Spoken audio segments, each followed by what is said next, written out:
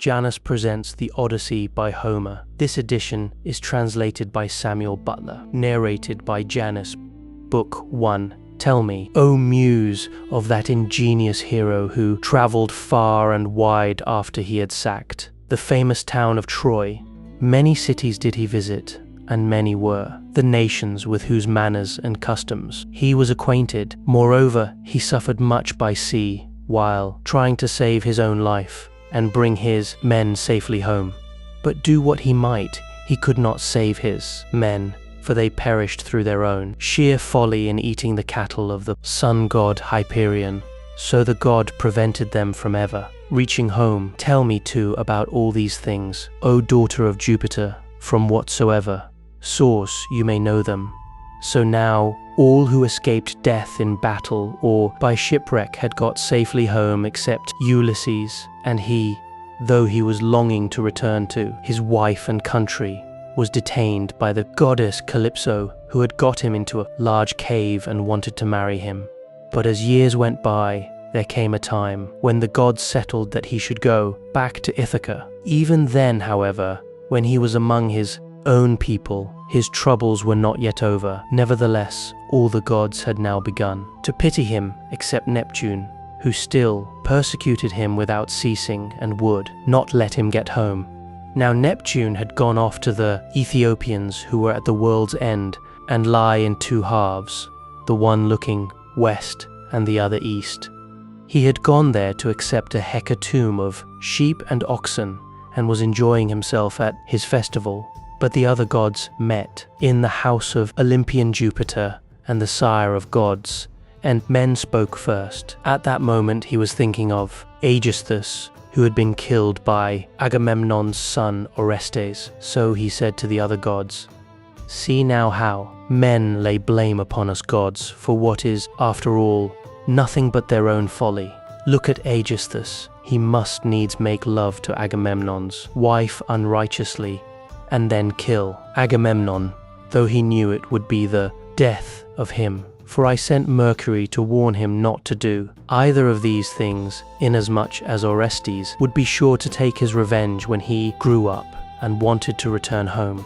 Mercury told him this in all good will, but he would not listen, and now he has paid for everything in full." Then Minerva said, "Father, son of Saturn, king of kings, it served Aeaeus right, and so it would anyone else who does as he did. But Aeaeus is neither here nor there.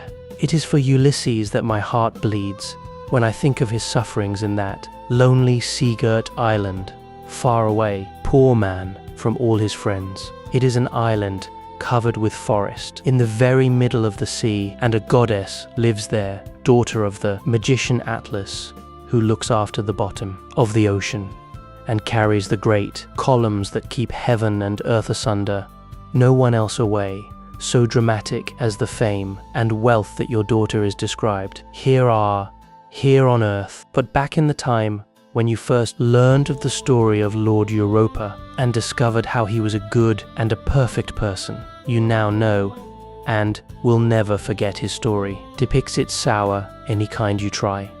The second verse is a parable about some men who had had a personality that was coterie, who got her attention from rides. Such and such a sight, a veritable sight, in dragon size. And Jupiter said, "My child, what are you talking about? How can I forget Ulysses, than whom there is no more capable man on earth, nor more liberal in his offerings to the immortal gods that live in heaven? Bear in mind, however, that Neptune is still furious with Ulysses for having blinded an eye of Polyphemus, king of the Cyclops. Polyphemus is son to Neptune by the nymph Teucer, daughter to the sea king Phorcys. Therefore, though he will not kill Ulysses outright, he torments him by preventing him from getting home. Still, let us lay our heads together and see how we can help him to return.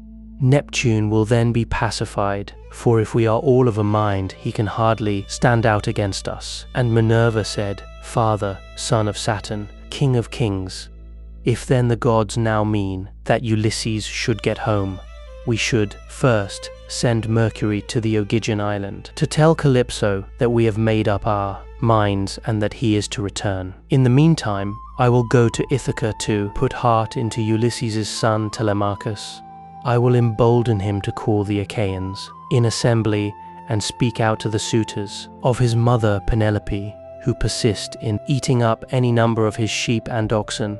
I will also conduct him to Sparta and to Pylos to see if he can hear anything about the return of his dear father, for this will make people speak well of him. So saying, she bound on her glittering golden sandals, imperishable, with which she can fly like the wind over land Odyssey. She grasped the redoubtable bronze-shod spear so stout and sturdy and strong, wherewith she quells the ranks of heroes who have displeased her. And down she darted from the topmost summits of Olympus, whereon forthwith she was able to see the sun wherewith she was in Ithaca at the gateway of Ulysses' house, disguised as a visitor, Mentes, chief of the Taphians, and she held a bronze spear in her hand. There she found the lordly suitors seated on hides of the oxen which they had killed and eaten, and playing draughts in front of the house. Men, servants, and pages were bustling about to wait upon them, some mixing wine with water in the mixing bowls, some cleaning the house, some cleaning down the tables with wet sponges and laying them out again, and some cutting up great quantities of meat. Telemachus saw her long before anyone else did. He was sitting moodily among the suitors, thinking about his brave father, and how he would send them flying out of the house if he were to come to his own again and be honored as in days gone by. Thus brooding as he sat among them, he caught sight of Minerva and went straight to the gate, for he was vexed that a stranger should be kept waiting for admittance. He took her right hand in his own and bade her give him her spear. "Welcome," said he, "to our house, and when you have partaken of food, you shall tell us what you have come for." He led the way as he spoke, and Minerva followed him. When they were within, he took her spear and set it in the spear stand against a strong-bearing post, along with the many other spears of his army.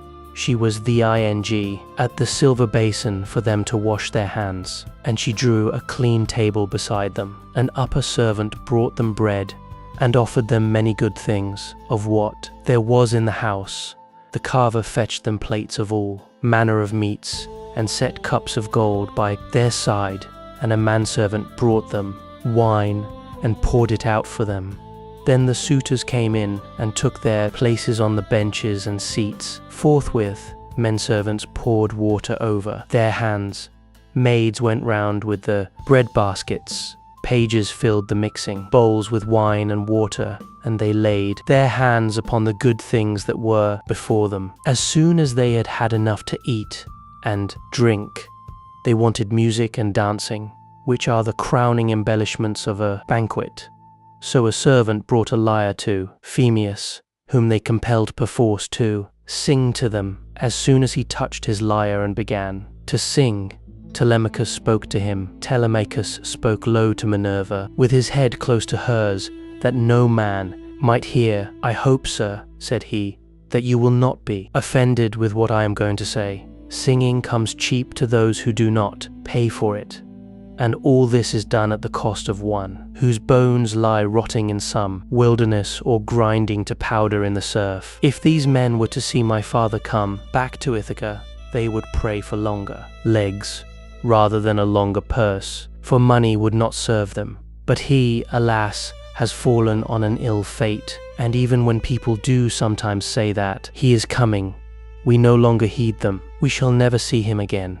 And now, sir, tell me, and tell me true, who you are and where you come from. Tell me of your town and parents, what manner of ship you came in, how your crew brought you to Ithaca, and of what nation they declared themselves to be. For you cannot have come by land. Tell me all so truly, for I want to know. Are you a stranger to this house, or have you been here in my father's time? In the old days we had many visitors, for my father went about much himself." And Minerva answered, "I will tell you truly and particularly all about it. I am Mentes, son of Anchialus, and I am king of the Taphians. I have come here with my ship and crew on a voyage to men of a foreign tongue, being bound for Temesa with a cargo of iron, and I shall bring back copper. As for my ship, it lies over yonder, off the open country, away from the town, in the harbour Rethron, under the wooded mountain Neritum. Our fathers were friends before us, as old Laertes will tell you, if you will. Go and ask him. They say, however, that he never comes to town, and lives by himself in the country, faring hardly, with an old woman to look after him and get his dinner for him, when he comes in tired from pottering about his vineyard. They told me your father was at home again, and that was why I came. But it seems the gods are still keeping him back, for he is not dead yet, not on the mainland. It is more likely he is on some sea-girt island in mid-ocean, or a prisoner among savages who are detaining him against his will. I am no prophet, and know very little about omens, but I speak as it is borne in upon me from heaven, and assure you that he will not be away much longer. For he is a man of such resource that even though he were in chains of iron, he would find some means of getting home again. But tell me, and tell me true, can Ulysses really have such a fine-looking fellow for a son? You are indeed wonderfully like him about the head and eyes, for we were close friends before he set sail for Troy, where the flower of all the Argives went also. Since that time, we have never either of us seen the other. My mother, answered Telemachus, tells me I am son to Ulysses, but it is a wise child that knows his own father.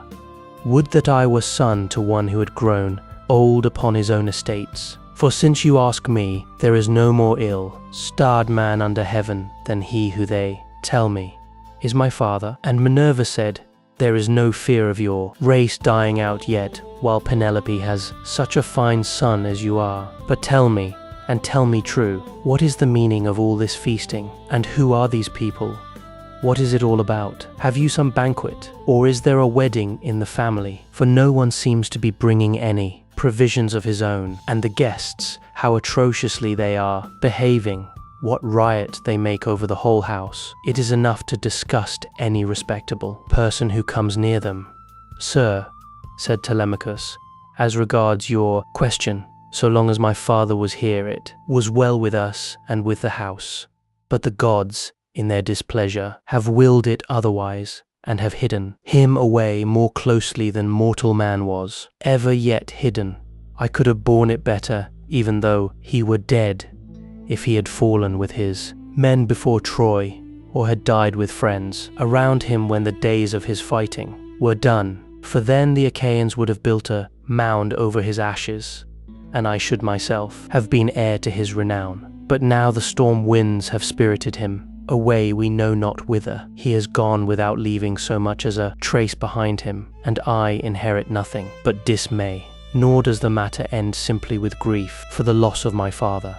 Heaven has laid sorrows upon me of yet another kind, for the chiefs from all our islands, Dulichium, Same, and the woodland island of Zakynthos, as also all the principal men of Ithaca itself, are eating up my house, under the pretext of paying their court to my mother, who will neither point blank say that she will not marry, nor yet bring matters to an end.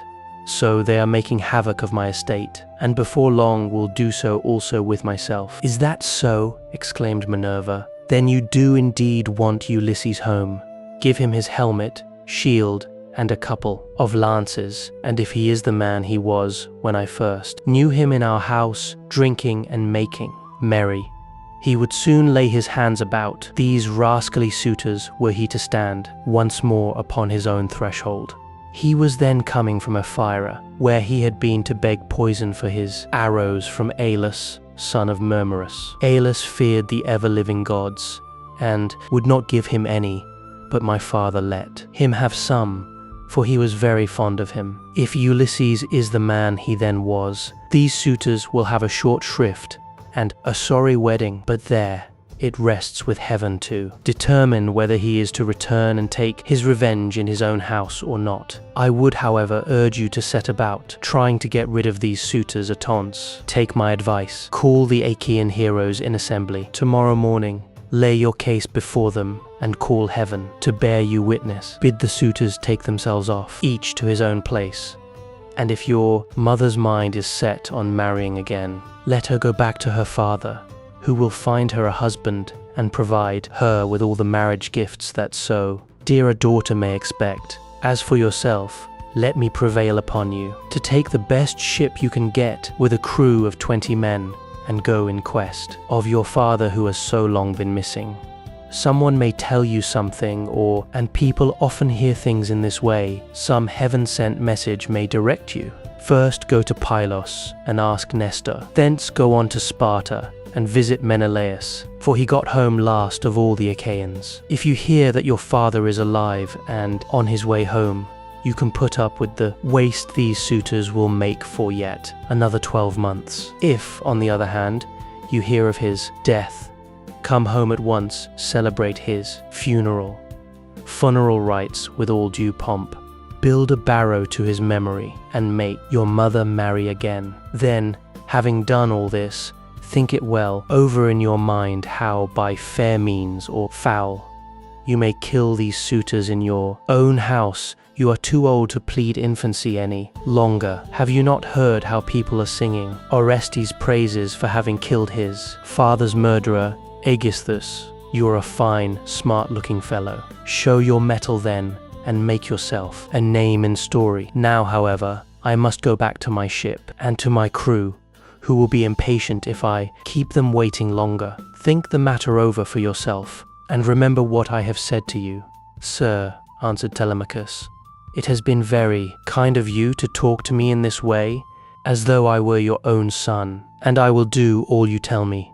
I know you want to be getting on with your voyage, but stay a little longer till you have taken a bath and refreshed yourself. I will then give you a present, and you shall go on your way rejoicing. I will give you one of great beauty, and value, a keepsake such as only dear friends give to one another. Minerva answered, do not try to keep me, for I would be on my way at once. As for any present you may be disposed to make me, keep it till I come again, and I will take it home with me. You shall give me a very good one, and I will give you one of no less value in return. With these words she flew away like a bird into the air.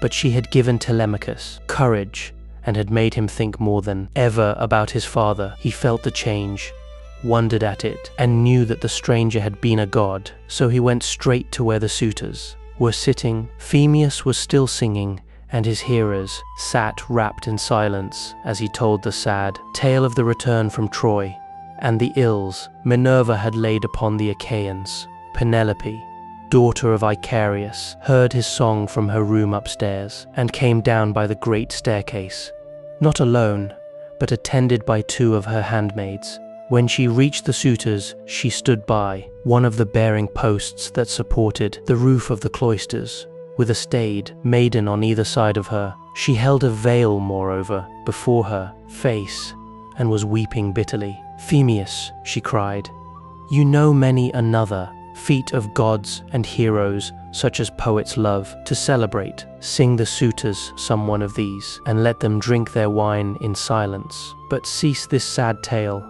for it breaks my sorrowful heart, and reminds me of my lost husband, whom I mourn ever without ceasing, and whose name was great over all, Hellas and Middle Argos. Mother, answered Telemachus, let the bards sing what he has a mind to. Bards do not make the ills they sing of. It is Jupiter, not they, who makes them, and who sends weal or woe upon mankind, according to his own good pleasure. This fellow means no harm by singing the ill-fated return of the Danaans, for people always applaud the latest songs. Most warmly make up your mind to it, and bear it. Ulysses is not the only man who never came back from Troy, but many another went down, as well as he. Go then within the house, and busy yourself with your daily duties, your loom, your distaff, and the ordering of your servants. For speech is man's matter, and mine above all others, for it is I who am master here. She went wandering back into the house, and laid her son's saying in her heart. Then going upstairs with her handmaids into her room, she mourned her dear husband, till Minerva shed sweet sleep over her eyes. But the suitors were clamorous throughout the covered cloisters, and prayed each one that he might be her bedfellow. Then Telemachus spoke. "Shameless," he cried, "and insolent suitors, let us feast at our pleasure now, and let there be no brawling. For it is a rare thing to hear a man say, with such a divine voice as Phemius has, but in the morning meet me in full assembly, that I may give you formal notice to depart and feast at one another's houses, turn about at your own cost. If, on the other hand, you choose to persist in sponging upon one man, heaven help me, but Jupiter shall reckon with you in full, and when you fall in my father's house, there shall be no man to avenge you." The suitors bit their lips as they heard him, and marveled at the boldness of his speech. Then Antinous, son of Eupeithes, said, "The gods seem to have given you lessons in bluster and tall talking. May Jupiter never grant you to be chief in Ithaca, as your father was before you." Telemachus answered Antinous, "Do not chide with me, but, God willing, I will be chief too, if I can. Is this the worst fate you can think offer me? It is no bad thing to be a chief, for it brings both riches and honor. Still, now that Ulysses is dead, there are many great men in Ithaca, both old and young, and some other may take the lead among them. Nevertheless, I will be chief in my own house, and will rule those whom Ulysses has won for me." Then Eurymachus, son of Polybus, answered, "It rests with heaven to decide who shall be chief among us, but you shall be master in your own house and over your own possessions. No one, while there is a man in Ithaca, shall do you violence nor rob you. And now, my good fellow, I want to know about this stranger. What country does he come from? Of what family is he? And where is his estate? Has he brought you news about the return of your father? Or was he on business of his own? He seemed a well-to-do man, but he hurried off so suddenly that he was gone in a moment before we could get to know him." "My father is dead and gone," answered Telemachus, "and even if some rumor reaches me, I put no more faith in it now. My mother does indeed sometimes send for a soothsayer and question him, but I give his prophecies no heed. As for the stranger, he was Mentes, son of Anchialus, chief of the Taphians, an old friend of my father's, but in his heart he knew that it had been the goddess." The suitors then returned to their singing and dancing until the evening. But when night fell upon their pleasuring, they went home to bed, each in his own abode. Telemachus's room was high up in a tower that looked on to the outer court. Hither then he hied, brooding and full of thought. A good old woman, Euryclea, daughter of Ops, the son of Pesinor, went before him with a couple of blazing torches. Laertes had bought her with his own money when she was quite young. He gave the worth of 20 oxen for her, and showed as much respect to her in his household as he did to his own wedded wife. But he did not take her to his bed, for he feared his wife's resentment. She it was who now lighted Telemachus to his room, and she loved him better than any of the other women in the house did, for she had nursed him when he was a baby. He opened the door of his bedroom and sat down upon the bed. As he took off his shirt, he gave it to the good old woman, who folded it tidily up and hung it for him over a peg by his bedside, after which she went out, pulled the door to by a silver catch, and drew the bolt home by means of the strap. But Telemachus, as he lay covered with a woolen fleece, kept thinking all night through of his intended voyage and of the counsel that Minerva had given him. Book 2. Now, when the child of morning, rosy-fingered dawn, appeared, Telemachus rose and dressed himself. He bound his sandals on to his comely feet, girded his sword about his shoulder, and left his room looking like an immortal god. He at once sent the criers round to call the people in assembly, so they called them, and the people gathered thereon. Then, when they were got together, he went to the place of assembly, spear in hand, not alone, for his 2 hounds went with him. Minerva endowed him with a presence of such divine comeliness that all marveled at him as he went by, and when he took his place in his father's seat, even the oldest counselors made way for him. Egyptius, a man bent double with age and of infinite experience, was the first to speak. His son Antiphus had gone with Ulysses to Elos, land of noble steeds, but the savage Cyclops had killed him. When they were all shut up in the cave and had cooked his last dinner for him, he had 3 sons left, of whom 2 still worked on their father's land, while the third, Eumaeus, was one of the suitors. Nevertheless, their father could not get over the loss of Antiphus, and was still weeping for him when he began his speech. "Men of Ithaca," he said, "hear my words. From the day Ulysses left us there has been no meeting of our counselors until now. It is the time to be, whether old or young, that finds it so necessary to convene us. Has he got wind of some host approaching, and does he wish to warn us? Or would he speak upon some other matter of public moment? I am sure he is an excellent person, and I hope Jupiter will grant him his heart's desire." Telemachus took this speech as of good omen and rose at once, for he was bursting with what he had to say. He stood in the middle of the assembly, and the good herald Pisanor brought him his staff. Then, turning to Egyptius, "Sir," said he, "it is I, as you will shortly learn, who have convened you, for it is I who am the most aggrieved. I have not got wind of any host approaching about which I would warn you, nor is there any matter of public moment on which I would speak. My grievance is purely personal, and turns on 2 great misfortunes which have fallen upon my house. The first of these is the loss of my excellent father, who was chief among all you here present, and was like a father to every one of you. The second is much more serious, and ere long will be the utter ruin of my estate. The sons of all the chief men among you are pestering my mother to marry them against her will. They are afraid to go to her father, Icarius, asking him to choose the one he likes best and to provide marriage gifts for his daughter. But day by day they keep hanging about my father's house, sacrificing our oxen, sheep, and fat goats for their banquets, and never giving so much as a thought to the quantity of wine they drink. No estate can stand such recklessness. We have now no Ulysses to ward off harm from our doors, and I cannot hold my own against them. I shall never all my days be as good a man as he was. Still, I would indeed defend myself if I had power to do so, for I cannot stand such recklessness. My house is being disgraced and ruined. Have respect, therefore, to your own consciences and to public opinion. Fear, too, the wrath of heaven, lest the gods should be displeased and turn upon you.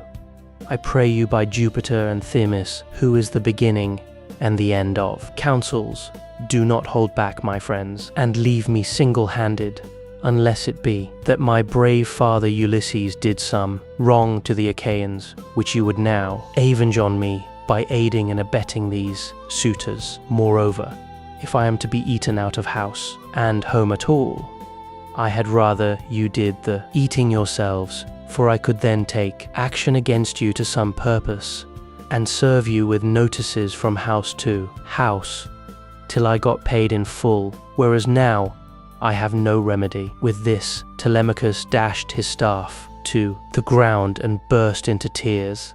Everyone was very sorry for him, but they all sat still, and no one ventured to make him an angry answer, save only Antinous, who spoke thus: "Telemachus, insolent braggart that you're, how dare you try to throw the blame upon us suitors? It is your mother's fault, not ours, for she is a very artful woman. This 3 years past, and close on 4, she had been driving us out of our minds by encouraging each one of us and sending him messages without meaning one word of what she says. And then there was that other trick she played us. She set up a great tambour frame in her room and began to work on an enormous piece of fine needlework. 'Sweethearts,' said she, 'Ulysses is indeed dead. Still do not press me to marry again. Immediately wait, for I would not have skill in needlework perish unrecorded, till I have completed a pole for the hero Laertes, to be in readiness against the time when death shall take him. He is very rich, and the women of the place will talk if he is laid out without a pall.' This was what she said, and we assented, whereon we could see her working on her great web all day long. But at night she would unpick the stitches, again by torchlight. She fooled us in this way for 3 years, and we never found her out. But as time wore on, and she was now in her 4th year, one of her maids who knew what she was doing told us, and we caught her in the act of undoing her work, so she had to finish it, whether she would or no. The suitors therefore make you this answer, that both you and the Achaeans may understand. Send your mother away, and bid her marry the man of her own and of her father's choice. For I do not know what will happen if she goes on plaguing us much longer with the air she gives herself on the score of the accomplishments Minerva has taught her. And because she is so clever, we never yet heard of such a woman. We know all about Tyro, Alcmena, Mycenae, and the famous women of old, but they were nothing to your mother, any one of them. It was not fair of her to treat us in that way, and as long as she continues in the mind with which heaven has now endowed her, so long shall we go on eating up your estate, and I do not see why she should change, for she gets all the honor and glory, and it is you who pay for it, not she. Understand then that we will not go back to our lands, neither here nor elsewhere, till she has made her choice and married someone or other of us. Telemachus answered Antinous, how can I drive the mother who bore me from my father's house? My father is abroad, and we do not know whether he is alive or dead. It will be hard on me if I have to pay Icarius the large sum which I must give him if I insist on sending his daughter back to him. Not only will he deal rigorously with me, but heaven will also punish me. For my mother, when she leaves the house, will call on the Erinyes to avenge her. Besides,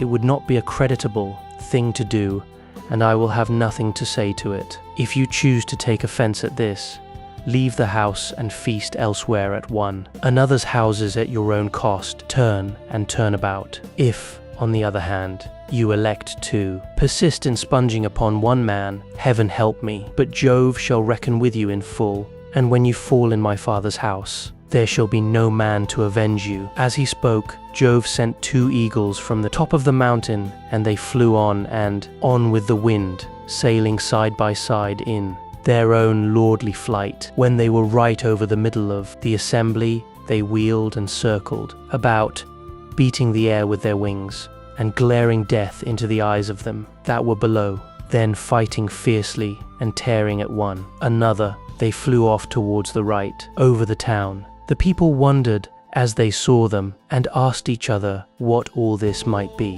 Whereon Halitherses, who was the best prophet and reader of omens among them, spoke to them plainly and in all honesty, saying, hear me, men of Ithaca, and I speak more particularly to the suitors, for I see mischief brewing for them. Ulysses is not going to be away much longer. Indeed, he is close at hand to deal out death and destruction, not on them alone, but on many another of us who live in Ithaca. Let us then be wise in time, and put a stop to this wickedness before he comes. Let the suitors do so of their own accord. It will be better for them, for I am not prophesying without due knowledge. Everything has happened to Ulysses, as I foretold when the Argives set out for Troy, and he with them. I said that, after going through much hardship and losing all his men, he should come home again in the 20th year, and that no one would know him. And now all this is coming true. Eurymachus, son of Polybus, then said, go home, old man, and prophesy to your own children, or it may be worse for them. I can read these omens myself much better than you can. Birds are always flying about in the sunshine somewhere or other, but they seldom mean anything.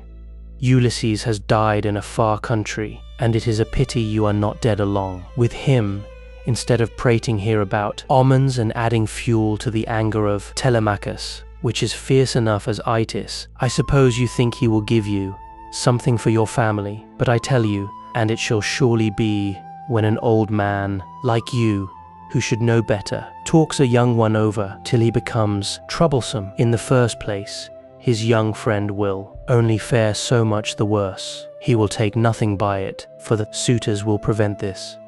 And in the next, we will lay a heavier fine, sir, upon yourself than you will at, or like paying for, it will bear hardly upon you. As for Telemachus, I warn him in the presence of you all to send his mother back to her father, who will find her a husband and provide her with all the marriage gifts so dear a daughter may expect.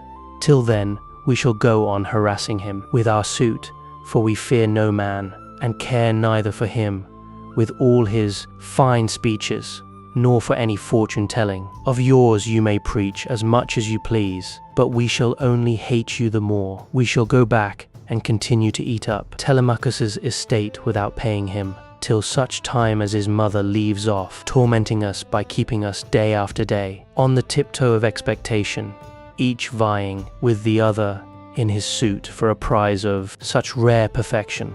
Besides, we cannot go after the other women whom we should marry in due course, but for the way in which she treats us. Then Telemachus said, Eurymachus, and you, other suitors, I shall say no more, and entreat you no further, for the gods and the people of Ithaca now know mystery. Give me then a ship and a crew of 20 men to take me hither and thither, and I will go to Sparta and to Pylos in quest of my father, who has so long been missing. Someone may tell me something, and people often hear things in this way. Some heaven-sent message may direct me. If I can hear of him as alive and on his way home, I will put up with the waste you suitors will make for yet another 12 months. If, on the other hand, I hear of his death, I will return at once, celebrate his funeral rites with all due pomp, build a barrow to his memory, and make my mother marry again. With these words he sat down, and Mentor, who had been a friend of Ulysses, and had been left in charge of everything, with full authority over the servants, rose to speak. He then, plainly and in all honesty, addressed them thus: Hear me, men of Ithaca. I hope that you may never have a kind and well-disposed ruler any more, nor one who will govern you equitably. I hope that all your chiefs henceforward may be cruel and unjust. For there is not one of you but has forgotten Ulysses, who ruled you as though he were your father. I am not half so angry with the suitors, for if they choose to do violence in the naughtiness of their hearts and wager their heads that Ulysses will not return, they can take the high hand and eat up his estate. But as for you others, I am shocked at the way in which you all sit still, without even trying to stop such scandalous goings-on, which you could do if you chose, for you are many, and they are few. Laucritus, son of Evenor, answered him, saying, Mentor, what folly is all this, that you should set the people to stay us? It is a hard thing for one man to fight, with many about his victuals, even though Ulysses himself were to set upon us while we are feasting in his house, and do his best to oust us. His wife, who wants him back so very badly, would have small cause for rejoicing, and his blood would be upon his own head if he fought against such great odds. There is no sense in what you have been saying. Now therefore, do you people go about your business, and let his father's old friends, Mentor and Halitherses, speed this boy on his journey, if he goes at all, which I do not think he will, for he is more likely to stay where he is till someone comes and tells him something. On this he broke up the assembly, and every man went back to his own abode, while the suitors returned to the house of Ulysses. Then Telemachus went all alone by the seaside, washed his hands in the grey waves, and prayed to Minerva. Hear me, he cried, you god who visited me yesterday and bade me sail the seas in search of my father who has so long been missing. I would obey you, but the Achaeans, and more particularly the wicked suitors, are hindering me that I cannot do so. As he thus prayed, Minerva came close up to him in the likeness and with the voice of Mentor. Telemachus, said she, if you are made of the same stuff as your father, you will be neither fool nor coward henceforward, for Ulysses never broke his word. nor left his work half done. If then you take after him, your voyage will not be fruitless. But unless you have the blood of Ulysses and of Penelope in your veins, I see no likelihood of your succeeding. Sons are seldom as good men as their fathers. They are generally worse, not better. Still, as you are not going to be either fool or coward henceforward, and are not entirely without some share of your father's wise discernment, I look with hope upon your undertaking. But mind you never make common cause with any of them, for they have neither sense nor virtue, and give no thought to death and to the doom that will shortly fall on one and all of them, so that they shall perish on the same day. As for your voyage, it shall not be long delayed. Your father was such an old friend of mine that I will find you a ship, and will come with you myself. Now, however, return home, and go about among the suitors. Begin getting provisions ready for your voyage. See everything well stowed, the wine in jars, and the barley meal, which is the staff of life, in leathern bags, while I go round the town and beat up volunteers at once. There are many ships in Ithaca, both old and new. I will run my eye over them for you, and will choose the best. We will get her ready, and will put out to sea without delay. Thus spoke my father, and spoke Minerva, daughter of Jove. And Telemachus lost no time in doing as the goddess told him. He went moodily home, and found the suitors flaying goats and singeing pigs in the outer court. Antinous came up to him at once, and laughed as he took his hand in his own, saying, Telemachus, my fine fire-eater, bear no more ill blood, neither in word nor deed, but eat and drink with us as you used to do. The Achaeans will find you in everything, a ship and a picked crew to boot, so that you can set sail for Pylos at once, and get news of your noble father. Antinous, answered Telemachus, I cannot eat in peace, nor take pleasure of any kind with such men as you are. Was it not enough that you should waste so much good property of mine while I was yet a boy? Now that I am older and know more about it, I am also stronger. And whether here, among this people, or by going to Pylos, I will do you all the harm I can.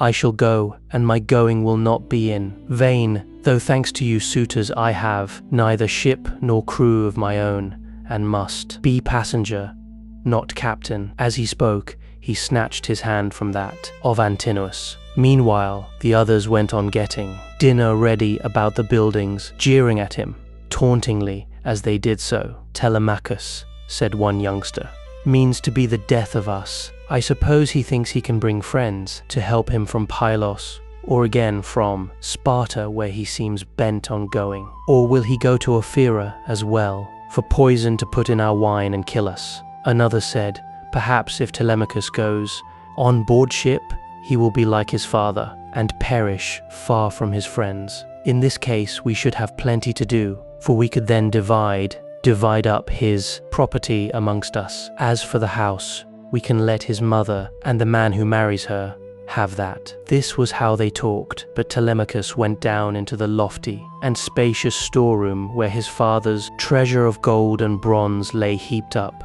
upon the floor, and where the linen and spare clothes were kept in open chests. Here too there was a store of fragrant olive oil, while casks of old well-ripened wine, unblended and fit for a god to drink, were ranged against the wall in case Ulysses should come home again after all. The room was closed with well-made doors, opening in the middle. Moreover, the faithful old housekeeper, Aeaea, daughter of Ops, the son of Pisanor, was in charge of everything both night and day. Telemachus called her to the storeroom and said, Nurse, draw me off some of the best wine you have, after what you are keeping for my father's own drinking, in case, poor man, he should escape death and find his way home again after all. Let me have 12 jars, and see that they all have lids. Also, fill me some well-sewn leathern bags, with barley meal, about 20 measures in all. Get these things put together at once, and say nothing about it. I will take everything away this evening, as soon as my mother has gone upstairs for the night. I am going to Sparta and to Pylos to see if I can hear anything about the return of my dear father." When Euryclea heard this, she began to cry and spoke fondly to him, saying, "My dear child, whatever can have put such notion as that into your head?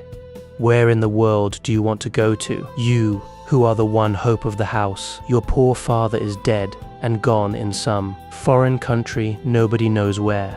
And as soon as your back is turned, these wicked ones here will be scheming to get you put out of the way and will share all your possessions among themselves. Stay where you are among your own people, and do not go wandering and worrying your life out on the barren ocean."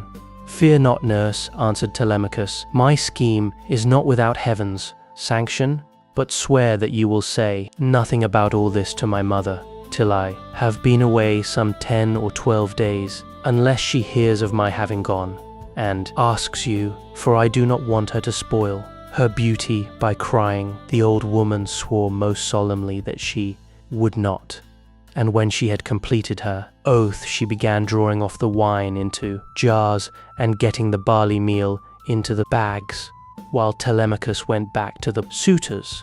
Then Minerva bethought her of another matter. She took his shape and went round the town to each one of the crew, telling them to meet at the ship by sundown. She went also to Nolan, son of Phronius, and asked him to let her have a ship, which he was very ready to do. When the sun had set and darkness was over all the land, she got the ship into the water, put all the tackle on board her that ships generally carry, and stationed her at the end of the harbour. Presently the crew came up, and the goddess spoke encouragingly to each of them. Furthermore, she went to the house of Ulysses, and threw the suitors into a deep slumber. She caused their drink to fuddle them, and made them drop their cups from their hands, so that instead of sitting over their wine, they went back into the town to sleep, with their eyes heavy and full of drowsiness. Then she took the form and voice of Mentor, and called Telemachus to come outside. "Telemachus," said she, "the men are on board, and at their oars, waiting for you to give your orders, so make haste and let us be off." On this she led the way, while Telemachus followed in her steps. When they got to the ship, they found the crew waiting by the waterside, and Telemachus said, "Now my men help me to get the stores on board. They are all put together in the cloister, and my mother does not know anything about it, nor any of the maidservants except One." With these words he led the way, and the others followed after. When they had brought the things as he told them, Telemachus went on board, Minerva going before him and taking her seat in the stern of the vessel, while Telemachus sat beside her. Then the men loosed the horses and took their places on the benches. Minerva sent them a fair wind from the west that whistled over the deep blue waves, whereon Telemachus told them to catch hold of the ropes and hoist sail, and they did as he told them. They set the mast in its socket in the cross plank, raised it, and made it fast with the forestays. Then they hoisted their white sails aloft with ropes of twisted ox hide. As the sail bowed, bellied out with the wind, the ship flew through the deep blue water, and the foam hissed against her bows as she sped onward. Then they made all fast throughout the ship, filled the mixing bowls to the brim, and made drink offerings to the immortal gods that are from everlasting, but more particularly to the grey-eyed daughter of Jove. Thus then the ship sped on her way through the watches of the night, from dark till dawn. Book 3. As the sun was rising from the fair sea into the firmament of heaven to shed light on mortals and immortals, they reached Pylos, the city of Neleus. Now the people of Pylos were gathered on the seashore to offer sacrifice of black bulls to Neptune, lord of the earthquake. There were 9 guilds with 500 men in each, and there were 9 bulls to each guild. As they were eating the inward meats and burning the thigh bones on the embers in the name of Neptune, Telemachus and his crew arrived, furled their sails, brought their ship to anchor, and went ashore. Minerva led the way, and Telemachus followed her. Presently she said, "Telemachus, you must not be in the least shy or nervous. You have taken this voyage to try and find out where your father is buried and how he came by his end. So go straight up to Nestor, that we may see what he has got to tell us. Beg of him to speak the truth, and he will tell no lies. For he is an excellent person. But how, Mentor? Replied Telemachus. Dare I go up to Nestor? And how am I to address him? I have never yet been used to holding long conversations with people, and am ashamed to begin questioning one who is so much older than myself. Some things, Telemachus, answered Minerva, will be suggested to you by your own instinct, and heaven will prompt you further, for I am assured that the gods have been with you from the time of your birth until now. She then went quickly on, and Telemachus followed in her steps till they reached the place where the guilds of the Pylian people were assembled. There they found Nestor sitting with his sons, while his company round him were busy getting dinner ready and putting pieces of meat onto the spits, while other pieces were cooking. When they saw the strangers, they crowded round them, took them by the hand, and bade them take their places. Nestor's son Pisistratus at once offered his hand to each of them, and seated them on some soft sheepskins that were lying on the sands near his father and his brother Thrasymedes. Then he gave them their portions of the inward meats, and poured wine for them into a golden cup, handing it to Minerva first, and saluting her at the same time. Offer a prayer, sir, said he to King Neptune, for it is his feast that you are joining. When you have duly prayed and made your drink offering, pass the cup to your friend, that he may do so also. I doubt not that he too lifts his hands in prayer, for man cannot live without God in the world. Still he is younger than you are, and is much of an age with myself, so I will give you the precedence. As he spoke, he handed her the cup. Minerva thought it very right and proper of him to have given it to herself first. She accordingly began praying heartily to him. Then she said to Neptune, O thou, she cried, that encirclest the earth, vouchsafe to grant the prayers of thy servants that call upon thee. More especially, we pray thee, send down thy grace on Nestor and on his sons. Thereafter also make the rest of the Pylian people some handsome return for the goodly hecatomb they are offering you. Lastly, grant Telemachus and myself a happy issue in respect of the matter that has brought us in our ship Pylos. When she had thus made an end of praying, she handed the cup to Telemachus, and he prayed likewise. By and by, when the outer meats were roasted and had been taken off the spits, the carvers gave every man his portion, and they all made an excellent dinner. As soon as they had had enough to eat and drink, Nestor, knight of Gorin, began to speak. Now, said he, that our guests have done their dinner, it will be best to ask them who they are. Who then, sir strangers, are you, and from what port have you sailed? Are you traders, or do you sail the seas as rovers, with your hand against every man and every man's hand against you? Telemachus answered boldly, for Minerva had given him courage to ask about his father and get himself a good name. Nestor, said he, son of Neleus, honor to the Aeaean name. You ask whence? We come, and I will tell you.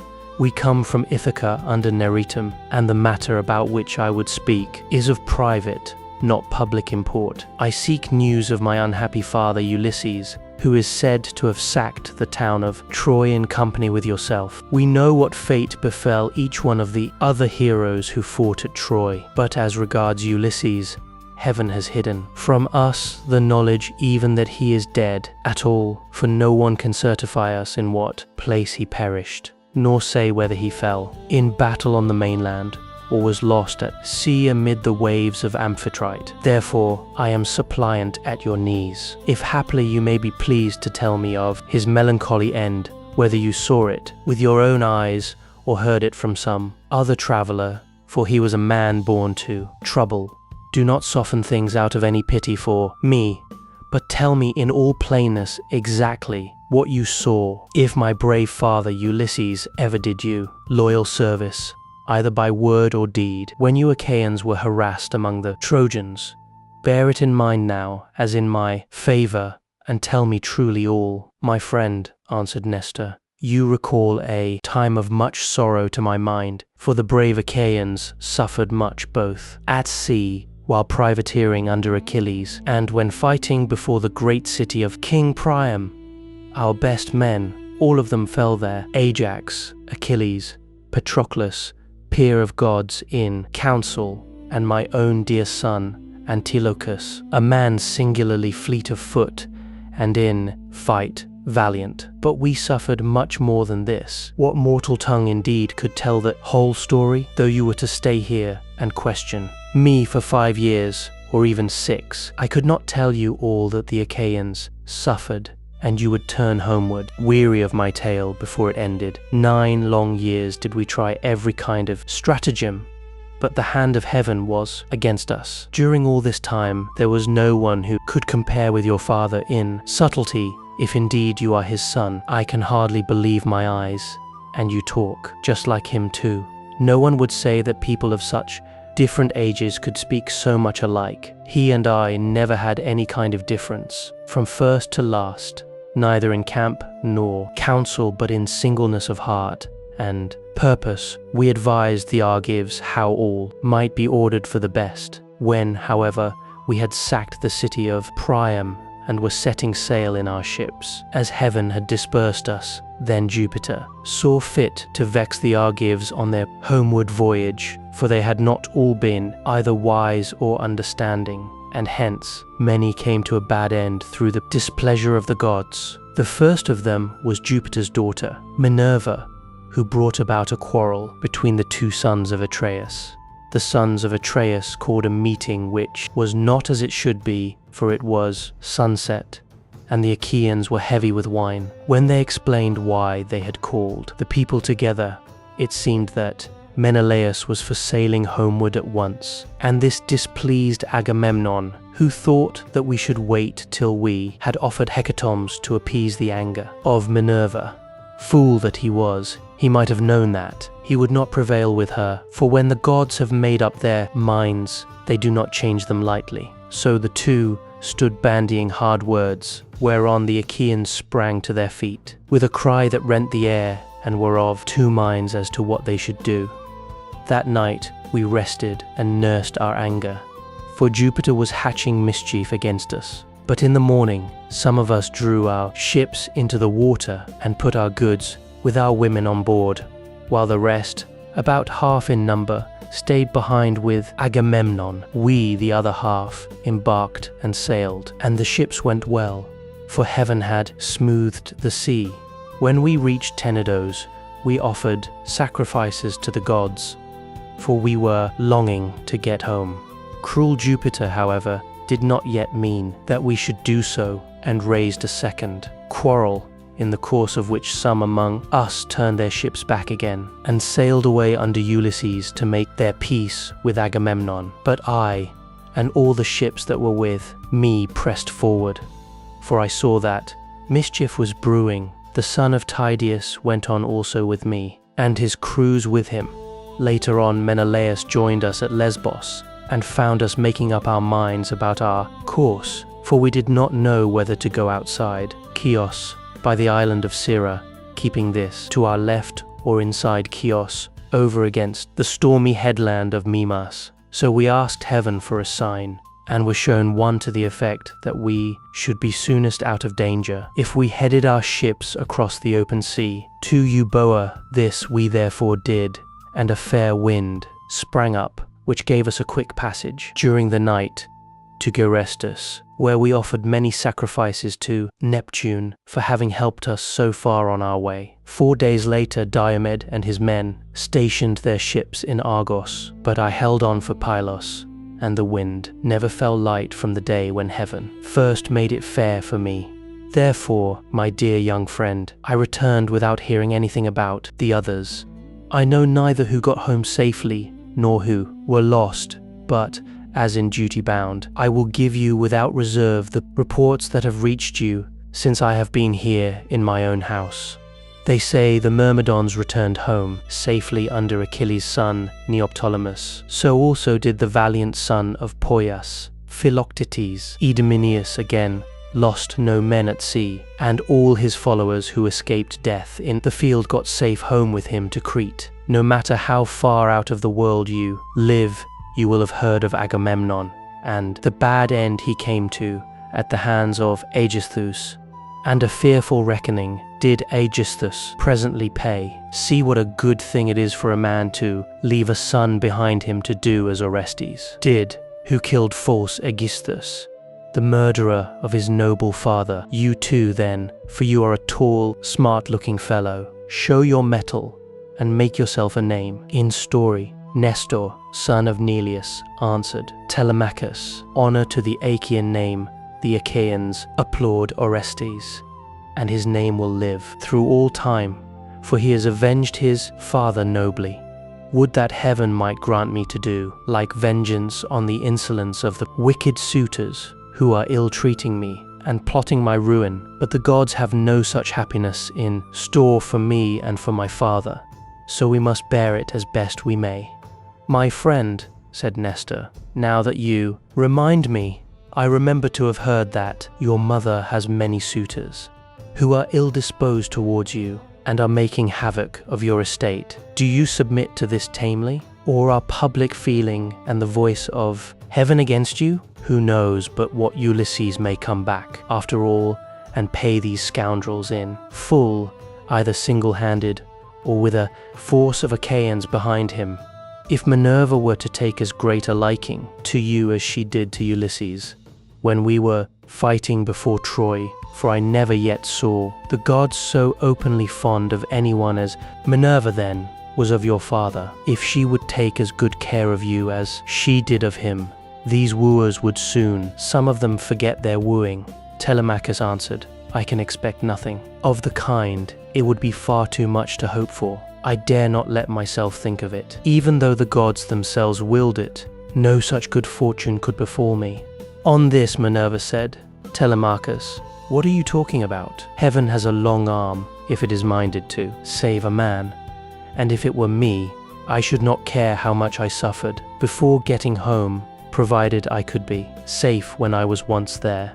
I would rather this than get home quickly and then be killed in my own house as Agamemnon was by the treachery of Aegisthus and his wife. Still, death is certain, and when a man's hour is come, not even the gods can save him, no matter how fond they are of him. Mentor, answered Telemachus, do not let us talk about it any more. There is no chance of my father's ever coming back. The gods have long since counseled his destruction. There is something else, however, about which I should like to ask Nestor, for he knows much more than anyone else does.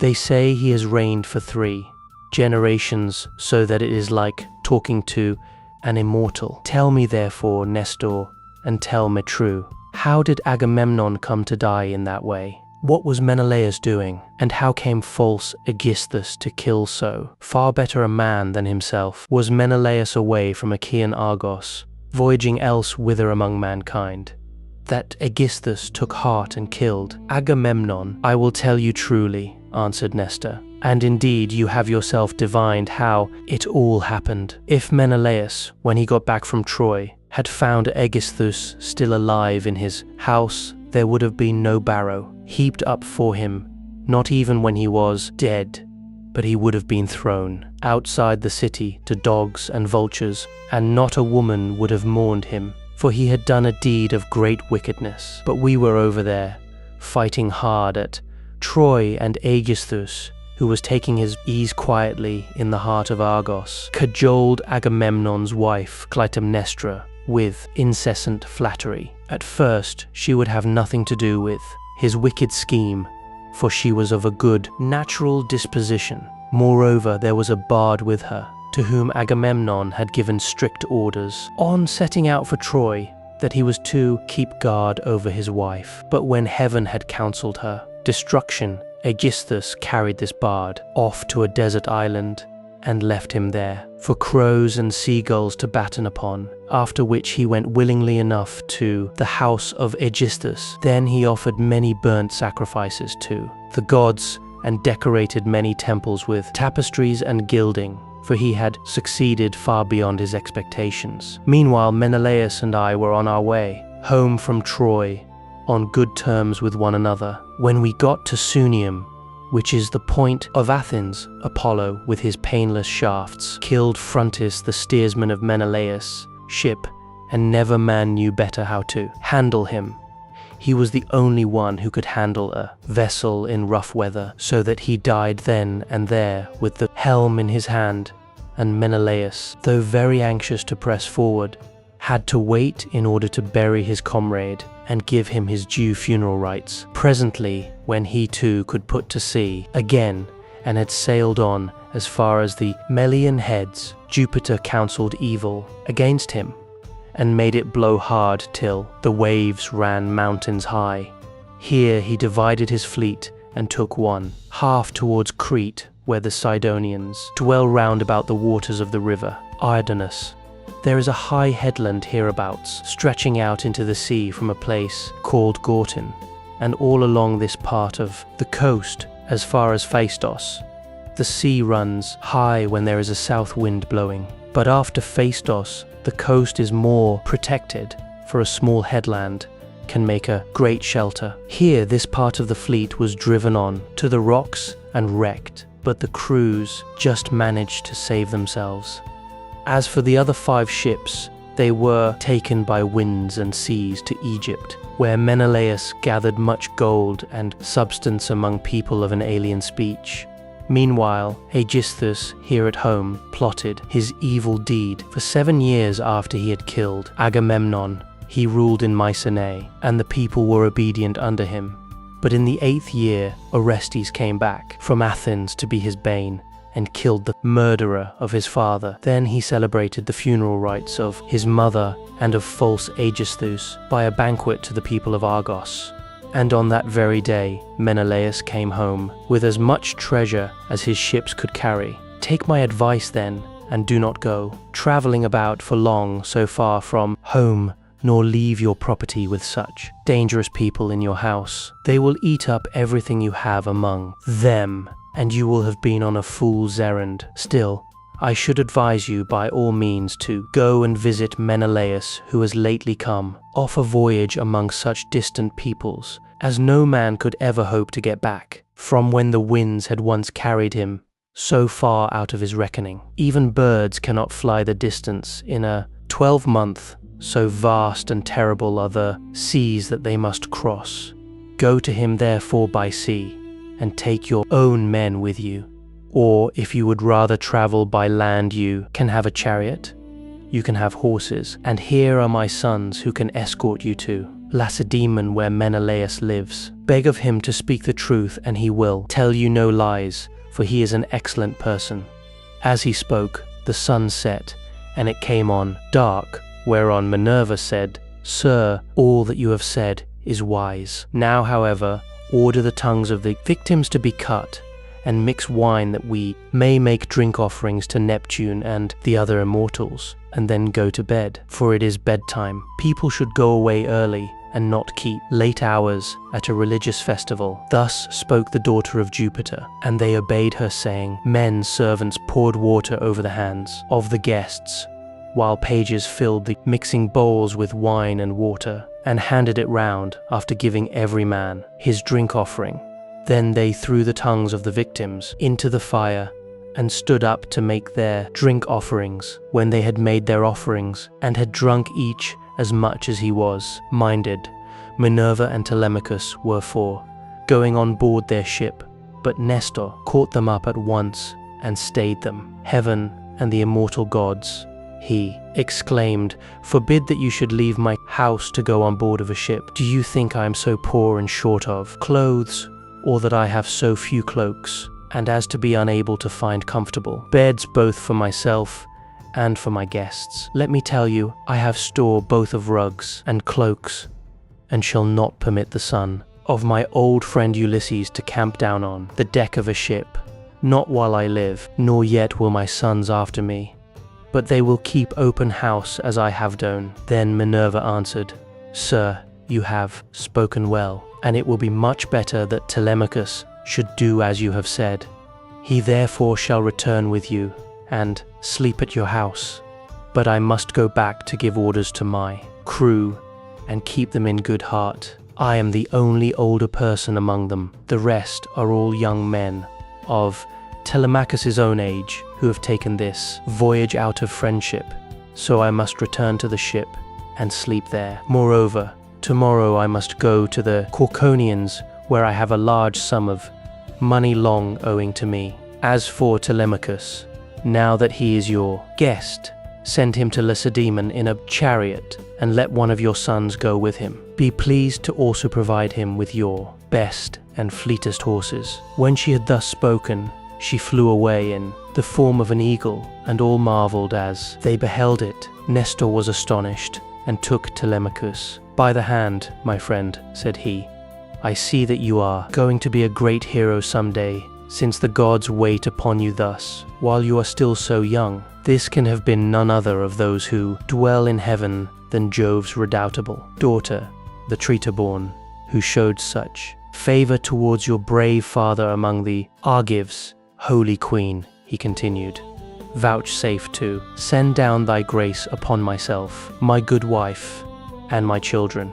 In return, I will offer you in sacrifice a broad heifer of a year old, unbroken, and never yet brought by man under the yoke. I will gild her horns, and will offer her up to you in sacrifice."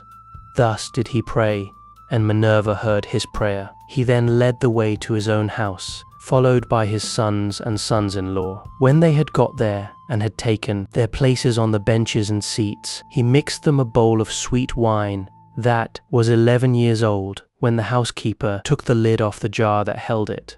As he mixed the wine, he prayed much, and made drink offerings to Minerva, daughter of aegis-bearing Jove. Then, when they had made their drink offerings, and had drunk each as much as he was minded, the others went home to bed, each in his own abode. But Nestor put Telemachus to sleep in the room that was over the gateway, along with Pisistratus, who was the only unmarried son now left him. As for himself, he slept in an inner room of the house with the queen his wife by his side. Now when the child of morning, rosy-fingered dawn appeared, Nestor left his couch and took his seat on the benches of white and polished marble that stood in front of his house. Here aforetime sat Neleus, peer of gods, in council, but he was now dead and had gone to the house of Hades. So Nestor sat in his seat, scepter in hand, as guardian of the public weal. His sons, as they left their rooms, gathered round him: Achephron, Stratius, Perseus, Aratus, and Thrasymedes. The sixth son was Pisistratus, and when Telemachus joined them, they made him sit with them. Nestor then addressed them. "My sons," said he, "make haste to do as I shall bid you. I wish first and foremost to propitiate the great goddess Minerva, who manifested herself visibly to me during yesterday's festivities. Go then, one or other of you, to the plain. Tell the stockman to look me out a heifer, and come on here with it at once. Another must go to Telemachus's ship and invite all the crew, leaving 2 men only in charge of the vessel. Someone else will run and fetch Odysseus, the goldsmith, to gild the horns of the heifer. The rest, stay all of you where you are. Tell the maids in the house to prepare an excellent dinner, and to fetch seats and logs of wood for a burnt offering. Tell them also to bring me some clear spring water." On this, they hurried off on their several errands. The heifer was brought in from the plain, and Telemachus's crew came from the ship. The goldsmith brought the anvil, hammer and tongs, with which he worked his gold, and Minerva herself came to accept the sacrifice. Nestor gave out the gold, and the smith gilded the horns of the heifer, that the goddess might have pleasure in their beauty. Then Stratius and Achephron brought her in by the horns. Aratus fetched water from the house in a ewer that had a flower pattern on it, and in his other hand he held a basket of barley meal. Sturdy Thrasymedes stood by with a sharp axe, ready to strike the heifer, while Perseus held a bucket. Then Nestor began with washing his hands and sprinkling the barley meal, and he offered many a prayer to Minerva as he threw a lock from the heifer's head upon the fire. When they had done praying and sprinkling the barley meal, Thrasymedes dealt his blow and brought the heifer down with a stroke that cut through the tendons at the base of her neck, whereon the daughters and daughters-in-law of Nestor and his venerable wife Eurydice, she was the eldest daughter to Clemenes, screamed with delight. Then they lifted the heifer's head from off the ground, and Pisistratus cut her throat. When she had done bleeding and was quite dead, they cut her up. They cut out the thigh bones all in due course, wrapped them round in 2 layers of fat, and set some pieces of raw meat on the top of them. Then Nestor laid them upon the wood fire and poured wine over them, while the young men stood near him with 5-pronged spits in their hands. When the thighs were burned and they had tasted the inward meats, they cut the rest of the meat up small, put the pieces on the spits, and toasted them over the fire. Meanwhile, lovely Polycaste, Nestor's youngest daughter, washed Telemachus. When she had washed him and anointed him with oil, she brought him a fair mantle and shirt, and he looked like a god as he came from the bath and took his seat by the side of Nestor. When the outer meats were done, they drew them off the spits and sat down to dinner, where they were waited upon by some worthy henchmen who kept pouring them out their wine in cups of gold. As soon as they had had enough to eat and drink, Nestor said, "Sons, put Telemachus's horses to the chariot, that he may start at once." Thus did he speak, and they did even as he had said, and yoked the fleet horses to the chariot. The housekeeper packed them up a provision of bread, wine, and sweetmeats fit for the sons of princes. Then Telemachus got into the chariot, while Pisistratus gathered up the reins and took his seat beside him.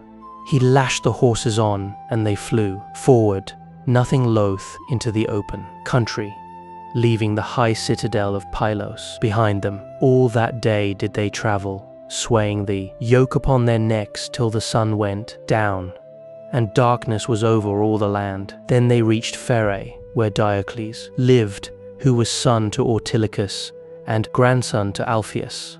Here they passed the night, and Diocles entertained them hospitably. When the child of morning, rosy-fingered, dawn appeared, they again yoked their horses and drove out through the gateway. Under the echoing gatehouse, Pisistratus lashed the horses on, and they flew forward, nothing loath. Presently they came to the cornlands of the open country, and in the course of time completed their journey. So well did their steeds take them.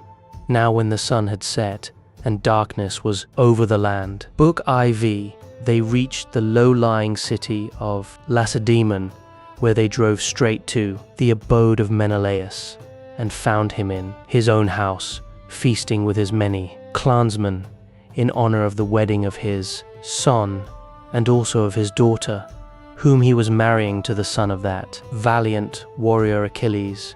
He had given his consent and promised her to him while he was still at Troy, and now the gods were bringing the marriage about.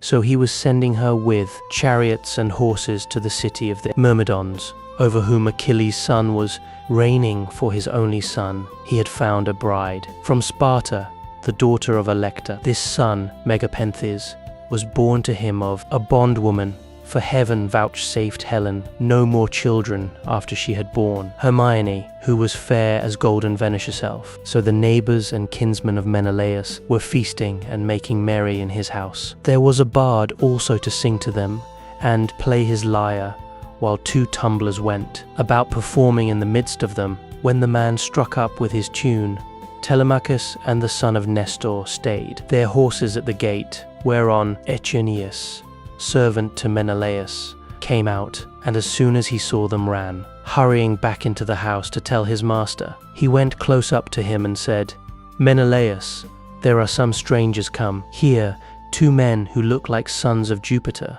What are we to do? Shall we take their horses out, or tell them to find friends elsewhere, as they best can?" Menelaus was very angry and said, Eteonius, son of Boathouse, you never used to be a fool, but now you talk like a simpleton. Take their horses out, of course, and show the strangers in that they may have supper. You and I have stayed often enough at other people's houses before we got back. Here, where heaven grant that we may rest in peace henceforward. So Eteonius bustled back and bade the other servants come with him. They took their sweating steeds from under the yoke, made them fast to the mangers, and gave them a feed of oats and barley mixed. Then they leaned the chariot against the end wall of the courtyard and led the way into the house. Telemachus and Pisistratus were astonished when they saw it, for its splendor was as that of the sun and moon. Then, when they had admired everything to their heart's content, they went into the bathroom and washed themselves. When the servants had washed them and anointed them with oil, they brought them woolen cloaks and shirts, and the two took their seats by the side of Menelaus. A maidservant brought them water in a beautiful golden ewer and poured it into a silver basin for them to wash their hands, and she drew a clean table beside them. An upper servant brought them bread and offered them many good things of what there was in the house, while the carver fetched them plates of all manner of meats and set cups of gold by their side. Menelaus then greeted them, saying, "Fall to and welcome. When you have done supper, I shall ask who you are, for the lineage of such men as you cannot have been lost. You must be descended from a line of scepter-bearing kings, for poor people do not have such sons as you are." On this he handed them a piece of fat, roast loin, which had been set near him as being a prime part, and they laid their hands on the good things that were before them. As soon as they had had enough to eat and drink, Telemachus said to the son of Nestor with his head so cold and so close that no one might hear, "Look, Pisistratus, man after my own heart, see the gleam of bronze and gold, of amber, ivory, and silver. Everything is so splendid that it is like seeing the palace of Olympian Jove. I am lost in admiration." Menelaus overheard him and said, "No one, my sons, can hold his own with Jove for his house and everything about him is immortal." Menelaus said, "No one, my sons, can hold his own with Jove for his house and everything about him is immortal." Menelaus said, "No one, my sons, can hold his own with Jove. Well, there may be another who has as much wealth as I have, or there may not.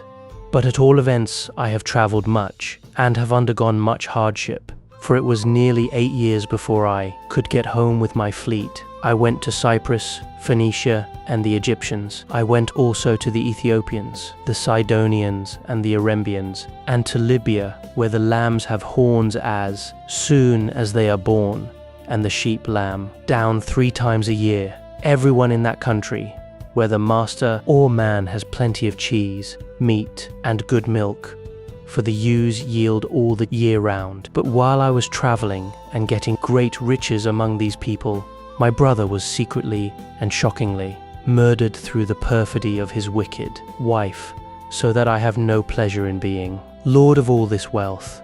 Whoever your parents may be, they must have told you about all this, and of my heavy loss in the ruin of a stately mansion, fully and magnificently furnished. Would that I had only a third of what I now have, so that I had stayed at home, and all those were living who perished on the plain of Troy, far from Argos. I often grieve as I sit here in my house, for one and all of them. At times I cry aloud for sorrow, but presently I leave off again, for crying is cold, and one soon tires of it. Yet grieve for these as I may, I do so for one man more than for them all. I cannot even think of him without loathing both food and sleep, so miserable does he make me. For no one of all the Achaeans worked so hard or risked so much as he did. He took nothing by it, and has left a legacy of sorrow to myself, for he has been gone a long time, and we know not whether he is alive or dead.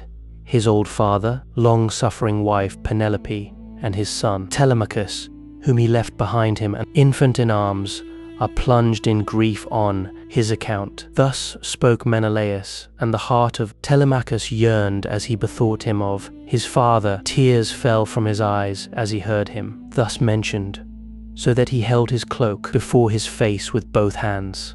When Menelaus saw this, he doubted whether to let him choose his own time for speaking, or to ask him at once and find what it was all about. While he was thus in two minds, Helen came down from her high-vaulted and perfumed room, looking as lovely as Diana herself. A draught brought her a seat, Alcippe a soft woolen rug, while Philo fetched her the silver workbox which Alcandra, wife of Polybus, had given her.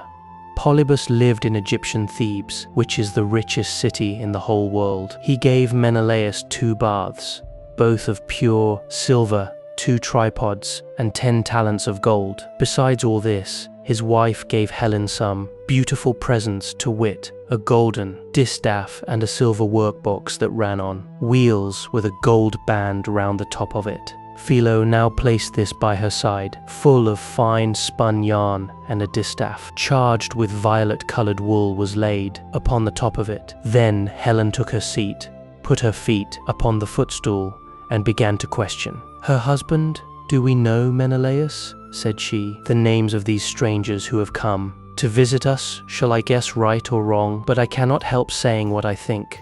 Never yet have I seen either man or woman so like somebody else. Indeed, when I look at him, I hardly know what to think, as this young man is like Telemachus, whom Ulysses left as a baby behind him, when you Achaeans went to Troy with battle, in your hearts, on account of my most shameless self." "My dear wife," replied Menelaus, "I see the likeness just as you do.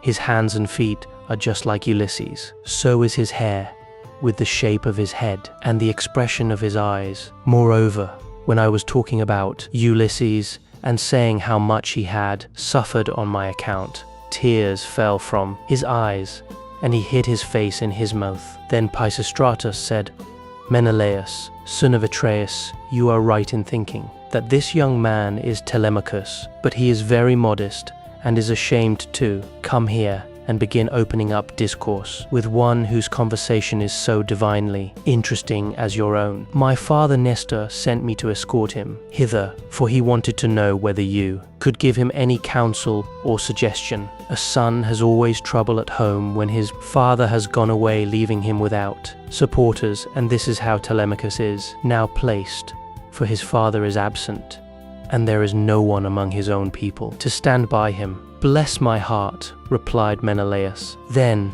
I am receiving a visit from the son of a very dear friend who suffered much hardship for my sake.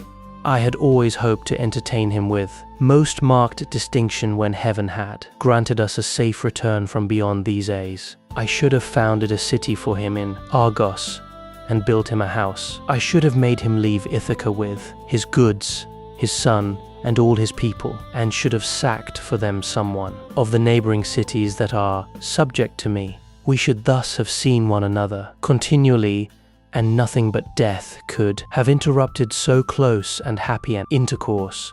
I suppose, however, that heaven grudged us such great good fortune, for it has prevented the poor fellow from ever getting home at all." Thus did he speak, and his words set them all a-weeping. Helen wept, Telemachus wept, and so did Menelaus, nor could Pisistratus keep his eyes from filling, when he remembered his dear brother Antilochus, whom the son of bright dawn had killed thereon. He said to Menelaus, "Sir, my father Nestor, when we used to talk about you at home, told me you were a person of rare and excellent understanding of the world. I cannot to say that I am not worthy of your respect, that if then it be possible, do as I would urge you. I'm not fond of crying while I am getting my supper. Morning will come in due course, and in the forenoon I care not how much I cry for those that are dead and gone. This is all we can do for the poor things. We can only shave our heads for them and wring the tears from our cheeks. I had a brother who died at Troy. He was by no means the worst man there. You are sure to have known him. His name was Antilochus. I never set eyes upon him myself, but they say that he was singularly fleet, of foot, and in fight valiant. Your discretion, my friend, answered Menelaus, is beyond your years. It is plain you take after your father. One can soon see when a man is son to one, whom heaven has blessed both as regards wife and offspring. And it has blessed Nestor from first to last all his days, giving him a green old age in his own house with sons about him who are both well disposed and valiant. We will put an end, therefore, to all this weeping and attend to our supper again. Let water be poured over our hands. Telemachus and I can talk with one another fully in the morning. On this Asphalion, one of the servants poured water over their hands, and they laid their hands on the good things that were before them.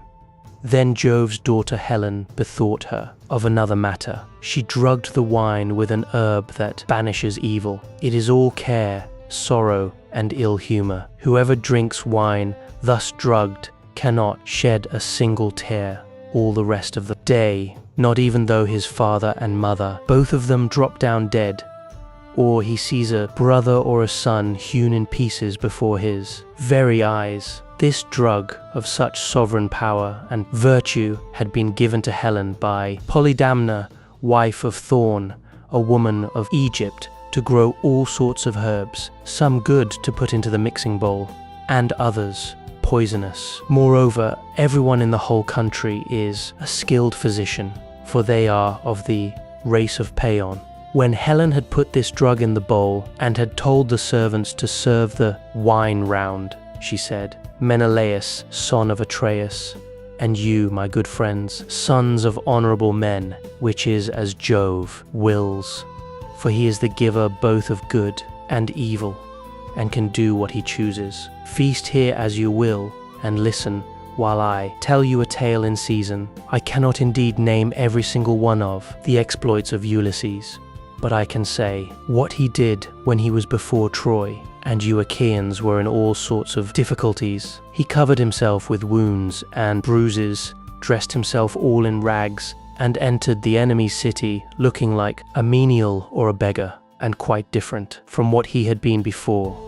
He did not show what he did when he was among his own people. In this disguise he entered the city of Troy, and no one said anything to him. I alone recognized him and began to question him, but he was too cunning for me. When, however, I had washed and anointed him and had given him clothes, and after I had sworn a solemn oath not to betray him to the Trojans till he had got safely back to his own camp and to the ships, he told me all that the Achaeans meant to do. He killed many Trojans, and got much information before he reached the Argive camp, for all which things the Trojan women made lamentation. But for my own part, I was glad, for my heart was beginning to yearn after my home, and I was unhappy about the wrong that Venus had done me in taking me over there, away from my country, my girl, and my lawful wedded husband, who is indeed by no means deficient, either in person or understanding.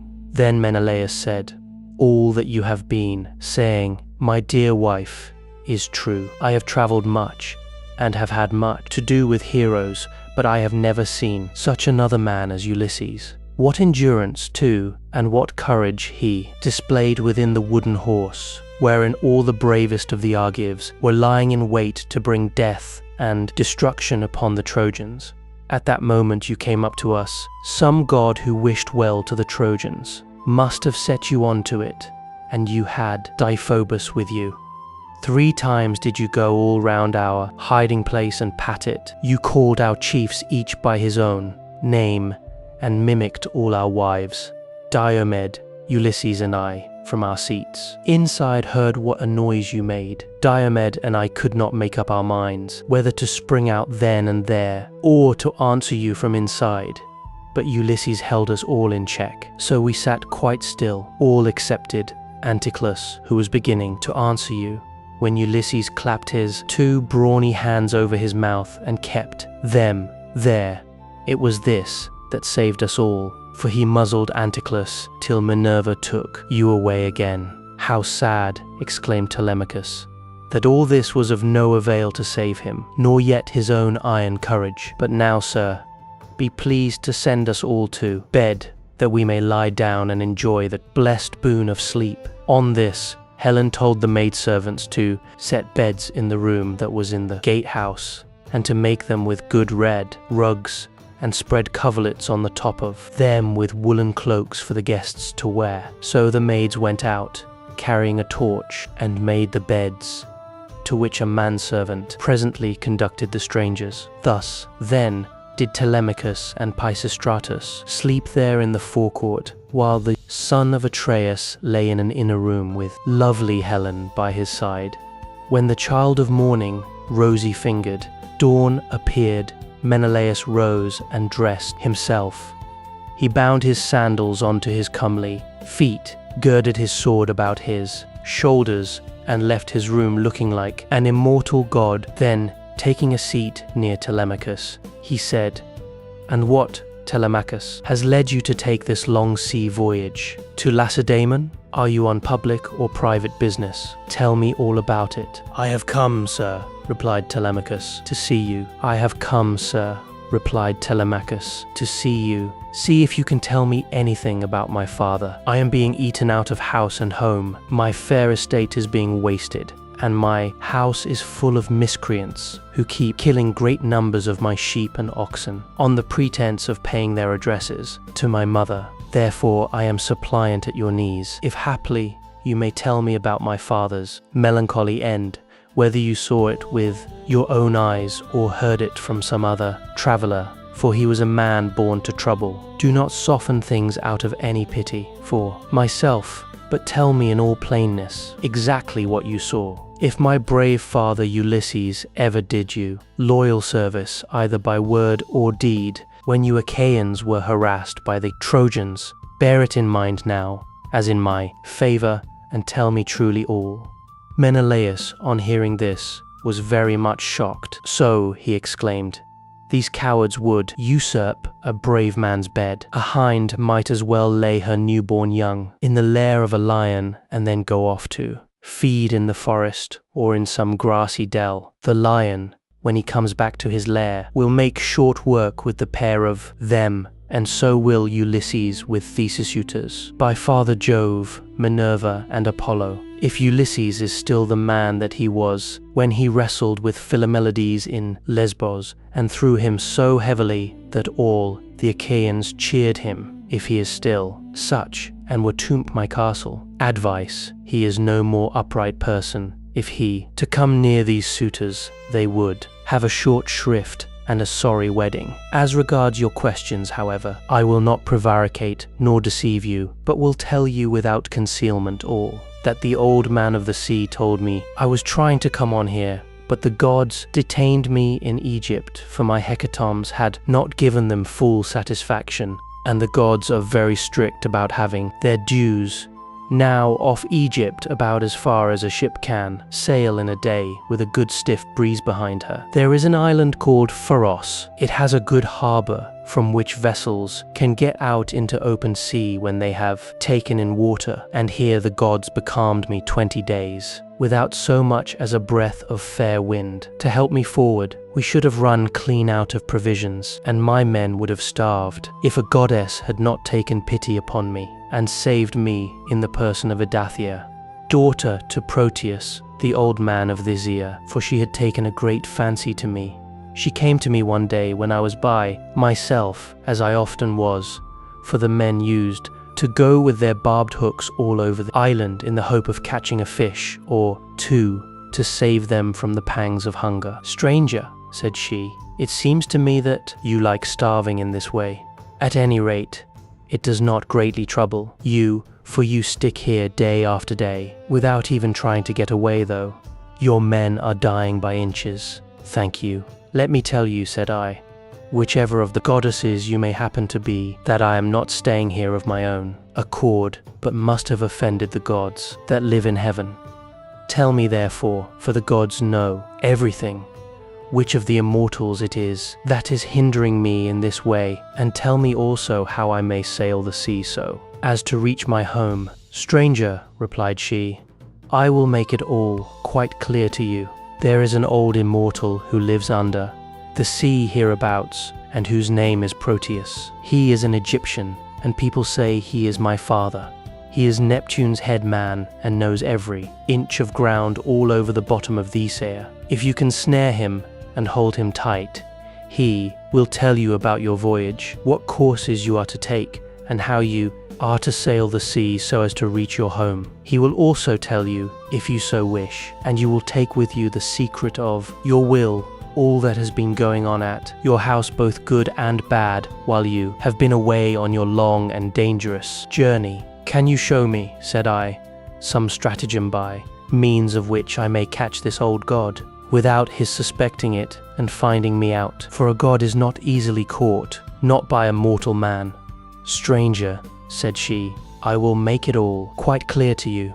About the time when the sun shall have reached mid-heaven, the old man of the sea, the great sea comes up from under the waves, heralded by the west wind that furs the water over his head.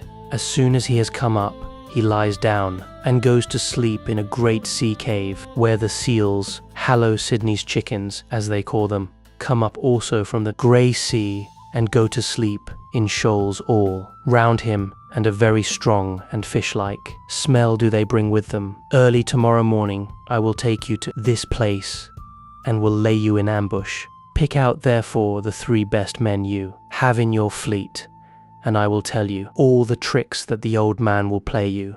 First, he will look over all his seals and count them.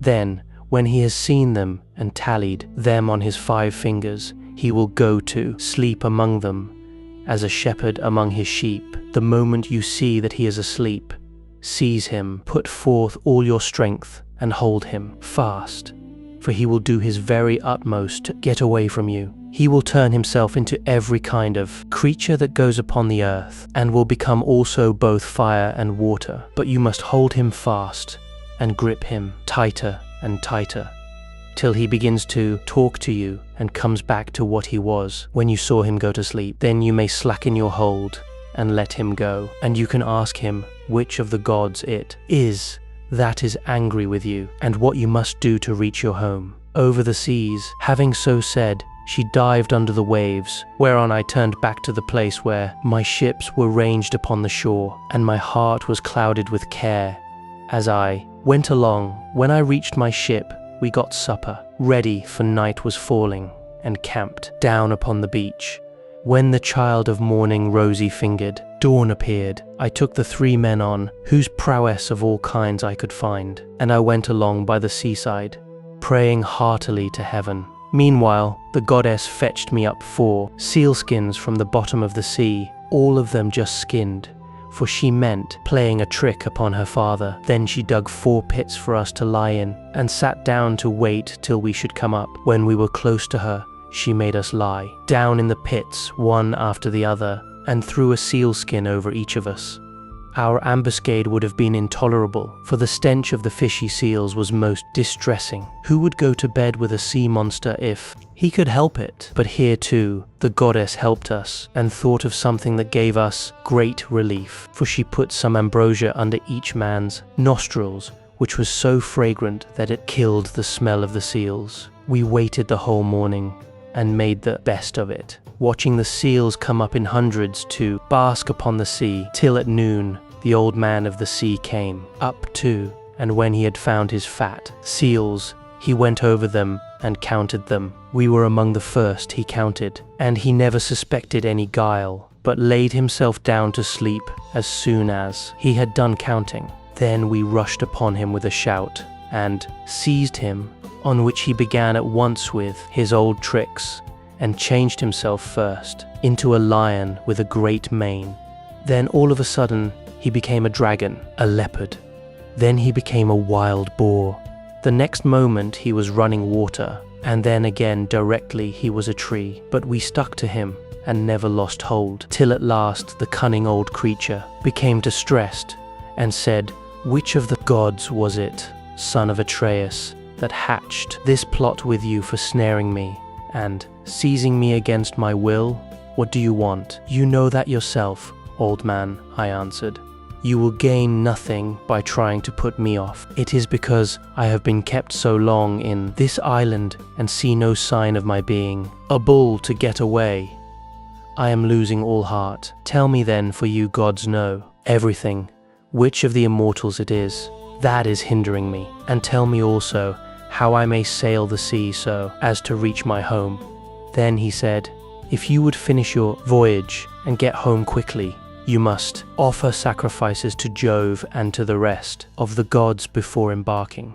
For it is decreed that you will not be a bull to reach your home. It is decreed that you shall not get back to your friends and to your own house till you have returned to the heaven-fed stream of Egypt and offered holy hecatombs to the immortal gods that reign in heaven. When you have done this, they will let you finish your voyage. I was broken-hearted when I heard that I must go back all that long and terrible voyage to Egypt. Nevertheless, I answered, I will do all, old man, that you have laid upon me. But now tell me, and tell me true, whether all the Achaeans whom Nestor and I left behind us when we set sail from Troy have got home safely, or whether any one of them came to a bad end, either on board his own ship or among his friends when the days of his fighting were done. Son of Atreus, he answered, why ask me? You'd better not know what I can tell you, for your eyes will surely fill when you have heard my story. Many of those about whom you ask are dead and gone, but many still remain, and only 2 of the chief men among the Achaeans perished during their return home. As for what happened on the field of battle, you were there yourself. A 3rd Achaean leader is still at sea, alive, but hindered from returning. Ajax was wrecked, for Neptune drove him onto the great rocks of Gyrae. Nevertheless, he let him get safe out of the water, and in spite of all Minerva's hatred, he would have escaped death if he had not ruined himself by boasting. He said the gods could not drown him, even though they had tried to do so. And when Neptune heard this large talk, he seized his trident in his 2 brawny hands and split the rock of Gyrae in 2 pieces. The base remained where it was, but the part on which Ajax was sitting fell headlong into the sea and carried Ajax with it, so he drank salt water and was drowned. Your brother and his ships escaped, for Juno protected him. But when he was just about to reach the high promontory of Melia, he was caught by a heavy gale which carried him out to sea, again sorely against his will, and drove him to the foreland where Thyestes used to dwell, but where Aegisthus was then living.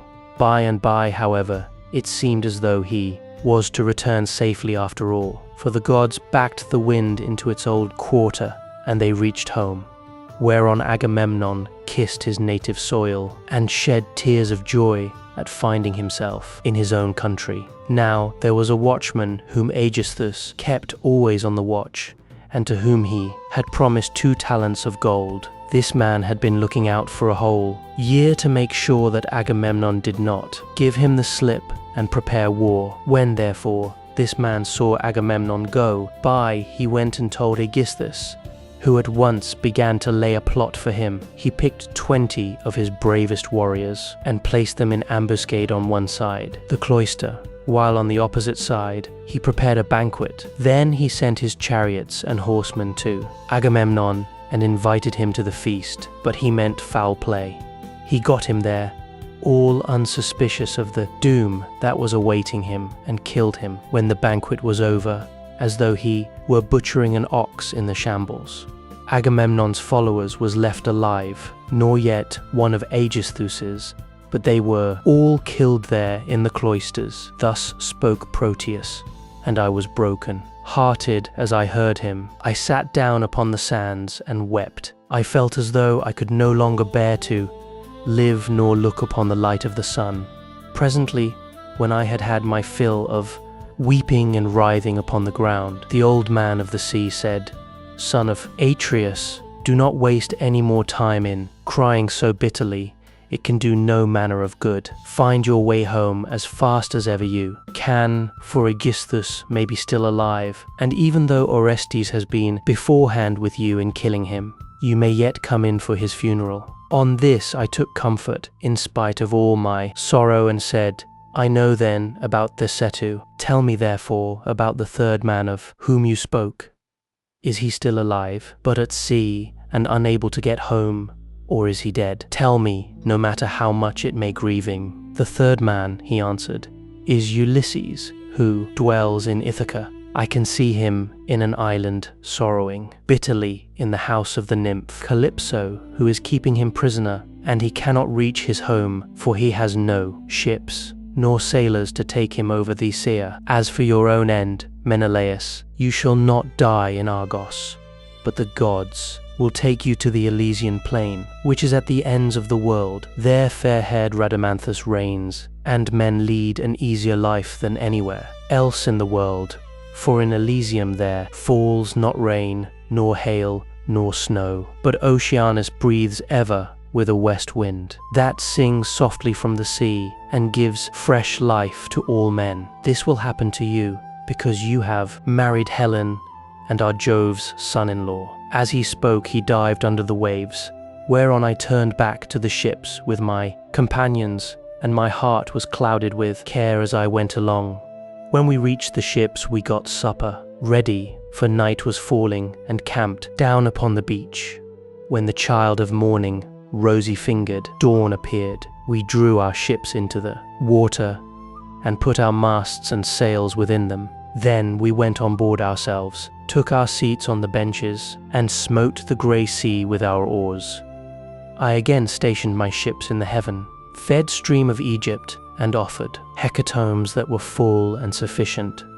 When I had thus appeased heaven's anger, I raised a barrow to the memory of Agamemnon, that his name might live forever, after which I had a quick passage. Home, for the gods sent me a fair wind, and now for yourself. Stay here some 10 or 12 days longer, and I will then speed you on your way. I will make you a noble present of a chariot and 3 horses. I will also give you a beautiful chalice, that so long as you live you may think of me whenever you make a drink offering to the immortal gods." "Son of Atreus," replied Telemachus, "do not press me to stay longer. I should be contented to remain with you for another 12 months. I find your conversations so delightful that I should never once wish myself at home with my parents, but my crew, whom I have left at Pylos, are already impatient, and you are detaining me from them. As for any present you may be disposed to make me, I had rather that it should be a piece of plate. I will take no horses back with me to Ithaca, but will leave them to adorn your own stables, for you have much flat ground in your kingdom where lotus thrives, as also meadow sweet and wheat and barley, and oats with their white and spreading ears. Whereas in Ithaca we have neither open fields nor race courses, and the country is more fit for goats than horses, and I like it the better for that. None of our islands have much level ground suitable for horses, and Ithaca least of all." Menelaus smiled and took Telemachus's hand within his own. "What you say," said he, "shows that you come of good family. I both can and will make this exchange for you by giving you the finest and most precious piece of plate in all my house. It is a mixing bowl by Vulcan's own hand, of pure silver except the rim, which is inlaid with gold. Phaedemus, king of the Sidonians, gave it me in the course of a visit which I paid him when I returned thither on my homeward journey. I will make you a present of it." Thus did they converse, and guests kept coming to the king's house. They brought sheep and wine, while their wives had put up bread for them to take with them, so they were busy cooking their dinners in the courts. Meanwhile the suitors were throwing discs, or aiming with spears at a mark on the levelled ground in front of Ulysses's house, and were behaving with all their old insolence. Antinous and Eurymachus, who were their ringleaders and much the foremost among them all, were sitting together when Nolan, son of Phronius, came up and said to Antinous, "Have we any idea Antinous, on what day Telemachus returns from Pylos. He has a ship of mine, and I want it to cross over to Elise. I have 12 broodmares there with yearling mule foals by their side, not yet broken in, and I want to bring one of them over here and break him." They were astounded when they heard this, for they had made sure that Telemachus had not gone to the city of Neleus. They thought he was only away somewhere on the farms and was with the sheep or with the swineherd. So Antinous said, "When did he go? Tell me truly. And what young men did he take with him? Were they free men or his own bondsmen? For he might manage that too. Tell me also, did you let him have the ship of your own free will, because he asked you, or did he take it without your leave?" "I lent it him," answered Nolan. "What else could I do when a man of his position said he was in a difficulty and asked me to oblige him? I could not possibly refuse. As for those who went with him, they were the best young men we have. And I saw Mentor go on board as captain, or some god who was exactly like him.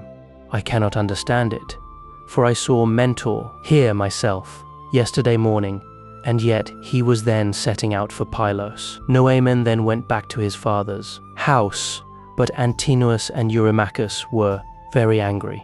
They told the others to leave off playing and to come and sit down along with themselves. When they came, Antinous, son of Eupeithes, spoke in anger. His heart was black with rage, and his eyes flashed fire as he said, "Good heavens, this voyage of Telemachus is a very serious matter. We had made sure that it would come to nothing, but the young fellow has got away, in spite of us, and with a picked crew too. He will be giving us trouble presently. May Jove take him before he is full grown. Find me a ship, therefore, with a crew of 20 men, and I will lie in wait for him in the straits between Ithaca and Samos. He will then rue the day that he set out to try and get news of his father." Thus did he speak, and the others applauded his saying. They then all of them went inside the buildings. It was not long ere Penelope came to know what the suitors were plotting, for a manservant, Medon, overheard them from outside the outer court as they were laying their schemes within, and went to tell his mistress. As he crossed the threshold of her room, Penelope said, "Medon, what have the suitors sent you here for? Is it to tell the maids to leave their master's business and cook dinner for them? I wish they may neither woo nor dine henceforward, neither here nor anywhere else. But let this be the very last time for the waste you all make of my son's estate. Did not your fathers tell you when you were children how good Ulysses had been to them, never doing anything high-handed, nor speaking harshly to anybody? Kings may say things sometimes, and they may take a fancy to one man and dislike another, but Ulysses never did an unjust thing by anybody, which shows what bad things he, and that there is no such thing as gratitude left in this world, did." Then Medon said, "I wish, madam, that this were all, but they are plotting something much more dreadful now. May heaven frustrate their design. They are going to try and murder Telemachus as he is coming home from Pylos and Lacedaemon, where he has been to get news of his father." Then Penelope's heart sank within her, and for a long time she was speechless. Her eyes filled with tears, and she could find no utterance. At last, however, she said, "Why did my son leave me? What business had he to go sailing off in ships that make long voyages over the ocean like seahorses? Does he want to die without leaving anyone behind him to keep up his name?" "I do not know," answered Medon, "whether some god set him onto it, or whether he went on his own impulse to see if he could find out if his father was dead or alive and on his way home." Then he went downstairs again, leaving Penelope in an agony of grief. There were plenty of seats in the house, but she had no heart for sitting on any one of them. She could only fling herself on the floor of her own room and cry, whereon all the maids in the house, both old and young, gathered round her and began to cry too, till at last, in a transport of sorrow, she exclaimed, "My dears, heaven has been pleased to try me with more affliction than any other woman of my age and country. First, I lost my brave and lion-hearted husband, who had every good quality under heaven, and whose name was great over all, Hellas and Middle Argos. And now my darling son is at the mercy of the winds and waves, without my having heard one word about his leaving home. You hussies, there was not one of you who would so much as think of giving me a call out of my bed, though you all of you very well knew when he was starting. If I had known he meant taking this voyage, he would have had to give it up, no matter how much he was bent upon it, or leave me a corpse behind him. One or the other. Now, however, go some of you, and call old Dolius, who was given me by my father on my marriage, and who is my gardener. Bid him go at once, and tell everything to Laertes, who may be able to hit on some plan for enlisting public sympathy on our side as against those who are trying to exterminate his own race and that of Ulysses. Then the dear old nurse Euryclea said, "You may kill me, madam, or let me live on in your house, whichever you please, but I will tell you the real truth. I knew all about it and gave him everything he wanted in the way of bread and wine, but he made me take my solemn oath that I would not tell you anything for some 10 or 12 days unless you asked or happened to hear of his having gone, for he did not want you to spoil your beauty by crying. And now, madam, wash your face, change your dress, and go upstairs with your maids to offer prayers to Minerva, daughter of Aeaeus, bearing Jove, for she can save him, even though he be in the jaws of death. Do not trouble Laertes, he has trouble enough already. Besides, I cannot think that the gods hate the race of the son of Arceus so much, but there will be a son left to come up after him and inherit both the house and the fair fields that lie far all around it." With these words, she made her mistress leave off crying and dried the tears from her eyes. Penelope washed her face, changed her dress, and went upstairs with her maids. She then put some bruised barley into a basket and began praying to Minerva.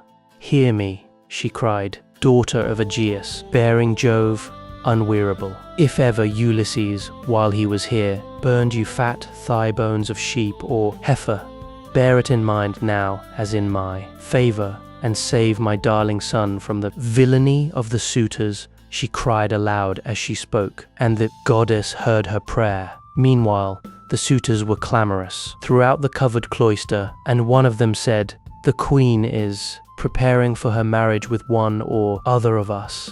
Little does she dream that her son has now been doomed to die." This was what they said, but they did not know what was going to happen. Then Antinous said, "Comrades, let there be no loud talking, lest some of it get carried inside. Let us be up and do that in silence, about which we are all of a mind." He then chose 20 men, and they went down to their ship and to the seaside. They drew the vessel into the water and got her mast and sails inside her. They bound the oars to the thole pins with twisted thongs of leather, all in due course, and spread the white sails aloft, while their fine servants brought them their armor. Then they made the ship fast a little way out, came on shore again, got their suppers, and waited till night should fall. But Penelope lay in her own room upstairs, unable to eat or drink, and wondering whether her brave son would escape, or be overpowered by the wicked suitors. Like a lioness caught in the toils with huntsmen hemming her in on every side, she thought and thought till she sank into a slumber and lay on her bed bereft of thought and motion. Then Minerva bethought her of another matter and made a vision in the likeness of Penelope's sister Iphthime, daughter of Icarius, who had married Eumaeus and lived in Phere. She told the vision to go to the house of Ulysses and to make Penelope leave off crying.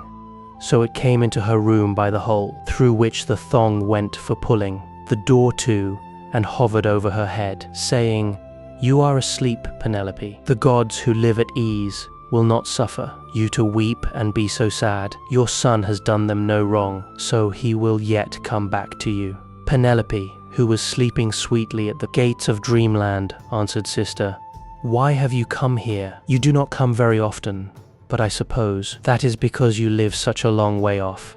Am I then to leave off crying and refrain from all the sad thoughts that torture me? I, who have lost my brave and lion-hearted husband, who had every good quality under heaven, and whose name was great over all Hellas and Middle Argos. And now my darling son has gone off on board of a ship, a foolish fellow, who has never been used to roughing it, nor to going about among gatherings of men. I am even more anxious about him than about my husband. I am all in a tremble when I think of him, lest something should happen to him, either from the people among whom he has gone or by sea, for he has many enemies who are plotting against him and are bent on killing him before he can return home. Then the vision said, "Take heart and be not so much dismayed. There is one gone with him, whom many a man would be glad enough to have stand by his side, I mean Minerva. It is she who has compassion upon you,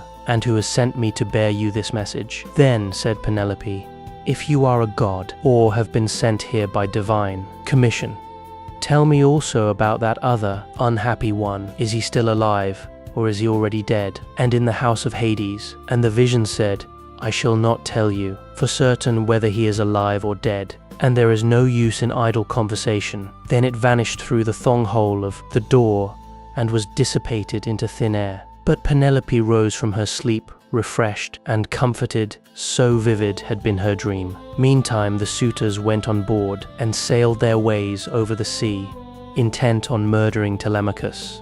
Now there is a rocky islet called Asteris, of no great size, in mid-channel between Ithaca and Samos, and there is a harbour on either side of it where a ship can lie. Here then the Achaeans placed themselves in ambush. Book 5. And now, as dawn rose from her couch beside Tithonus, harbinger of light, alike to mortals and immortals, the gods met in council, and with them Jupiter, the lord of thunder, who is their king. Thereon Minerva began to tell them of the many sufferings of Ulysses, for she pitied him away there in the house of the nymph Calypso. "Father Jupiter," said she, "and all you other gods that live in everlasting bliss, I hope there may never be such a thing as a kind and well-disposed god. I hope there may never be such a thing as a kind and well-disposed ruler any more, nor one who will govern equitably.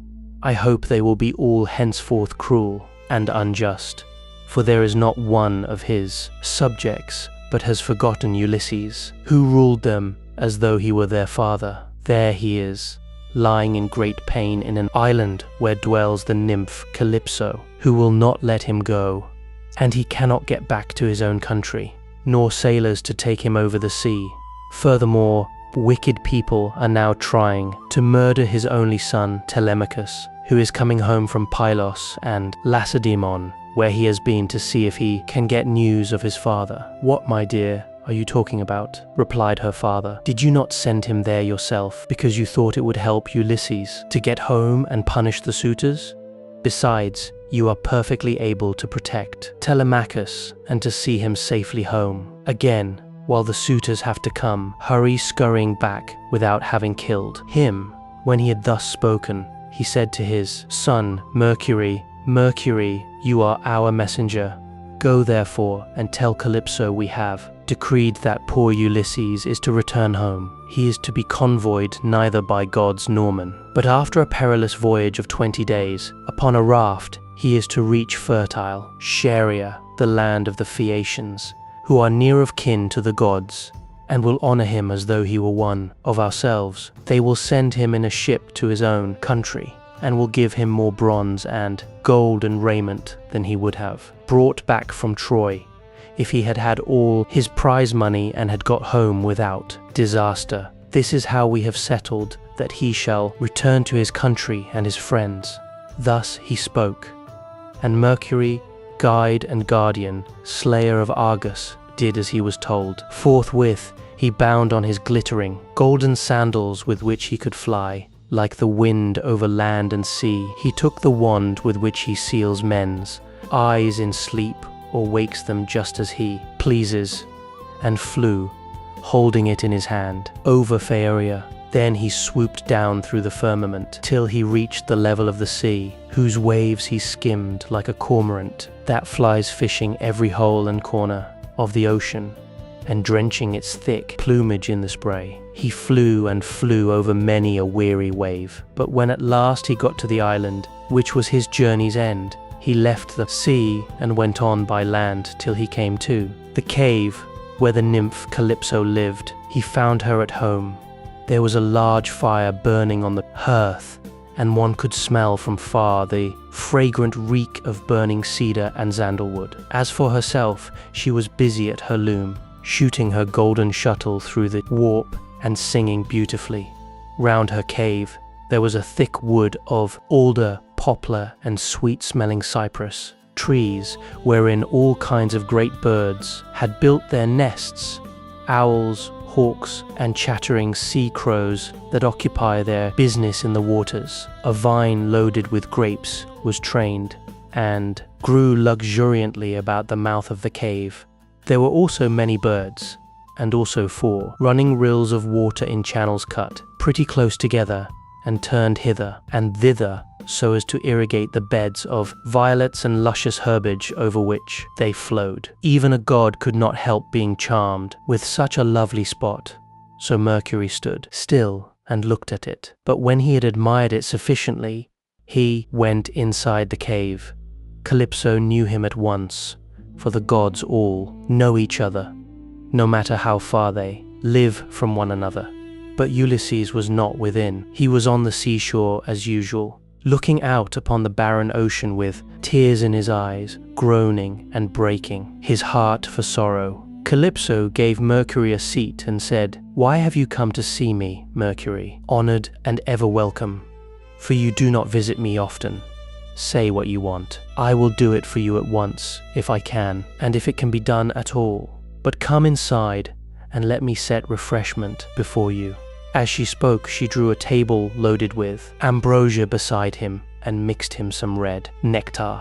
So Mercury ate and drank till he had had enough, and then said, "We are speaking god and goddess to one another, and you ask me why I have come here, and I will tell you. Truly, as you would have me do, Jove sent me. It was no doing of mine. Who could possibly want to come all this way over the sea, where there are no cities, full of people to offer me sacrifices or choice hecatombs? Nevertheless, I had to come, for none of us other gods can cross Jove, nor transgress his orders. He says that you have here the most ill-starred of all those who fought 9 years before the city of King Priam, and sailed home in the 10th year after having sacked it. On their way home, they sinned against Minerva, who raised both wind and waves against them, so that all his brave companions perished, and he alone was carried hither by wind and tide. Jove says that you are to let this man go at once,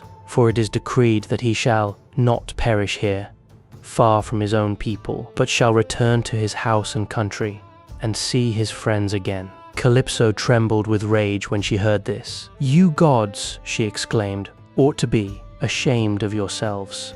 You are always jealous and hate seeing a goddess take a fancy to a mortal man and live with him in open matrimony. So when rosy-fingered Dawn made love to Orion, you precious gods were all of you furious, till Diana went and killed him in Ortygia.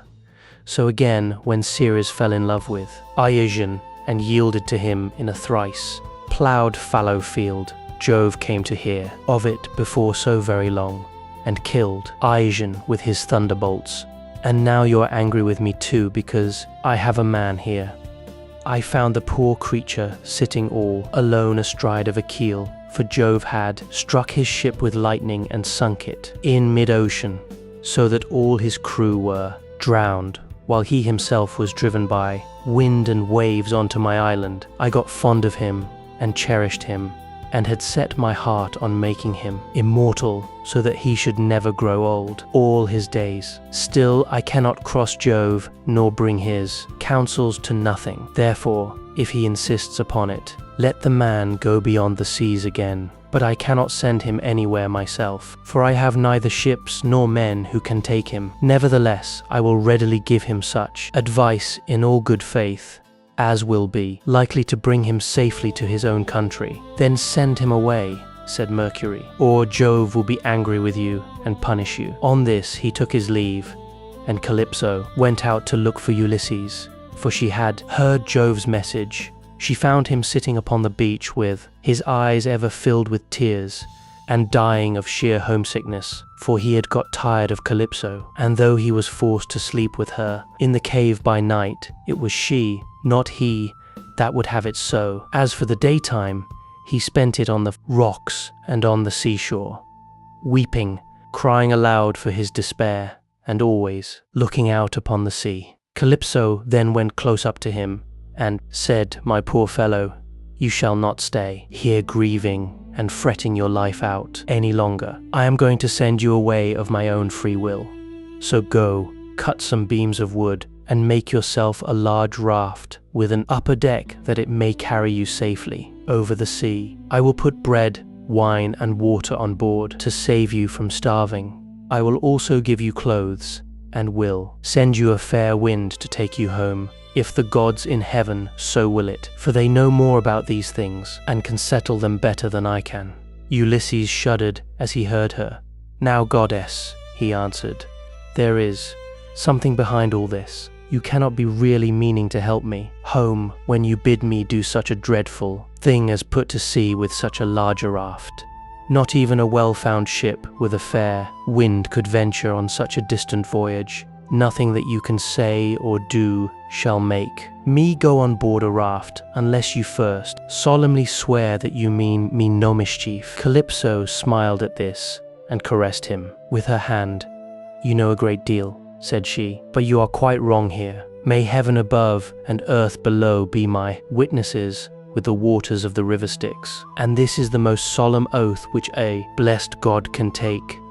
That, I mean, you know, sort of harm, and I'm only advising you to do exactly what I should do myself in your place. I am dealing with you quite as straightforwardly. My heart is not made of iron, and I am very sorry for you." When she had thus spoken, she led the way rapidly before him, and Ulysses followed in her steps. So the pair, goddess and man, went on and on till they came to Calypso's cave, where Ulysses took the seat that Mercury had just left. Calypso set meat and drink before him, of the food that mortals eat, but her maids brought ambrosia and nectar for herself, and they laid their hands on the good things that were before them.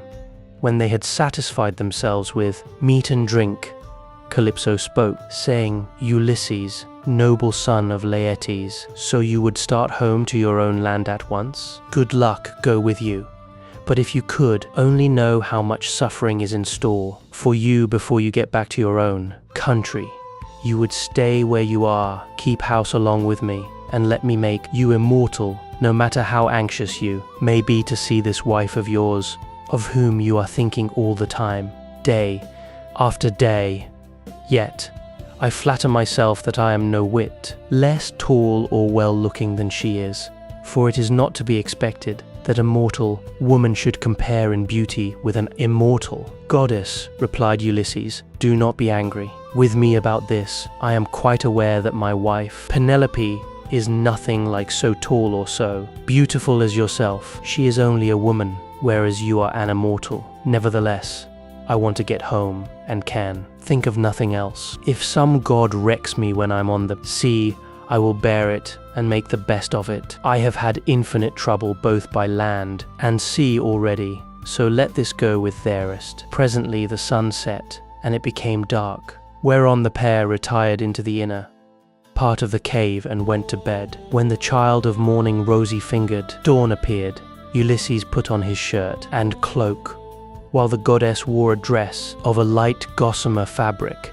very fine and graceful, with a beautiful golden girdle about her waist and a veil to cover her head. She at once set herself to think how she could speed Ulysses on his way. So she gave him a great bronze axe that suited his hands. It was sharpened on both sides and had a beautiful olive wood handle fitted firmly onto it, She also gave him a sharp adze and then lured the way to the far end of the island where the largest trees grew, alder, poplar and pine, that reached the sky, very dry and well seasoned, so as to sail light for him in the water. Then, when she had shown him where the best trees grew, Calypso went home, leaving him to cut them, which he soon finished doing. He cut down 20 trees in all and adzed them smooth, squaring them by rule in good, workmanlike fashion.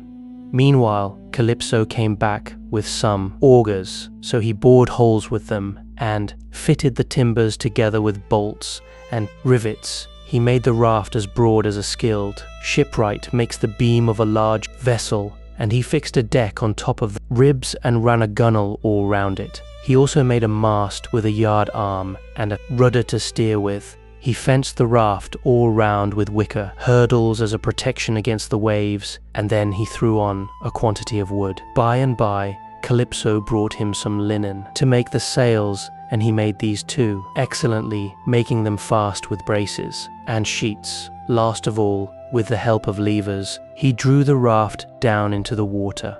In 4 days he had completed the whole work, and on the 5th, Calypso sent him from the island after washing him and giving him some clean clothes. She gave him a goat skin and another larger, one of water. She also gave him a wallet full of provisions and found him in much good meat. Moreover, she made the wind fair and warm for him, and gladly did Ulysses spread his sail before it, while he sat and guided the raft skillfully by means of the rudder. He never closed his eyes, but kept them fixed on the Pleiades, on late-setting Bootes, and on the Bear, which men also call the Wain, round and round where it is facing Orion, and alone, never dipping into the stream of Oceanus, for Calypso had told him to keep this to his left. Days 7 and 10 did he sail over the sea, and on the 18th the dim outlines of the mountains on the nearest part of the Phaeacian coast appeared, rising like a shield on the horizon. But King Neptune, who was returning from the Ethiopians, caught sight of Ulysses a long way off from the mountains of Thessaly. He could see him sailing upon the sea, and it made him very angry, so he wagged his head and muttered to himself, saying, "Good heavens! So the gods have been changing their minds about Ulysses while I was away in Ethiopia, and now he is close to the land of the Phaeacians, where it is decreed that he shall escape from the calamities that have befallen him.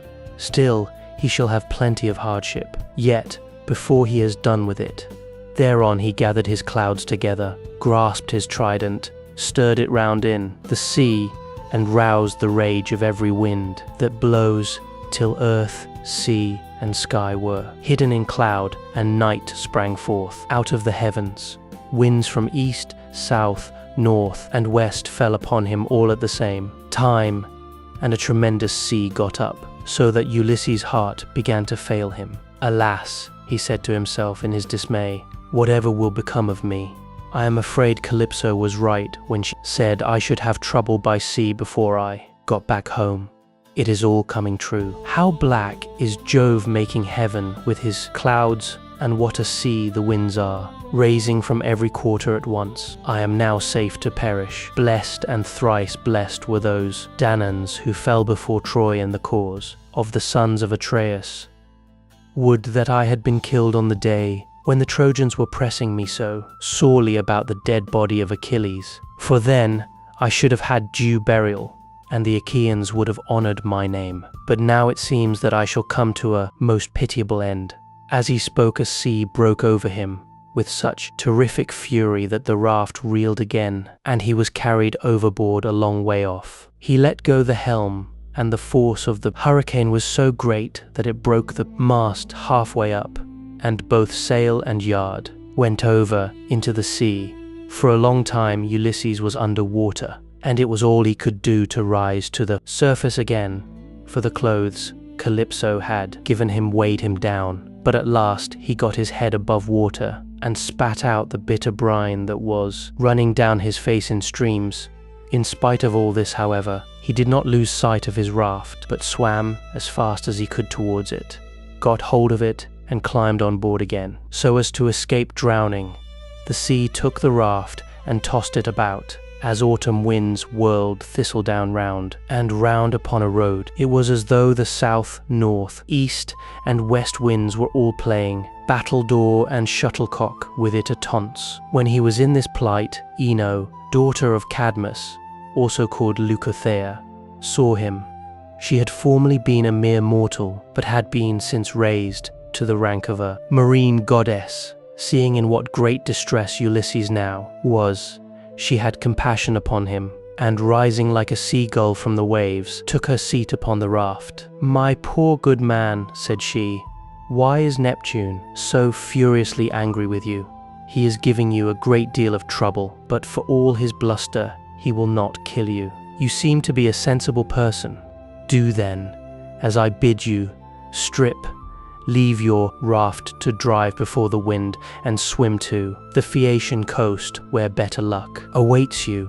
And here take my veil and put it round your chest. It is enchanted, and you can come to no harm so long as you wear it. As soon as you touch land, take it off, throw it back as far as you can into the sea, and then go away again." With these words, she took off her veil and gave it him. Then she dived down again like a seagull and vanished beneath the dark blue waters. But Ulysses did not know what to think. "Alas," he said to himself in his dismay, "this is only some one or other of the gods, who is luring me to ruin by advising me to quit my raft. At any rate, I will not do so at present, for the land where she said I should be, quit of all troubles, seemed to be still a good way off. I know what I will do. I am sure it will be best. No matter what happens, I will stick to the raft as long as her timid timbers hold together, but when the sea breaks her up, I will swim for it. I do not see how I can do any better than this." While he was thus in two minds, Neptune sent a terrible great wave that seemed to rear itself above his head till it broke right over the raft, which then went to pieces as though it were a heap of dry chaff tossed about by a whirlwind. Ulysses got astride of one plank and rode upon it as if he were on horseback. He then took off the clothes Calypso had woven him, bound Ino's veil under his arms, and plunged into the sea, meaning to swim on shore. King Neptune watched him as he did so, and wagged his head, muttering to himself, and saying, "There now swim up and down as you best can till you fall in with well-to do people. I do not think you will be able to say that I have let you off too lightly." On this he lashed his horses and drove to Aeaea, where his palace is. But Minerva resolved to help Ulysses, so she bound the ways of all the winds, except one, and made them lie quite still. But she roused a good stiff breeze from the north that should lay the waters till Ulysses reached the land of the Phaeacians, where he would be safe. Thereon he floated about for 2 nights and 2 days in the water, with a heavy swell on the sea, and death staring him in the face. But when the 3rd day broke, the wind fell, and there was a dead calm without so much as a breath of air stirring. As he rose on the swell, he looked eagerly ahead and could see land quite near. Then, as children rejoice when their dear father begins to get better after having for a long time borne sore affliction sent him by some angry spirit, but the gods deliver him from evil, so was Ulysses, thankful when he again saw land and trees, and swam on with all his strength that he might once more set foot upon dry ground. When, however, he got within earshot, he began to hear the surf thundering up against the rocks, for the swell still broke against them with a terrific roar. Everything was enveloped in spray. There were no harbours where a ship might ride, nor shelter of any kind, but only headlands, low-lying rocks, and mountain tops. Ulysses' heart now began to fail him, and he said despairingly to himself, "Alas, Jove has let me see land after swimming so far that I had given up all hope. But I can find no landing place, for the coast is rocky and surf-beaten. The rocks are smooth, and rise sheer from the sea with deep water close under them, so that I cannot climb out for want of foothold. I am afraid some great wave will lift me off my legs and dash me against the rocks as I leave the water, which would give me a sorry landing. If, on the other hand, I swim further in search of some shelving beach or harbor, a hurricane may carry me out to sea again, sorely against my will, or heaven may send some great monster of the deep to attack me, for Amphitrite breeds many such, and I know that Neptune is very angry with me. While he was thus in two minds, a wave caught him and took him with such force against the rocks that he would have been smashed and torn to pieces if Minerva had not shown him what to do. He caught hold of the rock with both hands and clung to it, groaning with pain, till the wave retired. So he was saved that time, but presently the wave came on again and carried him back with it far into the sea, tearing his hands as the suckers of a polypus are torn when someone plucks it from its bed, and the stones come up along with it. Even so did the rocks tear the skin from his strong hands, and then the wave drew him deep down under the water.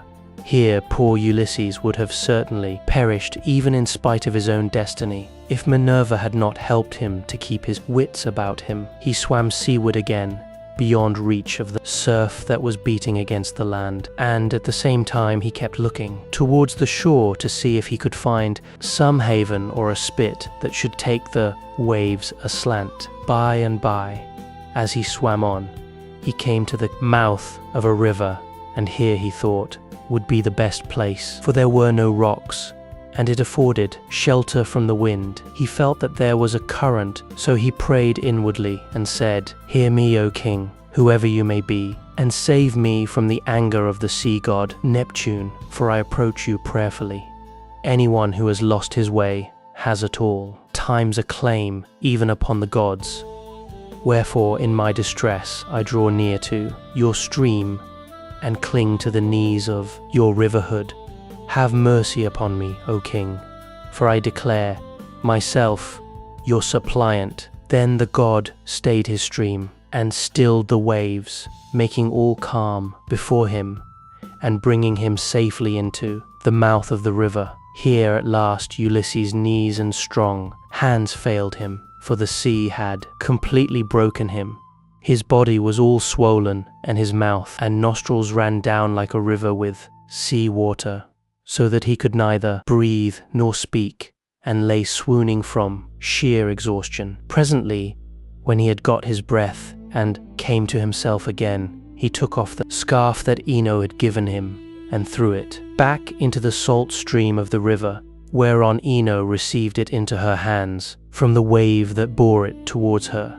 Then he left the river, laid himself down among the rushes, and kissed the bounteous earth. Alas, she cried to himself in his dismay, whatever will become of me, and how is it all to end if I stay here upon the riverbed through the long watches of the night? I am so exhausted that the bitter cold and damp may make an end of me, for towards sunrise there will be a keen wind blowing from off the river. If, on the other hand, I climb the hillside, find shelter in the woods, and sleep in some thicket, I may escape the cold and have a good night's rest. But some savage beast may take advantage of me and devour me. In the end he deemed it best to take to the woods, and he found one upon some high ground not far from the water. There he crept beneath 2 shoots of olive that grew from a single stalk, the one an ungrafted sucker, while the other had been grafted. No wind, however squally, could break through the cover they afforded, nor could the sun's rays pierce them, nor the rain get through them, so closely did they grow into one another. Ulysses crept under these and began to make himself a bed to lie on, for there was a great litter of dead leaves lying about, enough to make a covering for 2 or 3 men, even in hard winter weather. He was glad enough to see this, so he laid himself down and heaped the leaves all around him. Then,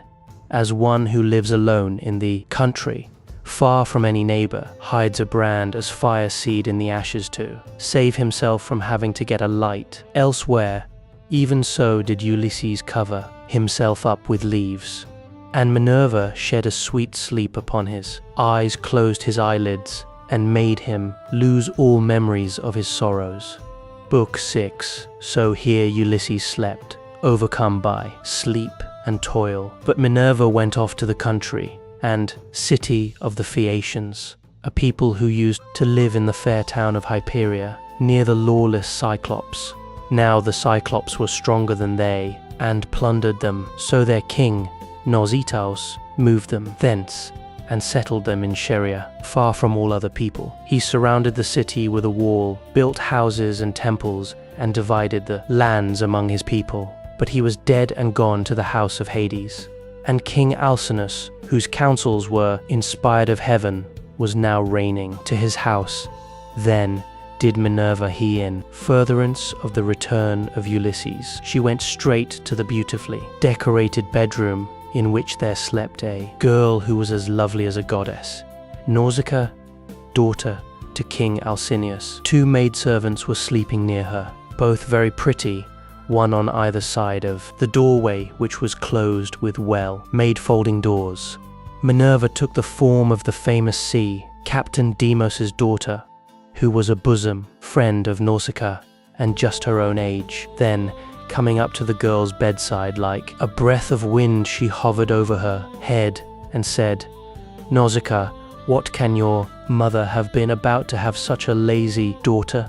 Here are your clothes all lying in disorder, yet you are going to be married almost immediately, and should not only be well dressed yourself, but should find good clothes for those who attend you. This is the way to get yourself a good name, and to make your father and mother proud of you. Suppose then that we make tomorrow a washing day, and start at daybreak. I will come and help you, so that you may have everything ready as soon as possible, for all the best young men among your own people are courting you, and you are not going to remain a maid much longer. Ask your father therefore to have a wagon and mules ready for us at daybreak, to take the rugs, robes, and girdles, and you can ride too, which will be much pleasanter for you than walking, for the washing cisterns are some way from the town." When she had said this, Minerva went away to Olympus, which they say is the everlasting home of the gods. Here no wind beats roughly, and neither rain nor snow can fall, but it abides in everlasting sunshine, and in a great peacefulness of light, wherein the blessed gods are illumined for ever and ever. This was the place to which the goddess went when she had given instructions to the girl. By and by morning came and woke Nausicaa, who began wondering about her dream. She therefore went to the other end of the house to tell her father and mother all about it, and found them in their own room.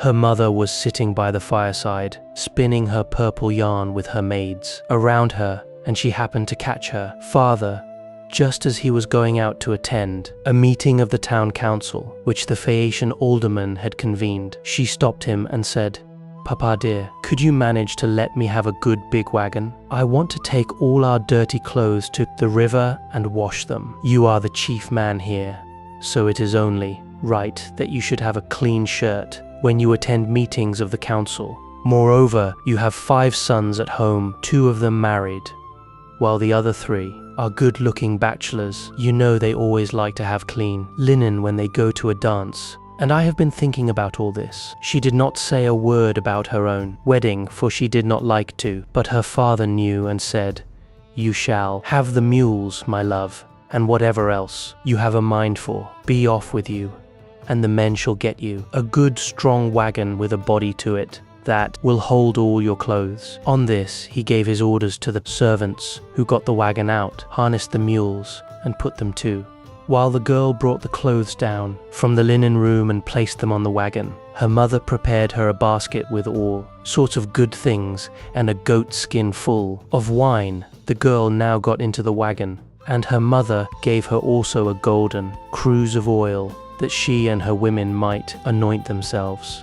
Then she took the whip and reins, and lashed the mules on, whereon they set off, and their hooves clattered on the road. They pulled without flagging, and carried not only Nausicaa and her wash of clothes, but the maids also who were with her. When they reached the waterside, they went to the washing cisterns, through which there ran at all times enough pure water to wash any quantity of linen, no matter how dirty. Here they unharnessed the mules and turned them out to feed on the sweet, juicy herbage that grew by the waterside. They took the clothes out of the wagon, put them in the water, and vied with one another in treading them in the pits to get the dirt out. After they had washed them and got them quite clean, they laid them out by the sea side, where the waves had raised a high beach of shingle, and set about washing themselves and anointing themselves with olive oil. Then they got their dinner by the side of the stream and waited for the sun to finish drying the clothes. When they had done dinner, they threw off the veils that covered their heads, as the huntress Diana goes forth upon the mountains of Tegetus or Erymanthus to hunt wild boars or deer, and the wood nymphs, daughters of Aegis-bearing Jupiter, take their sport along with her. Then is Leto proud at seeing her daughter stand a full head taller than the others, and eclipse the loveliest amid a whole bevy of beauties. Even so did the girl outshine her handmaids. When it was time for them to start home, and they were folding the clothes and putting them into the wagon, Minerva began to consider how Ulysses should wake up and see the handsome girl who was to conduct him to the city of the Phaeacians. The girl therefore threw a ball at one of the maids, which missed her and fell into deep water. On this they all shouted, and the noise they made woke Ulysses, who sat up in his bed of leaves and began to wonder what it might all be. Alas, said he to himself, what kind of people have I come amongst? Are they cruel, savage, and uncivilized, or hospitable and humane? I seem to hear the voices of young women, and they sound like those in the meadows of green grass. At any rate, I am among a race of men and women. Let me try if I cannot manage to get a look at them. As he said this, he crept from under his bush and broke off a bough covered with thick leaves to hide his nakedness. He looked like some lion of the wilderness that stalks about exulting in his strength and defying both wind and rain. But he is famished and will dare break even into a well-fenced homestead, trying to get at the sheep. Even such did Ulysses seem to the young women as he drew near to them, all naked as he was, for he was in great want. On seeing one so unkempt and so begrimed with salt water, the others scampered off along the spits that jutted out into the sea. But the daughter of Alcinous stood firm, for Minerva put courage into her heart and took away all fear from her. She stood right in front of Ulysses, and he doubted whether he should go up to her, throw himself at her feet, and embrace her knees as a suppliant, or stay where he was and entreat her to give him some clothes and show him the way to the town. In the end, he deemed it best to entreat her from a distance in case the girl should take offense at his coming near enough to clasp her knees. So he addressed her in honeyed and persuasive language. "O queen," he said, "I implore your aid. But tell me, are you a goddess or are you a mortal woman? If you are a goddess and dwell in heaven, I can only conjecture that you are Jupiter's daughter Diana, for your face and figure resemble none but hers. On the other hand, you are a mortal and live on earth. Thrice happy are your father and mother, thrice happy too are your brothers and sisters. How proud and delighted they must feel when they see so fair a scion as yourself going out to a dance. Most happy, however, of all will he be, whose wedding gifts have been the richest, and who takes you to his own home. I never yet saw anyone so beautiful, neither man nor woman, and am lost in admiration as I behold you. I can only compare you to a young palm tree which I saw when I was at Delos, growing near the altar of Apollo, for I was there too with much people after me when I was on that journey which has been the source of all my troubles. Never yet did such a young plant shoot out of the ground as that was, and I admired and wondered at it exactly as I now admire and wonder at yourself. I dare not clasp your knees, but I am in great distress. Yesterday made the 20th day that I had been tossing about upon the sea, The winds and waves have taken me all the way from the Ogygian island, and now fate has flung me upon this coast that I may endure still further suffering. For I do not think that I have yet come to the end of it, but rather that heaven has still much evil in store for me. And now, O Queen, have pity upon me, for you are the first person I have met, and I know no one else in this country. Show me the way to your town, and let me have anything that you may have brought hither to wrap your clothes in. May heaven grant you in all things your heart's desire, husband, house, and a happy, peaceful home. For there is nothing better in this world than that man and wife should be of one mind in a house. It discomfits their enemies, makes the hearts of their friends glad, and they themselves know more about it than anyone. To this Nausicaa answered, Stranger, you appear to be a sensible, well-disposed person. There is no accounting for luck. Jupiter gives prosperity to rich and poor. Just as he chooses, so you must take what he has seen fit to send you and make the best of it. Now, however, that you have come to this, our country, you shall not want for clothes nor for anything else that a foreigner in distress may reasonably look for. I will show you the way to the town and will tell you the name of our people. We are called Phaeacians, and I am daughter to Alcinous, in whom the whole power of the state is vested. Then she called her maids and said, Stay where you are, you girls. Can you not see a man without running away from him? Do you take him for a robber or a murderer? Neither he nor anyone else can come here to do us Phaeacians any harm, for we are dear to the gods and live apart on a land's end that juts into the sounding sea and have nothing to do with any other people. This is only some poor man who has lost his way, and we must be kind to him, for strangers and foreigners in distress are under Jupiter's protection, and will take what they can get and be thankful. So, girls, give the poor fellow something to eat and drink, and wash him in the stream at some place that is sheltered from the wind. On this the maids left off running away, and began calling one another back. They made Ulysses sit down in the shelter, as Nausicaa had told them, and brought him a shirt and cloak. They also brought him the little golden cruse of oil, and told him to go and wash in the stream. But Ulysses said, Young women, please to stand a little on one side, that I may wash the brine from my shoulders, and anoint myself with oil, for it is long enough, since my skin has had a drop of oil upon it. I cannot wash as long as you all keep standing there. I am ashamed to strip before a number of good-looking young women. Then they stood on one side and went to tell the girl, while Ulysses washed himself in the stream and scrubbed the brine from his back and from his broad shoulders. When he had thoroughly washed himself and had got the brine out of his hair, he anointed himself with oil and put on the clothes which the girl had given him. Minerva then made him look taller and stronger than before.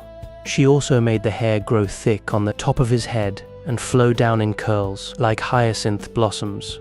She glorified him about the head and shoulders as a skillful workman who has studied art of all kinds under Vulcan.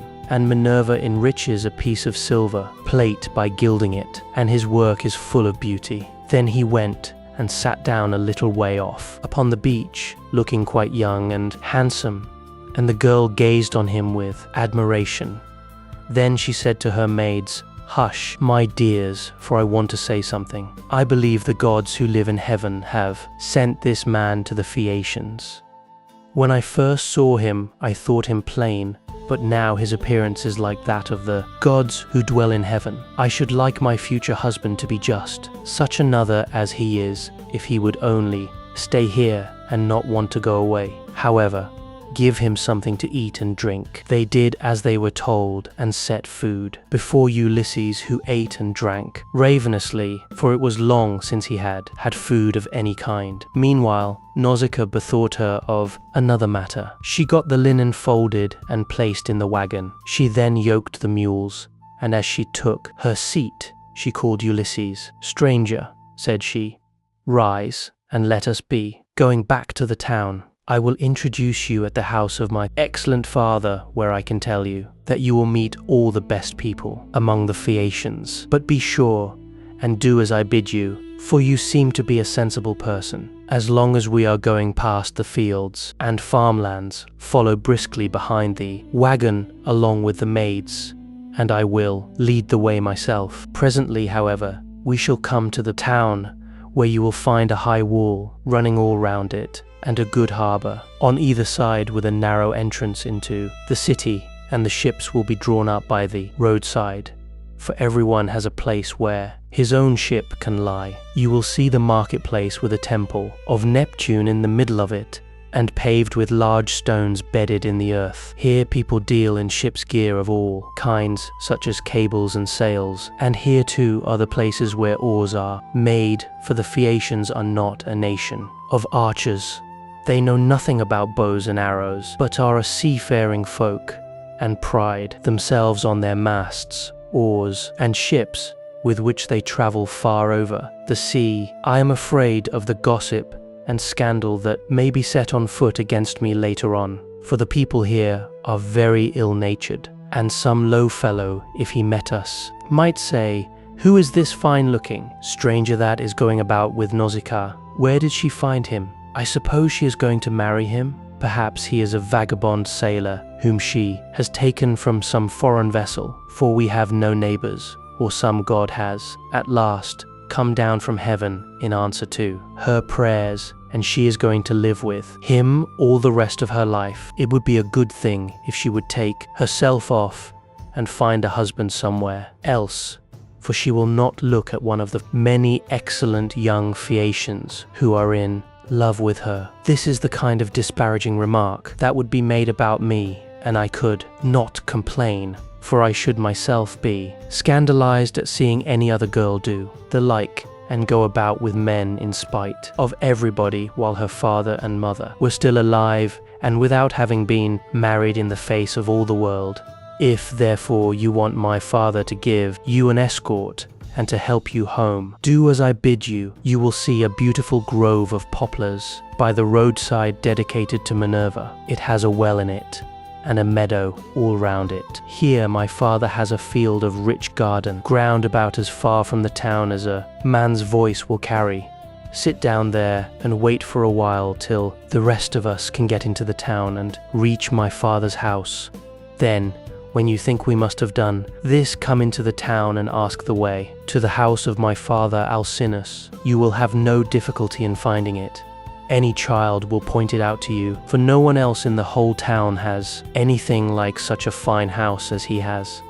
When you have got past the gates and through the outer court, go right across the inner court till you come to my mother. You will find her sitting by the fire and spinning her purple wool by firelight. It is a fine sight to see her as she leans back against one of the bearing posts with her maids all ranged behind her. Close to her seat stands that of my father, on which he sits and drinks like an immortal god. Never mind him, but go up to my mother and lay your hands upon her knees if you would.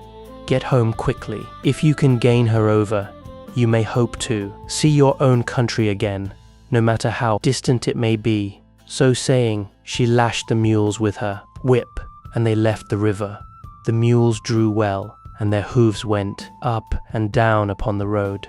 She was careful not to go too fast for Ulysses and the maids, who were following on foot along with the wagon. So she plied her whip with judgment. As the sun was going down, they came to the sacred grove of Minerva, and there Ulysses sat down and prayed to the mighty daughter of Jupiter. "Hear me," he cried, "daughter of Aeaeus, bearing Jove, unwearable.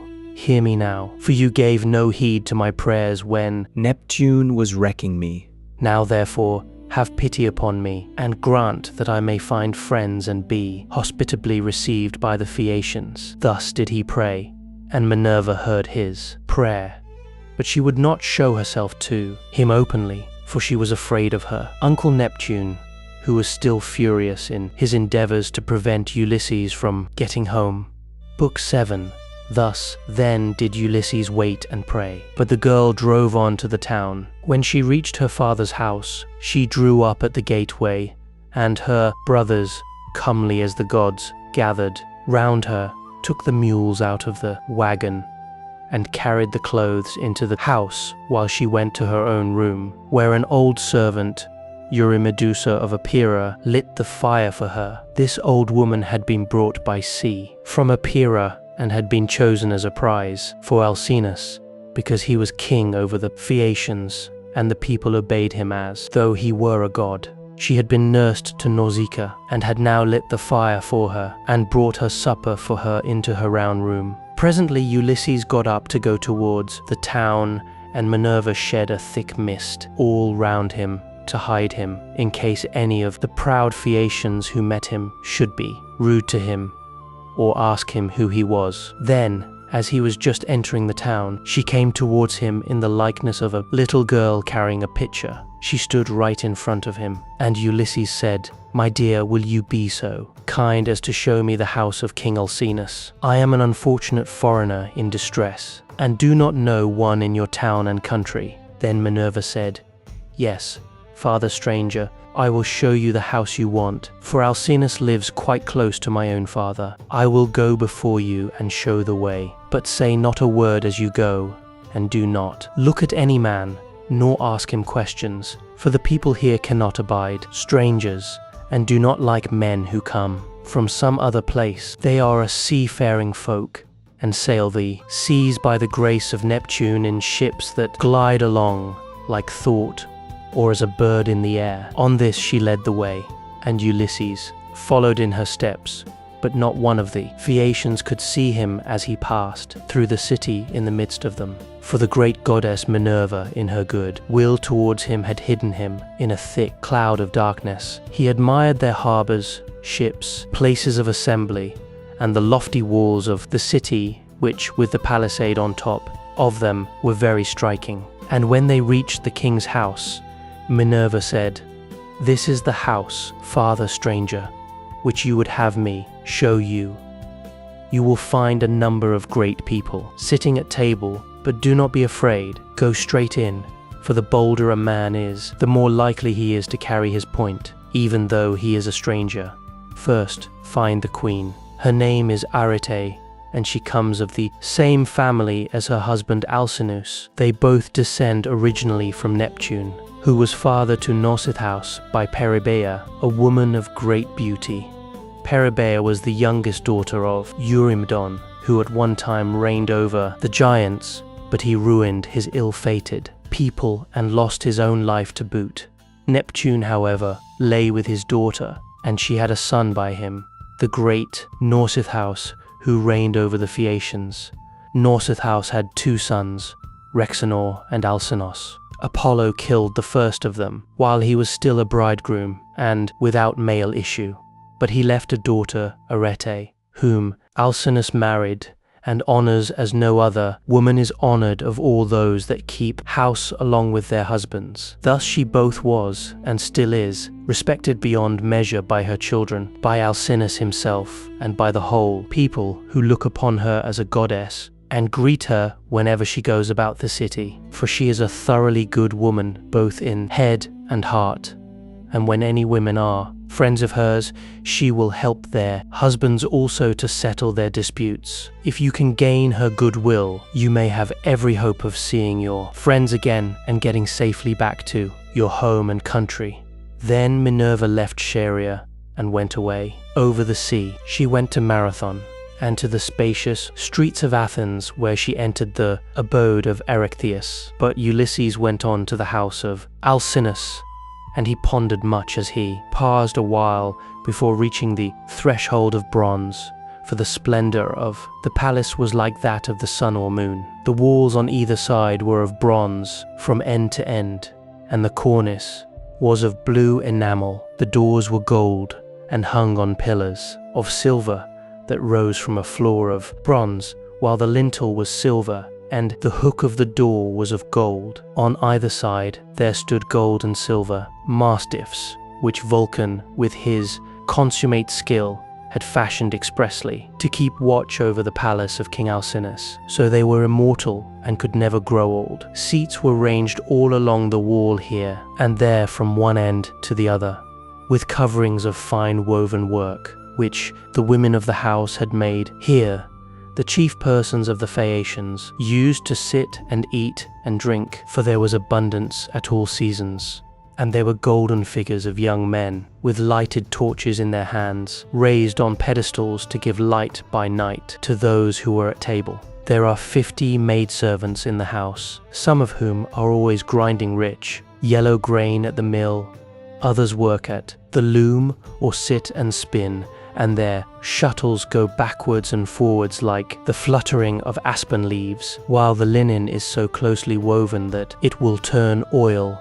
As the Phaeacians are the best sailors in the world, so their women excel all others in weaving, for Minerva has taught them all manner of useful arts, and they are very intelligent. Outside the gate of the outer court there is a large garden of about 4 acres, with a wall all round it. It is full of beautiful trees, pears, pomegranates, and the most delicious apples. There are luscious figs also, and olives, in full growth. The fruits never rot, nor fail all the year, round neither winter nor summer. For the air is so soft that a new crop ripens before the old has dropped. Pear grows on pear, apple on apple, and fig on fig, and so also with the grapes. For there is an excellent vineyard on the level ground of a part of this. The grapes are being made into raisins. In another part, they are being gathered. Some are being trodden in the wine tubs. Others further on have shed their blossom and are beginning to show fruit. Others again are just changing color. In the furthest part of the ground there are beautifully arranged beds of flowers that are in bloom all the year round. 2 streams go through it, the one turned in ducts throughout the whole garden, while the other is carried under the ground of the outer court to the house itself, and the townspeople draw water from it. Such then were the splendors with which the gods had endowed the house of King Alcinous. So here Ulysses stood for a while and looked about him, but when he had looked long enough, he crossed the threshold and went within the precinct of the house. There he found all the chief people among the Phaeacians making their drink offerings to Mercury, which they always did the last thing before going away for the night. He went straight through the court, still hidden by the cloak of darkness in which Minerva had enveloped him, till he reached Aeaea and King Alcinous. Then he laid his hands upon the knees of the queen, and at that moment the miraculous darkness fell away from him, and he became visible. Everyone was speechless with surprise at seeing a man there, but Ulysses began at once with his petition. "Queen Aeaea," he exclaimed, "daughter of great Rhexenor, in my distress I humbly pray you, as also your husband and these your guests, whom may heaven prosper with long life and happiness, and may they leave their possessions to their children, and all the honors conferred upon them by the state, to help me home to my own country as soon as possible, for I have been long in trouble and away from my friends." Then he sat down on the hearth among the ashes, and they all held their peace, till presently the old hero Alcinous, who was an excellent speaker and an elder among the Phaeacians, plainly and in all honesty, said, "Alcinous," said he, "it is not creditable to you that a stranger should be seen sitting among the ashes of your hearth. Everyone is waiting to hear what you are about to say. Tell him then to rise and take a seat on a stool inlaid with silver, and bid your servants mix some wine and water, that we may make a drink offering to Jupiter, the Lord of Thunder, who takes all well-disposed suppliants under his protection, that there may be in the house." When Alcinous heard this, he took Ulysses by the hand, raised him from the hearth, and bade him take the seat of Laodamas, who had been sitting beside him, and was his favourite son. A maidservant then brought him water in a beautiful golden ewer, and poured it into a silver basin for him to wash his hands, and she drew a clean table beside him. An upper servant brought him bread, and offered him many good things of what there was in the house, and Ulysses ate and drank. Then Alcinous said to one of the servants, "Pontonous, mix a cup of wine and hand it round, that we may make drink offerings to Jupiter, the Lord of Thunder, who is the protector of all well-disposed suppliants." Pontonous then mixed wine and water, and handed it round after giving every man his drink offering. When they had made their offerings and had drunk each as much as he was minded, Alcinous said, Aldermen and town councillors of the Phaeacians, hear my words. You have had your supper, so now go home to bed. Tomorrow morning I shall invite a still larger number of aldermen and will give a sacrificial banquet in honor of our guest. We can then discuss the question of his escort and consider how we may at once send him back rejoicing to his own country without trouble or inconvenience to himself, no matter how distant it may be. We must see that he comes to no harm while on his homeward journey, but when he is once at home, he will have to take the luck he was born with, for better or worse, like other people. It is possible, however, that the stranger is one of the immortals who has come down from heaven to visit us.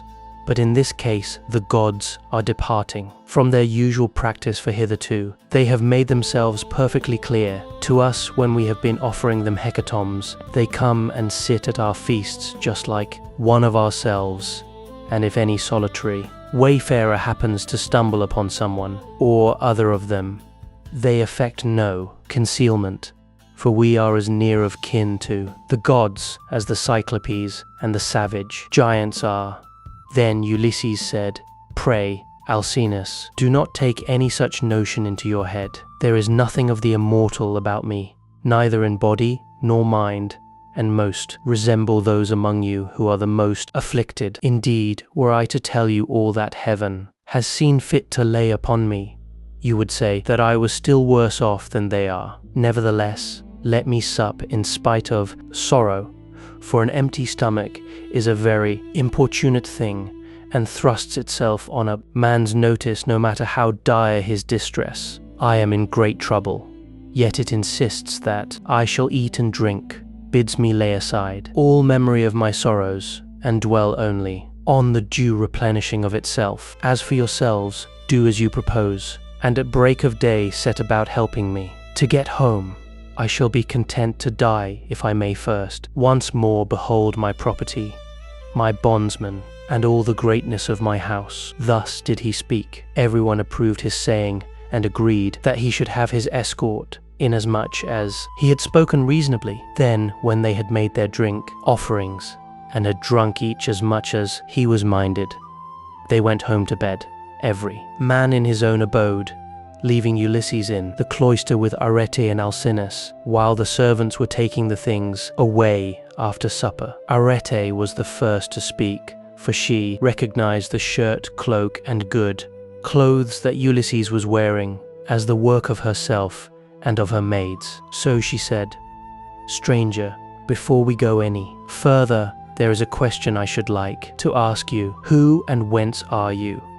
And who gave you those clothes? Did you not say you had come here from beyond the sea? And Ulysses answered, It would be a long story, madam, were I to relate in full the tale of my misfortunes, for the hand of heaven has been laid heavy upon me. But as regards your question, there is an island far away in the sea which is called the Ogygian. Here dwells the cunning and powerful goddess Calypso, daughter of Atlas. She lives by herself, far from all neighbors, human or divine. Fortune, however, brought me to her hearth, all desolate and alone, for Jupiter struck my ship with his thunderbolts and broke it up in mid-ocean. My brave comrades were drowned, every man of them, but I stuck to the keel and was carried hither and thither for the space of 9 days, till at last, during the darkness of the 10th night, the gods brought me to the Ogygian island, where the great goddess Calypso lives. She took me in and treated me with the utmost kindness. Indeed, she wanted to make me immortal, to grow old, but she could not persuade me to let her do so. I stayed with Calypso 7 years straight, on end, and watered the good clothes she gave me with my tears during the whole time. But at last, when the 8th year came round, she bade me depart of her own free will, either because Jove had told her she must, or because she had changed her mind. She sent me from her island on a raft, which she provisioned with abundance of bread and wine. Moreover, she gave me good stout clothes, and sent me a wind that blew both warm and fair. Days 7 and 10 did I sail over the sea, and on the 18th I caught sight of the first outlines of the mountains upon your coast, and glad indeed was I to set eyes upon them. Nevertheless, there was still much trouble in store for me, for at this point Neptune would let me go no further, and raised a great storm against me. The sea was so terribly high that I could no longer keep to my raft, which went to pieces under the fury of the gale, and I had to swim for it, till wind and current brought me to your shores. There I tried to land, but could not, for it was a bad place, and the waves dashed me against the rocks. So I again took to the sea, and swam on till I came to a river that seemed the most likely landing place, for there were no rocks, and it was sheltered from the wind. Here then I got out of the water, and gathered my senses together again. Night was coming on, so I left the river, and went into a thicket, where I covered myself all over with leaves, and presently heaven sent me off into a very deep sleep. Sick and sorry as I was, I slept among the leaves all night, and through the next day till afternoon, when I woke as the sun was westering, and saw your daughter's maid servants playing upon the beach, and your daughter among them, looking like a goddess. I besought her aid, and she proved to be of an excellent disposition, much more so than could be expected from so young a person, for young people are apt to be thoughtless. She gave me plenty of bread and wine, and when she had had me washed in the river, she also gave me the clothes in which you see me. Now therefore, though it has pained me to do so, I have told you the whole truth. Then Alcinous said, Stranger, it was very wrong of my daughter not to bring you on at once to my house, along with the maids, seeing that she was the first person whose aid you asked. Pray do not scold her, replied Ulysses. She is not to blame. She did tell me to follow along with the maids, but I was ashamed and afraid, for I thought you might perhaps be displeased if you saw me. Every human being is sometimes a little suspicious and irritable. Stranger, replied Alcinous, I am not the kind of man to get angry about nothing. It is always better to be reasonable. But by Father Jove, Minerva, and Apollo, now that I see what kind of person you are, and how much you think as I do, I wish you would stay here, marry my daughter, and become my son-in-law. If you will stay, I will give you a house and an estate, but no one, heaven forbid, shall keep you here against your own wish, and that you may be sure of this, I will attend tomorrow to the matter of your escort. You can sleep during the whole voyage, if you like, and the men shall sail you over smooth waters, either to your own home or wherever you please, even though it be a long way further off than Eumaeus, which those of my people who saw it when they took yellow-haired Rhadamanthus to see Tychius, the son of Gaia, tell me is the furthest of any place.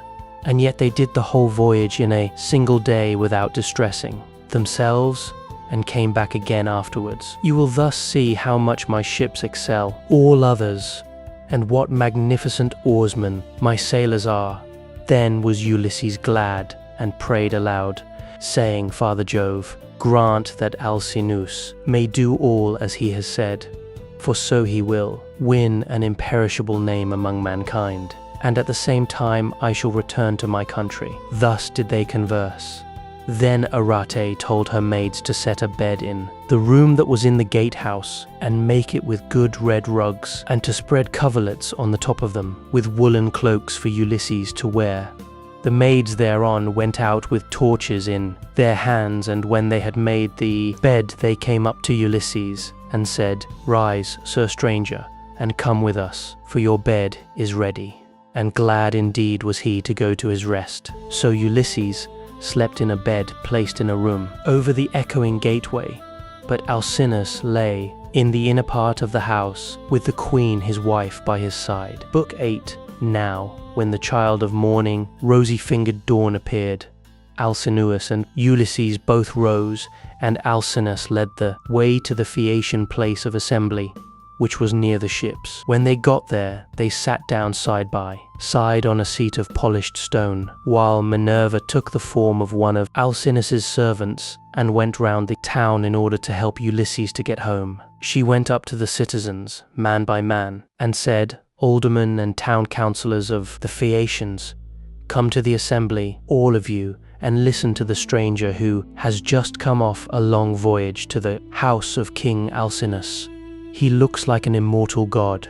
With these words, she made them all want to come, and they flocked to the assembly, till seats and standing room were alike crowded. Everyone was struck with the appearance of Ulysses, for Minerva had beautified him about the head and shoulders, making him look taller and stouter than he really was, that he might impress the Phaeacians favorably as being a very remarkable man, and might come off well in the many trials of skill to which they would challenge him.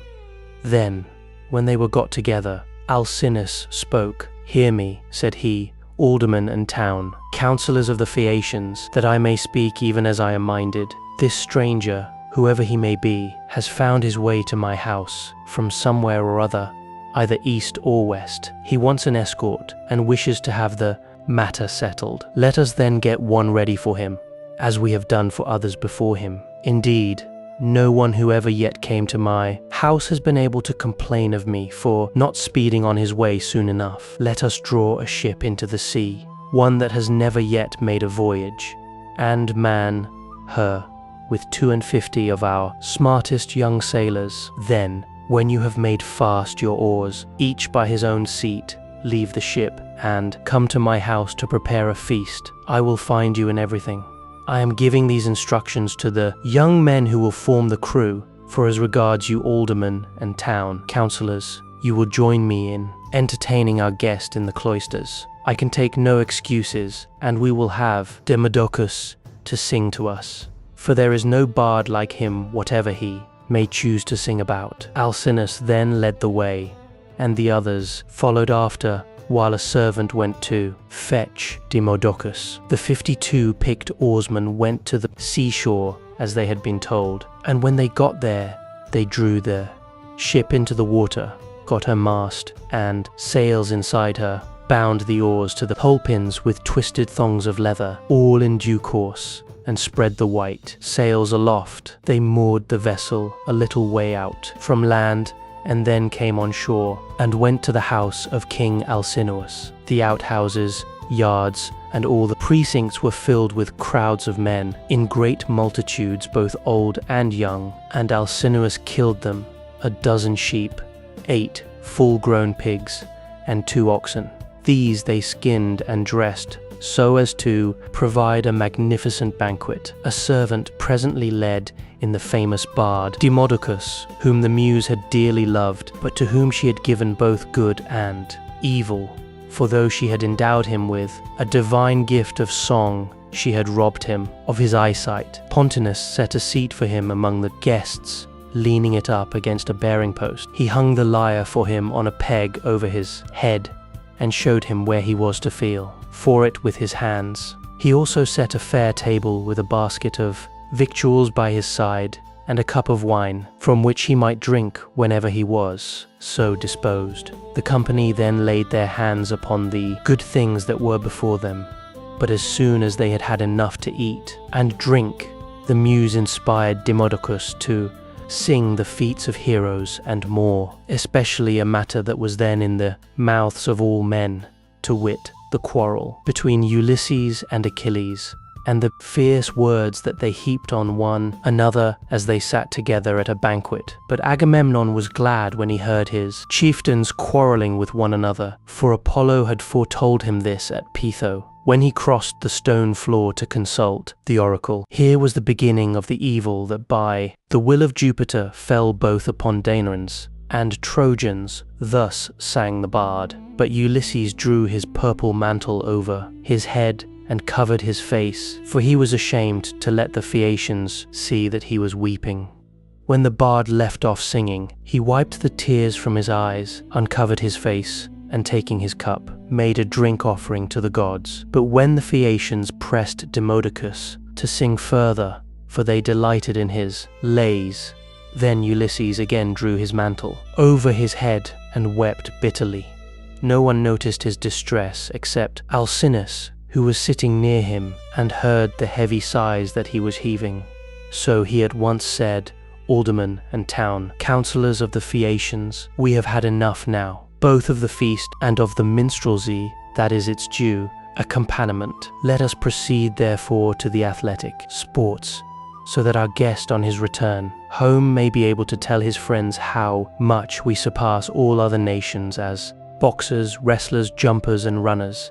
With these words he led the way, and the others followed after. A servant hung Demodocus's lyre on its peg for him, led him out of the cloister, and set him on the same way as that along which all the chief men of the Phaeacians were going to see the sports. A crowd of several thousands of people followed them, and there were many excellent competitors for all the prizes: Acroneus, Ocealus, Elatrius, Notius, Primnius, Anchialus, Eretmius, Pontius, Prorius, Thun, Anabasinius, and Amphialus, son of Polyniason of Tecton. There was also Euryalus, son of Nobulus, who was like Mars himself, and was the best-looking man among the Phaeacians, except Laodamas.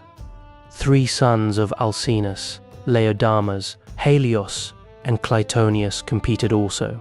The foot races came first. The course was set out for them from the starting post, and they raised a dust upon the plain as they all flew forward at the same moment. Clytonius came in first by a long way. He left everyone else behind him by the length of the furrow that a couple of mules can plow in a fallow field. They then turned to the painful art of wrestling, and here Euryalus proved to be the best man. Amphialus excelled all the others in jumping, while at throwing the disc there was no one who could approach Elatrius. Alcinous' son Laodamas was the best boxer, and he it was who presently said, when they had all been diverted with the games, "Let us ask the stranger whether he excels in any of these sports. He seems very powerfully built. His thighs, calves, hands, and neck are of prodigious strength, nor is he at all old, but he has suffered much lately, and there is nothing like the sea for making havoc with a man,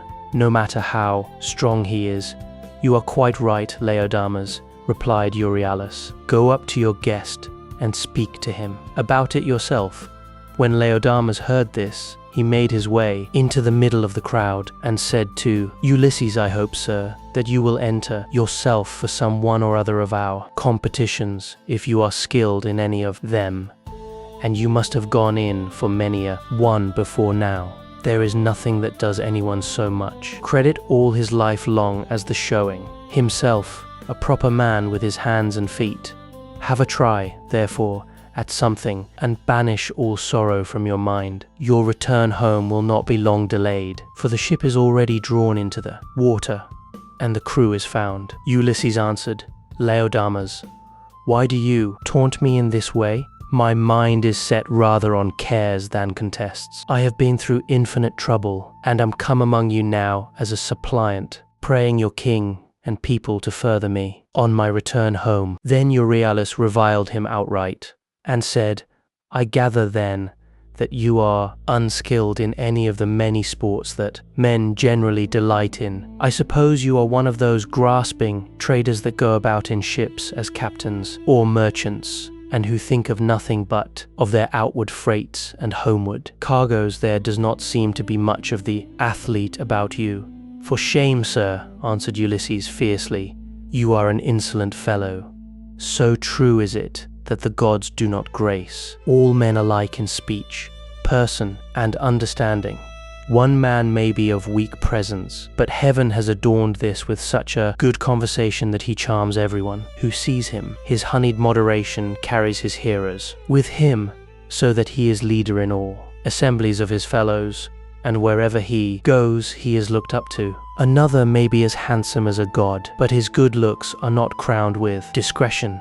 This is your case. No god could make a finer looking fellow than you are, but you are a fool. Your ill-judged remarks have made me exceedingly angry, and you are quite mistaken, for I excel in a great many athletic exercises. Indeed, So long as I had youth and strength, I was among the first athletes of the age. Now, however, I am worn out by labor and sorrow, for I have gone through much, both on the field of battle and by the waves of the weary sea. Still, in spite of all this, I will compete, for your taunts have stung me to the quick. So he hurried up, without even taking his cloak off, and seized a disc, larger, more massive, and much heavier than those used by the Phaeacians when disc throwing among themselves. Then, swinging it back, he threw it from his brawny hand, and it made a humming sound in the air as he did so. The Phaeacians quailed beneath the rushing of its flight as it sped gracefully from his hand and flew beyond any mark that had been made. Yet Minerva, in the form of a man, came and marked the place where it had fallen. "A blind man, sir," said she, "could easily tell your mark by groping for it. It is so far ahead of any other. You may make your mind easy about this contest, for no Phaeacian can come near to such a throw as yours." Ulysses was glad when he found he had a friend among the lookers-on, so he began to speak more pleasantly. "Young men," said he, "come up to that throw, if you can, and I will throw another disc, as heavy or even heavier. If anyone wants to have a bout with me, let him come on, for I am exceedingly angry. I will box, wrestle, or run. I do not care what it is with any man of you all, except Laodamas, but not with him, because I am his guest, and one cannot compete with one's own personal friend. At least I do not think it a prudent or a sensible thing for a guest to challenge his host's family at any game, especially when he is in a foreign country. He will cut the ground from under his own feet if he does, but I make no exception as regards anyone else, for I want to have the matter out and know which is the best man. I am a good hand at every kind of athletic sport known among mankind. I am an excellent archer. In battle, I am always the first to bring a man down with my arrow, no matter how. Many more are taking aim at him alongside of me. Philoctetes was the only man who could shoot better than I could when we Achaeans were before Troy, and in practice I far except everyone else in the whole world of those who still eat bread upon the face of the earth. But I should not like to shoot against the mighty dead, such as Hercules or Eurytus the Oechalian, men who could shoot against the gods themselves. This, in fact, was how Eurytus came prematurely by his end, for Apollo was angry with him and killed him because he challenged him as an archer. I can throw a dart farther than anyone else can shoot an arrow. Running is the only point in respect of which I am afraid some of the Phaeacians might beat me, for I have been brought down very low at Aeaea. My provisions ran short, and therefore I am still weak. They all held their peace, except King Alcinous, who began, "Sir, we have had much pleasure in hearing all that you have told us, from which I understand that you are willing to show your prowess, as having been displeased with some insolent remarks that have been made to you by one of our athletes, and which could never have been uttered by anyone who knows how to talk with propriety. I hope you will apprehend my meaning, and will explain to any one of your chief men who may be dining with yourself and your family when you get home, that we have an hereditary aptitude for accomplishments of all kinds. We are not particularly remarkable for our boxing, nor yet as wrestlers, but we are singularly fleet of foot and are excellent sailors. We are extremely fond of good dinners, music and dancing. We also like frequent changes of linen, warm baths and good beds. So now please, some of you who are the best dancers, set about dancing, that our guest on his return home may be able to tell his friends how much we surpass all other nations as sailors, runners, dancers and minstrels.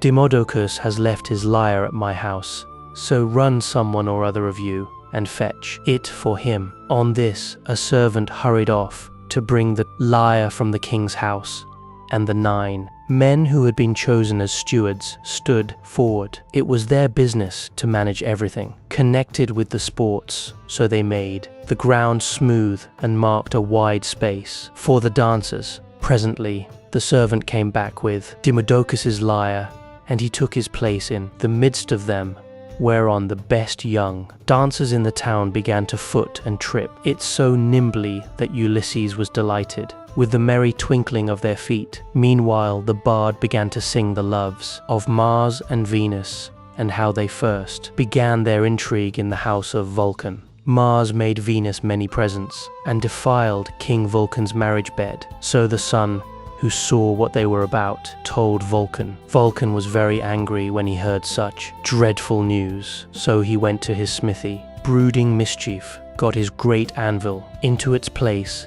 and began to forge some chains which none could either unloose or break, so that they might stay there in that place. When he had finished his snare, he went into his bedroom and festooned the bedposts all over with chains like cobwebs. He also let many hang down from the great beam of the ceiling. Not even a god could see them, so fine and subtle were they. As soon as he had spread the chains all over the bed, he made as though he were setting out for the fair state of Lemnos, which of all places in the world was the one he was most fond of. But Mars kept no blind lookout, and as soon as he saw him start, hurried off to his house, burning with love for Venus. Now Venus had just come in from a visit to her father, Jupiter, and was about sitting down when Mars came inside the house, and said as he took her hand in his own, "Let us go to the couch of Vulcan. He is not at home, but has gone off to Lemnos among the Lintians, whose speech is barbarous." She was nothing loath, so they went to the couch to take their rest, whereon they were caught in the toils which cunning Vulcan had spread for them, and could neither get up nor stir hand or foot, but found too late that they were in a trap. Then Vulcan came up to them, for he had turned back before reaching Lemnos, when his scout, the sun, told him what was going on. He was in a furious passion, and stood in the vestibule making a dreadful noise as he shouted to all the gods. "Father Jupiter," he cried, "and all you other blessed gods who live forever, come here and see the ridiculous and disgraceful sight that I will show you. Jupiter's daughter Venus is always dishonoring me because I am lame. She is in love with Mars, who is handsome and clean built, whereas I am a cripple. But my parents are to blame for that, not I. They ought never to have begotten me. Come and see the pair together asleep on my bed. It makes me furious to look at them. They are very fond of one another, but I do not think they will lie there longer than they can help, nor do I think that they will sleep much. There, however, they shall stay till her father has repaid me the sum I gave him for his baggage of a daughter, who is fair but not honest." On this the gods gathered to the house of Vulcan. Earth encircling Neptune came, and Mercury, the bringer of luck, and King Apollo. But the goddesses stayed at home, all of them, for shame. Then the givers of all good things stood in the doorway, and the blessed gods roared with inextinguishable laughter as they saw how cunning Vulcan had been, whereon one would turn towards his neighbor saying, "Ill deeds do not prosper, and the weak confound the strong. See how limping Vulcan, lame as he is, has caught Mars, who is the fleetest god in heaven, and now Mars will be cast in heavy damages." Thus did they converse, but King Apollo said to Mercury, "Messenger Mercury, giver of good things, you would not care how strong the chains were, would you, if you could sleep with Venus?" "King Apollo," answered Mercury, "I only wish I might get the chance, though there were 3 times as many chains, and you might look on, all of you gods and goddesses, but I would sleep with her if I could." The immortal gods burst out laughing as they heard him, but Neptune took it all seriously and kept on imploring Vulcan to set Mars free again. "Let him go," he cried, "and I will undertake, as you require, that he shall pay you all the damages that are held reasonable among the immortal gods." "Do not," replied Vulcan, "ask me to do this. A bad man's bond is bad security. What remedy could I enforce against you if Mars should go away and leave his debts behind him along with his chains?" "Vulcan," said Neptune, "if Mars goes away without paying his damages, I will pay you myself. So Vulcan answered, in this case I cannot and must not refuse you. Thereon he loosed the bonds that bound them, and as soon as they were free, they scampered off Mars to Thrace, and laughter-loving Venus to Cyprus and to Paphos, where is her grove and her altar fragrant with burnt offerings. Here the Graces bathed her and anointed her with oil of ambrosia, such as the immortal gods make use of, and they clothed her in raiment of the most enchanting beauty. Thus sang the bard, and both Ulysses and the seafaring Phaeacians were charmed as they heard him. Then Alcinous told Laodamas and Helias to dance alone, for there was no one to compete with them. So they took a red ball which Polybus had made for them, and one of them bent himself backwards and threw it up towards the clouds, while the other jumped from off the ground and caught it with ease before it came down again. When they had done throwing the ball straight up into the air, they began to dance, and at the same time kept on throwing it backwards and forwards to one another, while all the young men in the ring applauded and made a great stamping with their feet. Then Ulysses said, King Alcinous, you said your people were the nimblest dancers in the world, and indeed they have proved themselves to be so. I was astonished as I saw them. The king was delighted at this, and exclaimed to the Phaeacians, older men, and town councillors, our guest seems to be a person of singular judgment. Let us give him such proof of our hospitality as he may reasonably expect. There are 12 chief men among you, and counting myself, there are 13. Contribute each of you a clean cloak, a shirt, and a talent of fine gold. Let us give him all this in a lump down at once, so that when he gets his supper, he may do so with a light heart. As for Euryalus, he will have to make a formal apology, and a present too, for he has been rude. Thus did he speak. The others, all of them, applauded his saying, and sent their servants to fetch the presents. Then Euryalus said, King Alcinous, I will give the stranger all the satisfaction you require.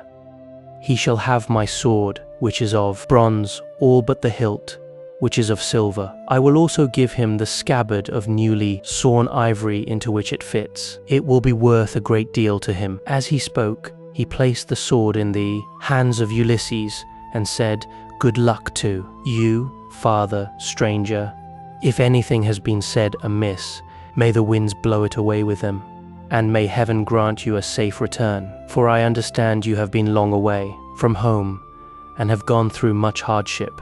To which Ulysses answered, Good luck to you too, my friend, and may the gods grant you every happiness. I hope you will not miss the sword you have given me along with your apology.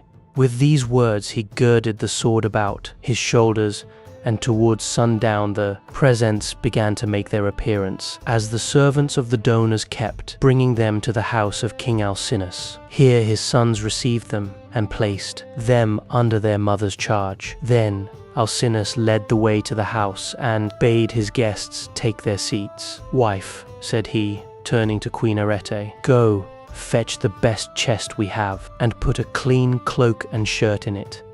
Also set a copper on the fire and heat some water. Our guest will take a warm bath. See also to the careful packing of the presents that the noble Phaeacians have made him. He will thus better enjoy both his supper and the singing that will follow.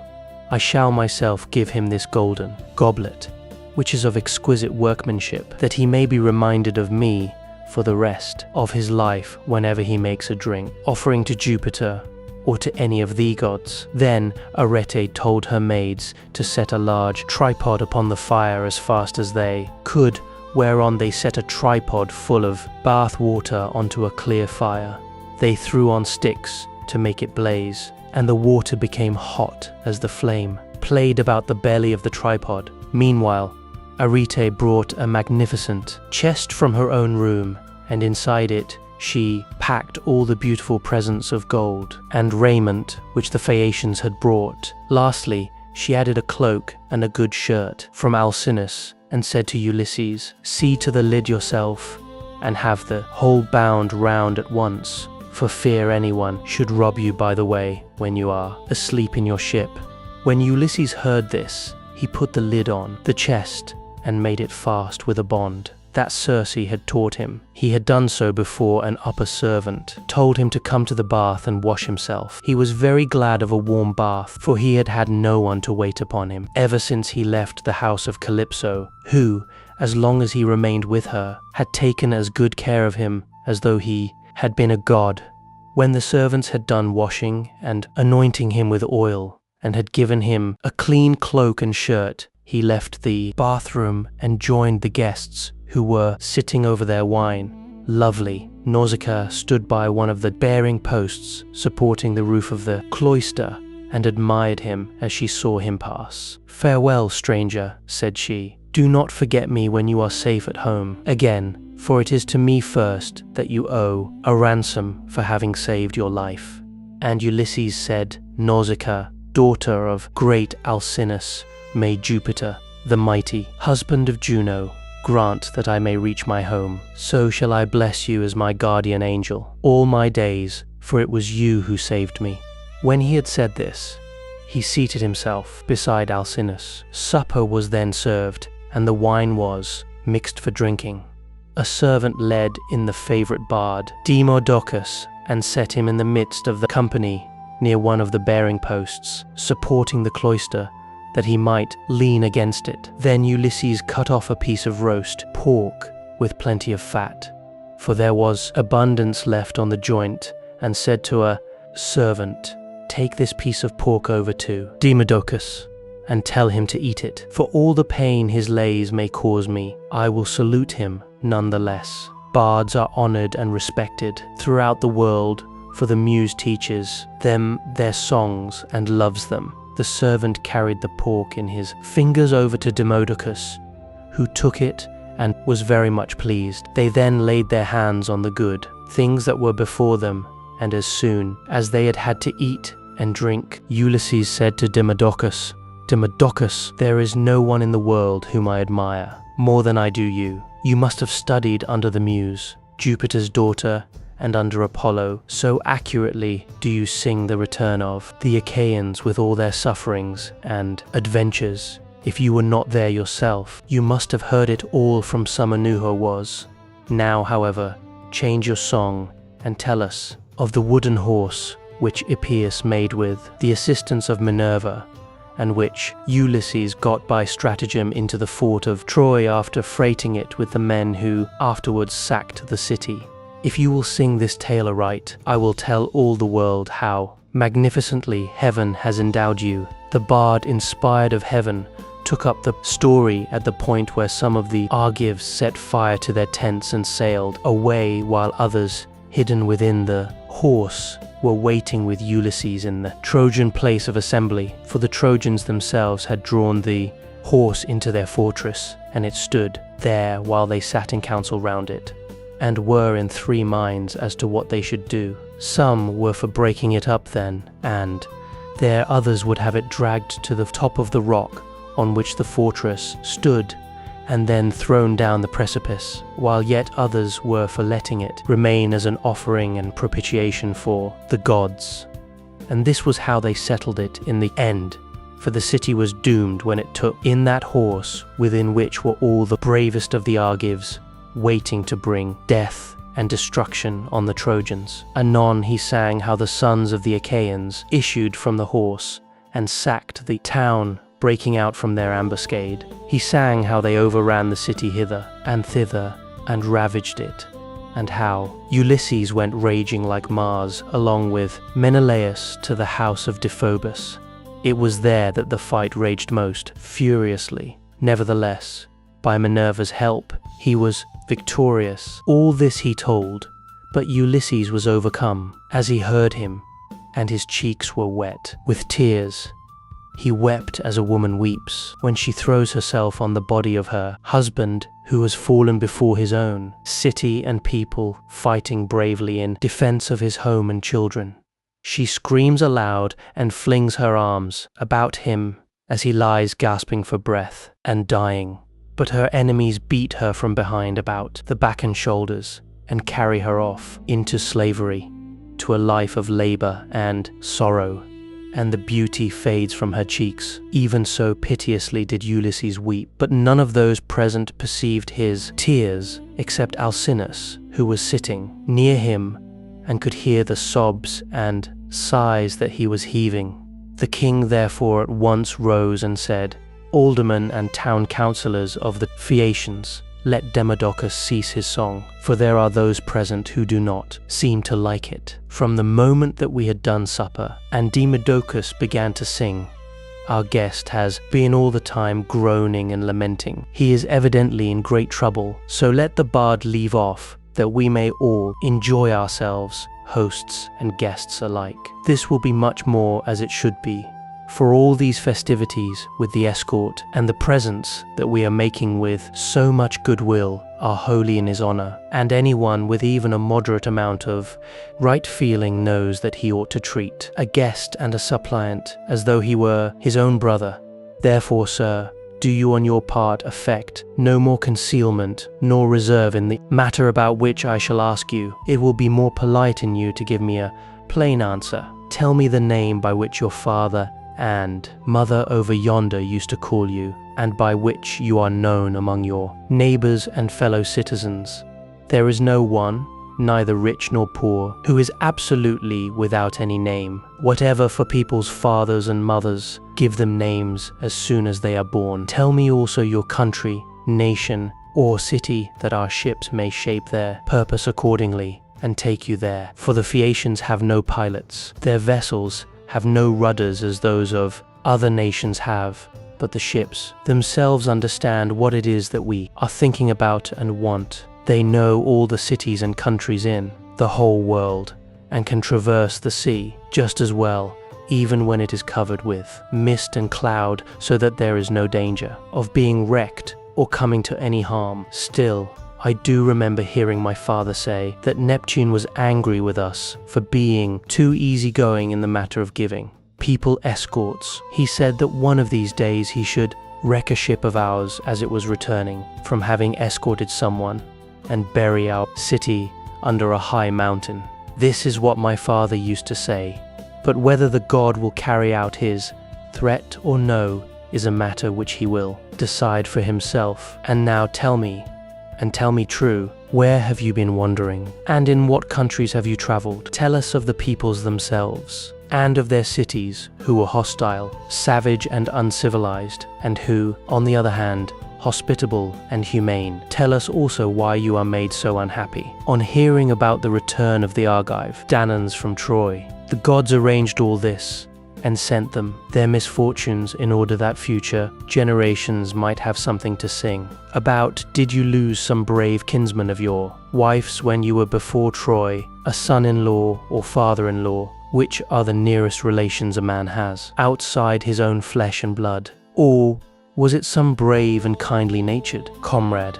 For a good friend is as dear to a man as his own brother. Book 9. And Ulysses answered, King Alcinous, it is a good thing to hear a bard with such a divine voice as this man has. There is nothing better or more delightful than when a whole people make merry, together with the guests sitting orderly to listen, while the table is loaded with bread and meats, and the cupbearer draws wine and fills his cup for every man. This is indeed as fair a sight as a man can see. Now, however, since you are inclined to ask the story of my sorrows, and rekindle my own sad memories in respect of them, I do not know how to begin, nor yet how to continue and conclude my tale, for the hand of heaven has been laid heavily upon me. Firstly, then, I will tell you my name, that you too may know it, and one day, if I outlive this time of sorrow, may become my guests, though I live so far away from all of you.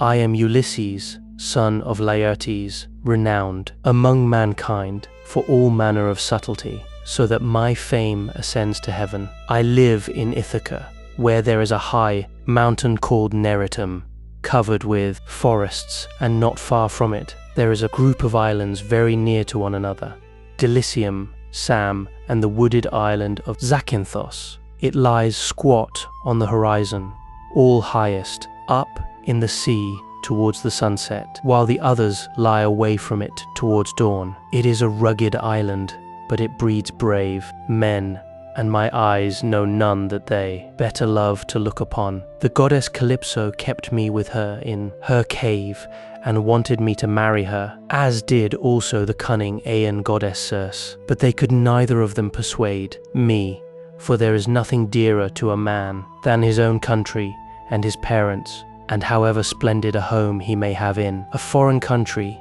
if it be far from father or mother, he does not care about it. Now, however, I will tell you of the many hazardous adventures which by Jupiter's will I met with on my return from Troy. When I had set sail thence, the wind took me first to Ismarus, which is the city of the Cyclops. There I sacked the town and put the people to the sword. We took their wives and so much booty, which we divided equitably amongst us, so that none might have reason to complain. I then said that we had better make off at once, but my men very foolishly would not obey me, so they stayed there drinking much wine and killing great numbers of sheep and oxen on the seashore. Meanwhile, the Cyclops cried out for help to other Cyclops who lived inland. These were more in number and stronger, and they were more skilled, for they could fight either from chariots or on foot as the occasion served. In the morning, therefore, they came as thick as leaves in bloom in summer, and the hand of heaven was against us,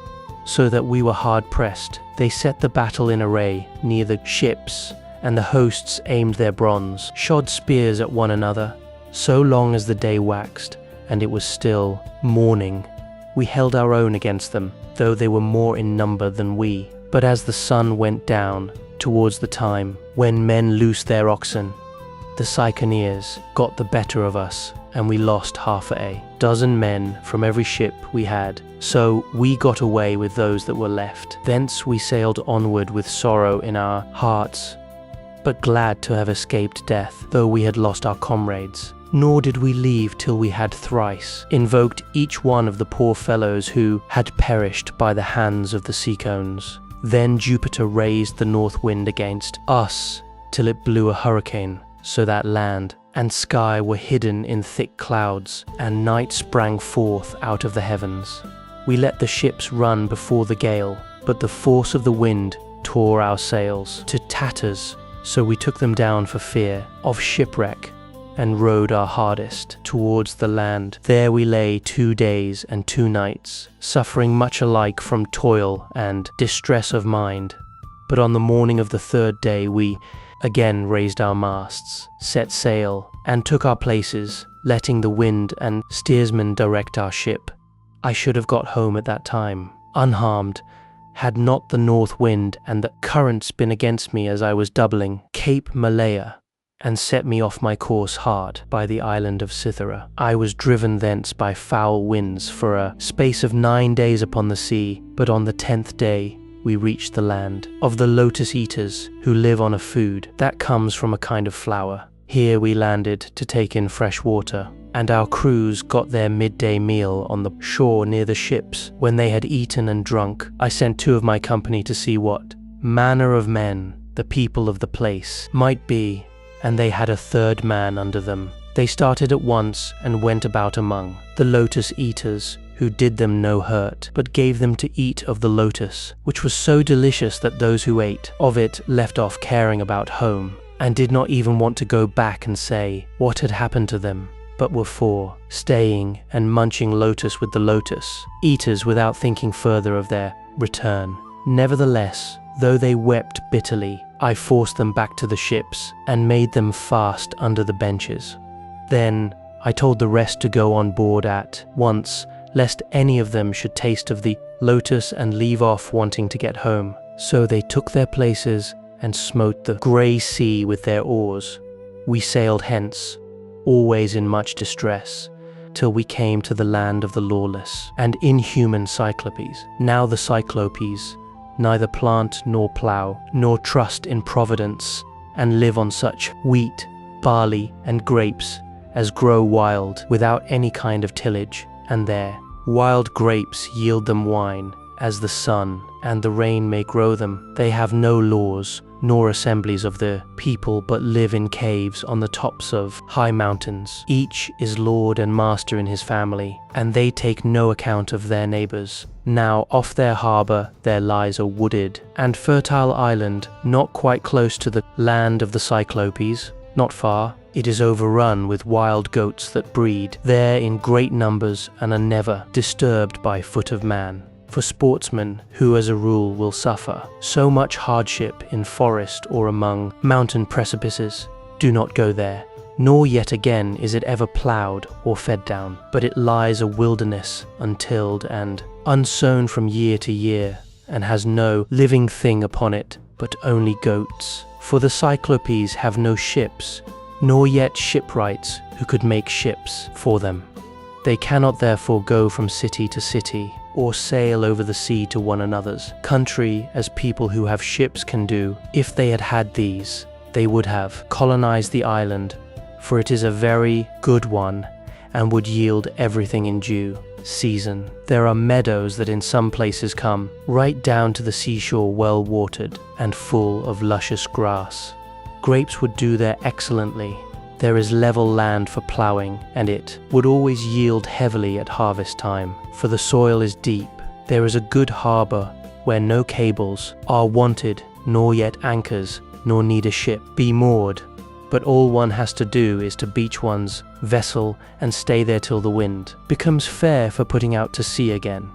At the head of the harbour there is a spring of clear water coming out of a cave, and there are poplars growing all round it. Here we entered, but so dark was the night that some god must have brought us in for. There was nothing whatever to be seen. A thick mist hung all round our ships.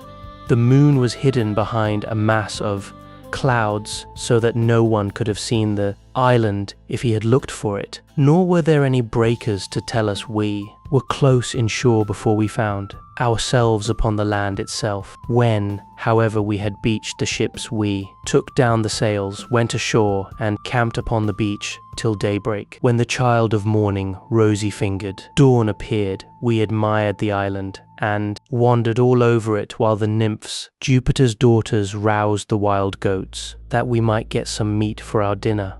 On this we fetched our spears and bows and arrows from the ships, and dividing ourselves into 3 bands began to shoot. The goats, heaven sent us excellent sport. I had 12 ships with me, and each ship got 9 goats, while my own ship had 10. Thus, through the live long day to the going down of the sun, we ate and drank our fill, and we had plenty of wine left for. Each one of us had taken many jars full. When we sacked the city of the Cicones, and this had not yet run out, while we were feasting, we kept turning our eyes towards the land of the Cyclopes, which was hard by, and saw the smoke of their stubble fires. We could almost fancy we heard their voices and the bleating of their sheep and goats.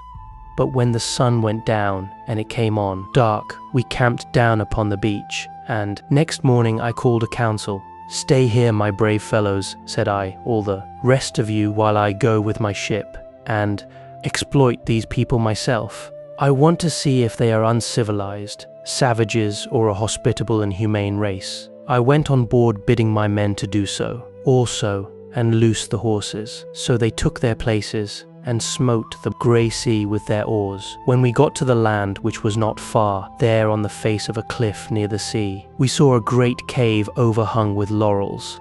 It was a station for a great many sheep and goats, and outside there was a large yard with a high wall round it made of stones built into the ground, and of trees, both pine and oak. This was the abode of a huge monster, who was then away from home shepherding his flocks. He would have nothing to do with other people, but led the life of an outlaw. He was a horrid creature, not like a human being at all, but resembling rather some crag that stands out boldly against the sky on the top of a high mountain. I told my men to draw the ship ashore and stay where they were, all but the 12 best among them, who were to go along with myself. I also told my men to take a goat skin of sweet black wine which had been given me by Meron, son of Euanthes, who was priest of Apollo, the patron god of Ismaris, and lived within the wooded precincts of the temple. When we were sacking the city, we respected him and spared his life, as also his wife and child. So he made me some presents of great value, 7 talents of fine gold, and a bowl of silver with 12 jars of sweet wine, and of the most exquisite flavor. Not a man nor maid in the house knew about it, but only himself, his wife, and one housekeeper. When he drank it, he mixed 20 parts of water to 1 of wine, and yet the fragrance from the mixing bowl was so exquisite that it was impossible to refrain from drinking. I filled a large skin with this wine, and took a wallet full of provisions with me, for my mind misgave me that I might have to deal with some savage who would be of great strength and would respect neither right nor law. We soon reached his cave, but he was out shepherding, so we went inside and took stock of all that we could see. His cheese racks were loaded with cheeses, and he had more lambs and kids than his pens could hold. They were kept in separate flocks. First, there were the hoggets, then the oldest of the younger lambs, and lastly, the very young ones, all kept apart from one another. As for his dairy, all the vessels, bowls and milk pails into which he milked were swimming with whey. When they saw all this, my men begged me to let them first steal some cheeses and make off with them to the ship. They would then return, drive down the lambs and kids, put them on board, and sail away with them. It would have been indeed better if we had done so, but I would not listen to them in the hope that he might give me a present. When, however, we saw him, my poor men found him ill to deal with. We lit a fire, offered some of the cheeses, in sacrifice ate others of them, and then sat waiting till the Cyclops should come in with his sheep. When he came, he brought in with him a huge load of dry firewood to light the fire for his supper, and this he flung with such a noise onto the floor of his cave that we hid ourselves for fear at the far end of the cavern. Meanwhile, he drove all the ewes inside, as well as the she-goats that he was going to milk, leaving the males, both rams and he-goats, outside in the yards. Then he rolled a huge stone to the mouth of the cave, so huge that 22 strong 4-wheeled wagons would not be enough to draw it from its place against the doorway. When he had so done, he milked his ewes and goats all in due course, and then let each of them have her own young. He curdled half the milk and set it aside in wicker strainers, but the other half he poured into bowls that he might drink it for his supper. When he had got through with all his work, he lit the fire and then caught sight of us, whereon he said, "Strangers, who are you? Where do you sail from? Are you traders, or do you sail the sea as rovers, and every man's hand against you?" We were frightened out of our senses by his loud voice and monstrous form, but I managed to say, "We are Achaeans on our way home from Troy, but by the will of Jupiter and stress of weather we have been driven far out of our course. We are the people of Agamemnon, son of Atreus, who has won infinite renown throughout the whole world by sacking so great a city and killing so many people. We therefore humbly pray you to show us some hospitality, and otherwise make us such presents as visitors may reasonably expect. May your excellency fear the wrath of heaven, for we are your suppliants, and Jupiter takes all respectable travelers under his protection, for he is the avenger of all suppliants and foreigners in distress." To this he gave me but a pitiless answer. "Stranger," said he, "you are a fool, or else you know nothing of this country. Talk to me indeed about fearing the gods, or shunning their anger. We Cyclopes do not care about Jupiter or any of your blessed gods, for we are ever so much stronger than they. I shall not spare either yourself or your companions out of any regard for Jupiter, unless I am in the humor for doing so. And now tell me where you made your ship fast when you came on shore. Was it round the point, or is she lying straight off the land?" He said this to draw me out, but I was too cunning to be caught in that way, so I answered with a lie. "Neptune said, I sent my ship onto the rocks at the far end of your country and wrecked it. We were driven onto them from the open sea, but I and those who are with me escaped the jaws of death. The cruel wretch vouchsafed me not one word of answer, but with a sudden clutch he gripped up 2 of my men at once and dashed them down upon the ground as though they had been puppies. Their brains were shed upon the ground, and the earth was wet with their blood. Then he tore them limb from limb and supped upon them. He gobbled them up like a lion in the wilderness, flesh, bones, marrow, and entrails without leaving anything uneaten. As for us, we wept and lifted up our hands to heaven on seeing such a horrid sight, for we did not know what else to do. But when the Cyclops had filled his huge paunch and had washed down his meal of human flesh with a drink of neat milk, he stretched himself full length upon the ground among his sheep and went to sleep. I was at first inclined to seize my sword, draw it, and drive it into his vitals. But I reflected that if I did, we should all certainly be lost, for we should never be able to shift the stone which the monster had put in front of the door. So we stayed sobbing and sighing where we were till morning came. When the child of morning rosy-fingered dawn appeared, he again lit his fire, milked his goats and ewes all quite rightly, and then let each have her own young one. As soon as he had got through with all his work, he clutched up 2 more of my men and began eating them for his morning's meal. Presently, with the utmost ease, he rolled the stone away from the door and drove out his sheep, but he at once put it back again, as easily as though he were merely clapping the lid onto a quiver full of arrows. As soon as he had done so, he shouted and cried shoo, shoo after his sheep to drive them onto the mountain. So I was left to scheme some way of taking my revenge and covering myself with glory. In the end, I deemed it would be the best plan to do as follows. The Cyclops had a great club, which was lying near one of the sheep pens. It was of green olive wood, and he had cut it, intending to use it for a staff as soon as it should be dry. It was so huge that we could only compare it to the mast of a 20-oared merchant vessel of large burden and able to venture out into open sea. I went up to this club and cut off about 6 feet of it. I then gave this piece to the men and told them to fine it evenly off at one end, which they proceeded to do.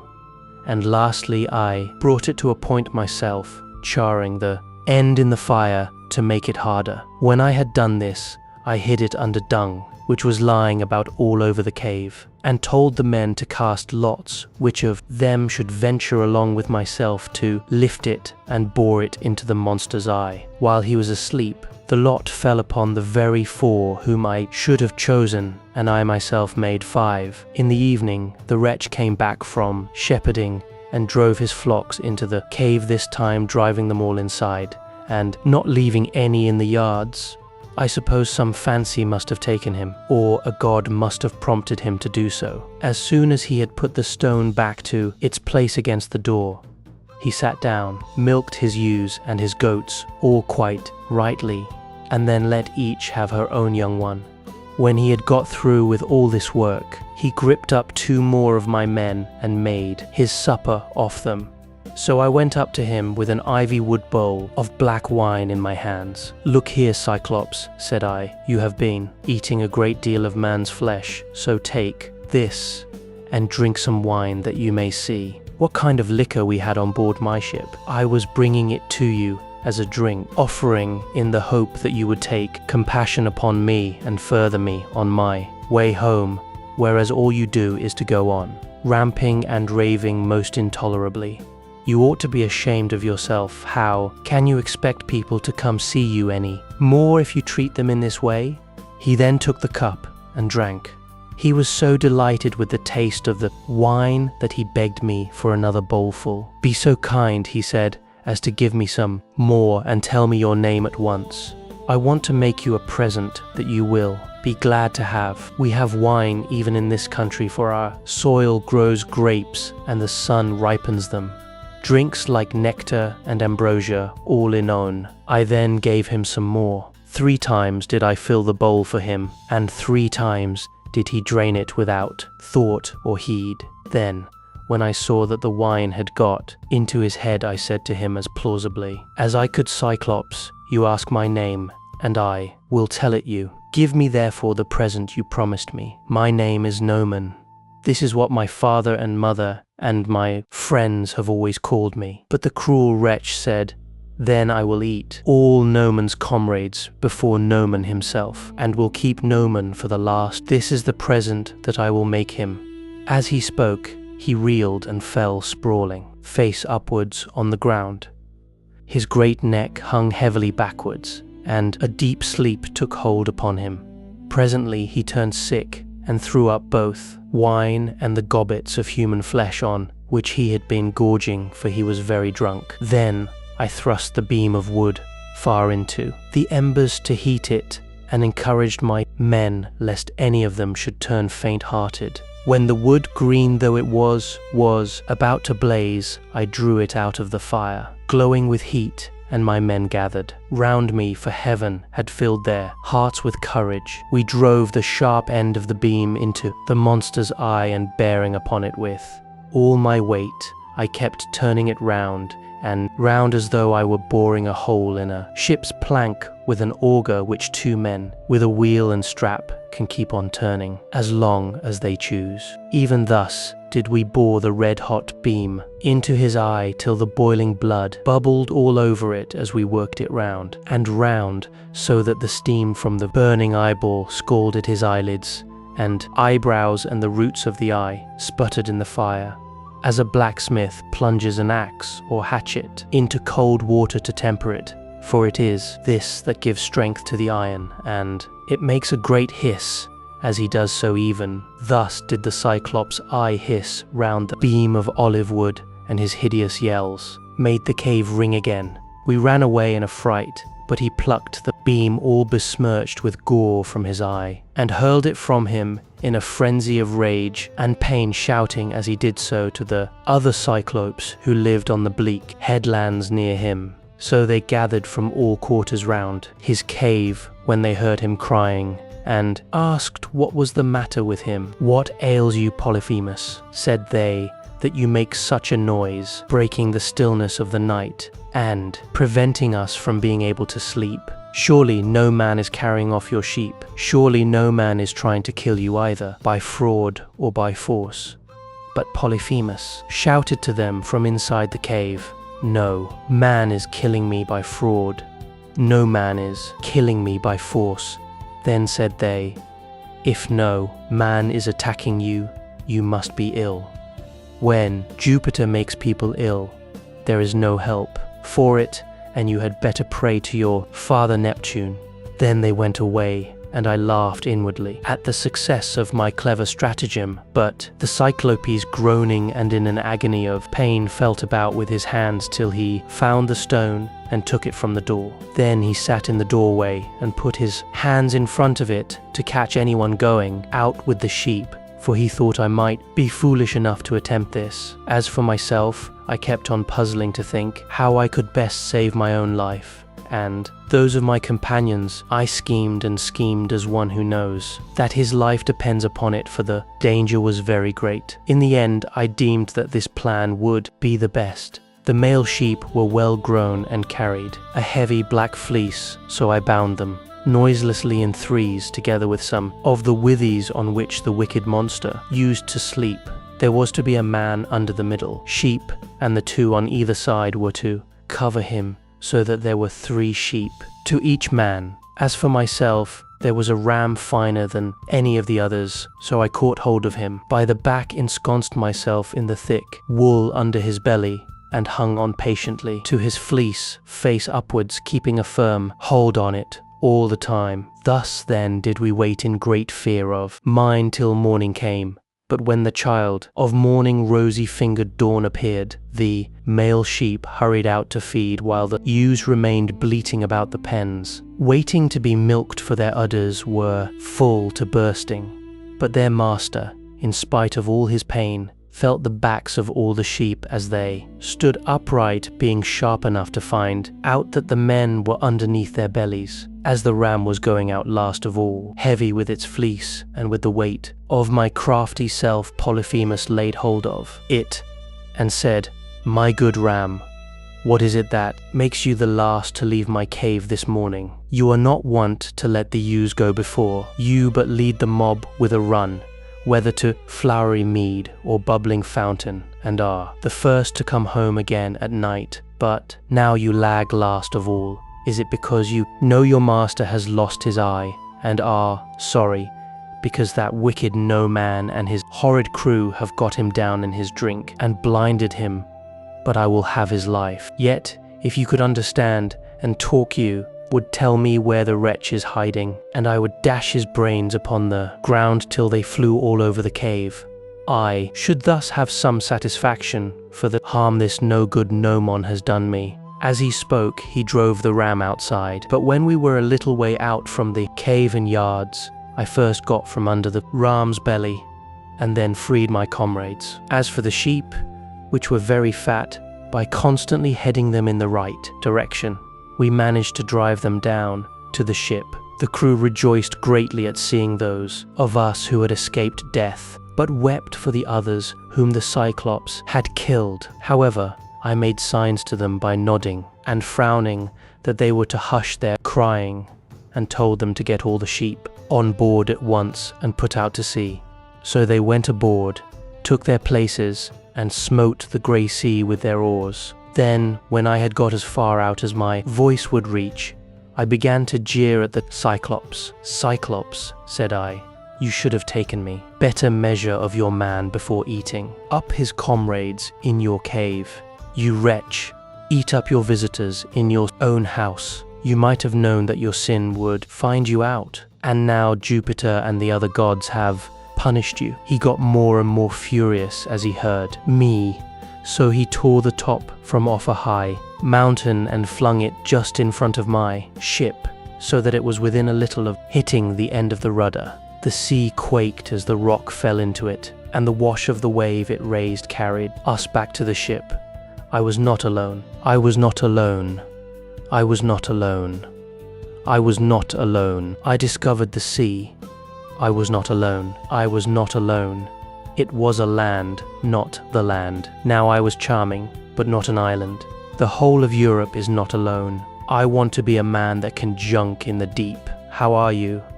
I was charming. A man that loves the sea? How are you? To me you are a Cels, you are Königs. You need to drowning in water, or to be shaved to not have to come to nature as lost? I do not know even your Bernie rejoice, with all the hearing. Ademas, I do not know of any such wrongdoing. I am Nanany to Gulgazia says of my age who sung like 5. Let not please me. I would love to be like you, but it would be casual for an Aeaean to provoke this savage creature further. He has thrown one rock at us already, which drove us back again to the mainland, and we made sure it had been the death of us. If he had then heard any further sound of voices, he would have pounded our heads and our ship's timbers into a jelly. With the rugged rocks he would have heaved at us, for he can throw them a long way. But I would not listen to them, and shouted out to him in my rage, "Cyclops, if anyone asks you who it was that put your eye out and spoiled your beauty, say it was the valiant warrior Ulysses, son of Laertes, who lives in Ithaca." On this he groaned and cried out, "Alas, alas." Then the old prophecy about me is coming true. There was a prophet here at one time, a man both brave and of great stature, Telemachus, son of Eumaeus, who was an excellent seer, and did all the prophesying for the Cyclopes till he grew old. He told me that all this would happen to me some day, and said I should lose my sight by the hand of Ulysses. I have been all along expecting someone of imposing presence and superhuman strength, whereas he turns out to be a little insignificant weakling who has managed to blind my eye by taking advantage of me in my drink. Come here then, Ulysses, that I may make you presents to show my hospitality and urge Neptune to help you forward on your journey. For Neptune and I are father and son.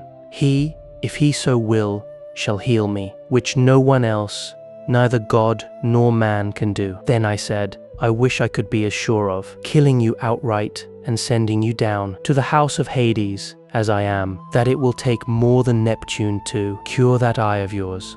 On this he lifted up his hands to the firmament of heaven and prayed, saying, "Hear me, great Neptune. If I am indeed your own true-begotten son, grant that Ulysses may never reach his home alive, or if he must get back to his friends at last, let him do so late, and in sore plight.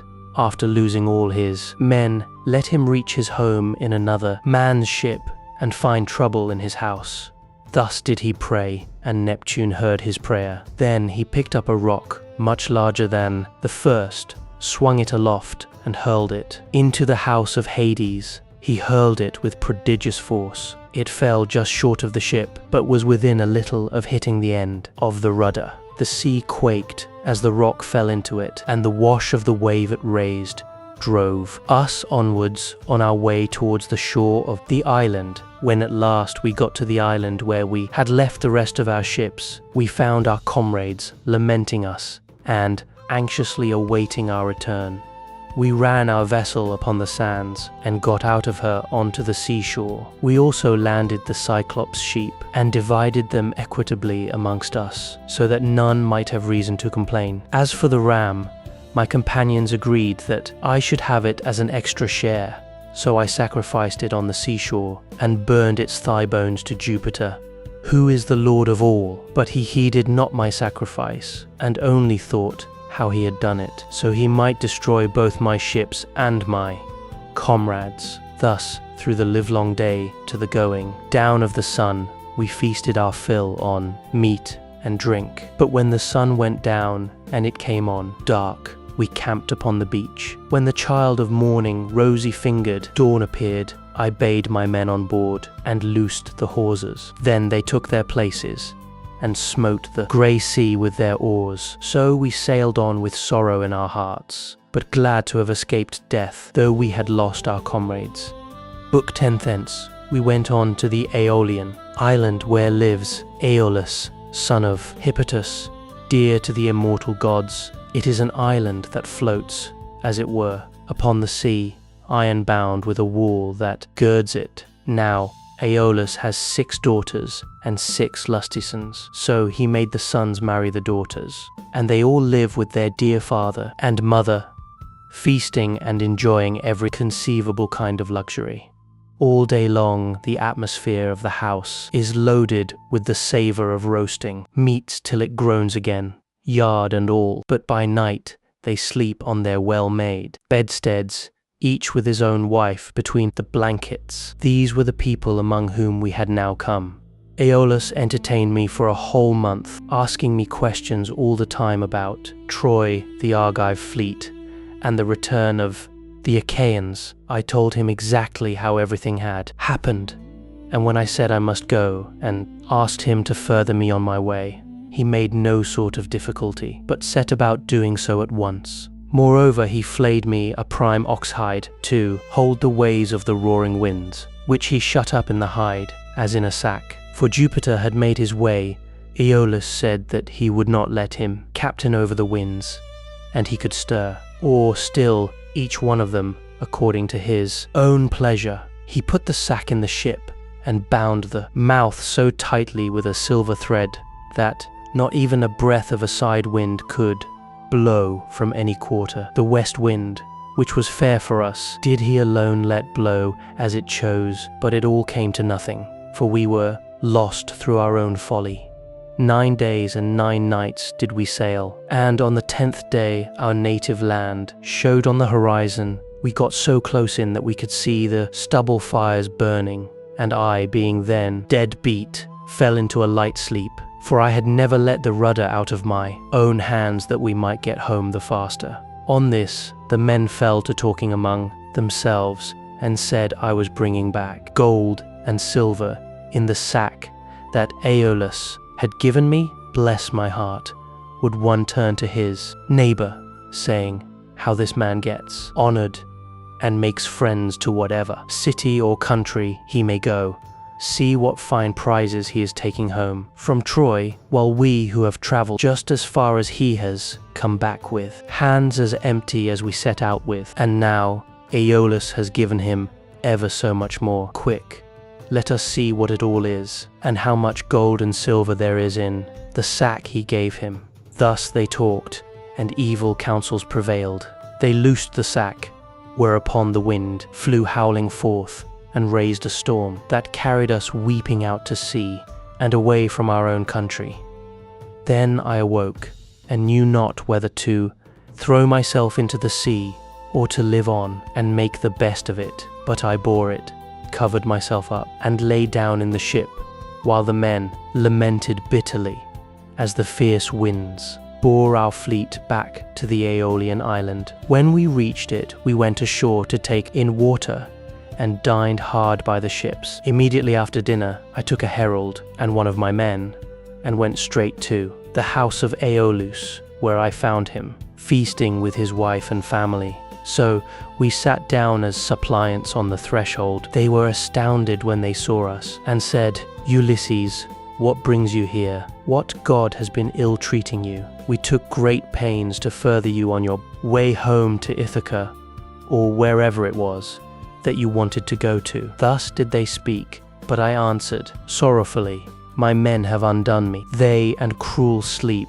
have ruined me. My friends, mend me this mischief, for you can, if you will." I spoke as movingly as I could, but they said nothing till their father answered, "Vilest of mankind, get you gone at once out of the island. Him whom heaven hates will I in no wise help. Be off, for you come here as one abhorred of heaven." And with these words he sent me sorrowing from his door. Thence we sailed sadly on, till the men were worn out with long and fruitless rowing, for there was no longer any wind to help them.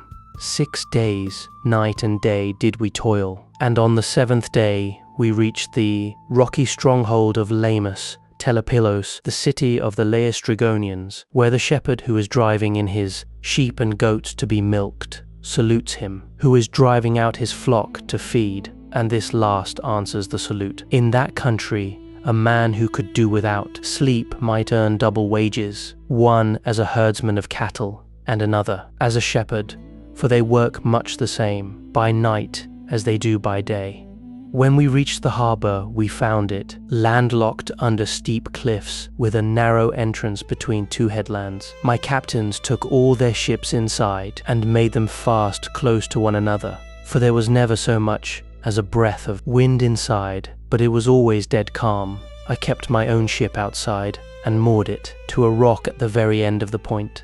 Then I climbed a high rock to reconnoiter, but could see no sign, neither of man nor cattle, only some smoke rising from the ground. So I sent 2 of my company with an attendant to find out what sort of people the inhabitants were. The men, when they got on shore, followed a level road by which the people draw their firewood from the mountains into the town, till presently they met a young woman who had come outside to fetch water, and who was daughter to a Laestrygonian named Antiphates. She was going to the fountain Artacia, from which the people bring in their water, and when my men had come close up to her, they asked her who the king of that country might be, and over what kind of people he ruled. So she directed them to her father's house, but when they got there, they found his wife to be a giantess as huge as a mountain, and they were horrified at the sight of her. She at once called her husband Antiphates from the place of assembly, and forthwith he set about killing my men. He snatched up one of them and began to make his dinner off him then and there, whereon the other 2 ran back to the ships as fast as ever they could. But Antiphates raised a hue and cry after them, and thousands of sturdy Laestrygonians sprang up from every quarter, ogres, not men. They threw vast rocks at us from the cliffs, as though they had been mere stones, and I heard the horrid sound of the ships crunching up against one another, and the death cries of my men, as the Laestrygonians speared them like fishes and took them home to eat them. while they were thus killing my men within the harbour, I drew my sword, cut the cable of my own ship, and told my men to row with all their might, if they too would not fare like the rest. So they laid out for their lives, and we were thankful enough when we got into open water out of reach of the rocks they hurled at us. As for the others, there was not one of them left. Thence we sailed sadly on, glad to have escaped death, though we had lost our comrades, and came to the Aeaean island, where Circe lives, a great and cunning goddess, who is own sister to the magician Eumaeus, for they are both children of the sun by Circe, who is daughter to Oceanus.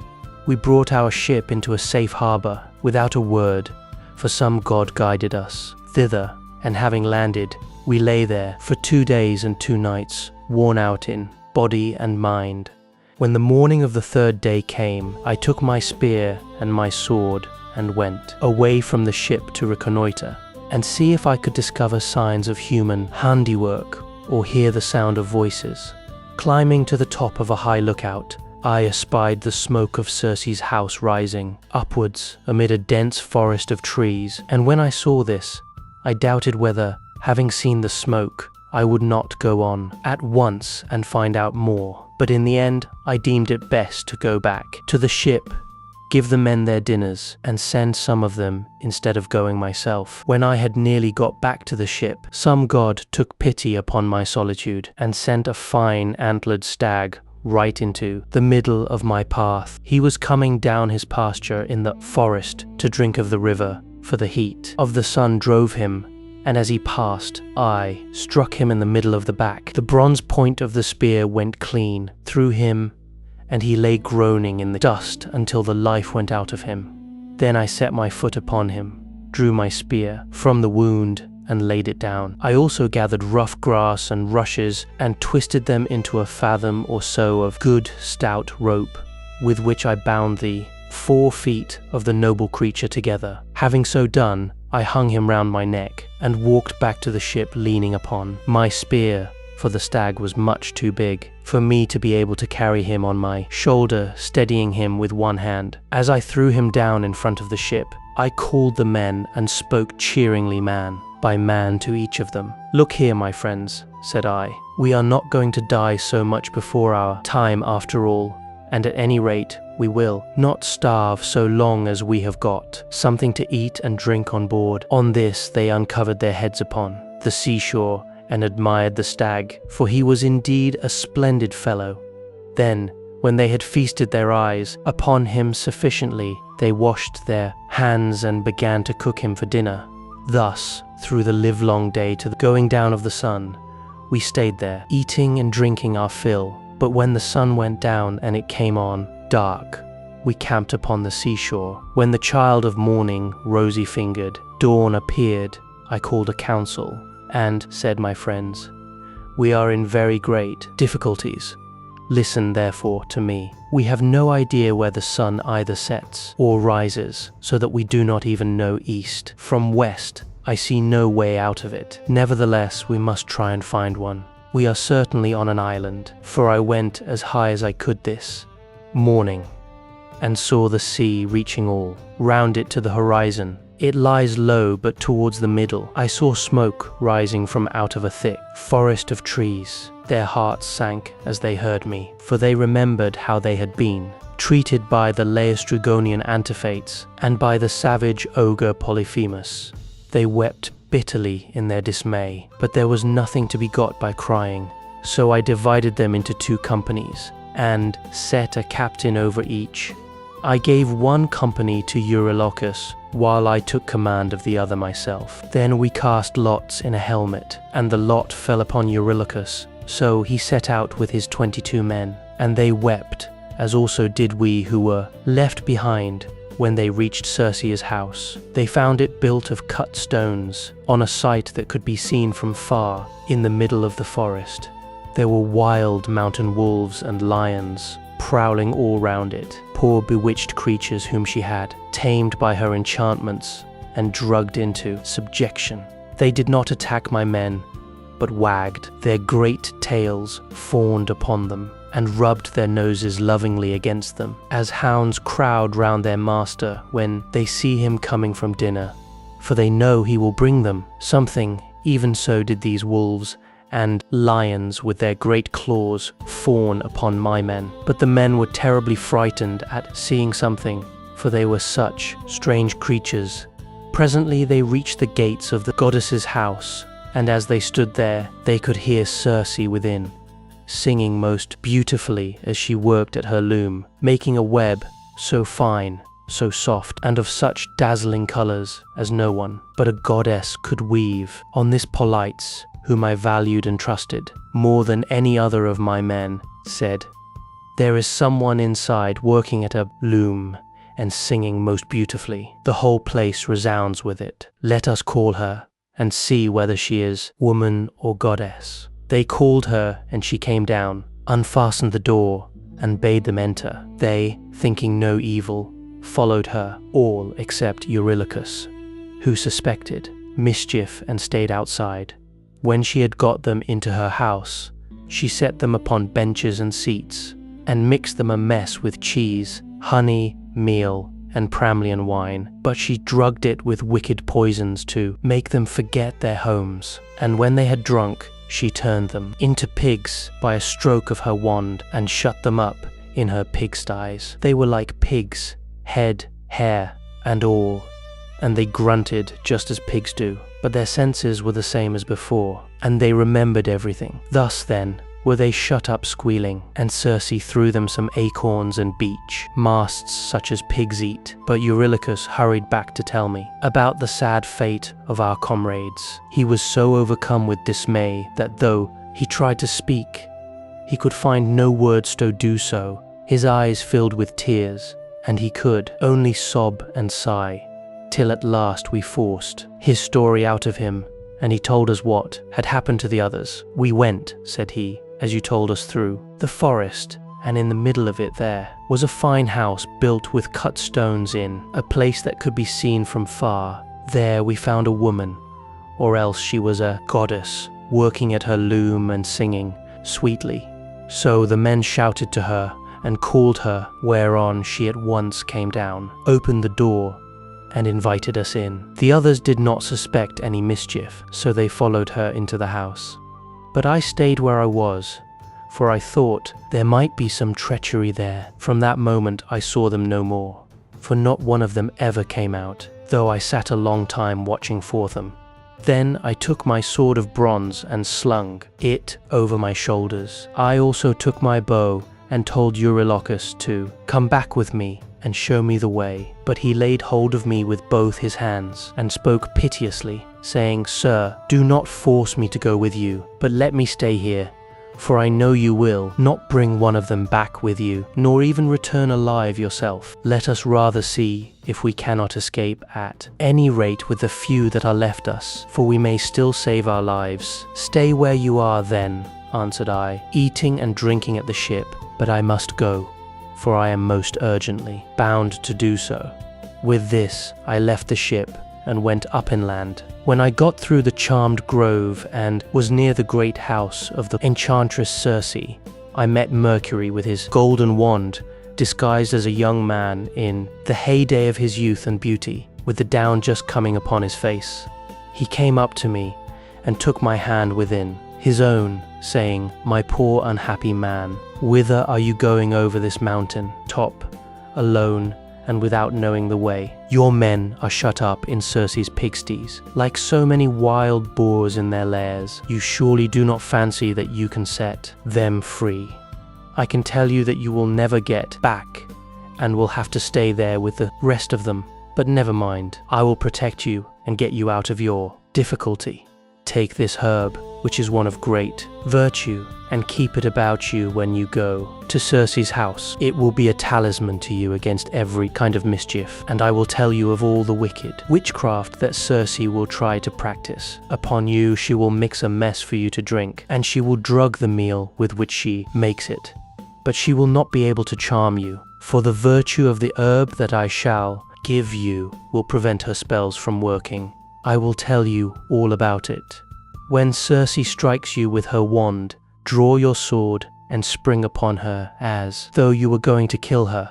She will then be frightened and will desire you to go to bed with her. On this you must not point blank refuse her, for you want her to set your companions free and to take good care also of yourself, but you must make her swear solemnly by all the blessed gods that she will plot no further mischief against you, or else, when she has got you naked, she will unman you and make you fit for nothing." As he spoke, he pulled the herb out of the ground and showed me what it was like. The root was black, while the flower was white. The gods call it moly, and mortal men cannot uproot it, but the gods can do whatever they like. Then Mercury went back to high Olympus, passing over the wooded island. But I fared onward to the house of Circe, and my heart was clouded with care as I walked along. When I got to the gates, I stood there and called the goddess, and as soon as she heard me, she came down, opened the door, and asked me to come in. So I followed her, much troubled in my mind. She set me on a richly decorated seat, inlaid with silver. There was a footstool also under my feet, and she mixed a mess in a golden goblet for me to drink, but she drugged it, for she meant me mischief. When she had given it to me, and I had drunk it without its charming me, she struck me with her wand. "There now," she cried, "be off to the pigsty, and make your lair with the rest of them." But I rushed to her, with my sword drawn, as though I would kill her, whereon she fell with a loud scream, clasped my knees, and spoke piteously, saying, "Who and whence are you? From what place and people have you come? How can it be that my drugs have no power to charm you? Never yet was any man able to stand so much as a taste of the herb I gave you. You must be spell-proof. Surely you can be none other than the bold hero Ulysses, who Mercury always said would come here some day with his ship, while on his way home from Troy. So be it then. Sheath your sword and let us go to bed, that we may make friends and learn to trust each other." And I answered, "Circe, how can you expect me to be friendly with you when you have just been turning all my men into pigs? And now that you have got me here myself, you mean me mischief when you ask me to go to bed with you and will unman me and make me fit for nothing. I shall certainly not consent to go to bed with you unless you will first take your solemn oath to plot no further harm against me." So she swore at once as I had told her, and when she had completed her oath, then I went to bed with her. Meanwhile, her 4 servants, who are her housemaids, set about their work. They are the children of the groves and fountains, and of the holy waters that run down into the sea. One of them spread a fair purple cloth over a seat and laid a carpet underneath it. Another brought tables of silver up to the seats and set them with baskets of gold. A third mixed some sweet wine with water in a silver bowl and put golden cups upon the tables, while the fourth brought in water and set it to boil in a large cauldron over a good fire which she had lighted. When the water in the cauldron was boiling, she poured cold water into it till it was just as I liked it.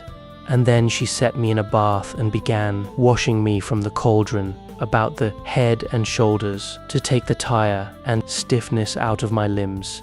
As soon as she had done washing me and anointing me with oil, she arrayed me in a good cloak and shirt and led me to a richly decorated seat inlaid with silver. There was a footstool also under my feet. A maidservant then brought me water in a beautiful golden ewer and poured it into a silver basin for me to wash my hands. And she drew a clean table beside me. An upper servant brought me bread and offered me many things of what there was in the house. And then Circe bade me eat, but I would not, and sat without heeding what was before me, still moody and suspicious. When Circe saw me sitting there without eating, and in great grief, she came to me and said, "Ulysses, why do you sit like that, as though you were dumb, gnawing at your own heart and refusing both meat and drink? Is it that you are still suspicious? You ought not to be, for I have already sworn solemnly that I will not hurt you." And I said, "Circe, No man with any sense of what is right can think of either eating or drinking in your house until you have set his friends free, and let him see them. If you want me to eat and drink, you must free my men and bring them to me, that I may see them with my own eyes." When I had said this, she went straight through the court with her wand in her hand and opened the pigsty doors.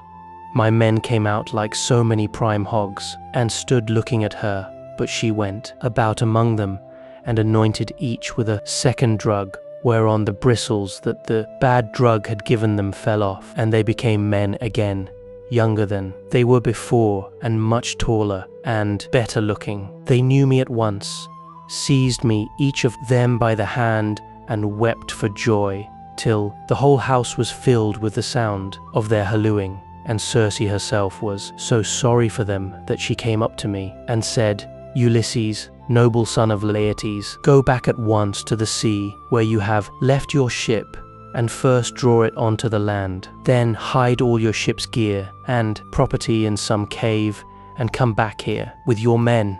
I agreed to this, so I went back to the seashore and found the men at the ship weeping and wailing most piteously. When they saw me, the silly blubbering fellows began frisking round me as calves break out and gambol round their mothers when they see them coming home to be milked after they have been feeding all day, and the homestead resounds with their lowing.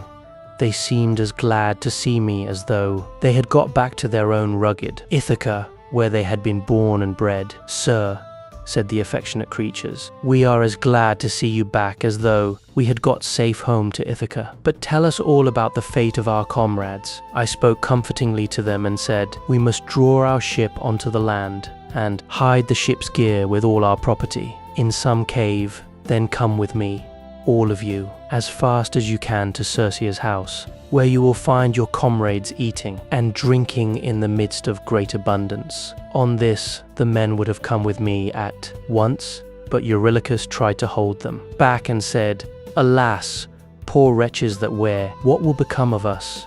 Rush not on your ruin by going to the house of Circe, who will turn us all into pigs or wolves or lions, and we shall have to keep guard over her house. Remember how the Cyclops treated us when our comrades went inside his cave and Ulysses with them. It was all through his sheer folly that those men lost their lives." When I heard him, I was enthused. I had two minds whether or not to draw the keen blade that hung by my sturdy thigh and cut his head off, in spite of his being a near relation of my own. But the men interceded for him and said, "Sir, if it may so be, let this fellow stay here and mind the ship, but take the rest of us with you to Circe's house." On this we all went inland, and Eurylochus was not left behind after all, but came on too, for he was frightened by the severe reprimand that I had given him. Meanwhile, Circe had been seeing that the men who had been left behind were washed and anointed with olive oil. She had also given them woolen cloaks and shirts, and when we came, we found them all comfortably at dinner in her house. As soon as the men saw each other face to face and knew one another, they wept for joy and cried aloud till the whole palace rang again. Thereon Circe came up to me and said, "Ulysses, noble son of Laertes, tell your men to leave off crying. I know how much you have all of you suffered at sea, and how ill you have fared among cruel savages on the mainland, but that is over now, so stay here and eat and drink till you are once more as strong and hearty as you were when you left Ithaca, for at present you are weakened both in body and mind. You keep all the time thinking of the hardships you have suffered during your travels, so that you have no more cheerfulness left in you." Thus did she speak, and we assented. We stayed with Circe for a whole 12-month, feasting upon an untold quantity both of meat and wine. But when the year had passed in the waning of moons and the long days had come round, my men called me apart and said, "Sir, it is time you began to think about going home, if so be you are to be spared to see your house and native country at all." Thus did they speak, and I assented. Thereon through the livelong day, to the going down of the sun, we feasted our fill on meat and wine. But when the sun went down, and it came on dark, the men laid themselves down to sleep in the covered cloisters. I, however, after I had got into bed with Circe, besought her by her knees, and the goddess listened to what I had got to say. "Circe," said I, "please to keep the promise you made me about furthering me on my homeward voyage. I want to get back, and so do my men. They are always pestering me with their complaints as soon as ever your back is turned." And the goddess answered, "Ulysses, noble son of Laertes, you shall none of you stay here any longer if you do not want to. But there is another journey which you have got to take before you can sail homewards. You must go to the house of Hades and of dread Proserpine to consult the ghost of the blind Thebes. He is the one prophet, Tiresias, whose reason is still unshaken. To him alone has Proserpine left his understanding even in death, but the other ghosts flit about aimlessly." I was dismayed when I heard this. I sat up in bed and wept, and would gladly have lived no longer to see the light of the sun. But presently, when I was tired of weeping and tossing myself about, I said, "And who shall guide me upon this voyage? For the house of Hades is a port that no ship can reach." "You will want no guide," she answered. "Raise your mast, set your white sails, sit quite still, and the north wind will blow you there of itself. When your ship has traversed the waters of Oceanus, you will reach the fertile shore of Proserpine's country, with its groves of tall poplars and willows that shed their fruit untimely. Here, beach your ship upon the shore of Oceanus, and go straight on to the dark abode of Hades. You will find it near the place where the rivers Periphlagathon and Cocytus, which is a branch of the river Styx, flow into Acheron, and you will see a rock near it just where the two roaring rivers run into one another. When you have reached this spot, as I now tell you, dig a trench, a cubit or so in length, breadth and depth, and pour into it as a drink offering to all the dead, first honey mixed with milk, then wine, and in the third place water, sprinkling white barley meal over the whole. Moreover, you must offer many prayers to the poor feeble ghosts, and promise them that when you get back to Ithaca, you will sacrifice a barren heifer to them, the best you have, and will load the pyre with good things. More particularly, you must promise that Tiresias shall have a black sheep all to himself, the finest in all your flocks. When you shall have thus besought the ghosts with you, offer them a ram and a black ewe bending their heads towards Erebus, but yourself turn away from them, as though you would make towards the river. On this, many dead men's ghosts will come to you, and you must tell your men to skin the 2 sheep that you have just killed, and offer them as a burnt sacrifice with prayers to Hades and to Proserpine.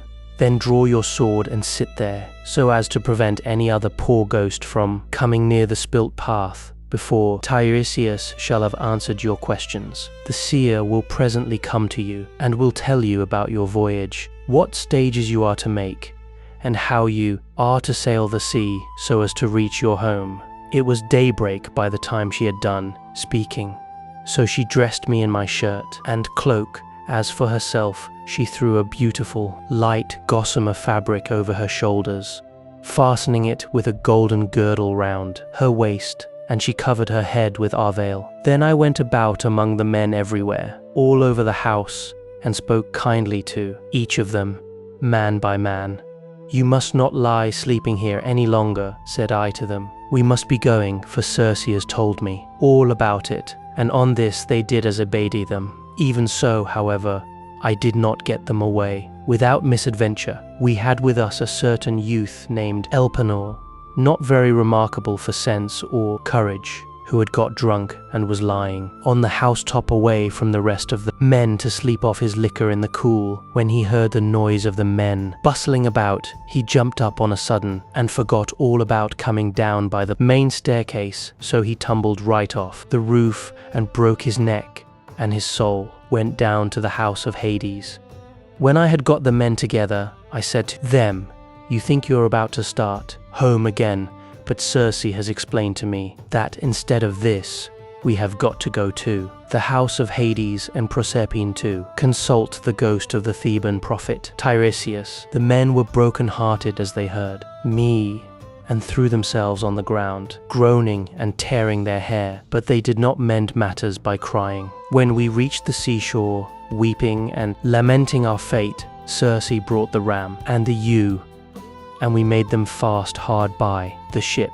She passed through the midst of us without our knowing it, for who can see the comings and goings of a god if the god does not wish to be seen? Book 11. Then, when we had got down to the seashore, we drew our ship into the water and got her mast and sails into her. We also put the sheep on board and took our places weeping and in great distress of mind. Circe, that great and cunning goddess, sent us a fair wind that blew dead aft and stayed steadily with us, keeping our sails all the time well filled. So we did whatever wanted doing to the ship's gear and let her go as the wind and helmsman headed her. All day long her sails were full as she held her course over the sea. But when the sun went down and darkness was over all the earth, we got into the deep waters of the river Oceanus, where lie the land and city of the Cimmerians, who live enshrouded in mist and darkness, which the rays of the sun never pierce, neither at his rising nor as he goes down again out of the heavens.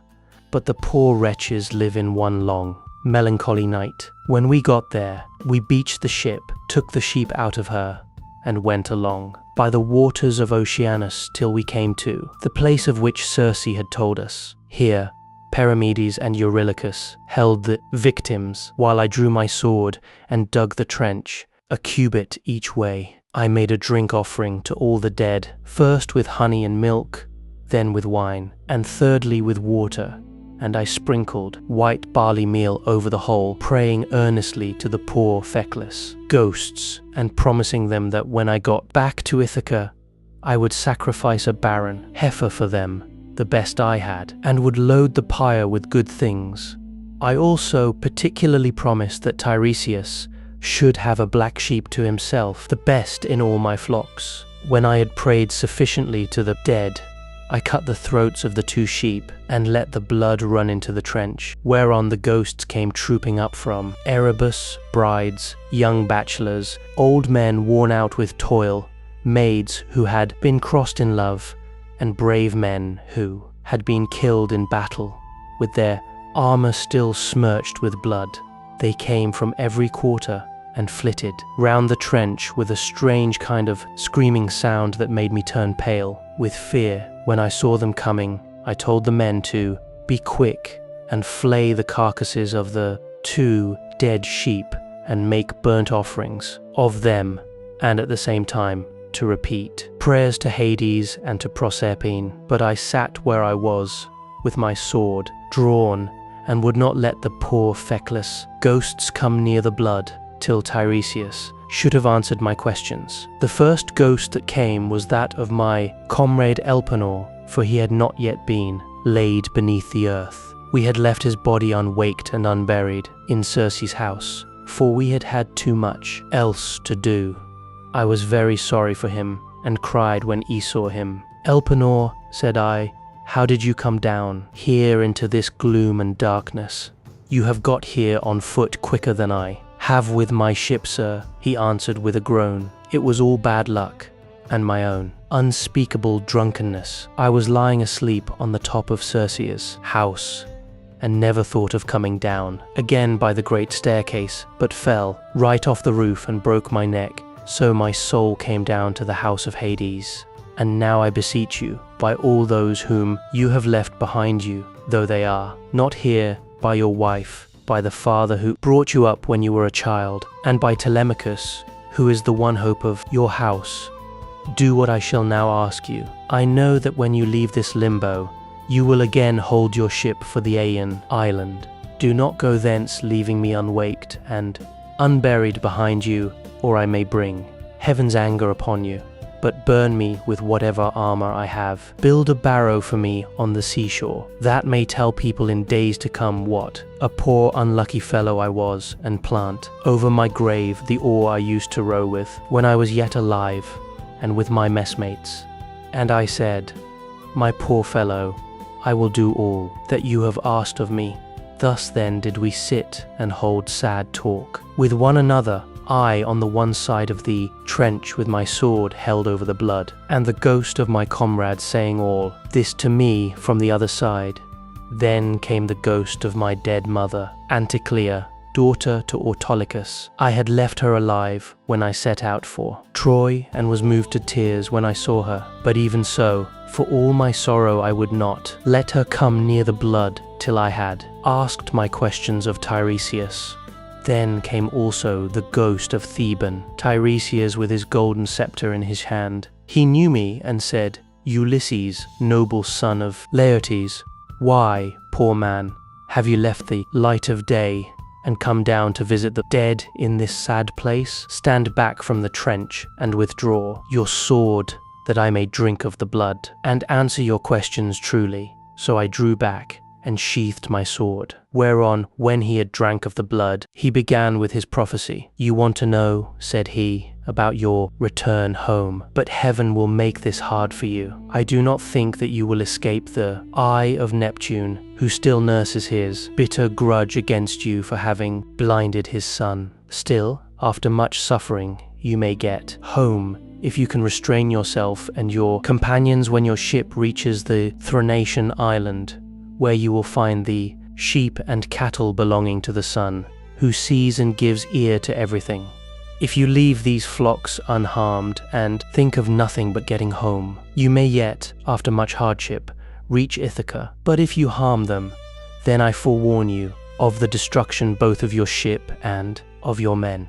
Even though you may yourself escape, you will return in bad plight after losing all your men in another man's ship, and you will find trouble in your house, which will be overrun by high-handed people who are devouring your substance under the pretext of paying court and making presents to your wife. When you get home, you will take your revenge on these suitors, and after you have killed them by force or fraud in your own house, you must take a well-made oar and carry it on and on, till you come to a country where the people have never heard of the sea, and do not even mix salt with their food, nor do they know anything about ships and oars that are as the wings of a ship. I will give you this certain token which cannot escape your notice. A wayfarer will meet you and will say it must be a winnowing shovel that you have got upon your shoulder. On this you must fix the oar in the ground and sacrifice a ram, a bull, and a boar to Neptune. Then go home and offer hecatombs to all the gods in heaven, one after the other. As for yourself, death shall come to you from the sea, and your life shall ebb away very gently when you are full of years and peace of mind, and your people shall bless you. All that I have said will come true. This, I answered, must be as it may please heaven. But tell me and tell me and tell me true. I see my poor mother's ghost close by us. She is sitting by the blood without saying a word, and though I am her own son, she does not remember me and speak to me. Tell me, sir, how I can make her know me. That, said he, I can soon do. Any ghost that you let taste of the blood will talk with you like a reasonable being, but if you do not let them have any blood, they will go away again. On this, the ghost of Tiresias went back to the house of Hades, for his prophecies had now been spoken. But I sat still where I was until my mother came up and tasted the blood. Then she knew me at once and spoke fondly to me, saying, My son, how did you come down to this abode of darkness while you are still alive?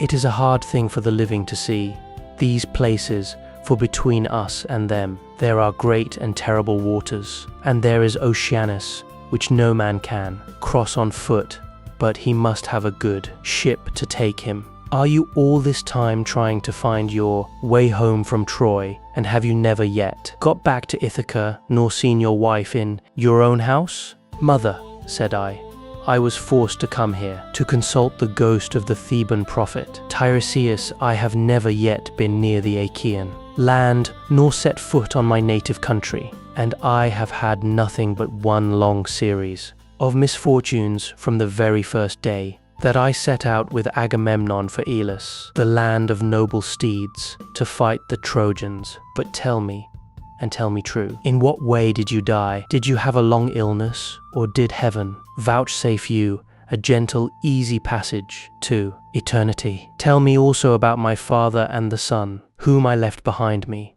Is my property still in their hands, or has someone else got hold of it? Who thinks that I shall not return to claim it? Tell me again what my wife intends doing, and in what mind she is. Does she live with my son and guard my estate securely, or has she made the best match she could and married again? My mother answered, Your wife still remains in your house, but she is in great distress of mind and spends her whole time in tears, both night and day. No one as yet has got possession of your house, nor your fine property, and Telemachus still holds your lands undisturbed. He has to entertain largely, as of course he must, considering his position as a magistrate and how everyone invites him. Your father remains at his old place in the country and never goes near the town. He has no comfortable bed, nor bedding. In the winter, he sleeps on the floor in front of the fire with the men, and goes about all in rags. But in summer, when the warm weather comes on again, he lies out in the vineyard on a bed of vine leaves, thrown anyhow upon the ground. He grieves continually about your never having come home, and suffers more and more as he grows older. As for my own end, it was in this wise. Heaven did not take me swiftly and painlessly in my own house, nor was I attacked by any illness such as those that generally wear people out and kill them. But my longing to know what you were doing, and the force of my affection for you, this it was that was the death of me. Then I tried to find some way of embracing my poor mother's ghost. Thrice I sprang towards her and tried to clasp her in my arms, but each time she flitted from my embrace as if it were a dream or phantom. And being touched to the quick, I said to her, Mother, why do you not stay still when I would embrace you? If we could throw our arms around one another, we might find sad comfort in the sharing of our sorrows, even in the house of Hades. Does Proserpine want to lay a still further load of grief upon me by mocking me with a phantom only? My son, she answered, most ill-fated of all mankind, it is not Proserpine that is beguiling you, but all people are like this when they are dead. The sinews no longer hold the flesh and bones together. These perish in the fierceness of consuming fire as soon as life has left the body, and the soul flits away as though it were a dream. Now, however, go back to the light of day as soon as you can, and note all these things that you may tell them to your wife hereafter. Thus did we converse, and anon Proserpine sent up the ghosts of the wives and daughters of all the most famous men. They gathered in crowds about the blood, and I considered how I might question them severally. In the end, I deemed that it would be best to draw the keen blade that hung by my sturdy thigh and keep them from all drinking the blood at once. So they came up one after the other, and each one, as I questioned her, told me her race and lineage. The first I saw was Tero. She was daughter of Salmoneus and wife of Cretheus the king, the son of Aeolus. She fell in love with the river Eumaeus, who is much the most beautiful river in the whole world. Once, when she was taking a walk by his side as usual, Neptune, disguised as her lover, lay with her at the mouth of the river, and a huge blue wave arched itself like a mountain over them to hide both woman and god, whereon he loosed her virgin girdle and laid her in a deep slumber. When the god had accomplished the deed of love, he took her hand in his own and said, Tero, rejoice in all goodwill. The embraces of the gods are not fruitless, and you will have fine twins about this time 12 months. Take great care of them. I am Neptune, so now go home, but hold your tongue and do not tell anyone." Then he dived under the sea, and she, in due course, bore Peleus and Neleus, who both of them served Jupiter with all their might.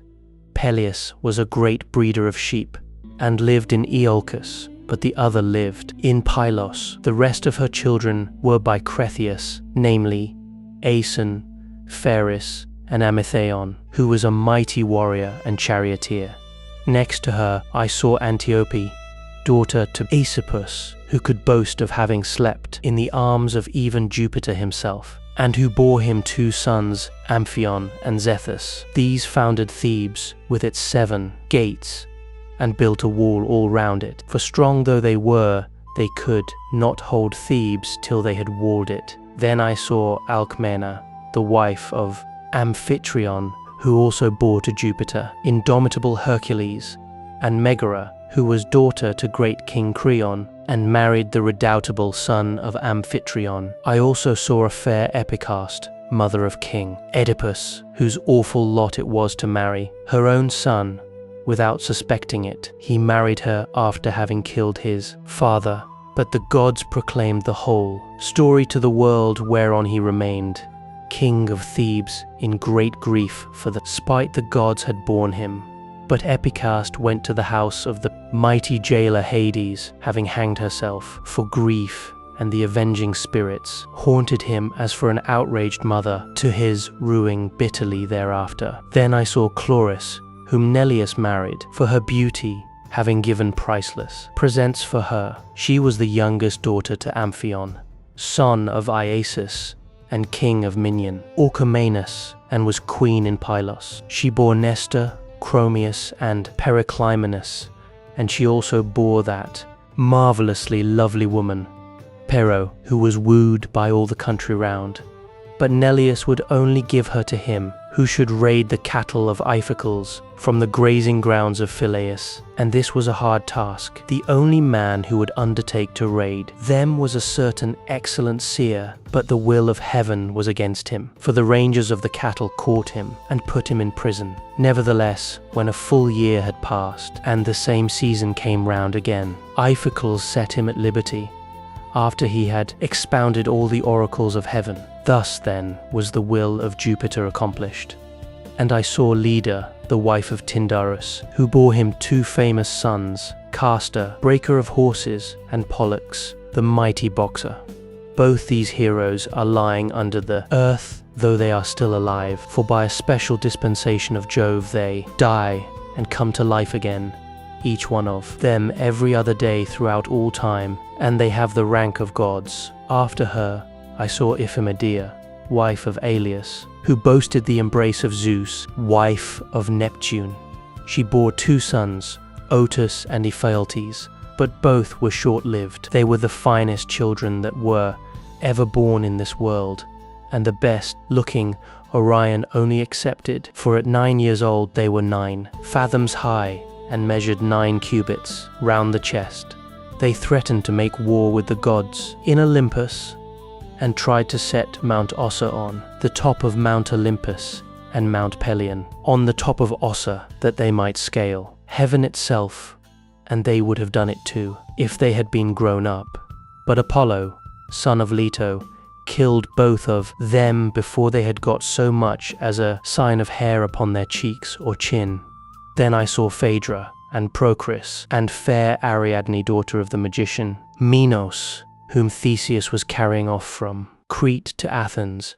But he did not enjoy her, for before he could do so, Diana killed her in the island of Dia, on account of what Bacchus had said against her. I also saw Maera, and Clymene, and hateful Oriphale, who sold her own husband for gold. But it would take me all night if I were to name every single one of the wives and daughters of heroes whom I saw, and it is time for me to go to bed, either on board ship with my crew, or here. As for my escort, heaven and yourselves will see to it."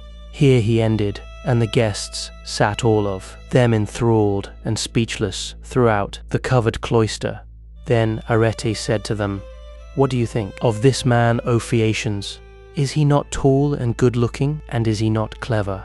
True, he is my own guest, but all of you share in the distinction. Do not be in a hurry to send him away, nor niggardly in the presents you make to one who is in such great need. For heaven has blessed all of you with great abundance." Then spoke the aged hero, Alcinous, who was one of the oldest men among them. "My friend," said he, "what our august queen has just said to us is both reasonable and to the purpose, therefore be persuaded by it. But the decision, whether in word or deed, rests ultimately with King Alcinous." "The thing shall be done," exclaimed Alcinous, "as surely as I still live and reign over the Phaeacians. Our guest is indeed very anxious to get home. Still, we must persuade him to remain with us until tomorrow, by which time I shall be able to get together the whole sum that I mean to give him. As regards his escort, it will be a matter for you all, and mine above all others, as the chief person among you." And Ulysses answered King Alcinous, "If you were to bid me to stay here for a whole 12 months, and then speed me on my way, loaded with your noble gifts, I should obey you gladly, and it would redound greatly to my advantage, for I should return fuller-handed to my own people, and should thus be more respected and beloved by all who see me when I get back to Ithaca." "Ulysses," replied Alcinous, "not one of us who sees you has any idea that you are a charlatan or a swindler. I know there are many people going about who tell such plausible stories that it is very hard to see through them. But there is a style about your language which assures me of your good disposition. Moreover, you have told the story of your own misfortunes and those of the Argives as though you were a practiced bard. But tell me, and tell me true, whether you saw any of the mighty heroes who went to Troy at the same time with yourself and perished there. The evenings are still at their longest, and it is not yet bedtime. Go on, therefore, with your divine story, for I could stay here listening till tomorrow morning. So long as you will, continue to tell us of your adventures." "Alcinous," answered Ulysses, "there is a time for making speeches and a time for going to bed. Nevertheless, since you so desire, I will not refrain from telling you the still same story, the sadder tale of those of my comrades who did not fall, fighting with the Trojans, but perished on their return through the treachery of a wicked woman. When Proserpine had dismissed the female ghosts in all directions, the ghost of Agamemnon, son of Atreus, came sadly up to me, surrounded by those who had perished with him in the house of Aegisthus. As soon as he had tasted the blood, he knew me, and weeping bitterly stretched out his arms towards me to embrace me. But he had no strength nor substance any more, and I too wept and pitied him as I beheld him. 'How did you come by your death?' said I. 'King Agamemnon, did Neptune raise his winds and waves against you when you were at sea? Or did your enemies make an end of you on the mainland when you were cattle lifting, or sheep stealing, or while they were fighting in defense of their wives and city?' 'Ulysses,' he answered, 'noble son of Laertes, I was not lost at sea in any storm of Neptune's raising, nor did my foes dispatch me upon the mainland, but Aegisthus and my wicked wife were the death of me between them. He asked me to his house, feasted me, and then butchered me most miserably, as though I were a fat beast in a slaughterhouse, while all around me my comrades were slain like sheep or pigs for the wedding breakfast or picnic or gorgeous banquet of some great nobleman. You must have seen numbers of men killed, either in a general engagement or in single combat, but you never saw anything so truly pitiable as the way in which we fell in that cloister, with the mixing bowl and the loaded tables lying all about, and the ground reeking with our blood. I heard Priam's daughter Cassandra scream, as Clytemnestra killed her close beside him. I lay dying upon the earth with the sword in my body, and raised my hands to kill the slut of a murderess. But she slipped away from me. She would not even close my lips, nor my eyes when I was dying. For there is nothing in this world so cruel and so shameless as a woman when she has fallen. into such guilt as hers was. Fancy murdering her own husband. I thought I was going to be welcomed home by my children and my servants, but her abominable crime has brought disgrace on herself and all women who shall come after, even on the good ones. And I said, in truth, Jove has hated the house of Atreus from first to last in the matter of their women's counsels. See how many of us fell for Helen's sake. And now it seems that Clytemnestra hatched mischief against you too during your absence. Be sure, therefore, continued Agamemnon, and not be too friendly even with your own wife. Do not tell her all that you know perfectly well yourself. Tell her a part only, and keep your own counsel about the rest. Not that your wife Ulysses is likely to murder you, for Penelope is a very admirable woman and has an excellent nature. We left her a young bride with an infant at her breast when we set out for Troy. This child, no doubt, is now grown up, happily to man's estate, and he and his father will have a joyful meeting and embrace one another, as it is right they should do, whereas my wicked wife did not even allow me the happiness of looking upon my son, but killed me ere I could do so. Furthermore, I say, and lay my saying to your heart, do not tell people when you are bringing your ship to Ithaca, but steal a march upon them, for after all this there is no trusting women. But now tell me, and tell me true, can you give me any news of my son Orestes? Is he in Orchomenus, or at Pylos, or is he at Sparta with Menelaus?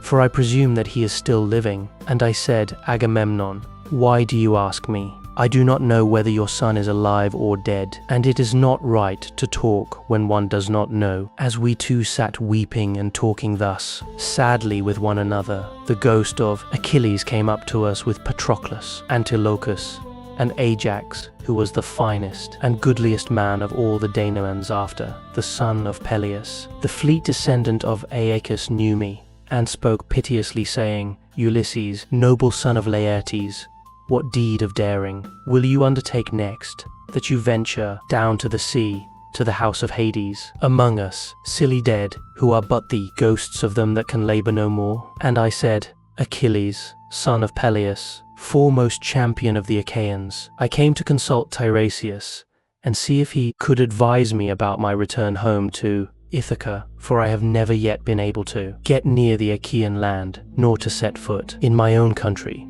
but have been in trouble all the time. As for you, Achilles, no one was ever yet so fortunate as you, nor ever will be, for you were adored by all us Argives as long as you were alive, and now that you are here, you are a great prince among the dead. Do not, therefore, take it so much to heart. Even if you are dead, say not a word, he answered. In death's favour, I would rather be a paid servant in a poor man's house and be above ground than king of kings among the dead.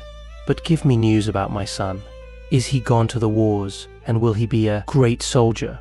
Or is this not so? Tell me also, if you have heard anything about my father Peleus. Does he still rule among the Myrmidons, or do they show him no respect throughout Hellas and fear now that he is old and his limbs fail him? Could I but stand by his side in the light of day with the same strength that I had when I killed the bravest of our foes upon the plain of Troy, could I but be as I then was and go, even for a short time, to my father's house, anyone who tried to do him violence or supersede him would soon rue it. I have heard nothing, I answered, of Peleus, but I can tell you all about your son Neoptolemus, for I took him in my own ship from Skyros with the Achaeans. In our councils of war before Troy, he was always first to speak, and his judgment was unerring.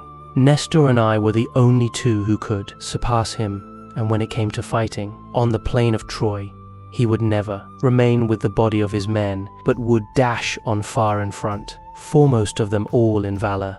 Many a man did he kill in battle. I cannot name every single one of those whom he slew while fighting on the side of the Argives, but will only say how he killed that valiant hero Eurydice. He was the son of Eurypylus, son of Telephus, who was the handsomest man I ever saw, except Memnon. Many others also of the Cetians fell around him by reason of a woman's bribes. Moreover, when all the bravest of the Argives went inside the horse, that Eumaeus had made, and it was left to me to settle when we should either open the door of our ambuscade or close it, though all the other leaders and chief men among the Danaans were drying their eyes and quaking in every limb. I never once saw him turn pale nor wipe a tear from his cheek. He was all the time urging me to break out from the horse, grasping the handle of his sword and his bronze-shod spear, and breathing fury against the foe. Yet when we had sacked the city of Priam, he got his handsome share of the prize, money, and went on board. Such is the fortune of war, without a wound upon him, neither from a thrown spear, nor in close combat, for the rage of Mars is a matter of great chance. When I had told him this, the ghost of Achilles strode off across a meadow full of asphodel, exulting over what I had said concerning the prowess of his son. The ghosts of other dead men stood near me, and told me each his own melancholy tale, but that of Ajax, son of Telamon, alone held aloof, still angry with me for having won. The cause in our dispute about the armor of Achilles, Thetis had offered it as a prize, but the Trojan prisoners and Minerva were the judges. Would that I had never gained the day in such a contest, for it cost the life of Ajax, who was foremost of all the Danaans after the son of Peleus, alike in stature and prowess. When I saw him, I tried to pacify him, and said, Ajax, will you not forget and forgive even in death? But must the judgment about that hateful armor still rankle with you? It cost us Argives dear enough to lose such a tower of strength as you were Taus. We mourned you as much as we mourned Achilles, son of Peleus himself. Nor can the blame be laid on anything but on the spite which Jove bore against the Danaans, for it was this that made him counsel your destruction. Come hither, therefore, bring your proud spirit into subjection, and hear what I can tell you. He would not answer, but turned away to Erebus and to the other ghosts. Nevertheless, I should have made him talk to me in spite of his being so angry, or I should have gone on talking to him, only that there were still others among the dead whom I desired to see. Then I saw Minos, son of Jove, with his golden scepter in his hand, sitting in judgment on the dead, and the ghosts were gathered sitting and standing round him in the spacious house of Hades to learn his sentences upon them. After him I saw huge Orion in a meadow full of asphodel, driving the ghosts of the wild beasts that he had killed upon the mountains, and he had a great bronze club in his hand, unbreakable for ever and ever. And I saw Titius, son of Gaia, stretched upon the plain, and covering some 9 acres of ground. 2 vultures on either side of him were digging their beaks into his liver, and he kept on trying to beat them off with his hands, but could not, for he had violated Jove's mistress Leto as she was going through Panopeus on her way to Pytho. I saw also the dreadful fate of Tantalus, who stood in a lake that reached his chin. He was dying to quench his thirst, but could never reach the water, for whenever the poor creature stooped to drink, it dried up and vanished, so that there was nothing but dry ground, parched by the spite of heaven. There were tall trees, moreover, that shed their fruit over his head, pears, pomegranates, apples, sweet figs, and juicy olives.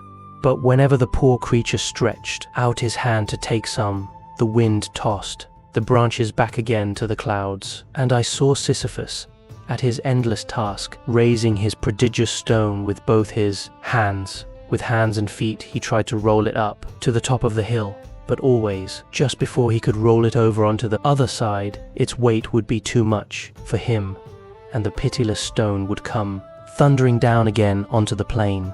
Then he would begin trying to push it uphill again, and the sweat ran off him, and the steam rose after him. After him I saw mighty Hercules, but it was his phantom only, for he is feasting ever with the immortal gods, and has lovely Hebe to wife, who is the daughter of Jove and Jupiter.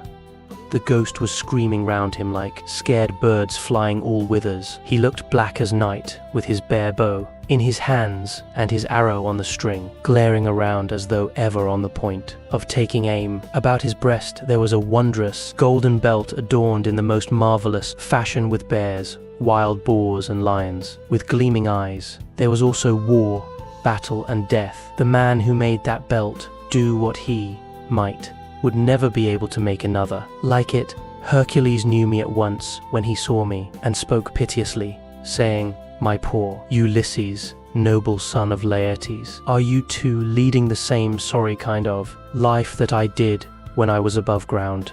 I was son of Jove, but I went through an infinity of suffering, for I became bondsman to one who was far beneath me, a low fellow who set me all manner of labors. He once sent me here to fetch the hellhound, for he did not think he could find anything harder for me than this. But I got the hound out of Hades, and brought him to him, for Mercury and Minerva helped me." On this, Hercules went down again into the house of Hades. But I stayed where I was, in case some other of the mighty dead should come to me, and I should have seen still other of them that are gone before, whom I would fain have seen, Theseus and Pirithous, glorious children of the gods. But so many thousands of ghosts came round me, and uttered such appalling cries, that I was panic-stricken, lest Proserpine should send up from the house of Hades the head of that awful monster Gorgon. On this I hastened back to my ship, and ordered my men to go on board at once, and loose the hawsers. So they embarked and took their places, whereon the ship went down the stream of the river Oceanus. We had to row at first, but presently a fair wind sprang up. Book 12. After we were clear of the river Oceanus, and had got out into the open sea, we went on till we reached the Aeaean island, where there is dawn and sunrise as in other places. We then drew our ship onto the sands, and got out of her onto the shore, where we went to sleep, and waited till day should break. Then, when the child of morning, rosy-fingered dawn appeared, I sent some men to Circe's house to fetch the body of Elpenor. We cut firewood from a wood where the headland jutted out into the sea, and after we had wept over him and lamented him, we performed his funeral rites. When his body and armor had been burned to ashes, we raised a cairn, set a stone over it, and at the top of the cairn we fixed the oar that he had been used to row with. While we were doing all this, Circe, who knew that we had got back from the house of Hades, dressed herself and came to us as fast as she could, and her maid servants came with her, bringing us bread, meat, and wine. Then she stood in the midst of us, and said, "You have done a bold thing in going down alive to the house of Hades, and you will have died twice, to other people's wants. Now then, stay here for the rest of the day, feast your fill, and go on with your voyage at daybreak tomorrow morning. In the meantime I will tell Ulysses about your course, and will explain everything to him so as to prevent your suffering from misadventure either by land or sea." We agreed to do as she had said, and feasted through the livelong day to the going down of the sun. But when the sun had set and it came on dark, the men laid themselves down to sleep by the stern cables of the ship. Then Circe took me by the hand and bade me be seated away from the others, while she reclined by my side and asked me all about our adventures. "So far so good," said she, when I had ended my story, "and now pay attention to what I am about to tell you. Heaven itself indeed will recall it to your recollection. First, you will come to the sirens, who enchant all who come near them. If anyone unwarily draws in too close and hears the singing of the sirens, his wife and children will never welcome him home again, for they sit in a green field and warble him to death with the sweetness of their song. There is a great heap of dead men's bones lying all around with the flesh still rotting off them. Therefore pass these sirens by, and stop your men's ears with wax, that none of them may hear. But if you like, you can listen yourself, for you may get the men to bind you as you stand upright on a crosspiece halfway up the mast, and they must lash the rope's ends to the mast itself, that you may have the pleasure of listening. If you beg and pray the men to unloose you, then they must bind you faster. When your crew have taken you past these sirens, I cannot give you coherent directions as to which of two courses you are to take. I will lay the two alternatives before you, and you must consider them for yourself. On the one hand, there are some overhanging rocks against which the deep blue waves of Amphitrite beat with terrific fury. The blessed gods call these rocks the Wanderers. Here, not even a bird may pass. No, not even the timid doves that bring ambrosia to Father Jupiter. but the sheer rock always carries off one of them, and Father Jupiter has to send another to make up their number. No ship that ever yet came to these rocks has got away again, but the waves and whirlwinds of fire are freighted with wreckage and with the bodies of dead men. The only vessel that ever sailed and got through was the famous Argo on her way from the house of Aeaea, and she too would have gone against these great rocks, only that Juno piloted her past them for the love she bore to Jason. Of these two rocks, the one reaches heaven, and its peak is lost in a dark cloud. This never leaves it, so that the top is never clear, not even in summer and early autumn. No man, though he had 20 hands and 20 feet, could get a foothold on it and climb it, for it runs sheer up, as smooth as though it had been polished. In the middle of it, there is a large cavern looking west and turned towards Erebus. You must take your ship this way, but the cave is so high up that not even the stoutest archer could send an arrow into it. Inside it, Scylla sits and yelps, with a voice that you might take to be that of a young hound, but in truth, she is a dreadful monster, and no one, not even a god, could face her without being terror-struck.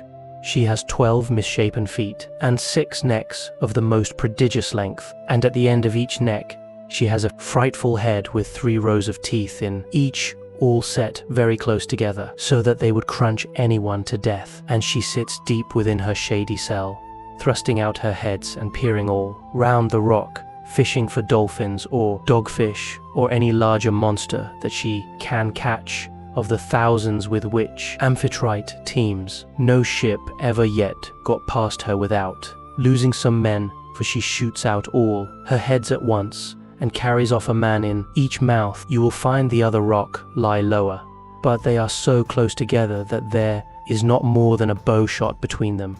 A large fig tree in full leaf grows upon it, and under it lies the sucking whirlpool of Charybdis. 3 times in the day does she vomit forth her waters, and 3 times she sucks them down again. See that you be not there when she is sucking, for if you are, Neptune himself could not save you.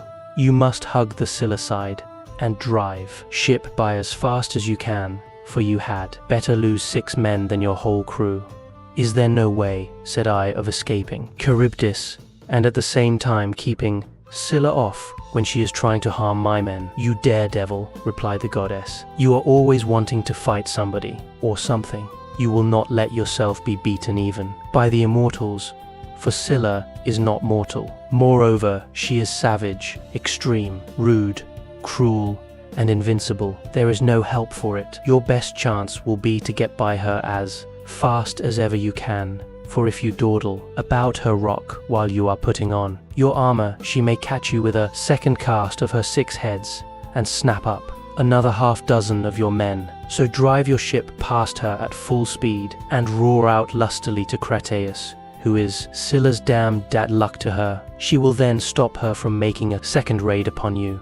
You will now come to the Thrinacian island, and here you will see many herds of cattle and flocks of sheep belonging to the sun god. 7 herds of cattle and 7 flocks of sheep, with 50 head in each flock. They do not breed, nor do they become fewer in number, and they are tended by the goddesses Phaethusa and Lampeti, who are children of the sun god. Hyperion by Neaera, their mother, when she had borne them and had done suckling them, sent them to the Thrinacian island, which was a long way off, to live there and look after their father's flocks and herds. If you leave these flocks unharmed and think of nothing but getting home, you may yet, after much hardship, reach Ithaca. But if you harm them, then I forewarn you of the destruction both of your ship and of your comrades. And even though you may yourself escape, you will return late, in bad plight, after losing all your men.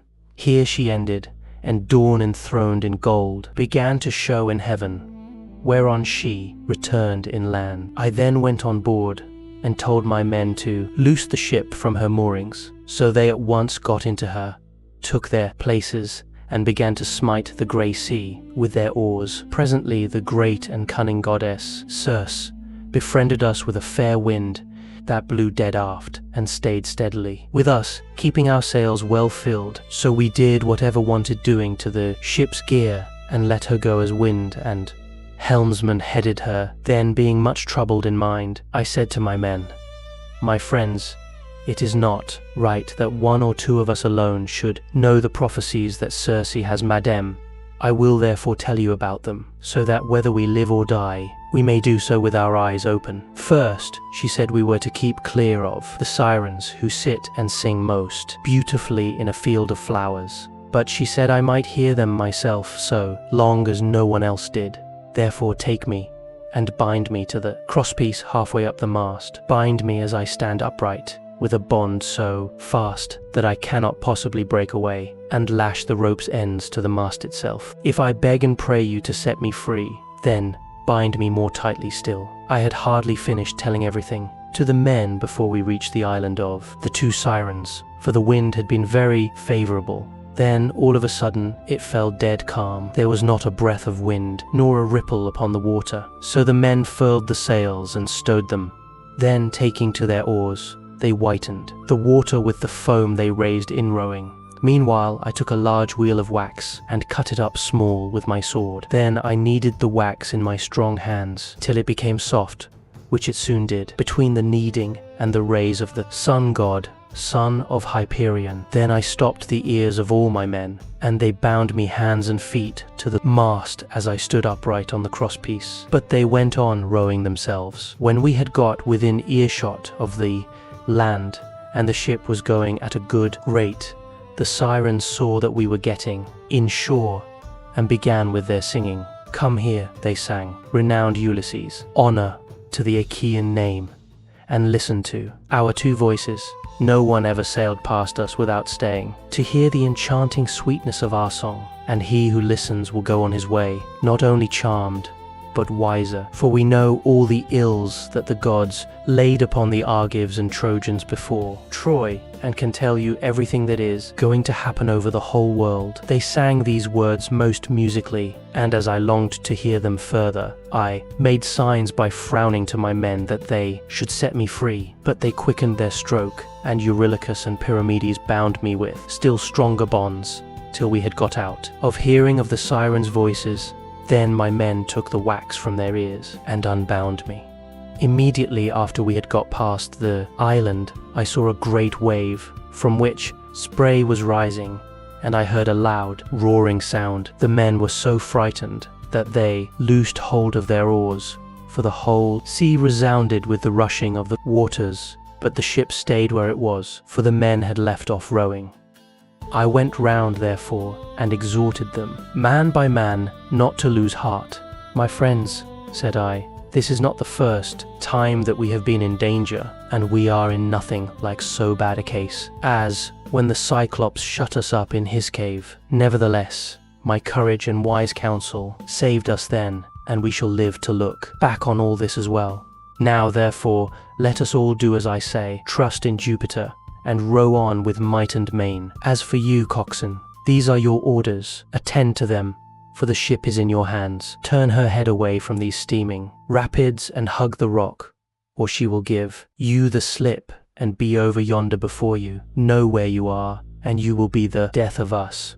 So they did as I said, but I said nothing about the awful monster, Scylla, for I knew the men would not go on rowing if I did, but would huddle together in the hold. In one thing only did I disobey Circe's strict instructions. I put on my armor, then seizing two strong spears, I took my stand on the ship's bows, for it was there that I expected first to see the monster of the rock, who was to do my men so much harm. But I could not make her out anywhere, though I strained my eyes with looking the gloomy rock all over and over. Then we entered the straits in great fear of mind, for on the one hand was Scylla, and on the other dread Charybdis kept sucking up the salt water. As she vomited it up, it was like the water in a cauldron when it is boiling over upon a great fire, and the spray reached the top of the rocks on either side. When she began to suck again, we could see the water all inside whirling round and round,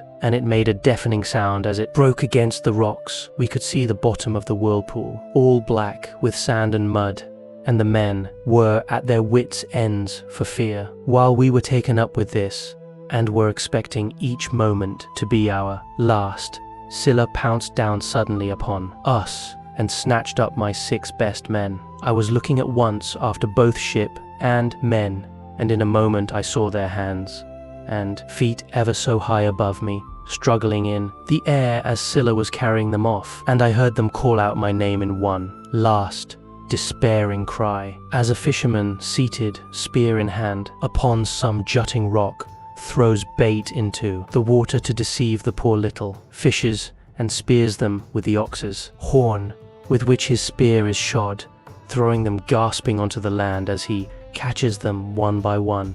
Even so did Scylla land these panting creatures on her rock, and munch them up at the mouth of her den, while they screamed and stretched out their hands to me in their mortal agony. This was the most sickening sight that I saw throughout all my voyages. When we had passed the wandering rocks with Scylla and terrible Charybdis, we reached the noble island of the sun god, where were the goodly cattle and sheep belonging to the sun, Hyperion. While still at sea in my ship, I could bear the cattle lowing as they came home to the yards, and the sheep bleating. Then I remembered what the blind Theban prophet Tiresias had told me, and how carefully Aeon Circe had warned me to shun the island of the blessed sun god. So being much troubled, I said to the men, "My men, I know you are hard pressed, but listen while I tell you the prophecy that Tiresias made me, and how carefully Aeon Circe warned me to shun the island of the blessed sun god. For it was here, she said, that our worst danger would lie. Head the ship, therefore, away from Thailand." The men were in despair at this, and Eurylochus at once gave me an insolent answer. "Ulysses," said he, "you are cruel. You are very strong yourself, and never get worn out. You seem to be made of iron, and now, though your men are exhausted with toil and want of sleep, you will not let them land and cook themselves a good supper upon this island, but bid them put out to sea and go faring fruitlessly on through the watches of the flying night. It is by night that the winds blow hardest and do so much damage. How can we escape should one of those sudden squalls spring up from southwest or west, which so often wreck a vessel when our lords the gods are unpropitious? Now therefore let us obey the behests of night and prepare our supper here, hard by the ship. Tomorrow morning we will go on board again and put out to sea." Thus spoke Eurylochus, and the men approved his words. I saw that heaven meant us a mischief, and said, "You force me to yield, for you are many against one. But at any rate, each one of you must take his solemn oath that if he meet with a herd of cattle or a large flock of sheep, he will not be so mad as to kill a single man. He will not kill head of either, but will be satisfied with the food that Circe has given us." They all swore as I bade them, and when they had completed their oath, we made the ship fast in a harbour that was near a stream of fresh water, and the men went ashore and cooked their suppers. As soon as they had had enough to eat and drink, they began talking about their poor comrades whom Scylla had snatched up and eaten. This set them weeping, and they went on crying till they fell off into a sound sleep. In the third watch of the night, when the stars had shifted their places, Jupiter raised a great gale of wind that flew a hurricane, so that land and sea were covered with thick clouds, and night sprang forth out of the heavens. When the child of morning, rosy-fingered, dawn appeared, we brought the ship to land and drew her into a cave, wherein the sea nymphs hold their courts and dances, and I called the men together in council. "My friends," said I, "we have meat and drink in the ship. Let us mind, therefore, and not touch the cattle, or we shall suffer for it. For these cattle and sheep belong to the mighty sun, who sees and gives ear to everything." And again they promised that they would obey. For a whole month the wind blew steadily from the south, and there was no other wind, but only south and east. As long as corn and wine held out, the men did not touch the cattle when they were hungry. When, however, they had eaten all there was in the ship, they were forced to go further afield with hook and line, catching birds, and taking whatever they could lay their hands on, for they were starving. One day, therefore, I went up inland, that I might pray heaven to show me some means of getting away when I had gone far enough to be clear of all my men and had found a place that was well sheltered from the wind. I washed my hands and prayed to all the gods in Olympus till by and by they sent me off into a sweet sleep. Meanwhile, Eurylochus had been giving evil counsel to the men. "Listen to me," said he, "my poor comrades. All deaths are bad enough, but there is none so bad as famine. Why should not we drive in the best of these cows and offer them in sacrifice to the immortal gods? If we ever get back to Ithaca, we can build a fine temple to the sun god and enrich it with every kind of ornament. If, however, he is determined to sink our ship out of revenge for these horned cattle, and the other gods are of the same mind, I for one would rather drink salt water once for all and have done with it than be starved to death by inches in such a desert island as this is." Thus spoke Eurylochus, and the men approved his words. Now the cattle, so fair and goodly, were feeding not far from the ship. The men therefore drove in the best of them, and they all stood round them, saying their prayers and using young oak shoots instead of barley meal, for there was no barley left. When they had done praying, they killed the cows and dressed their carcasses. They cut out the thigh bones, wrapped them round in 2 layers of fat, and set some pieces of raw meat on top of them. They had no wine with which to make drink offerings over the sacrifice while it was cooking, so they kept pouring on a little water from time to time while the inward meats were being grilled. Then, when the thigh bones were burned and they had tasted the inward meats, they cut the rest up small and put the pieces upon the spits. By this time my deep sleep had left me, and I turned back to the ship and to Theseus shore. As I drew near, I began to smell hot roast meat, so I groaned out a prayer to the immortal gods. "Father Jupiter," I exclaimed, "and all you other gods who live in everlasting bliss, you have done me a cruel mischief by the sleep into which you have sent me. See what fine work these men of mine have been making in my absence." Meanwhile, Lampetti went straight off to the sun and told him we had been killing his cows, whereon he flew into a great rage and said to the immortal Father Jupiter, "And all you other gods who live in everlasting bliss, I must have vengeance on the crew of Ulysses' ship. They have had the insolence to kill my cows, which were the one thing I loved to look upon, whether I was going up to heaven or down again. If they do not square accounts with me about my cows, I will go down to Hades and shine there among the dead." "Sun," said Jupiter, "go on shining upon us, gods, and upon mankind over the fruitful earth. I will shiver their ship into little pieces with a bolt of white lightning as soon as they get out to sea." I was told all this by Calypso, who said she had heard it from the mouth of Mercury as soon as I got down to my ship, and to the seashore I rebuked each one of the men separately, but we could see no way out of it, for the cows were dead already. And indeed the gods began at once to show signs and wonders among us, for the hides of the cattle crawled about, and the joints upon the spits began to low like cows, and the meat, whether cooked or raw, kept on making a noise just as cows do. For 6 days my men kept driving in the best cows and feasting upon them. But when Jupiter, the son of Saturn, had added a 7th day, the fury of the gale abated. We therefore went on board, raised our masts, spread sail, and put out to sea. As soon as we were well away from the island and could see nothing but sky and sea, the son of Saturn raised a black cloud over our ship, and the sea grew dark beneath it. We did not get on much further, for in another moment we were caught by a terrific squall from the west that snapped the forestays of the mast so that it fell aft, while all the ship's gear tumbled about at the bottom of the vessel. The mast fell upon the head of the helmsman in the ship's stern, so that the bones of his head were crushed to pieces, and he fell overboard as though he were diving with no more life left in him. Then Jove let fly with his thunderbolts, and the ship went round and was filled with fire and brimstone as the lightning struck it. The men all fell into the sea. They were carried about in the water round the ship, looking like so many seagulls, but the god presently deprived them of all chance of getting home again. I stuck to the ship till the sea knocked her sides from her keel, which drifted about by itself and struck the mast out of her in the direction of the keel. But there was a backstay of stout ox thong still hanging about it, and with this I lashed the mast and keel together, and getting astride of them was carried wherever the winds chose to take me.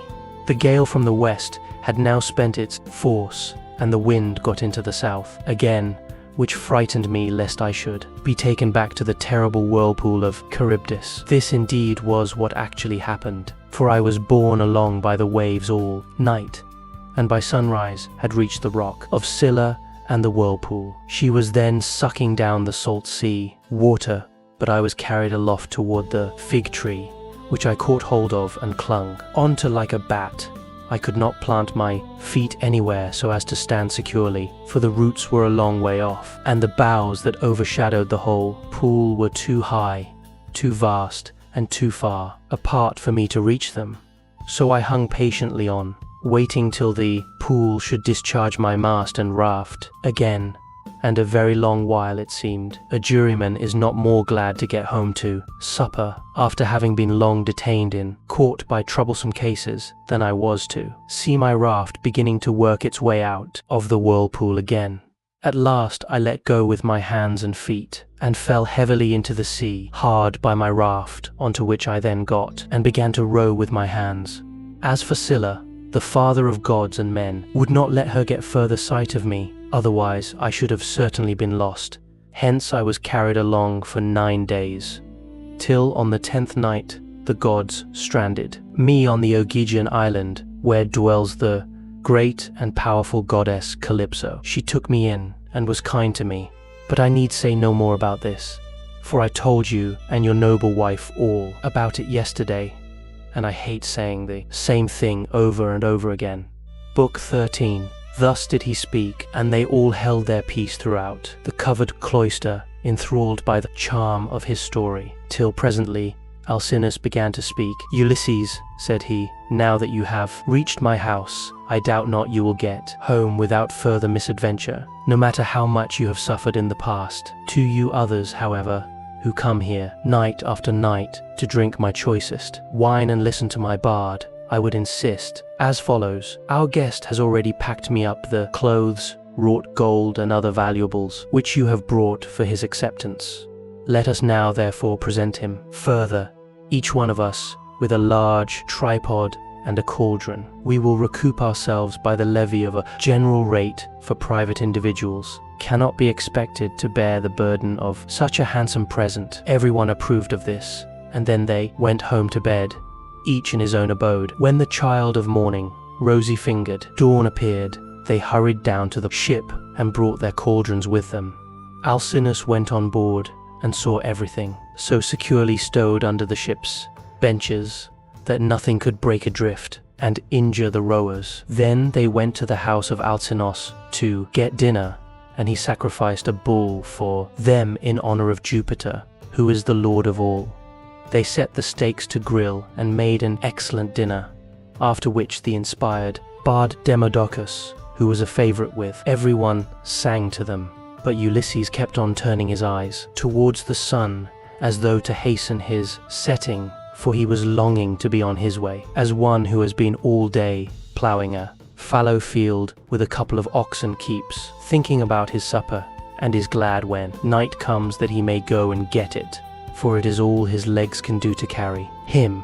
Even so did Ulysses rejoice when the sun went down, and he at once said to the Phaeacians, addressing himself more particularly to King Alcinous, Sir, and all of you, farewell. Make your drink offerings and send me on my way rejoicing, for you have fulfilled my heart's desire by giving me an escort and making me presents, which heaven grant that I may turn to good account. May I find my admirable wife living in peace among friends, and may you whom I leave behind me give satisfaction to your wives and children. May heaven vouchsafe you every good thing, good grace, and may no evil thing come among your people. Thus did he speak. His hearers, all of them, approved his saying, and agreed that he should have his escort, inasmuch as he had spoken reasonably.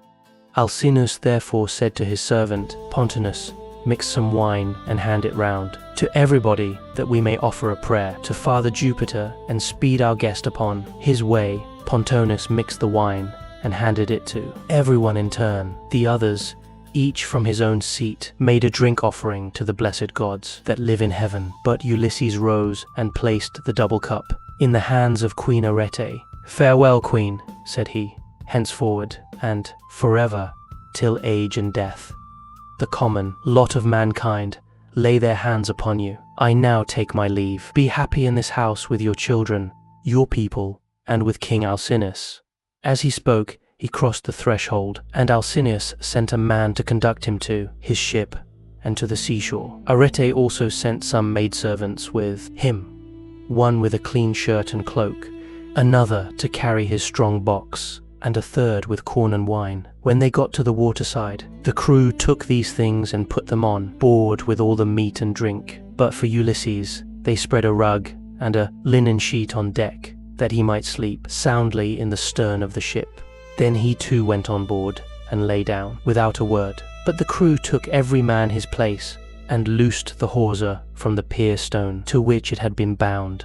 Thereon, when they began rowing out to sea, Ulysses fell into a deep, sweet, and almost death-like slumber. The ship bounded forward on her way as a four-in-hand chariot flies over the course when the horses feel the whip. Her prow coveted, as it were, the neck of a stallion, and a great wave of dark blue water seethed in her wake. She held steadily on her course, and even a falcon, swiftest of all birds, could not have kept pace with her. Thus then she cut her way through the water, carrying one who was as cunning as the gods, but who was now sleeping peacefully, forgetful of all that he had suffered, both on the field of battle and by the waves of the weary sea. When the bright star that heralds the approach of dawn began to show, the ship drew near to land. Now there is in Ithaca a haven of the old Merman forces, which lies between two points that break the line of the sea and shut the harbour in. These shelter it from the storms of wind and sea that rage outside, so that when once within it, a ship may lie without being even moored. At the head of this harbour there is a large olive tree, and at no great distance a fine overarching cavern sacred to the nymphs, who are called naiads. There are mixing bowls within it and wine, jars of stone, and the bees hive there. Moreover, there are great looms of stone on which the nymphs weave their robes of sea, purple, very curious to see, and at all times there is water within it. It has two entrances, one facing north, by which mortals can go down into the cave, while the other comes from the south, and is more mysterious. Mortals cannot possibly get in by it. It is the way taken by the gods. Into this harbour then they took their ship, for they knew the place. She had so much way upon her that she ran half her own length onto the shore. When, however, they had landed, the first thing they did was to lift Ulysses with his rug and linen sheet out of the ship, and lay him down upon the sand, still fast asleep. Then they took out the presents which Minerva had persuaded the Phaeacians to give him when he was setting out on his voyage homewards. They put these all together by the root of the olive tree, away from the road, for fear some passer-by might come and steal them before Ulysses awoke, and then they made the best of their way home again. But Neptune did not forget the threats with which he had already threatened Ulysses. So he took counsel with Jupiter. "Father Jupiter," said he, "I shall no longer be held in any sort of respect among you gods, if mortals like the Phaeacians, who are my own flesh and blood, show such small regard for me. I said I would let Ulysses get home when he had suffered sufficiently.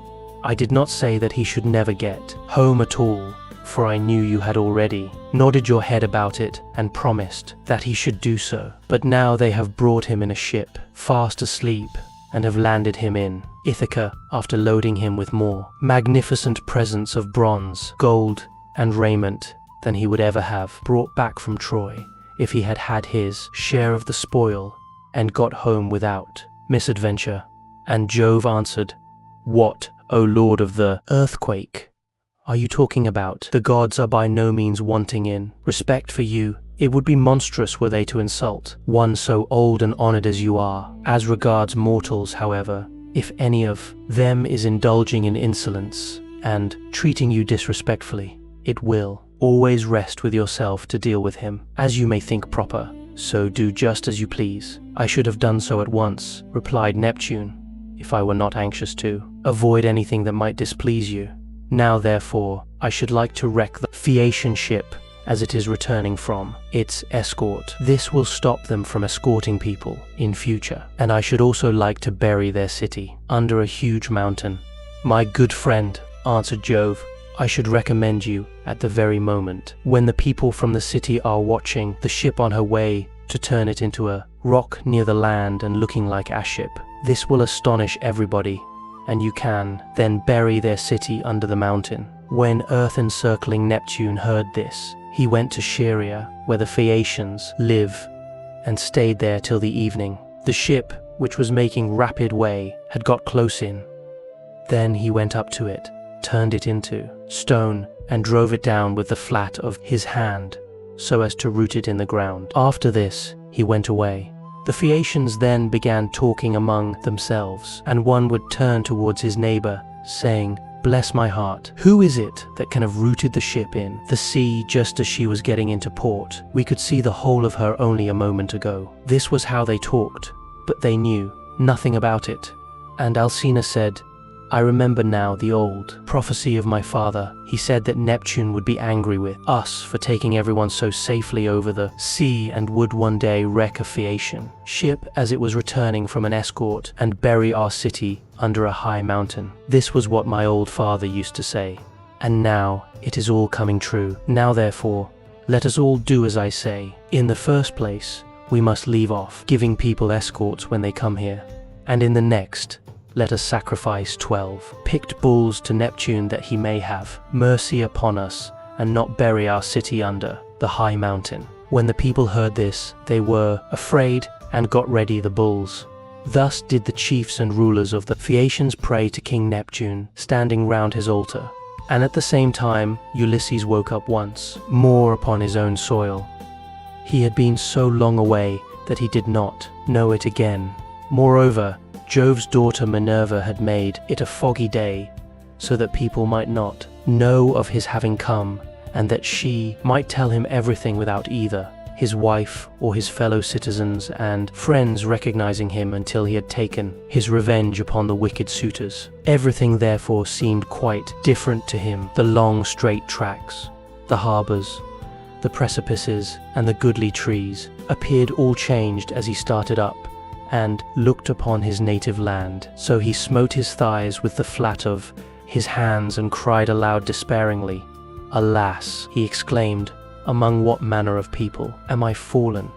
Are they savage and uncivilized, or hospitable and humane? Where shall I put all this treasure, and which way shall I go? I wish I had stayed over there with the Phaeacians, or I could have gone to some other great chief who would have been good to me and given me an escort. As it is, I do not know where to put my treasure, and I cannot leave it here for fear somebody else should get hold of it.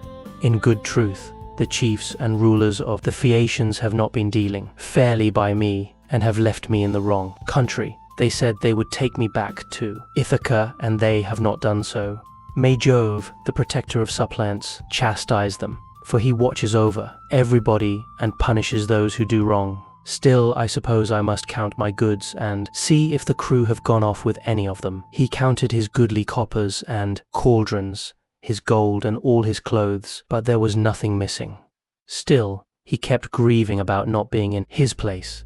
He did not want to be in his own country, and wandered up and down by the shore of the sounding sea, bewailing his hard fate. Then Minerva came up to him, disguised as a young shepherd of delicate and princely mien, with a good cloak folded double about her shoulders.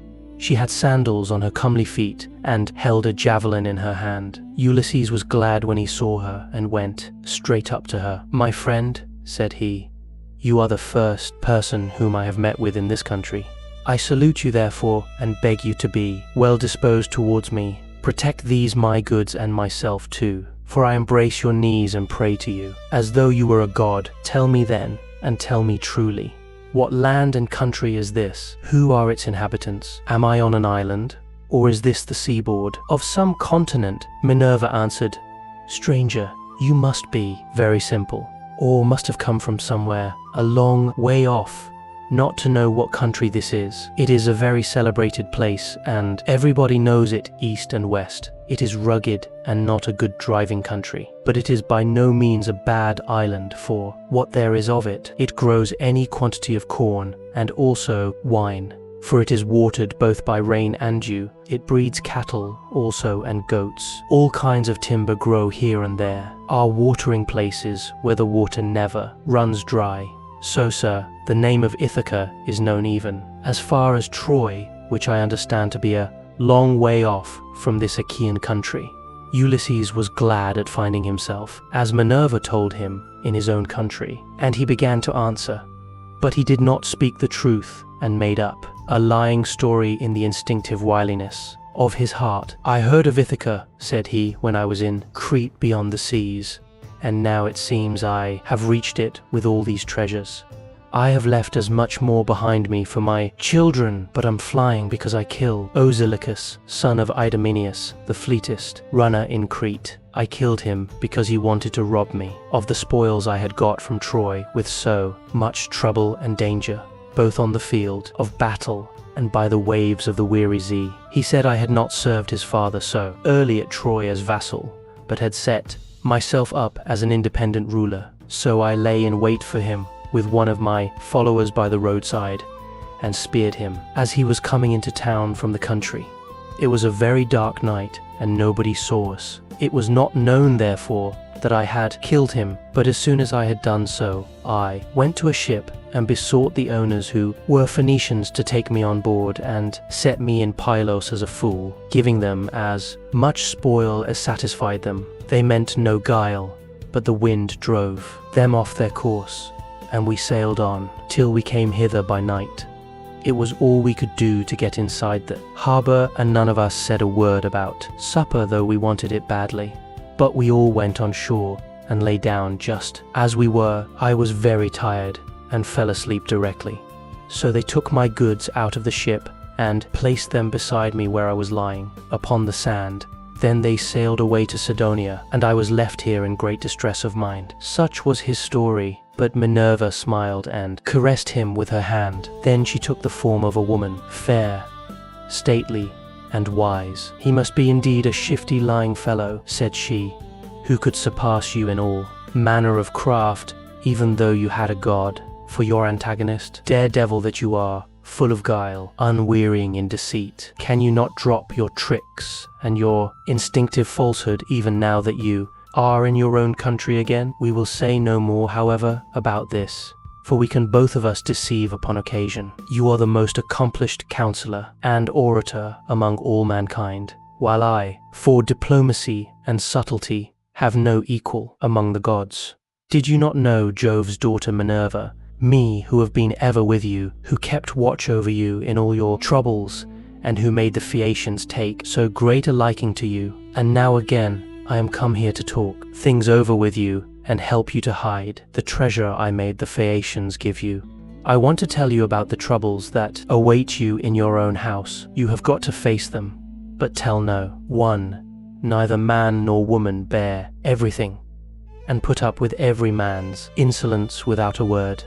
And Ulysses answered, "A man, goddess, may know a great deal, but you are so constantly changing your appearance that, when he meets you, it is a hard matter for him to know whether it is you or not. This much, however, I know exceedingly well. You were very kind to me as long as we Achaeans were fighting before Troy, but from the day on which we went on board ship, after having sacked the city of Priam, and heaven dispersed us, from that day, Minerva, I saw no more of you, and cannot ever remember your coming to my ship to help me in a difficulty.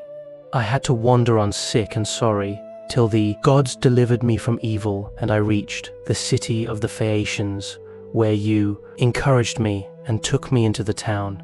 And now I beseech you in your father's name, tell me the truth, for I do not believe I am really back in Ithaca. I am in some other country, and you are mocking me and deceiving me in all you have been saying. Tell me then, truly, have I really got back? To my own country? You are always taking something of that sort in your head, replied Minerva, and that is why I cannot desert you in your afflictions. You are so plausible, shrewd and shifty. Anyone but yourself, on returning from so long a voyage, would at once have gone home to see his wife and children, but you do not seem to care about asking after them, or hearing any news about them till you have exploited your wife, who remains at home vainly grieving for you, and having no peace, night or day, for the tears she sheds on your behalf. As for my not coming near you, I was never uneasy about you, for I was certain you would get back safely, though you would lose all your men, and I did not wish to quarrel with my uncle Neptune,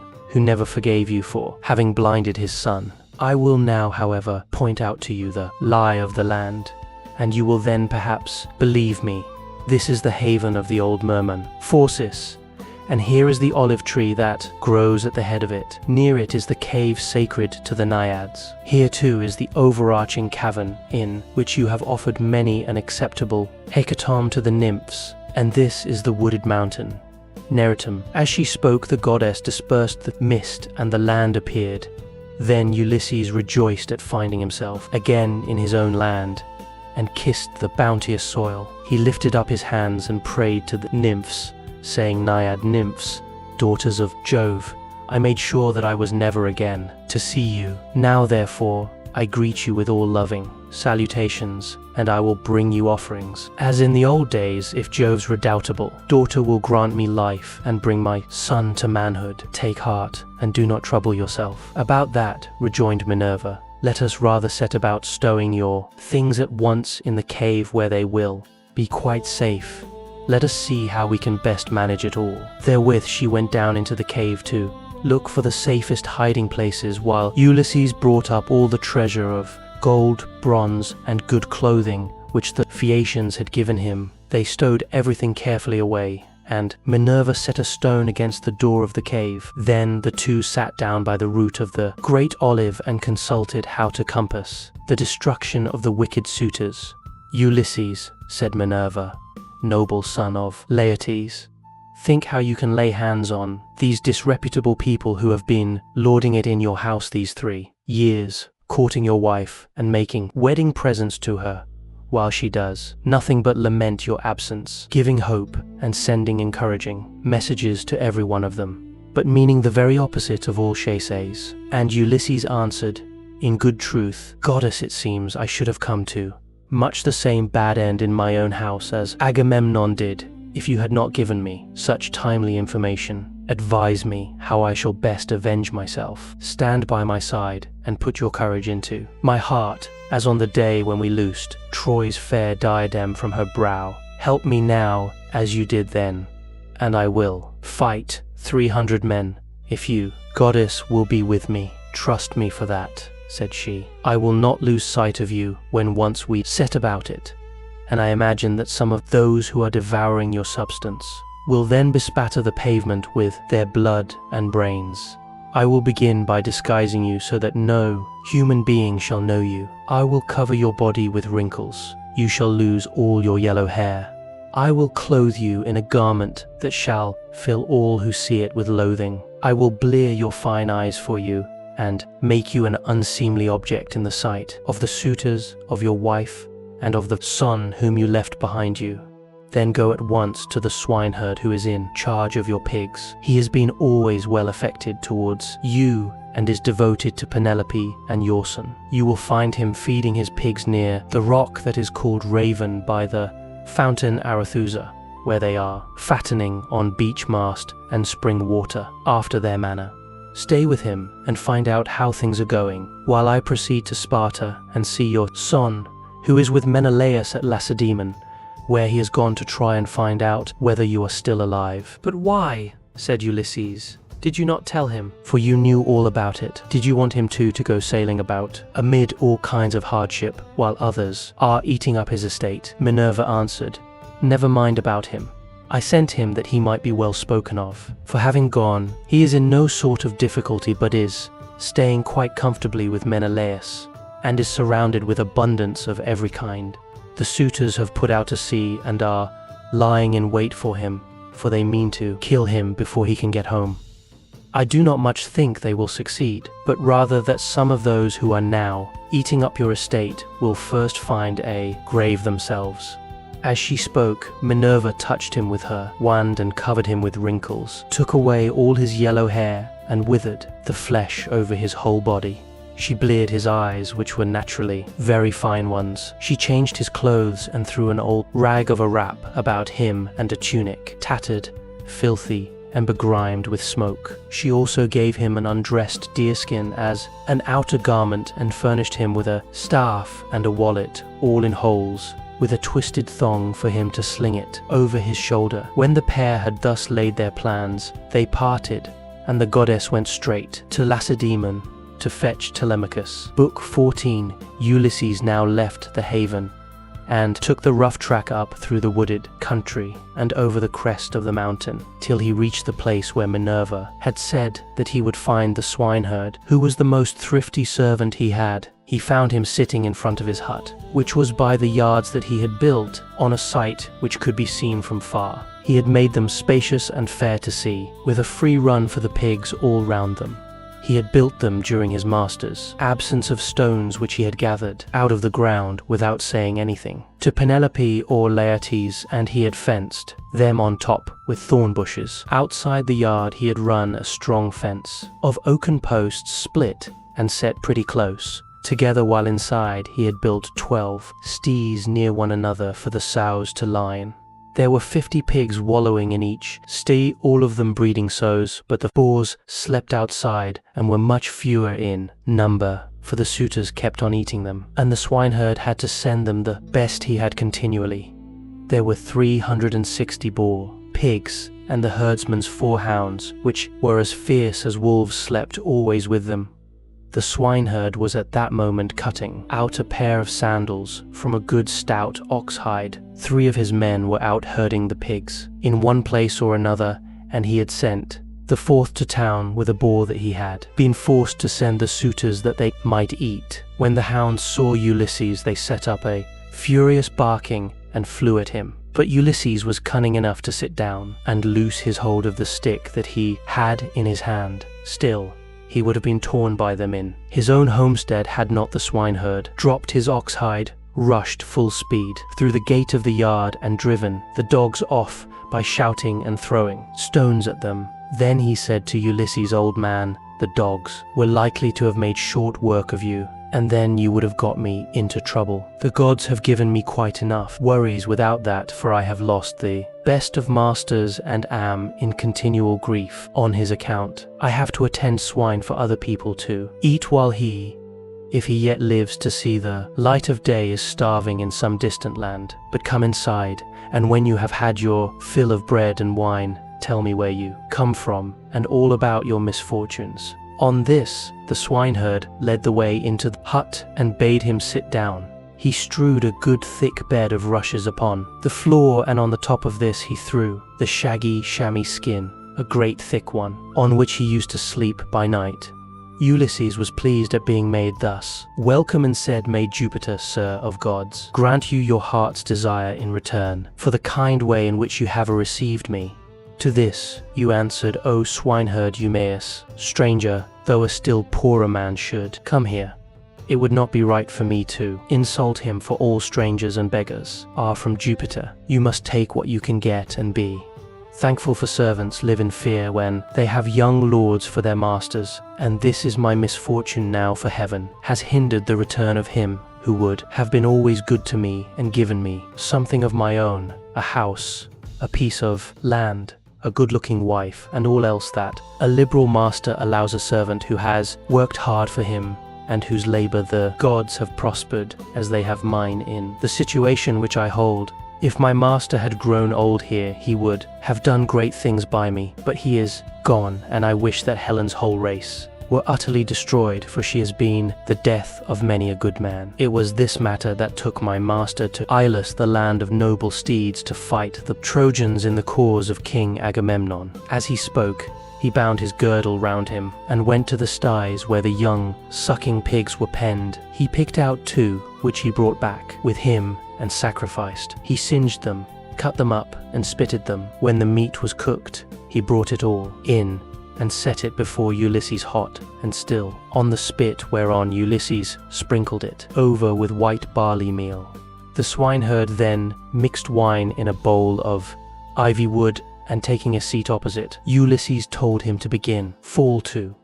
Stranger, said he, on a dish of servant's pork. The fat pigs have to go to the suitors, who eat them up without shame or scruple. But the blessed gods love not such shameful doings, and respect those who do what is lawful and right. Even the fierce freebooters who go raiding on other people's land, and Jupiter gives them their spoil, even they, when they have filled their ships and got home again, live conscience stricken, and look fearfully for judgment. But some god seems to have told these people that Ulysses is dead and gone. They will not therefore go back to their own homes and make their offers of marriage in the usual way, but waste his estate by force, without fear or stint. Not a day or night comes out of heaven, but they sacrifice not one victim, nor two only, and they take the run of his wine, for he was exceedingly rich. No other great man, either in Ithaca or on the mainland, is as rich as he was. He had as much as 20 men put together.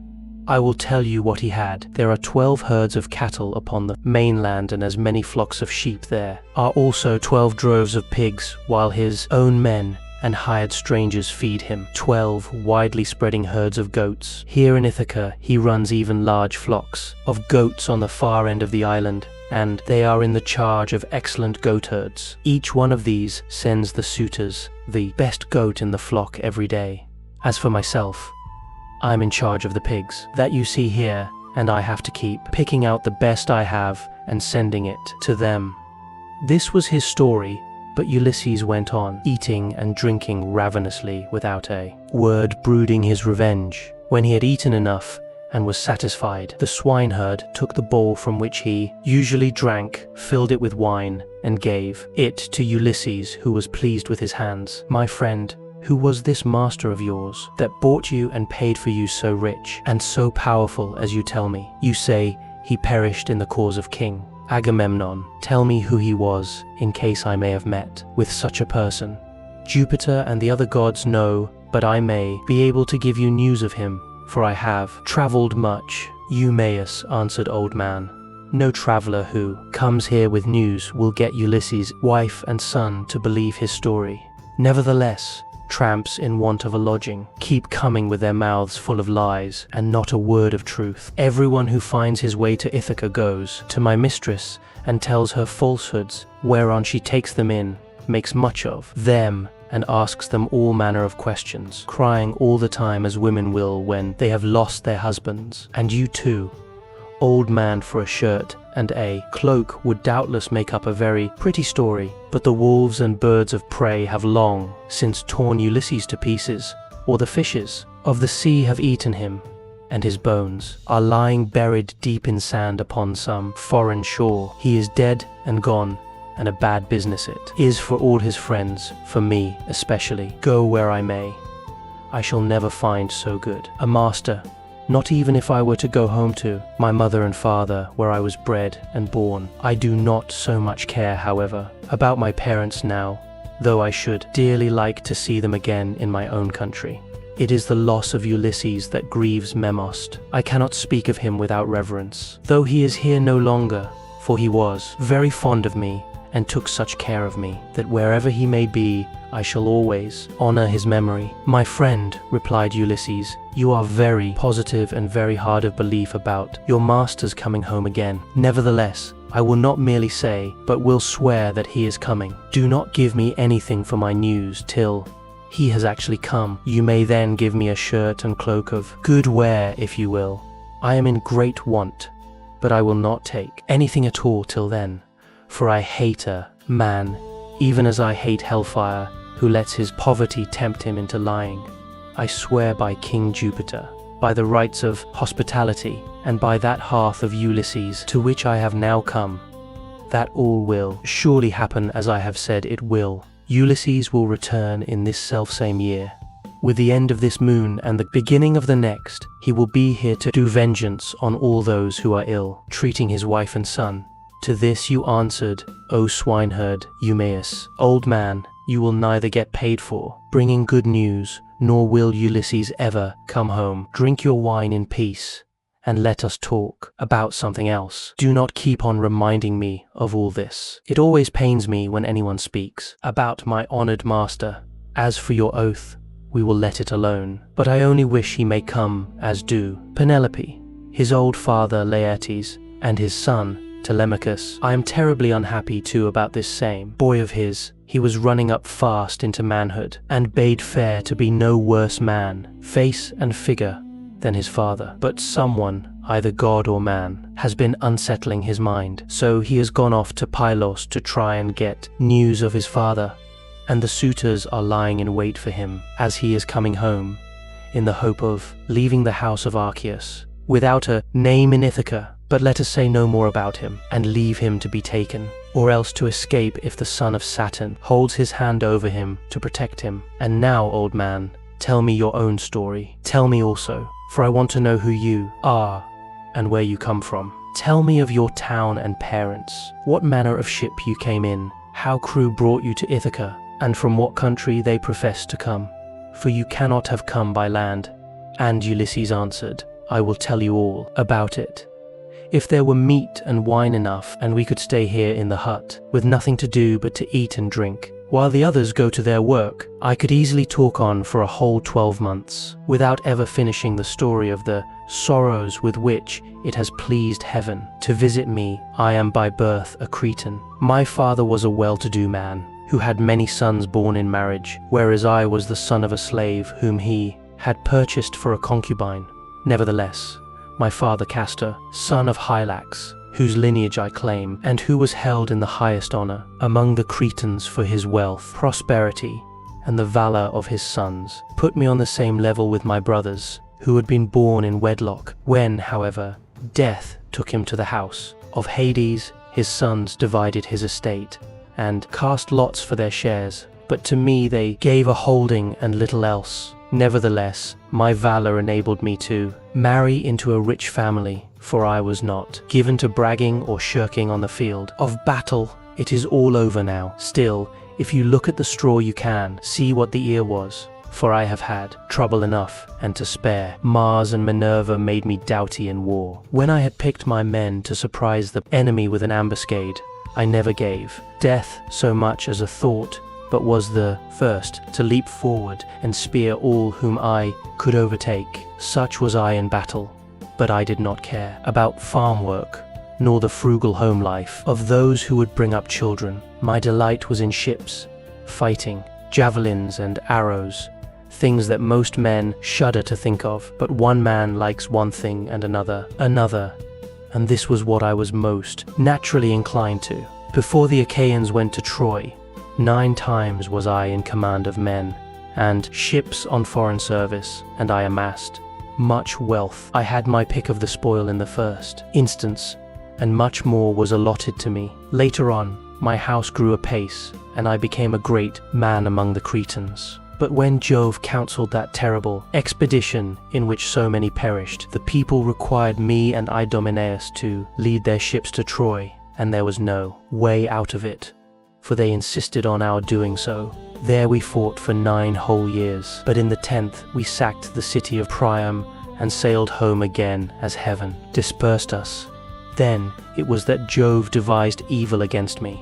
I spent but 1 month happily with my children, wife, and property, and then I conceived the idea of making a descent on Egypt. So I fitted out a fine fleet and manned it. I had 9 ships, and the people flocked to fill them. For 6 days I and my men made feast, and I found them many victims, both for sacrifice to the gods and for themselves. But on the 7th day we went on board and set sail from Crete with a fair north wind behind us, though we were going down a river.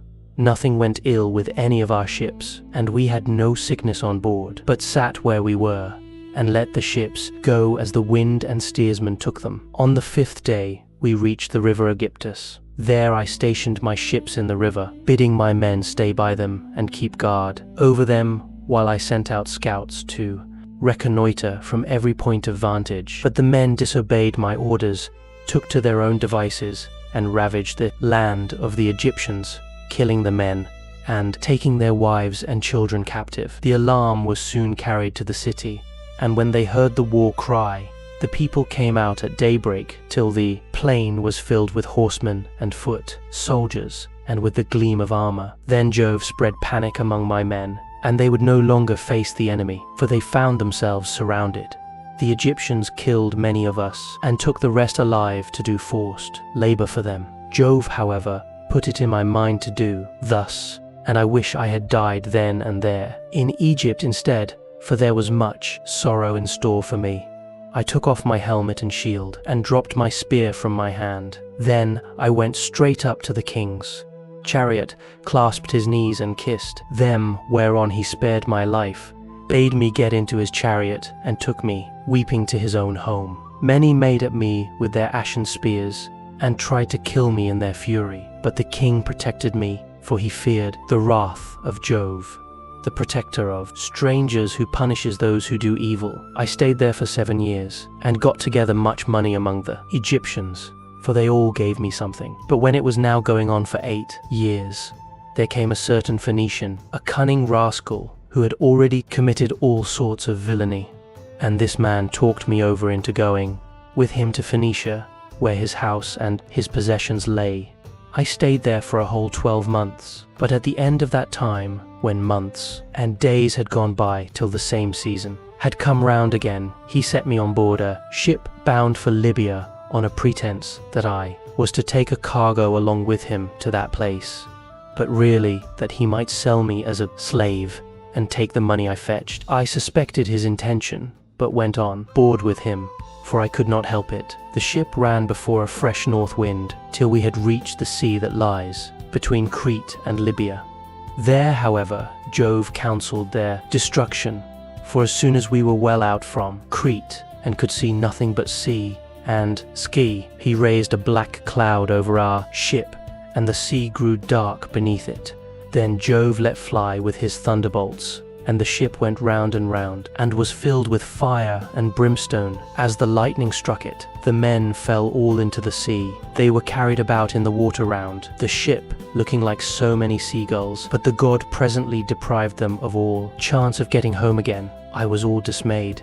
Jove, however, sent the ship's mast within my reach, which saved my life, for I clung to it and drifted before the fury of the gale. 9 days did I drift, but in the darkness of the 10th night, a great wave bore me on to the Thesprotian coast. There Phaedon, king of the Thesprotians, entertained me hospitably without charging me anything at all, for his son found me when I was nearly dead with cold and fatigue, whereon he raised me by the hand, took me to his father's house, and gave me clothes to wear.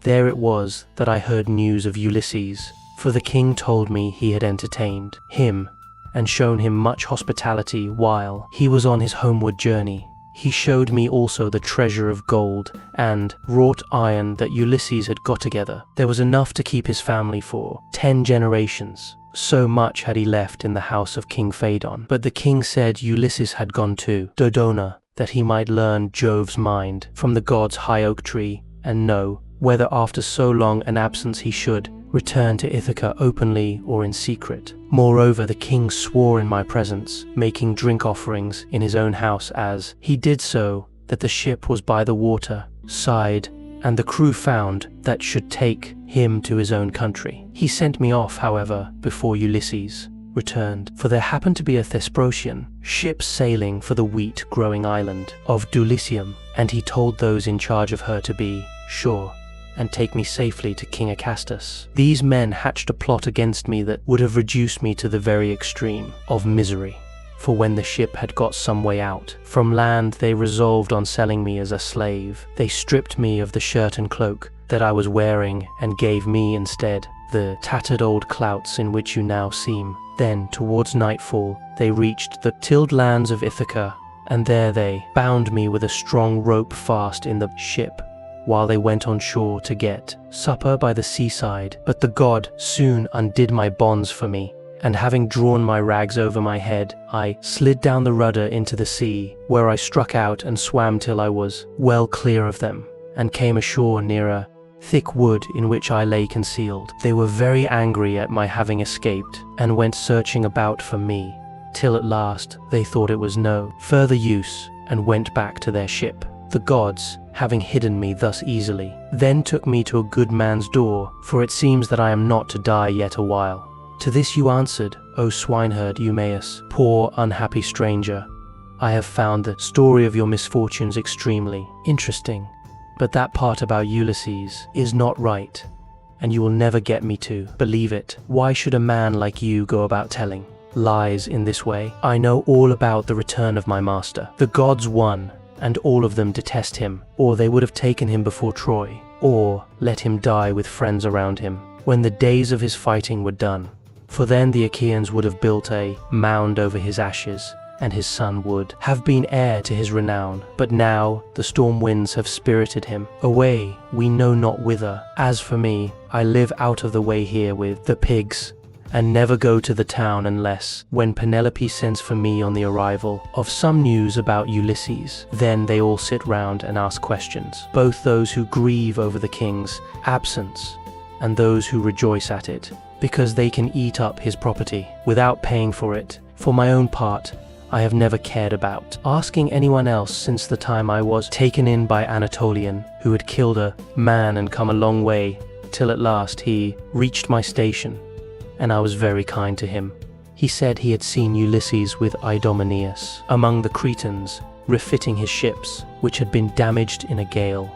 He said Ulysses would return in the following summer or autumn with his men, and that he would bring back much wealth. And now you unfortunate old man, since fate has brought you to my door, do not try to flatter me in this way with vain hopes. It is not for any such reason that I shall treat you kindly, but only out of respect for Jove, the god of hospitality, as fearing him and pitying you. Ulysses answered, I see that you are of an unbelieving mind. I have given you my oath, and yet you will not credit me. Let us then make a bargain, and call all the gods in heaven to witness it. If your master comes home, give me a cloak and shirt of good wear, and send me to Delicium, where I want to go. But if he does not come, as I say he will, set your men on to me, and tell them to throw me from yonder precipice, as a warning to tramps not to go about the country telling lies. And a pretty figure I should cut then, replied Eumaeus, both now and hereafter, if I were to kill you after receiving you into my hut and showing you hospitality. I should have to say my prayers in good earnest if I did, but it is just supper time, and I hope my men will come in directly, that we may cook something savory for supper.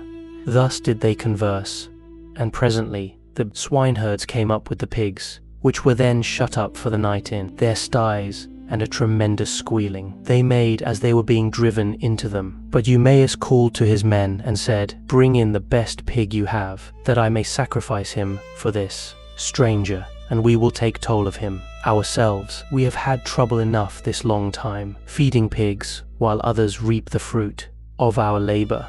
On this he began chopping firewood, while the others brought in a fine, fat, 5-year-old boar pig and set it at the altar. Eumaeus did not forget the gods, for he was a man of good principles. So the first thing he did was to cut bristles from the pig's face and throw them into the fire, praying to all the gods as he did so that Ulysses might return home again. Then he clubbed the pig with a billet of oak which he had kept back when he was chopping the firewood, and stunned it, while the others slaughtered and singed it. Then they cut it up, and Eumaeus began by putting raw pieces from each joint onto some of the fat. These he sprinkled with barley meal and laid upon the embers. They cut the rest of the meat up small, put the pieces upon the spits, and roasted them till they were done. When they had taken them off the spits, they threw them onto the dresser in a heap. The swineherd, who was a most equitable man, then stood up to give everyone his share. He made 7 portions. One of these he set apart for Mercury, the son of Maia, and the nymphs. praying to them as he did so. The others he dealt out to the men, man by man. He gave Ulysses some slices cut lengthways, down the loin as a mark of especial honor, and Ulysses was much pleased. "I hope, Eumaeus," said he, "that Jove will be as well disposed towards you as I am, for the respect you are showing to an outcast like myself." To this you answered, "O swineherd Eumaeus, eat, my good fellow, and enjoy your supper, such as it is. God grants this and withholds that, just as he thinks right, for he can do whatever he chooses." As he spoke, he cut off the first piece and offered it as a burnt sacrifice to the immortal gods. Then he made them a drink offering, put the cup in the hands of Ulysses, and sat down to his own portion. Mausoleus brought them their bread. The swineherd had brought this man on his own account from among the Taphians during his master's absence, and had paid for him with his own money, without saying anything, either to his mistress or Laertes. They then laid their hands upon the good things that were before them, and when they had had enough to eat and drink, Mausoleus took away what was left of the bread, and they all went to bed after having made a hearty supper. Now the night came on stormy and very dark, for there was no moon. It poured without ceasing, and the wind blew strong from the west, which is a wet quarter. So Ulysses thought he would see whether Eumaeus, in the excellent care he took of him, would take off his own cloak and give it him, or make one of his men give him only. "Listen to me," said he, "Eumaeus, and the rest of you. When I have said a prayer, I will tell you something. It is the wine that makes me talk in this way. Wine will make even a wise man fall to singing. It will make him chuckle and dance and say many a word that he had better leave unspoken.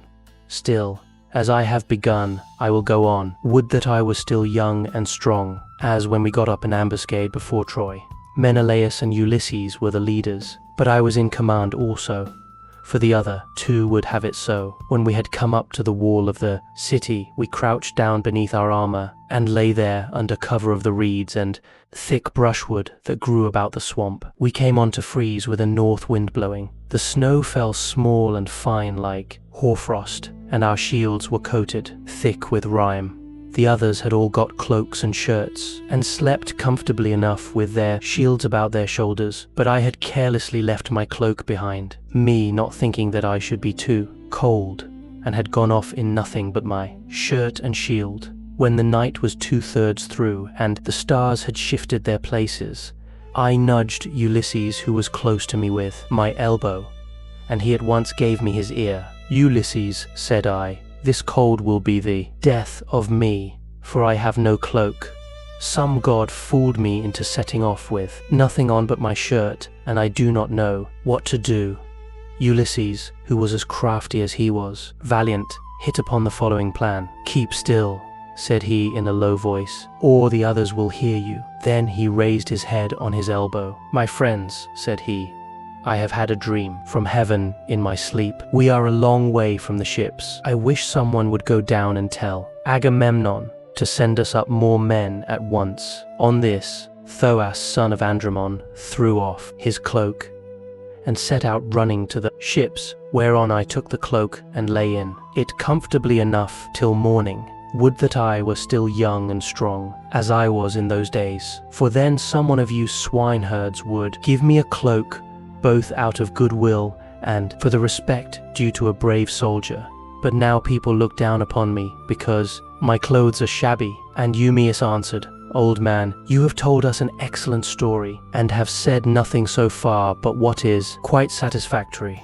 For the present, therefore, you shall want neither clothing nor anything else that a stranger in distress may reasonably expect. You have to shake your own old rags about your body again, for we have not many spare cloaks nor shirts up here, but every man has only one. When Ulysses' son comes home again, he will give you both cloak and shirt, and send you wherever you may want to go." With this, he got up and made a bed for Ulysses by throwing some goatskins and sheepskins on the ground in front of the fire. Here Ulysses lay down, and Eumaeus covered him over with a great heavy cloak that he kept in exchange in case of extraordinarily bad weather. Thus did Ulysses sleep, and the young men slept beside him. But the swineherd did not like sleeping away from his pigs, so he got ready to go outside, and Ulysses was glad to see that he looked after his property during his master's absence. First, he slung his sword over his brawny shoulders and put on a thick cloak to keep out the wind. He also took the skin of a large and well-fed goat and a javelin in case of attack from men or dogs. Thus equipped, he went to his rest where the pigs were camping under an overhanging rock that gave them shelter from the north wind. Book 15. But Minerva went to the fair city of Lacedaemon to tell Ulysses' son that he was to return at once. She found him and Pisistratus sleeping in the forecourt of Menelaus' house. Pisistratus was fast asleep, but Telemachus could get no rest all night for thinking of his unhappy father. So Minerva went close up to him and said, "Telemachus, you should not remain so far away from home any longer, nor leave your property with such dangerous people in your house. They will eat up everything you have among them, and you will have been on a fool's errand. Ask Menelaus to send you home at once, and find your excellent mother still there. When you get back, her father and brothers are already urging her to marry Eurymachus, who has given her more than any of the others and has been greatly increasing his wedding presents. I hope nothing valuable may have been taken from the house in spite of you. But you know what women are. They always want to do the best they can for the man who marries them and never give another thought to the children of their first husband, nor to their father either, nor to their mother. Go home, therefore, and put everything in charge of the most respectable woman servant that you have, until it shall please heaven to send you a wife of you round. Let me tell you also of another matter, which you had better attend to. The chief men among the suitors are lying in wait for you in the strait between Ithaca and Samos, and they mean to kill you before you can reach home.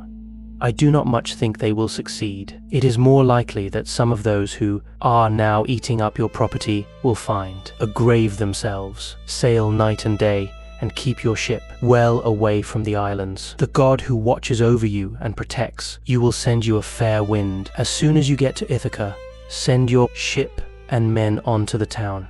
But yourself, go straight to the swineherd, who has charge of your pigs. He is well disposed towards you. Stay with him therefore for the night, and then send him to Penelope to tell her that you have got back safe from Pylos." Then she went back to Olympus. But Telemachus stirred Pisistratus with his heel to rouse him, and said, "Wake up, Pisistratus, and yoke the horses to the chariot, for we must set off home." But Pisistratus said, "No matter what hurry we are in, we cannot drive in the dark. It will be morning soon. Wait till Menelaus has brought his presents and put them in the chariot for us, and let him say goodbye to us in the usual way. So long as he lives, a guest should never forget a host who has shown him kindness." As he spoke, day began to break, and Menelaus, who had already risen, leaving Helen in bed, came towards them. When Telemachus saw him, he put on his shirt as fast as he could, threw a great cloak over his shoulders, and went out to meet him. "Menelaus," said he, "let me go back now to my own country, for I want to get home." And Menelaus answered, "If you insist on going, I will not detain you. I do not like to see a host either too fond of his guest or too rude to him. Moderation is best in all things, and not letting a man go when he wants to do so is as bad as telling him to go if he would like to stay. One should treat a guest well as long as he is in the house, and speed him when he wants to leave it. Wait then till I can get your beautiful presents into your chariot until you have yourself seen them. I will tell the women to prepare a sufficient dinner for you of what there may be in the house. It will be at once more proper and cheaper for you to get your dinner before setting out on such a long journey. If, moreover, you have a fancy for making a tour in Hellas or in the Peloponnese, I will yoke my horses and will conduct you myself through all our principal cities. No one will send us away empty-handed. Everyone will give us something: a bronze tripod, a couple of mules, or a gold cup." "Menelaus," replied Telemachus, "I want to go home at once, for when I came away I left my property without protection, and fear that while looking for my father I shall come to ruin myself or find that something valuable has been stolen during my absence." When Menelaus heard this, he immediately told his wife and servants to prepare a sufficient dinner so that there might be in the house. At this moment, Eteoneus joined him, for he lived close by and had just got up. So Menelaus told him to light the fire and cook some meat, which he at once did. Then Menelaus went down into his fragrant storeroom, not alone, but Helen went too, with Megapenthes. When he reached the place where the treasures of his house were kept, he selected a double cup and told his son, Megapenthes, to bring also a silver mixing bowl. Meanwhile, Helen went to the chest, where she kept the lovely dresses which she had made with her own hands, and took out one. That was the largest and most beautifully enriched with embroidery. It glittered like a star and lay at the very bottom of the chest. Then they all came back through the house again till they got to Telemachus, and Menelaus said, "Telemachus, may Jupiter, the mighty husband of Juno, bring you safely home according to your desire. I will now present you with the finest and most precious piece of plate in all my house. It is a mixing bowl of pure silver, except the rim, which is inlaid with gold, and it is the work of Vulcan. Phaedimus, king of the Sidonians, made me a present of it in the course of a visit that I paid him while I was on my return home. I should like to give it to you." With these words he placed the double cup in the hands of Telemachus, while Megapenthes brought the beautiful mixing bowl and set it before him. Hard by stood lovely Helen with the robe ready in her hand. "I too, my son," said she, "have something for you as a keepsake from the hand of Helen. It is for your bride to wear upon her wedding day. Till then, get your dear mother to keep it for you. Thus may you go back rejoicing to your own country and to your home, and I will give it to you, and I will give it to you." Then Pisistratus put the presents into the chariot and admired them all as he did so. Presently Menelaus took Telemachus and Pisistratus into the house, and they both sat down to table. A maidservant brought them water in a beautiful golden ewer and poured it into a silver basin for them to wash their hands, and she drew a clean table beside them. An upper servant brought them bread and gave them many good things of what there was in the house. Eteoneus carved the meat and gave them each their portions, while Megapenthes poured out the wine. Then they laid their hands upon the good things that were before them. But as soon as they had had enough to eat and drink, Telemachus and Pisistratus yoked the horses and took their places in the chariot. They drove out through the inner gateway and under the echoing gatehouse of the outer court, and Menelaus came after them with a golden goblet of wine in his right hand, that they might make a drink offering before they set out. He stood in front of the horses and pledged them, saying, "Farewell to both of you. See that you tell Nestor how I have treated you, for he was as kind to me as any father could be while we Achaeans were fighting before Troy." "We will be sure, sir," answered Telemachus, "to tell him everything as soon as we see him.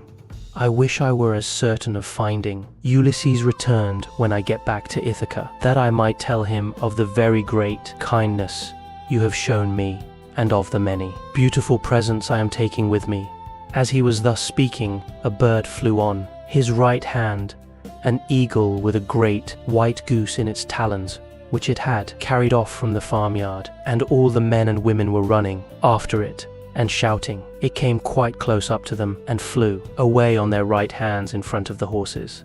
When they saw it, they were glad, and their hearts took comfort within them. Whereon Pisistratus said, "Tell me, Menelaus, has heaven sent this omen for us, or for you?" Menelaus was thinking what would be the most proper answer for him to make, but Helen was too quick for him, and said, "I will read this matter as heaven has put it in my heart, and as I doubt not that it will come to pass. The eagle came from the mountain where it was bred and has its nest, and in like manner Ulysses, after having travelled far and suffered much, will return to take his revenge, if indeed he is not back already, and will come to take his revenge. May Jupiter so grant it," replied Telemachus. "If it should prove to be so, I will make vows to you as though you were a god, even when I am at home." As he spoke, he lashed his horses, and they started off at full speed through the town towards the open country. They swayed the yoke upon their necks and travelled the whole day long till the sun set and darkness was over all the land. Then they reached Pherae, where Diocles lived, who was son of Autolycus, the son of Alpheus. There they passed the night and were treated hospitably. When the child of morning, rosy-fingered, dawn appeared, they again yoked their horses and their places in the chariot. They drove out through the inner gateway, and under the echoing gatehouse of the outer court, Pisistratus lashed his horses on, and they flew forward, nothing loath. Ere long they came to Pylos, and then Telemachus said, Pisistratus, I hope you will promise to do what I'm going to ask you. You know our fathers were old friends before us. Moreover, we are both of an age, and this journey has brought us together still more closely. Do not therefore take me past my ship, but leave me there. Go to your father's house. He will try to keep me in the warmth of his goodwill towards me, and I must go home at once. Pisistratus thought how he should do as he was asked, and in the end he deemed it best to turn his horses towards the ship, and put Menelaus's beautiful presents of gold and raiment in the stern of the vessel. Then he said, Go on board at once and tell your men to do so also before I can reach home to tell my father. I know how obstinate he is, and am sure he will not let you go.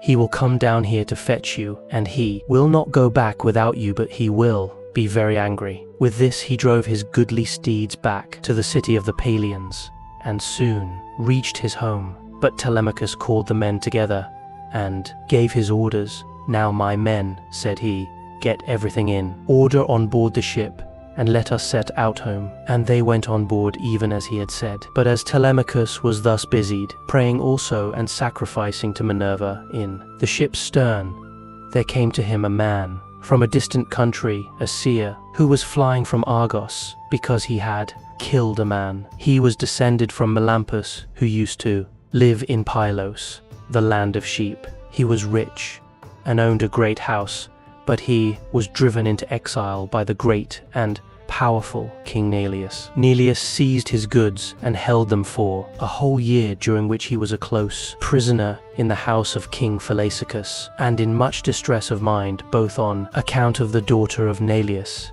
and because he was haunted by a great sorrow that dread Aranes had laid upon him. In the end, however, he escaped with his life, drove the cattle from Phylaeus to Pylos, avenged the wrong that had been done him, and gave the daughter of Neleus to his brother. Then he left the country where it was ordained that he should reign over much people. There he married, established himself, and had two famous sons, Antiphates and Mantius. Antiphates became father of Eucleus, and Eucleus of Amphiaraus, who was dearly loved, both by Jupiter and by Apollo. But he did not live to old age, for he was killed in Thebes by reason of a woman's gifts. His sons were Alcmaeon and Amphilochus. Mantius, the other son of Melampus, was father to Polyphiades and Cleotus. Aurora, throned in gold, carried off Clytus for his beauty's sake, that he might dwell among the immortals. But Apollo made Polyphiades the greatest seer in the whole world. Now that Amphiaraus was dead, he quarreled with his father and went to live in Hypereus, where he remained and prophesied for all men. His son, Proclymenus, it was who now came up to Telemachus as he was making drink offerings and praying in his ship. Friend, said he, now that I find you sacrificing in this place, I beseech you by your sacrifices themselves, and by the God to whom you make them, I pray you also by your own head and by those of your followers, tell me the truth, and nothing but the truth. Who and whence are you? Tell me also of your town and parents. Telemachus said, I will answer you quite truly. I am from Ithaca, and my father is Ulysses, as surely as that he ever lived. But he has come to some miserable end. Therefore I have taken this ship, and got my crew together to see if I can hear any news of him, for he has been away a long time. I too, answered Theoclymenus, am an exile, for I have killed a man of my own race. He has many brothers and kinsmen in Argos, and they have great power among the Argives. I am flying to escape death at their hands, and am thus doomed to be a wanderer on the face of the earth. I am your suppliant, take me therefore on board your ship, that they may not kill me, for I know they are in pursuit. I will not refuse you, replied Telemachus, if you wish to join us. Come therefore, and in Ithaca we will treat you hospitably according to what we have. On this he received Theoclymenus' spear and laid it down on the deck of the ship. He went on board and sat in the stern, bidding Theoclymenus sit beside him. Then the men let go the hawsers. Telemachus told them to catch hold of the ropes, and they made all haste to do so. They set the mast in its socket in the cross plank, raised it, and made it fast with the four stays, and they hoisted their white sails with sheets of twisted oxhide. Minerva sent them a fair wind that blew, fresh and strong, to take the ship on her course as fast as possible. Thus then they passed by Cruni and Chalcis.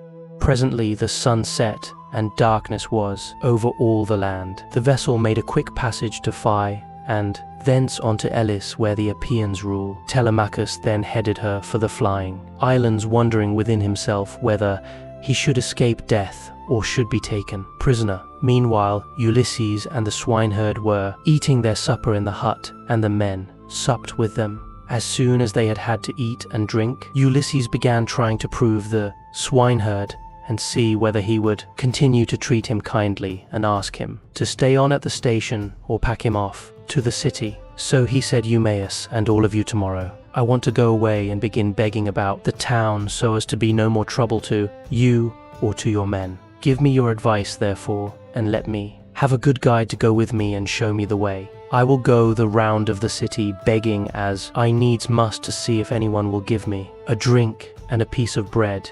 I should like also to go to the house of Ulysses and bring news of her husband to Queen Penelope. I could then go about among the suitors and see if out of all their abundance they will give me a dinner. I should soon make them an excellent servant in all sorts of ways. Listen and believe when I tell you that by the blessing of Mercury, who gives grace and good name to the works of all men, there is no one living who would make a more handy servant than I should, to put fresh wood on the fire, chop fuel, carve, cook, pour out wine, and do all those services that poor men have to do for their betters. The swineherd was very much disturbed when he heard this. Heaven help me, he exclaimed. Whatever can have put such a notion as that into your head? If you go near the suitors you will be undone to a certainty, for their pride and insolence reach the very heavens. They would never think of taking a man like you for a servant. Their servants are all young men, well dressed, wearing good cloaks and shirts, with well-looking faces, and their hair always tidy. The tables are kept quite clean and are loaded with bread, meat, and wine. Stay where you are then.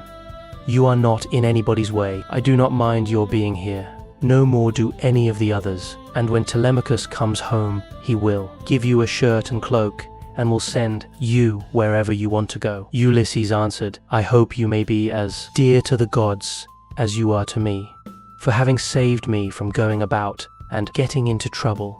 There is nothing worse than being always on the tramp. Still, when men have once got low down in the world, they will go through a great deal on behalf of their miserable bellies. Since, however, you press me to stay here and await the return of Telemachus, tell me about Ulysses' mother and his father, whom he left on the threshold of old age when he set out for Troy. Are they still living, or are they already dead and in the house of Hades? I will tell you all about them, replied Eumaeus.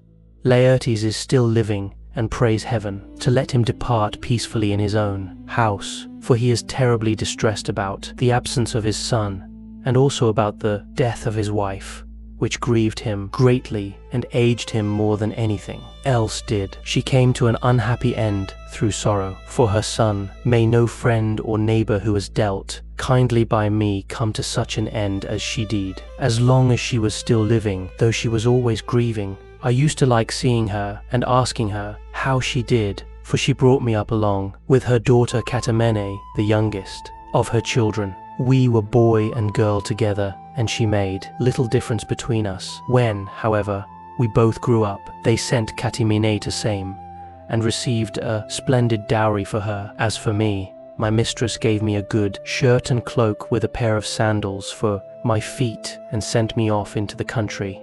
but she was just as fond of me as ever. This is all over now. Still, it has pleased heaven to prosper my work in the situation which I now hold. I have enough to eat and drink and can find something for any respectable stranger who comes here. But there is no getting a kind word or deed out of my mistress, for the house has fallen into the hands of wicked people. Servants want sometimes to see their mistress and have a talk with her. They like to have something to eat and drink at the house, and something to take back with them into the country. This is what will keep servants in a good humor. Ulysses answered, "Then you must have been a very little fellow, Eumaeus, when you were taken so far away from your home and parents. Tell me, and tell me true, was the city in which your father and mother lived sacked and pillaged, or did some enemies carry you off when you were alone tending sheep or cattle, ship you off here, and sell you for whatever your master gave them?" "Stranger," replied Eumaeus, "as regards your question, sit still, make yourself comfortable, drink your wine, and listen to me. The nights are now at their longest. There is plenty of time both for sleeping and sitting up, talking together. You ought not to go to bed till bedtime. Too much sleep is as bad as too little. If any one of the others wishes to go to bed, let him leave us and do so. He can then take my master's pigs out when he has done breakfast in the morning. We two will sit here eating and drinking in the hut, and telling one another stories about our misfortunes. For when a man has suffered much and been buffeted about in the world, he takes pleasure in recalling the memory of sorrows that have long gone by. As regards your question then, my tale is as follows. You may have heard of an island called Cyra that lies over above Aeaea, where the land begins to turn round and look in another direction. It is not very thickly peopled, but the soil is good, with much pasture, fit for cattle and sheep, and it abounds with wine and wheat. Dirt never comes there, nor are the people plagued by any sickness.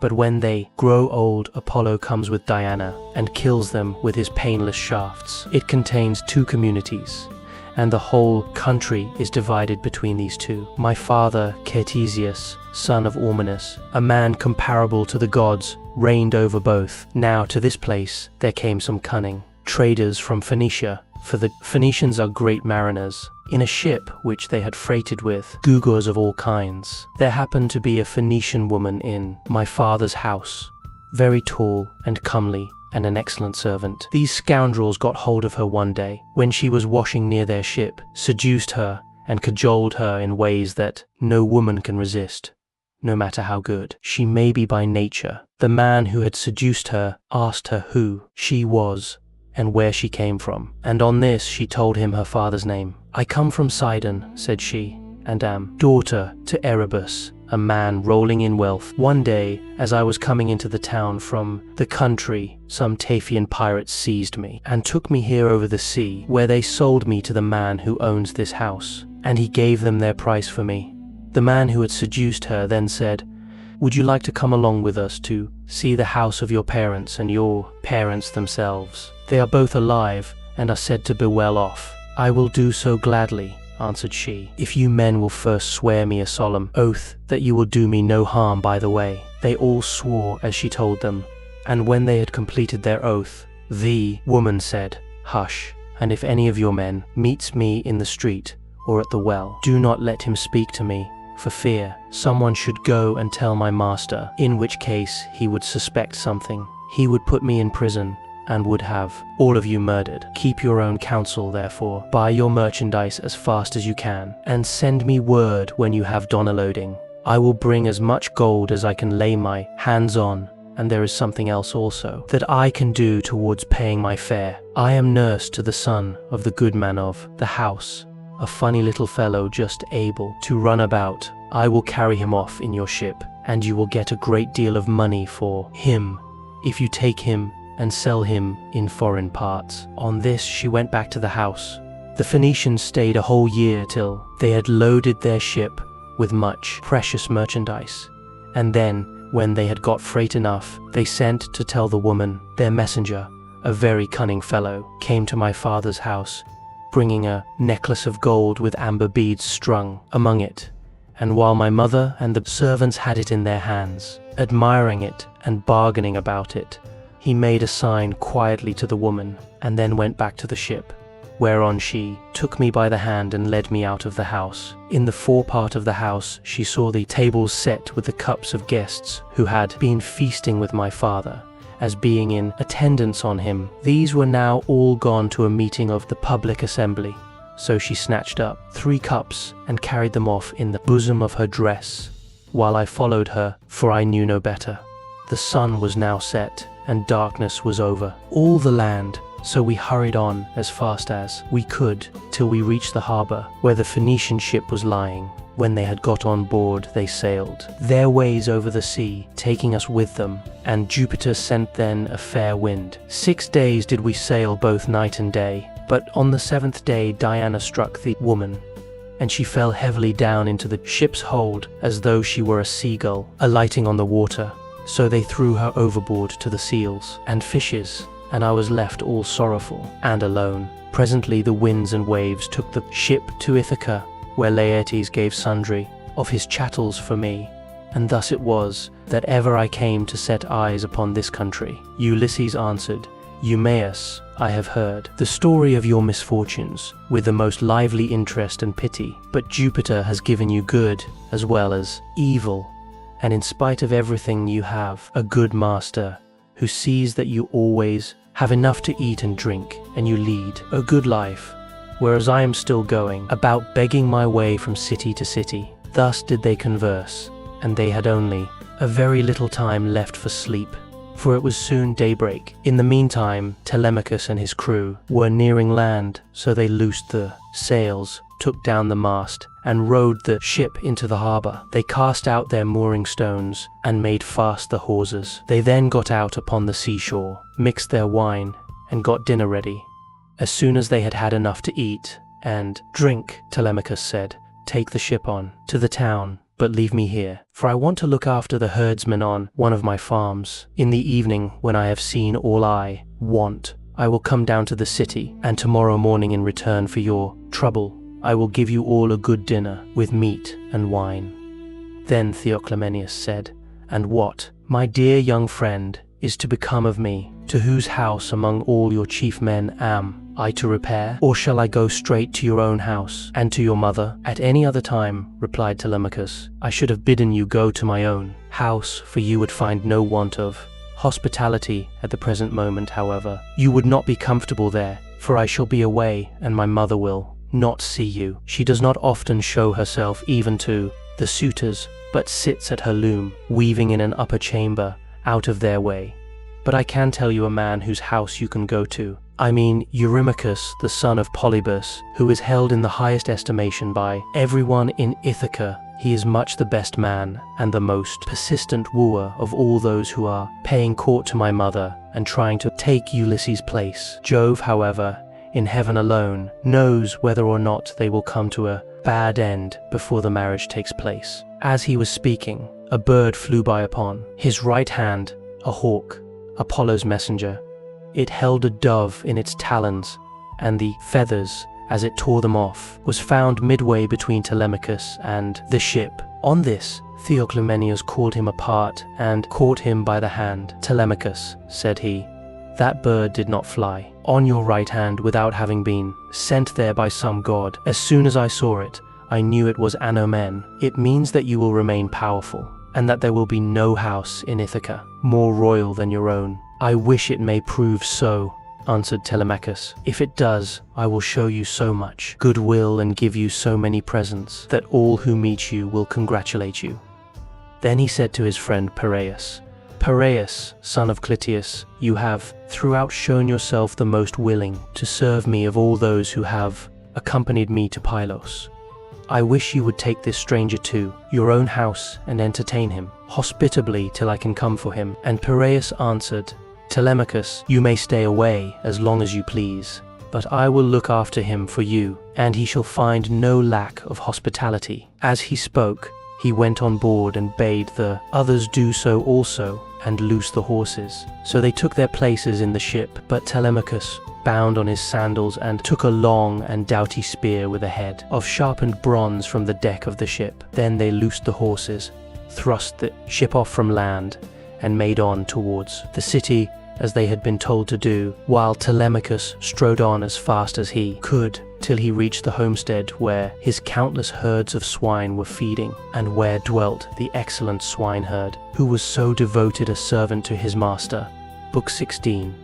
Meanwhile Ulysses and the swineherd had lit a fire in the hut, and were getting breakfast ready at daybreak, and had sent the men out with the pigs. When Telemachus came up, the dogs did not bark, but fawned upon him. So Ulysses, hearing the sound of feet, and noticing that the dogs did not bark, said to Eumaeus, "Eumaeus, I hear footsteps. I suppose one of your men or someone of your acquaintance is coming here, for the dogs are fawning upon him and not barking."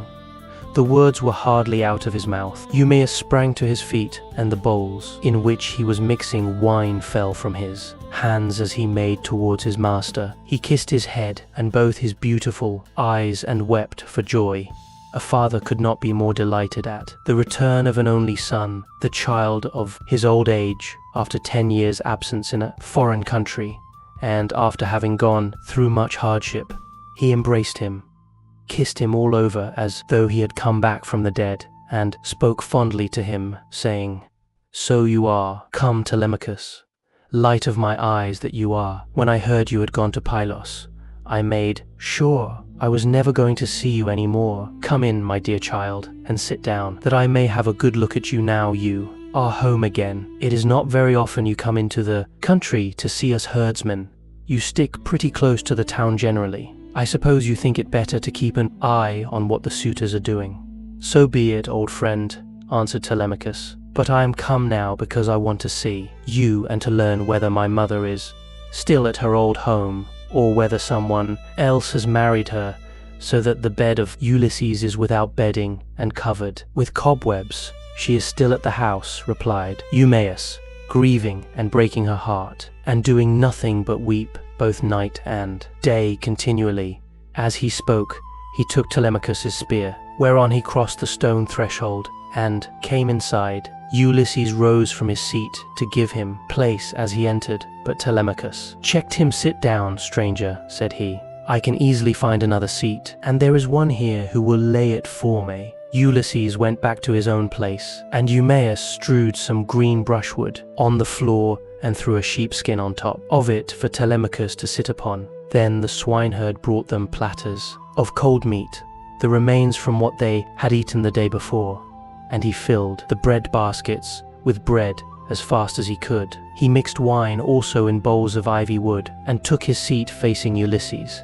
Then they laid their hands on the good things that were before them, and as soon as they had had enough to eat and drink, Telemachus said to Eumaeus, "Old friend, where does this stranger come from? How did his crew bring him to Ithaca? And who were they? For assuredly he did not come here by land." "To this you answered, O swineherd Eumaeus, my son, I will tell you the real truth. He says he is a Cretan, and that he has been a great traveler. At this moment he is running away from a Thesprotian ship, and has taken refuge at my station. So I will put him into your hands. Do whatever you like with him. Only remember that he is your suppliant." "I am very much distressed," said Telemachus, "by what you have just told me. How can I take this stranger into my house? I am as yet young, and am not strong enough to hold my own if any man attacks me. My mother cannot make up her mind whether to stay where she is and look after the house out of respect for public opinion and the memory of her husband, or whether the time is now come for her to take the best man of those who are wooing her, and the one who will make her the most advantageous offer. Still, as the stranger has come to your station, I will find him a cloak and shirt of good wear, with a sword and sandals, and will send him wherever he wants to go. Or if you like, you can keep him here at the station, and I will send him clothes and food, that he may be no burden on you and on your men. But I will not have him go near the suitors, for they are very insolent, and are sure to ill-treat him in a way that would greatly grieve me. No matter how valiant a man may be, he can do nothing against numbers, for they will be too strong for him." Then Ulysses said, "Sir, it is right that I should say something myself. I am much shocked about what you have said, about the insolent way in which the suitors are behaving in despite of such a man as you are. Tell me, do you submit to such treatment tamely, or has some god set your people against you? May you not complain of your brothers, for it is to these that a man may look for support, however great his quarrel may be. I wish I were as young as you are, and in my present mind, if I were son to Ulysses, or indeed Ulysses himself, I would rather someone came and cut my head off, but I would go to the house and be the bane of everyone of these men, if they were too many for me. I being single-handed, I would rather die fighting in my own house than see such disgraceful sights day after day, strangers grossly maltreated, and men dragging the women, servants about the house in an unseemly way, wine drawn recklessly, and bread wasted all to no purpose for an end that shall never be accomplished. And Telemachus answered, I will tell you truly everything. There is no enmity between me and my people, nor can I complain of brothers, to whom a man may look for support however great his quarrel may be. Jupiter has made us a race of only sons. Laertes was the only son of Odysseus, and Ulysses only son of Laertes. I am myself the only son of Ulysses, who left me behind him when he went away, so that I have never been of any use to him. Hence it comes that my house is in the hands of numberless marauders, for the chiefs from all the neighboring islands, Dulichium, Sem, Zakynthos, as also all the principal men of Ithaca itself, are eating up my house under the pretext of paying court to my mother, who will neither say point blank that she will not marry, nor yet bring matters to an end. So they are making havoc of my estate, and before long will do so with myself into the bargain. The issue, however, rests with heaven. But do you, old friend Eumaeus, go at once and tell Penelope that I am safe and have returned from Pylos. Tell it to herself alone, and then come back here without letting anyone else know, for there are many who are plotting mischief against me.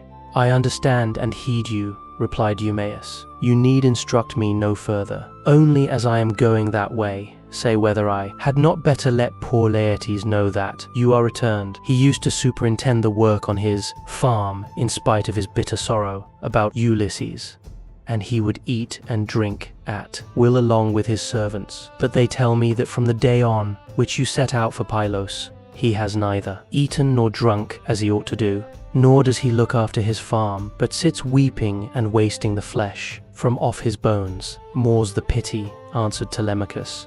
I am sorry for him, but we must leave him to himself just now. If people could have everything their own way, the first thing I should choose would be the return of my father. But go and give your message, then make haste back again, and do not turn out of your way to tell Laertes. Tell my mother to send one of her women secretly with the news at once, and let him hear it from her.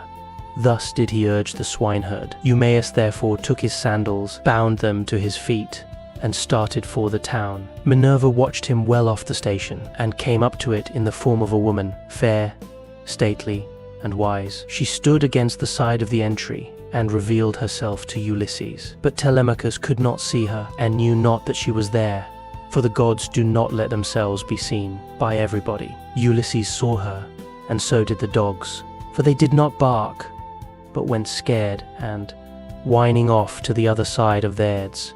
She nodded her head, and motioned to Ulysses with her eyebrows, whereon he left the hut and stood before her outside the main wall of the yards. Then she said to him, Ulysses, noble son of Laertes, it is now time for you to tell your son, do not keep him in the dark any longer, but lay your plans for the destruction of the suitors, and then make for the town. I will not be long in joining you, for I too am eager for the fray. As she spoke, she touched him with her golden wand. First she threw a fair clean shirt and cloak about his shoulders, then she made him younger and of more imposing presence. She gave him back his color, filled out his cheeks, and let his beard become dark again. Then she went away, and Ulysses came back. Inside the hut, his son was astounded when he saw him, and turned his eyes away for fear he might be looking upon a god. "Stranger," said he, "how suddenly you have changed from what you were a moment or two ago. You are dressed differently,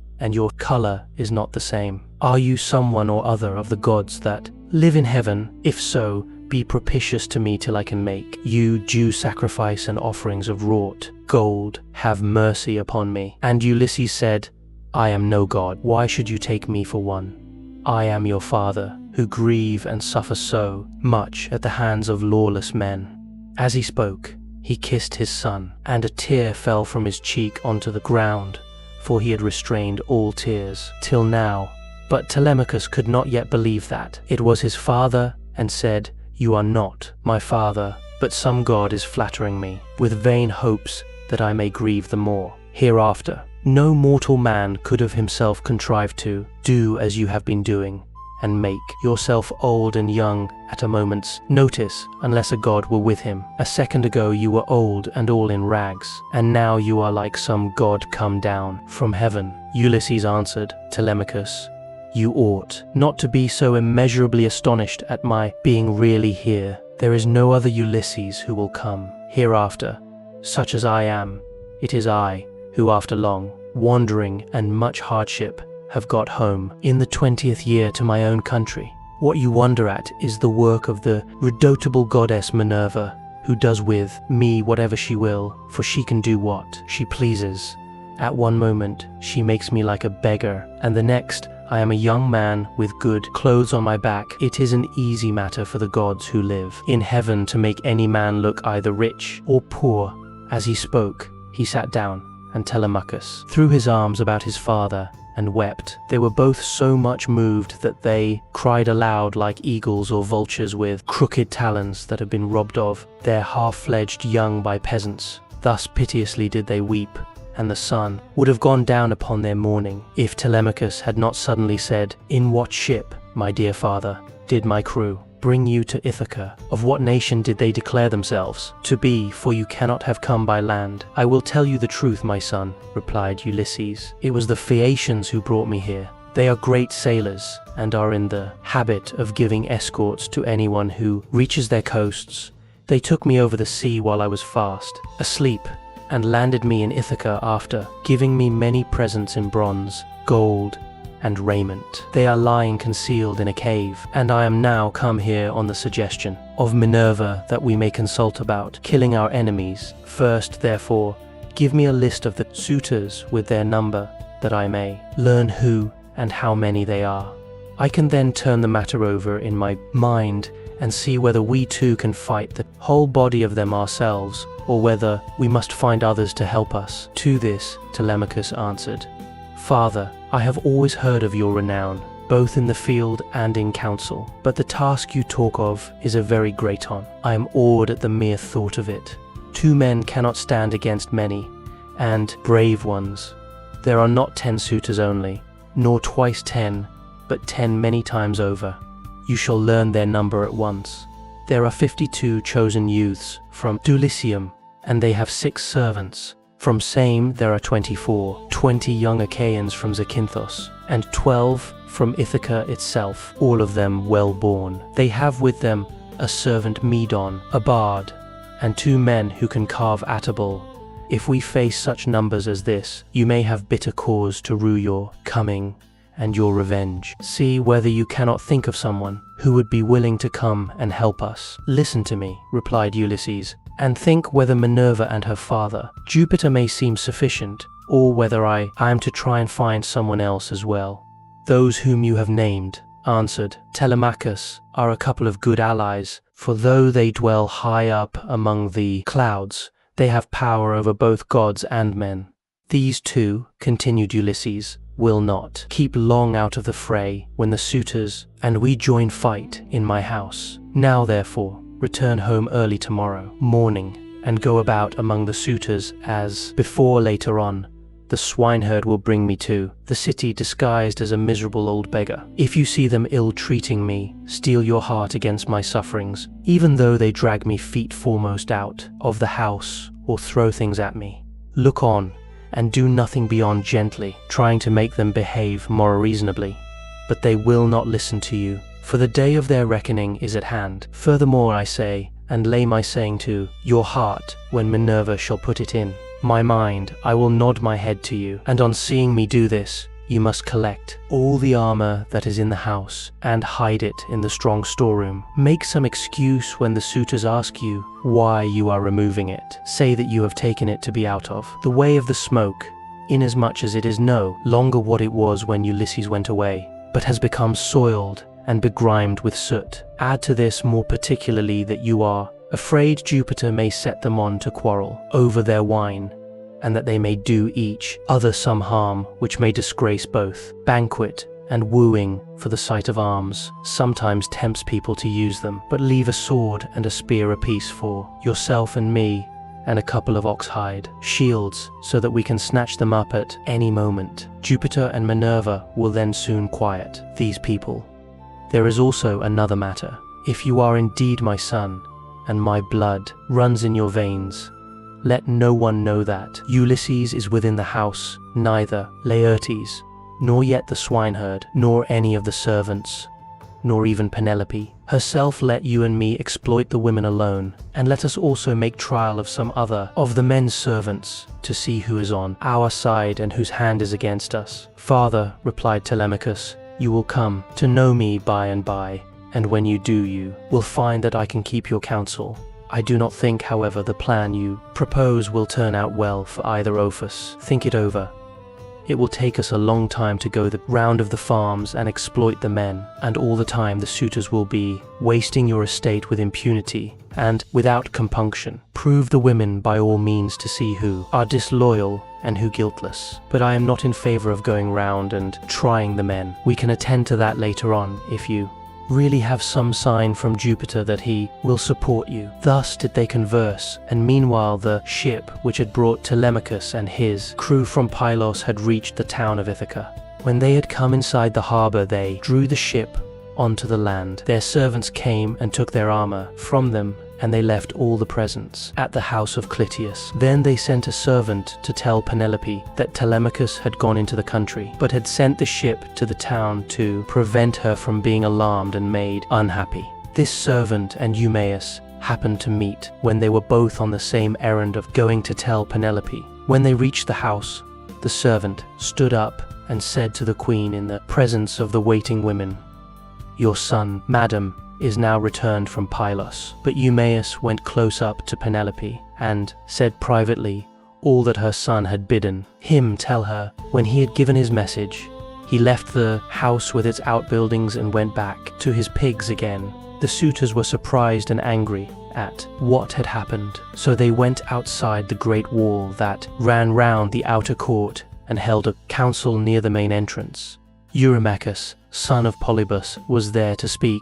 "My friends," said he, "this voyage of Telemachus's is a very serious matter. We had made sure that it would come to nothing. Now, however, let us draw a ship into the water and get a crew together to send after the others and tell them to come back as fast as they can." He had hardly done speaking when Amphinomus turned in his place and saw the ship inside the harbor with the crew. Lowering her sails and putting by their oars, he laughed and said to the others, "We need not send them any message, for they are here. Some god must have told them, or else they saw the ship go by and could not overtake her." On this, they rose and went to the waterside. The crew then drew the ship on shore. Their servants took their armor from them, and they went up in a body to the place of assembly. But they would not let anyone, old or young, sit along with them, and Antinous, son of Eupathes, spoke first. "Good heavens," said he, "see how the gods have saved this man from destruction. We kept a succession of scouts upon the headlands all day long, and when the sun was down we never went on shore to sleep, but waited in the ship all night till morning in the hope of capturing and killing him. But some god has conveyed him home in spite of us. Let us consider how we can make an end of him. He must not escape us. Our affair is never likely to come off while he is alive, for he is very shrewd, and public feeling is by no means all on our side. We must make haste before he can call the Achaeans in assembly. He will lose no time in doing so, for he will be furious with us and will tell all the world how we plotted to kill him but failed to take him. The people will not like this when they come to know of it. We must see that they do us no hurt, nor drive us from our own country into exile. Let us try and lay hold of him, either on his farm away from the town or on the road hither. Then we can divide up his property amongst us and let his mother and the man who marries her have the house. If this does not please you and you wish Telemachus to live on and hold his father's property, then we must not gather here and eat up his goods in this way, and let Penelope eat from his own house, and she can marry the man who will give the most for her and whose lot it is to win her. They all held their peace until Amphinomus rose to speak. He was the son of Nisus, who was son to King Aeaea, and he was foremost among all the suitors from the wheat-growing and well-grassed island of Dulichium. His conversation, moreover, was more agreeable to Penelope than that of any of the other suitors, for he was a man of good, natural disposition. "My friends," said he, speaking to them plainly and in all honesty, "I am not in favor of killing Telemachus. It is a heinous thing to kill one who is of noble blood. Let us first take counsel of the gods, and if the oracles of Jove advise it, I will both help to kill him myself, and will urge everyone else to do so, but if they dissuade us, I would have you hold your hands." Thus did he speak, and his words pleased them well, so they rose forthwith and went to the house of Ulysses, where they took their accustomed seats. Then Penelope resolved that she would show herself to the suitors. She knew of the plot against Telemachus, for the servant Medon had overheard their counsels and had told her. She went down therefore to the court, attended by her maidens, and when she reached the suitors she stood by one of the bearing posts supporting the roof of the cloister, holding a veil before her face, and rebuked Antinous, saying, "Antinous, insolent and wicked schemer, they say you are the best speaker and counselor of any man your own age in Ithaca, but you are nothing of the kind. Madman, why should you try to compass the death of Telemachus and take no heed of suppliants, whose witness is Jove himself? It is not right for you to plot thus against one another. Do you not remember how your father fled to this house in fear of the people who were enraged against him for having gone with some Taphian pirates and plundered the Thesprotians who were at peace with us? They wanted to tear him in pieces and eat up everything he had, but Ulysses stayed their hands, although they were infuriated. And now you devour his property without paying for it, and break my heart by wooing his wife and trying to kill his son. Help the others also." To this Eurymachus, son of Polybus, answered, "Take heart, Queen Penelope, daughter of Vicarius, and do not trouble yourself about these matters. The man is not yet born, nor never will be. Who shall lay hands upon your son, Telemachus, while I yet live to look upon the face of the earth? I say, and it shall surely be that my spear shall be reddened with his blood, for many a time has Ulysses taken me on his knees, held wine up to my lips to drink, and put pieces of meat into my hands. Therefore, Telemachus is much the dearest friend I have, and has nothing to fear from the hands of us suitors. Of course, if death comes to him from the gods, he cannot escape it." He said this to quiet her, but in reality, he was plotting against Telemachus. Then Penelope went upstairs again and warned her husband till Minerva shed sleep over her eyes. In the evening, Eumaeus got back to Ulysses and his son, who had just sacrificed a young pig of a year old and were helping one another to get supper ready. Minerva therefore came up to Ulysses, turned him into an old man with a stroke of her wand, and clad him in his old clothes again, for fear that the swineherd might recognize him and not keep the secret, but go and tell Penelope. Telemachus was the first to speak.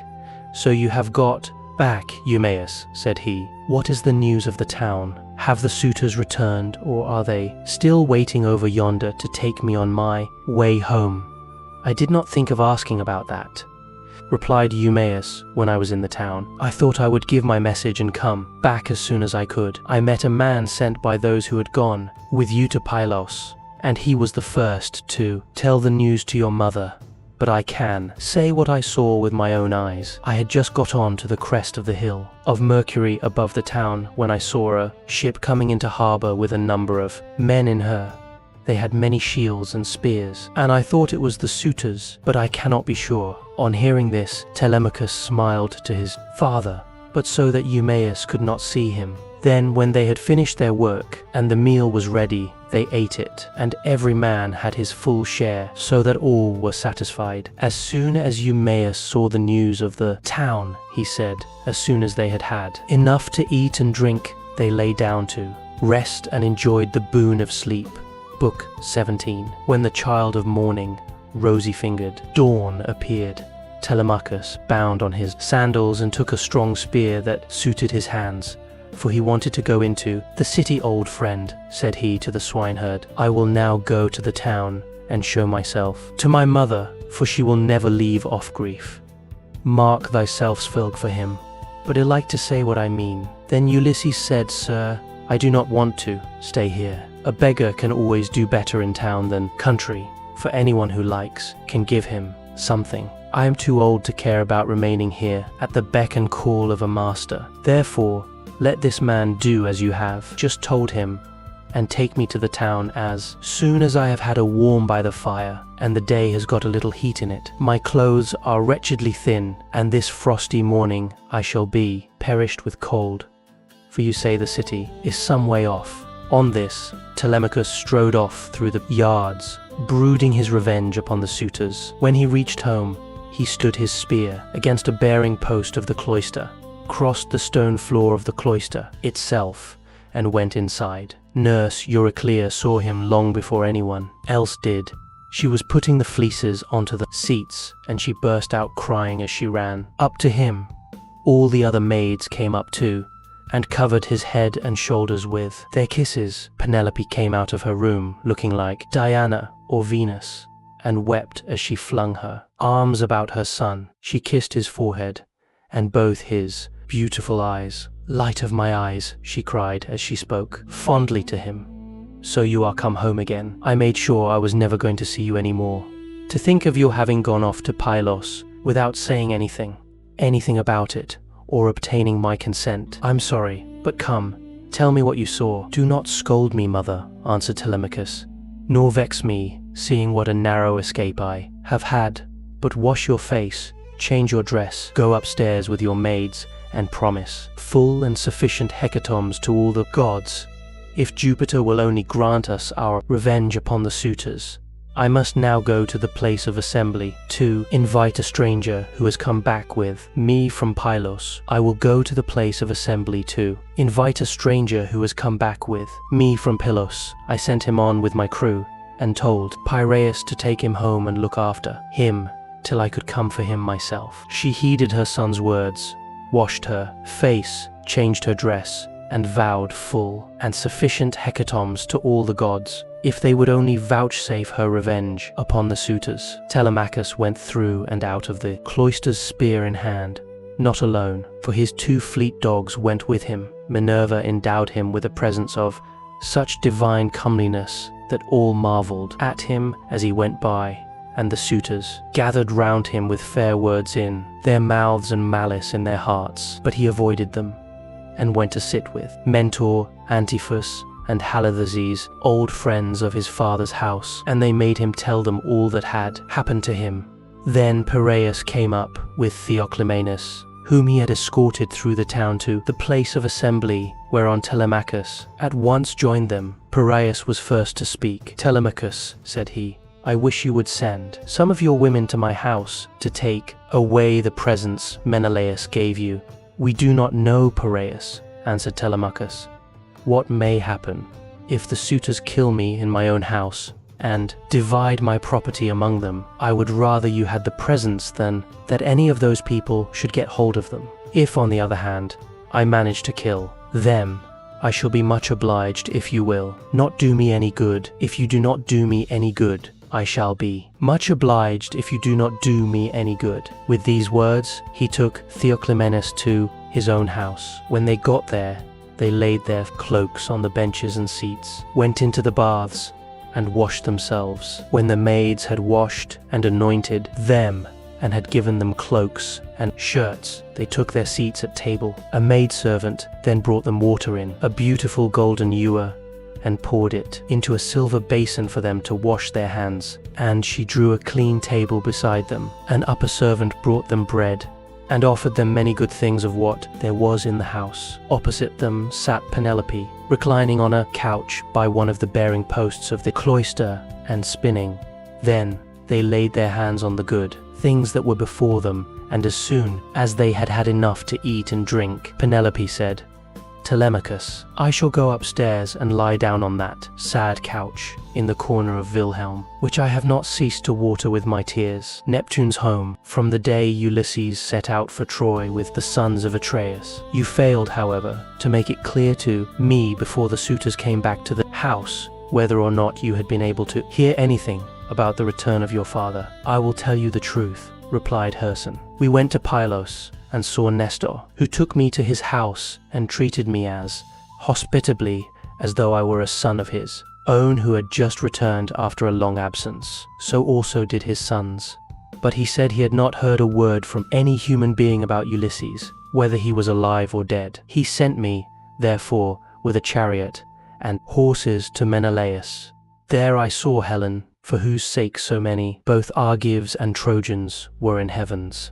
Wisdom doomed to suffer. Menelaus asked me what it was that had brought me to Lacedaemon, and I told him the whole truth, whereon he said, "So then, these cowards would usurp a brave man's bed. A hind might as well lay her newborn young in the lair of a lion, and then go off to feed in the forest or in some grassy dell. The lion, when he comes back to his lair, will make short work with the pair of them, and so will Ulysses with Theseus' suitors by Father Jupiter, Minerva, and Apollo. If Ulysses is still the man that he was when he wrestled with the Philomeleides in Lesbos, and threw him so heavily that all the Greeks cheered him, if he is still such, and were to come near these suitors, they would have a short shrift and a sorry wedding. As regards your question, however, I will not prevaricate nor deceive you, but what the old man of the sea told me, so much will I tell you in full. He said he could see Ulysses on an island, sorrowing bitterly in the house of the nymph Calypso, keeping him prisoner, and he could not reach his home, for he had no ships nor sailors to take him over the sea. This was what Menelaus told me, and when I had heard his story, I came away. The gods then gave me a fair wind, and soon brought me safe home again." With these words he moved the heart of Penelope. Then Theoclymenus said to her, "Madam, wife of Ulysses, Telemachus does not understand. Listen therefore to me, for I can divine them surely, and will hide nothing from you. May Jupiter, the King of Heaven, be my witness, and the rites of hospitality with that hearth of Ulysses, to which I now come, that Ulysses himself is even now in Ithaca, and either going about the country or staying in one place, is inquiring into all these evil deeds and preparing a day of reckoning for the suitors. Omen when I was on the ship, which meant this, and I told Telemachus about it. May it be even so," answered Penelope. "If your words come true, you shall have such gifts and such goodwill from me that all who see you shall congratulate you." Thus did they converse. Meanwhile the suitors were throwing discs, or aiming with spears at a mark on the leveled ground in front of the house, and behaving with all their old insolence. But when it was now time for dinner, and the flock of sheep and goats had come into the town from all the country round with their shepherds as usual. Then Medan, who was their favourite servant, and who waited upon them at table, said, "Now then, my young masters, you have had enough sport, so come inside, that we may get dinner ready. Dinner is not a bad thing at dinner time." They left their sports as he told them, and when they were within the house, they laid their cloaks on the benches and seats inside, and then sacrificed some sheep, goats, pigs, and a heifer, all of them fat and well grown. Thus they made ready for their meal. In the meantime, Ulysses and the swineherd were about starting for the town, and the swineherd said, "Stranger, I suppose you still want to go to town today, as my master said you were to do. For my own part, I should have liked you to stay here as a station hand, but I must do as my master tells me, or he will scold me later on, and a scolding from one's master is a very serious thing. Let us then be off, for it is now bro day." It will be night again directly, and then you will find it colder." "I know and understand you," replied Ulysses. "You need, I say no more. Let us be going, but if you have a stick, ready cut, let me have it to walk with, for you say, the road is a very rough one." As he spoke, he threw his shabby old tattered wallet over his shoulders, by the cord from which it hung, and Eumaeus gave him a stick to his liking. The two then started, leaving the station, in charge of the dogs and herdsmen who remained behind. The swineherd led the way, and his master followed after, looking like some broken dog, he said. He was a broken-down old tramp as he leaned upon his staff, and his clothes were all in rags. When they had got over the rough, steep ground and were nearing the city, they reached the fountain from which the citizens drew their water. This had been made by Ithaca, Neritus, and Polyctor. There was a grove of water-loving poplars planted in a circle all round it, and the clear, cold water came down to it from a rock high up, while above the fountain there was an altar to the nymphs. This was the altar to the nymphs, at which all wayfarers used to sacrifice. Here Melanthius, son of Dolius, overtook them as he was driving down some goats, the best in his flock, for the suitors' dinner, and there were 2 shepherds with him. When he saw Eumaeus and Ulysses, he reviled them with outrageous and unseemly language, which made Ulysses very angry. "There you go," cried he, "and a precious pair you are. See how heaven brings birds of the same feather to watch. Where, pray, Master Swineherd, are you taking this poor miserable object? It would make anyone sick to see such a creature at table. A fellow like this never won a prize for anything in his life, but will go about rubbing his shoulders against every man's doorpost and begging, not for swords and cauldrons like a man, but only for a few scraps not worth begging for. If you would give him to me for a hand on my station, he might do to clean out the folds, or bring a bit of sweet feed to the kids, and he could fatten his thighs as much as he pleased on way. But he is taken to bad ways, and will not go about any kind of work. He will do nothing but beg victuals all the town over to feed his insatiable belly. I say therefore, and it shall surely be, if he goes near Ulysses' house, he will get his head broken by the stools. They will fling at him till they turn him out." On this, as he passed, he gave Ulysses a kick on the head. He kicked him on the hip out of pure wantonness, but Ulysses stood firm and did not budge from the path. For a moment he doubted whether or not to fly at Melanthius and kill him with his staff, or fling him to the ground and beat his brains out. He resolved, however, to endure it and keep himself in check, but the swineherd looked straight at Melanthius and rebuked him, lifting up his hands and praying to heaven as he did so. "Fountain nymphs," she cried, "children of Jupiter, if ever Ulysses burned you thigh bones covered with fat, whether of lambs or kids, grant my prayer, that heaven may send him home. He would soon put an end to the swaggering threats with which such men as you go about insulting people, gadding all over the town while your flocks are going to ruin through bad shepherding." Then Melanthius the goatherd answered, "You ill-conditioned cur, what are you talking about? Some day or other I will put you on board ship and take you to a foreign country, where I can sell you and pocket the money you will fetch. I wish I were as sure that Apollo would strike Telemachus dead this very day, or that the suitors would kill him, as I am that Ulysses will never come home again." With this he left them to come on at their leisure, while he went quickly forward and soon reached the house of his master. When he got there, he went in and took his seat among the suitors, opposite Eumaeus, who liked him better than any of the others. The servants brought him a portion of meat, and an upper woman servant set bread before him that he might eat. Presently Ulysses and the swineherd came up to the house and stood by it amid a sound of music, for Phemius was just beginning to sing to the suitors. Then Ulysses took hold of the swineherd's hand and said, "Eumaeus, this house of Ulysses is a very fine place. No matter how far you go, you will find few like it. One building keeps following on after another. The outer court has a wall with battlements all round it. The doors are double folding, and of good workmanship. It would be a hard matter to take it by force of arms. I perceive too that there are many people banqueting within it, for there is a smell of roast meat, and I hear a sound of music, which the gods have made to go along with feasting. Then Eumaeus said, "You have perceived aright, as indeed you generally do, but let us think what will be our best course. Will you go inside first and join the suitors, leaving me here behind you? Or will you wait here and let me go in first? But do not wait long, or someone may see you loitering about outside and throw something at you. Consider this matter, I pray you." And Ulysses answered, "I understand, and heed. Go in first and leave me here where I am.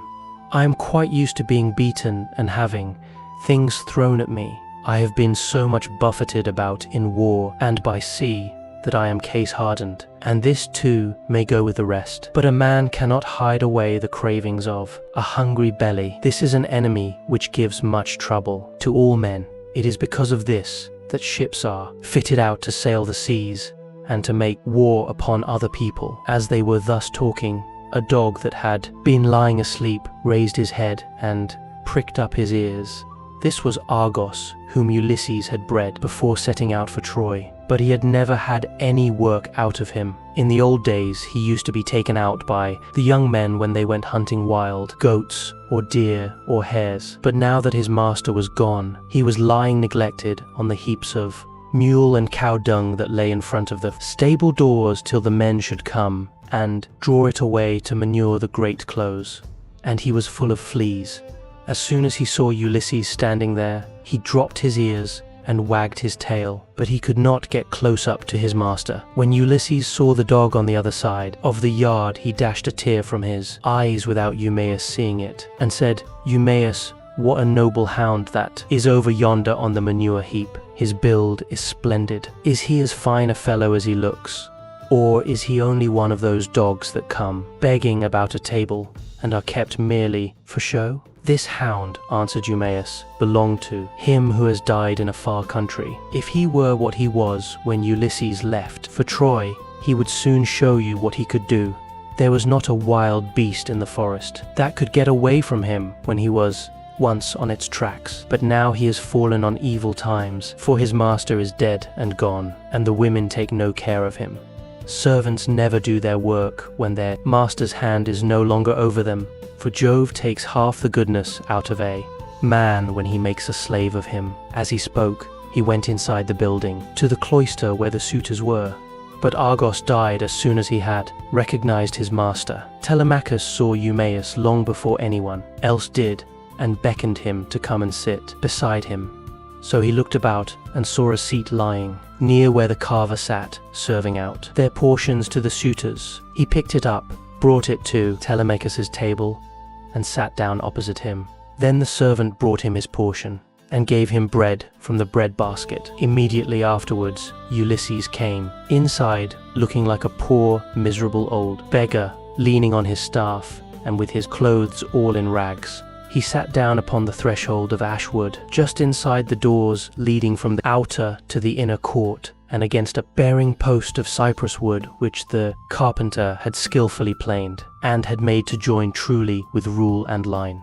Telemachus took a whole loaf from the bread basket, with as much meat as he could hold in his 2 hands, and said to Eumaeus, "Take this to the stranger, and tell him to go the round of the suitors, and beg from them. A beggar must not be shamefaced." So Eumaeus went up to him and said, "Stranger, Telemachus sends you this, and says you are to go the round of the suitors begging, for beggars must not be shamefaced." Ulysses answered, "May King Jove grant all happiness to Telemachus, and fulfill the desire of his heart." Then with both hands he took what Telemachus had sent him and laid it on the dirty old wallet at his feet. He went on eating it while the bard was singing, and had just finished his dinner. As he left off, the suitors applauded the bard, whereon Minerva went up to Ulysses, and prompted him to beg pieces of bread from each one of the suitors, that he might see what kind of people they were, and tell the good from the bad. But come what might,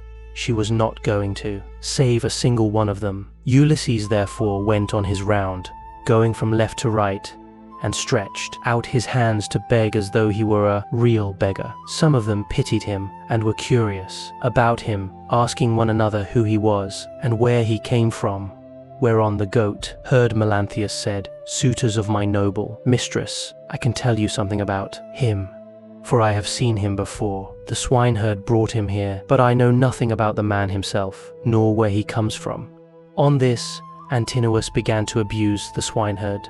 "You precious idiot," he cried. "What have you brought this man to town for? Have we not tramps and beggars enough already to pester us as we sit at meat? Do you think it a small thing that such people gather here to waste your master's property, that you needs bring this man as well?" And Eumaeus answered, "Antinous, your birth is good, but your words evil. It was no doing of mine that he came here. Who is likely to invite a stranger from a foreign country, unless it be one of those who can do public service as a seer, a healer of hurts, a carpenter, or a bard who can charm us with his singing? Such men are welcome all the world over, but no one is likely to ask a beggar who will only worry him. You are always harder on Ulysses' servants than any of the other suitors are, and above all on me. But I do not care so, long as Telemachus and Penelope are alive and here." But Telemachus said, "Hush, do not answer him. Antinous has the bitterest tongue of all the suitors, and he makes the others worse." Then turning to Antinous, he said, "Antinous, you take as much care of my interests as though I were your son. Why should you want to see this stranger turned out of the house? Heaven forbid. Take something and give it to him yourself. I do not grudge it. I bid you take it. Never mind my mother, nor any of the other servants in the house, but I know you will not do what I say, for you are more fond of eating things yourself than of giving them to other people." "What do you mean, Telemachus?" replied Antinous, "by this swaggering talk? If all the suitors were to give him as much as I will, he would not come here again for another 3 months." As he spoke, he drew the stool on which he rested his dainty feet from under the table and made as though he would throw it at Ulysses. But the other suitors all gave him something and filled his wallet with bread and meat. He was about, therefore, to go back to the threshold and eat what the suitors had given him. But he first went up to Antinous and said, "Sir, give me something. You are not surely the poorest man here. You seem to be a chief, foremost among them all. Therefore you should be the better giver, and I will tell far and wide of your bounty. I too was a rich man once, and had a fine house of my own. In those days I gave to many a tramp such as I now am, no matter who he might be, nor what he wanted. I had any number of servants, and all the other things which people have who live well and are accounted wealthy. But it pleased Jove to take all away from. He sent me with a band of roving robbers to Egypt. It was a long voyage, and I was undone by it. I stationed my ships in the river Aegyptus, and bade my men stay by them and keep guard over them, while I sent out scouts to reconnoiter from every point of vantage. But the men disobeyed my orders, took to their own devices, and ravaged the land of the Egyptians, killing the men and taking their wives and children captives. The alarm was soon carried to the city, and when they heard the war cry, the people came out at daybreak, till the plain was filled with soldiers, horse and foot, and with the gleam of armor. Then Jove spread panic among my men, and they would no longer face the enemy, for they found themselves surrounded. The Egyptians killed many of us, and took the rest alive to do forced labor for them. As for myself, they gave me to a friend, who met them to take to Cyprus, Demeter by name, son of Aeaea, who was a great man in Cyprus. Thence I am come hither in a state of great misery. Then Antinous said, "What god can have sent such a pestilence to plague us during our dinner? Get out into the open part of the court, or I will give you Egypt and Cyprus over again for your insolence and importunity. You have begged of all the others, and they have given you lavishly, for they have abundance round them, and it is easy to be free with other people's property when there is plenty of it." On this Ulysses began to move off, and said, "Your looks, my fine sir, are better than your breeding. If you were in your own house, you would not spare a poor man so much as a pinch of salt, for though you are in another man's, and surrounded with abundance, you cannot find it in you to give him even a piece of bread." This made Antinous very angry, and he scowled at him, saying, "You shall pay for this before you get clear of the court." With these words he threw a footstool at him and hit him on the right shoulder, blade near the top of his back. Ulysses stood firm as a rock, and the blow did not even stagger him, but he shook his head in silence as he brooded on his revenge. Then he went back to the threshold and sat down there, laying his well-filled wallet at his feet. "Listen to me," he cried, "you suitors of Queen Penelope, that I may speak even as I am minded. A man knows neither ache nor pain if he gets hit while fighting for his money, or for his sheep, or his cattle. And even so, Antinous has hit me while in the service of my miserable belly, which is always getting people into trouble. Still, if the poor have gods and avenging deities at all, I pray them that Antinous may come to a bad end before his marriage. Sit where you are and eat your victuals in silence, or be off elsewhere," shouted Antinous. "If you say more, I will have you dragged hand and foot through the courts, and the servants shall flay you alive." The other suitors were much displeased at this, and one of the young men said, "Antinous, you did ill in striking that poor wretch of a tramp. It will be worse for you if he should turn out to be some god, and we know that gods go about disguised in all sorts of ways as people from foreign countries, and travel about the world to see who do amiss and whore righteously." Thus said the suitors, but Antinous paid them no heed. Meanwhile, Telemachus was furious about the blow that had been given to his father, and though no tear fell from him, he shook his head in silence and brooded on his revenge. Now when Penelope heard that the beggar had been struck in the banqueting cloister, she said before her maids, "Would that Apollo would so strike you, Antinous." And her waiting woman, Eurynomé, answered, "If our prayers were answered, not one of the suitors would ever again see the sun rise." Then Penelope said, "Nurse, I hate every single one of them, for they mean nothing but mischief. But I hate Antinous like the darkness of death itself. A poor unfortunate tramp has come begging about the house for sheer want. Everyone else has given him something to put in his wallet, but Antinous has hit him on the right shoulder blade with a footstool." Thus did she talk with her maids as she sat in her own room, and in the meantime Ulysses was getting his dinner. Then she called for the swineherd and said, "Eumaeus, go and tell the stranger to come here.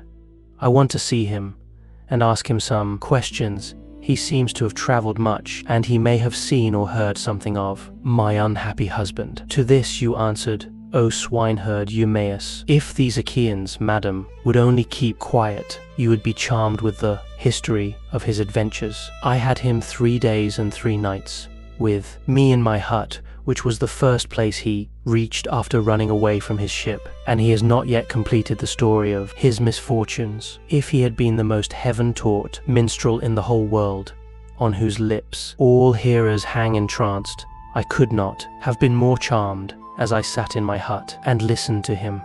He says there is an old friendship between his house and that of Ulysses, and that he comes from Crete, where the descendants of Minos live after having been driven hither and thither by every kind of misfortune. He declares that he has heard of Ulysses as being alive and near at hand among the Thesprotians, and that he is bringing great wealth home with him. Call him here then, said Penelope, that I too may hear his story. As for the suitors, let them take their pleasure indoors or out as they will, for they have nothing to fret about. Their corn and wine remain unwasted in their houses, with none but servants to consume them, while they keep hanging about our house day after day, sacrificing our ox and sheep and fat goats for their banquets, and never giving so much as a thought to the quantity of wine they drink. No estate can stand such recklessness, for we have now no Ulysses to protect us. If he were to come again, he and his son would soon have their revenge. As she spoke, Telemachus sneezed so loudly that the whole house resounded with it. Penelope laughed when she heard this, and said to Eumaeus, "Go and call the stranger. Did you not hear how my son sneezed just as I was speaking? This can only mean that all the suitors are going to be killed, and that not one of them shall escape. Furthermore, I say, and lay my saying to your heart, if I am satisfied that the stranger is speaking the truth. I shall give him a shirt and cloak of good wear." When Eumaeus heard this, he went straight to Ulysses and said, "Father stranger, my mistress Penelope, mother of Telemachus, has sent for you. She is in great grief, but she wishes to hear anything you can tell her about her husband, and if she is satisfied that you are speaking the truth, she will give you a shirt and cloak, which are the very things that you are most in want of. As for bread, you can get enough of that to fill your belly by begging about the town and letting those give that will." "I will tell Penelope," answered Ulysses, "nothing but what is strictly true. I know all about her husband, and have been partner with him in affliction, but I am afraid of passing through this crowd of cruel suitors, for their pride and insolence reach heaven. Just now, moreover, as I was going about the house without doing any harm, a man gave me a blow that hurt me very much, but neither Telemachus nor anyone else defended me. Tell Penelope, therefore, to be patient and wait till sundown. Let her give me a seat close up to the fire, for my clothes are worn very thin. You know they are, for you have seen them ever since I first asked you to help me. She can then ask me about the return of her husband." The swineherd went back when he heard this, and Penelope said, as she saw him cross the threshold, "Why do you not bring him here, Eumaeus? Is he afraid that someone will ill-treat him, or is he shy of coming inside the house at all? Beggars should not be shamefaced." To this you answered, "O swineherd Eumaeus, the stranger is quite reasonable. He is avoiding the suitors and is only doing what anyone else would do. He asks you to wait till sundown, and it will be much better, madam, that you should have him all to yourself, when you can hear him and talk to him as you will." "The man is no fool," answered Penelope. "It would very likely be as he says, for there are no such abominable people in the whole world as these men are." When she had done speaking, Eumaeus went back to the suitors, for he had explained everything. Then he went up to Telemachus and said in his ear, so that none could overhear him, "My dear sir, I will now go back to the pigs to see after your property and my own business. You will look to what is going on here, but above all be careful to keep out of danger, for there are many who bear you ill will. May Jove bring them to a bad end before they do us a mischief." "Very well," replied Telemachus. "Go home when you have had your dinner, and in the morning come here with the victims. We are to sacrifice for the day. Leave the rest to heaven and me." On this, Eumaeus took his seat again, and when he had finished his dinner, he left the courts and the cloister with the men at table, and went back to his pigs. As for the suitors, they presently began to amuse themselves with singing and dancing, for it was now getting on towards evening. Now there came a certain common tramp who used to go begging all over the city of Ithaca, and was notorious as an incorrigible glutton and drunkard. This man had no strength nor stay in him, but he was a great hulking fellow to look at. His real name, the one his mother gave him, was Aeaea, but the young men of the place called him Iris, because he used to run errands for anyone who would send him. As soon as he came, he began to insult Ulysses, and to try and drive him out of his own house. "Be off, old man," he cried, "from the doorway, or you shall be dragged out neck and heels. Do you not see that they are all giving me the wink and wanting me to turn you out? By force only I do not like to do so. Get up then, and go of yourself, or we shall come to blows." Ulysses frowned on him and said, "My friend, I do you no manner of harm. People give you a great deal, but I am not jealous. There is room enough in this doorway for the pair of us, and you need not grudge me things that are not yours to give. You seem to be just such another tramp as myself, but perhaps the gods will give us better luck by and by. Do not, however, talk too much about fighting, or you will incense me, and old though I am, I shall cover your mouth and chest with blood. I shall have more peace tomorrow if I do, for you will not come to the house of Ulysses any more." Iris was very angry and answered, "You filthy glutton, you run on trippingly like an old fish fag. I have a good mind to lay both hands about you and knock your teeth out of your head like so many boar's tusks. Get ready therefore, and let these people here stand by and look on. You will never be able to fight one who is so much younger than yourself." Thus roundly did they rate one another on the smooth pavement in front of the doorway. And when Alcinous saw what was going on, he laughed heartily and said to the others, "This is the finest sport that you ever saw. Heaven never yet sent anything like it into this house. The stranger and Iris have quarreled and are going to fight. Let us set them on to do so at once." The suitors all came up laughing and gathered round the two ragged tramps. "Listen to me," said Alcinous. "There are some goats' paunches down at the fire which we have filled with blood and fat and set aside for supper. He who is victorious and proves himself to be the better man shall have his pick of the lot. He shall be free of our table, and we will not allow any other beggar about the house at all." The others all agreed, but Ulysses, to throw them off the scent, said, "Sirs, an old man like myself, worn out with suffering, cannot hold his own against a young one, but my irrepressible belly urges me on, though I know it can only end in my getting a drubbing. You must swear, however, that none of you will give me a foul blow to favor Iris and secure him the victory." They swore as he told them, and when they had completed their oath, Telemachus put in a word and said, "Stranger, if you have a mind to settle with this fellow, you need not be afraid of anyone here. Whoever strikes you will have to fight. More than one. I am host, and the other chiefs, Antinous and Eumaeus, both of them men of understanding, are of the same mind as I am." Everyone assented, and Ulysses girded his old rags about his loins, thus baring his stalwart thighs, his broad chest and shoulders, and his mighty arms.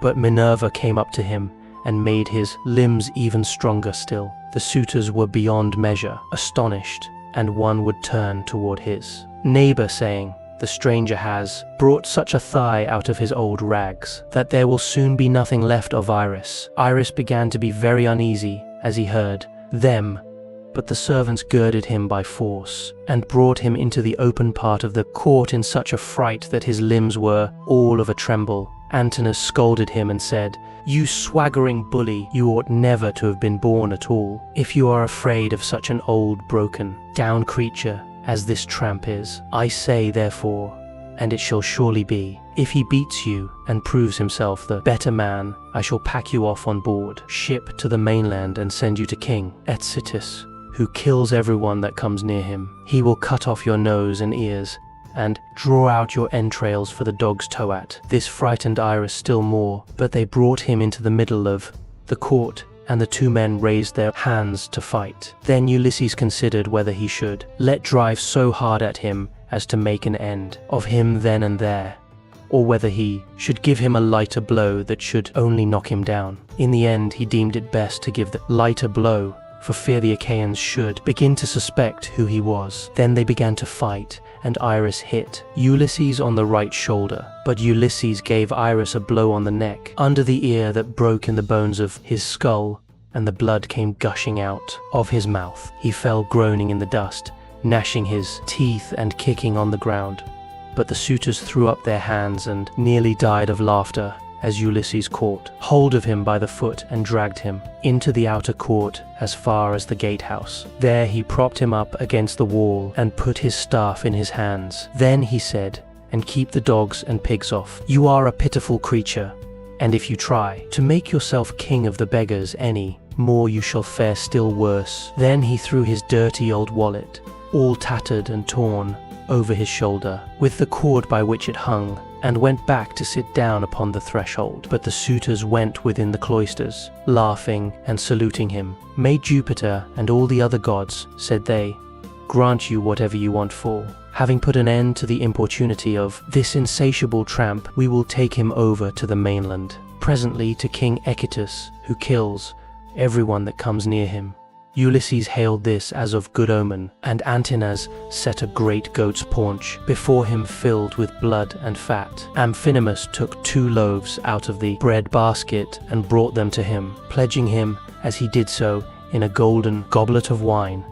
"Good luck to you," he said. "Father stranger, you are very badly off at present, but I hope you will have better times by and by." To this Ulysses answered, "Amphinomus, you seem to be a man of good understanding, as indeed you may well be, seeing whose son you are. I have heard your father well spoken of. He is Nicias of Dulichium, a man both brave and wealthy.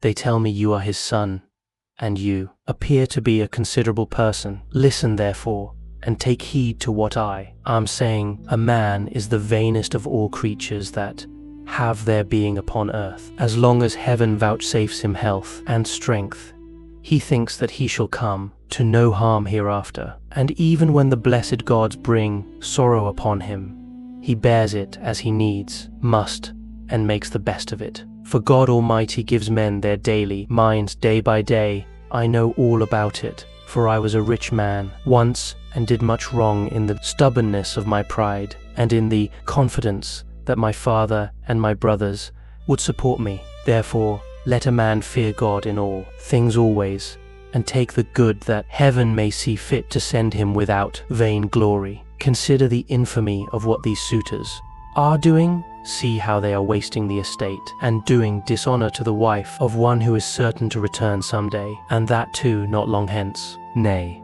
he will be here soon. May heaven send you home quietly first, that you may not meet with him in the day of his coming, for once he is here, the suitors, and he will not part bloodlessly. With these words he made a drink offering, and when he had drunk, he put the gold cup again into the hands of Amphinomus, who walked away serious and bowing his head, for he foreboded evil. But even so, he did not escape destruction, for Minerva had doomed him to fall by the hand of Telemachus. So he took his seat again at the place from which he had come. Then Minerva put it into the mind of Penelope to show herself to the suitors, that she might make them still more enamored of her and win still further honor from her son and husband. So she feigned a mocking laugh and said, I have changed my mind and have a fancy to show myself to the suitors, although I detest them. I should like also to give my son a hint that he had better not have anything more to do with them. They speak fairly enough, but they mean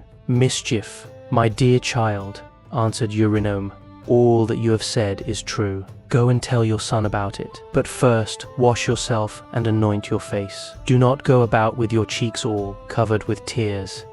It is not right that you should grieve so incessantly. For Telemachus, whom you always prayed that you might live to see with a smile, with a beard, is already grown up. I know, Eurynome, replied Penelope, that you mean well, but do not try and persuade me to wash and to anoint myself, for heaven robbed me of all my beauty on the day my husband sailed. Nevertheless, tell Orteno and Hippodamia that I want them. They must be with me when I am in the cloister. I am not going among the men alone. It would not be proper for me to do so. On this, the old woman went out of the room to bid the maids go to their mistress. In the meantime, Minerva bethought her of another matter and sent Penelope off into a sweet slumber. So she lay down on her couch, and her limbs became heavy with sleep. Then the goddess shed grace and beauty over her that all the Achaeans might admire her.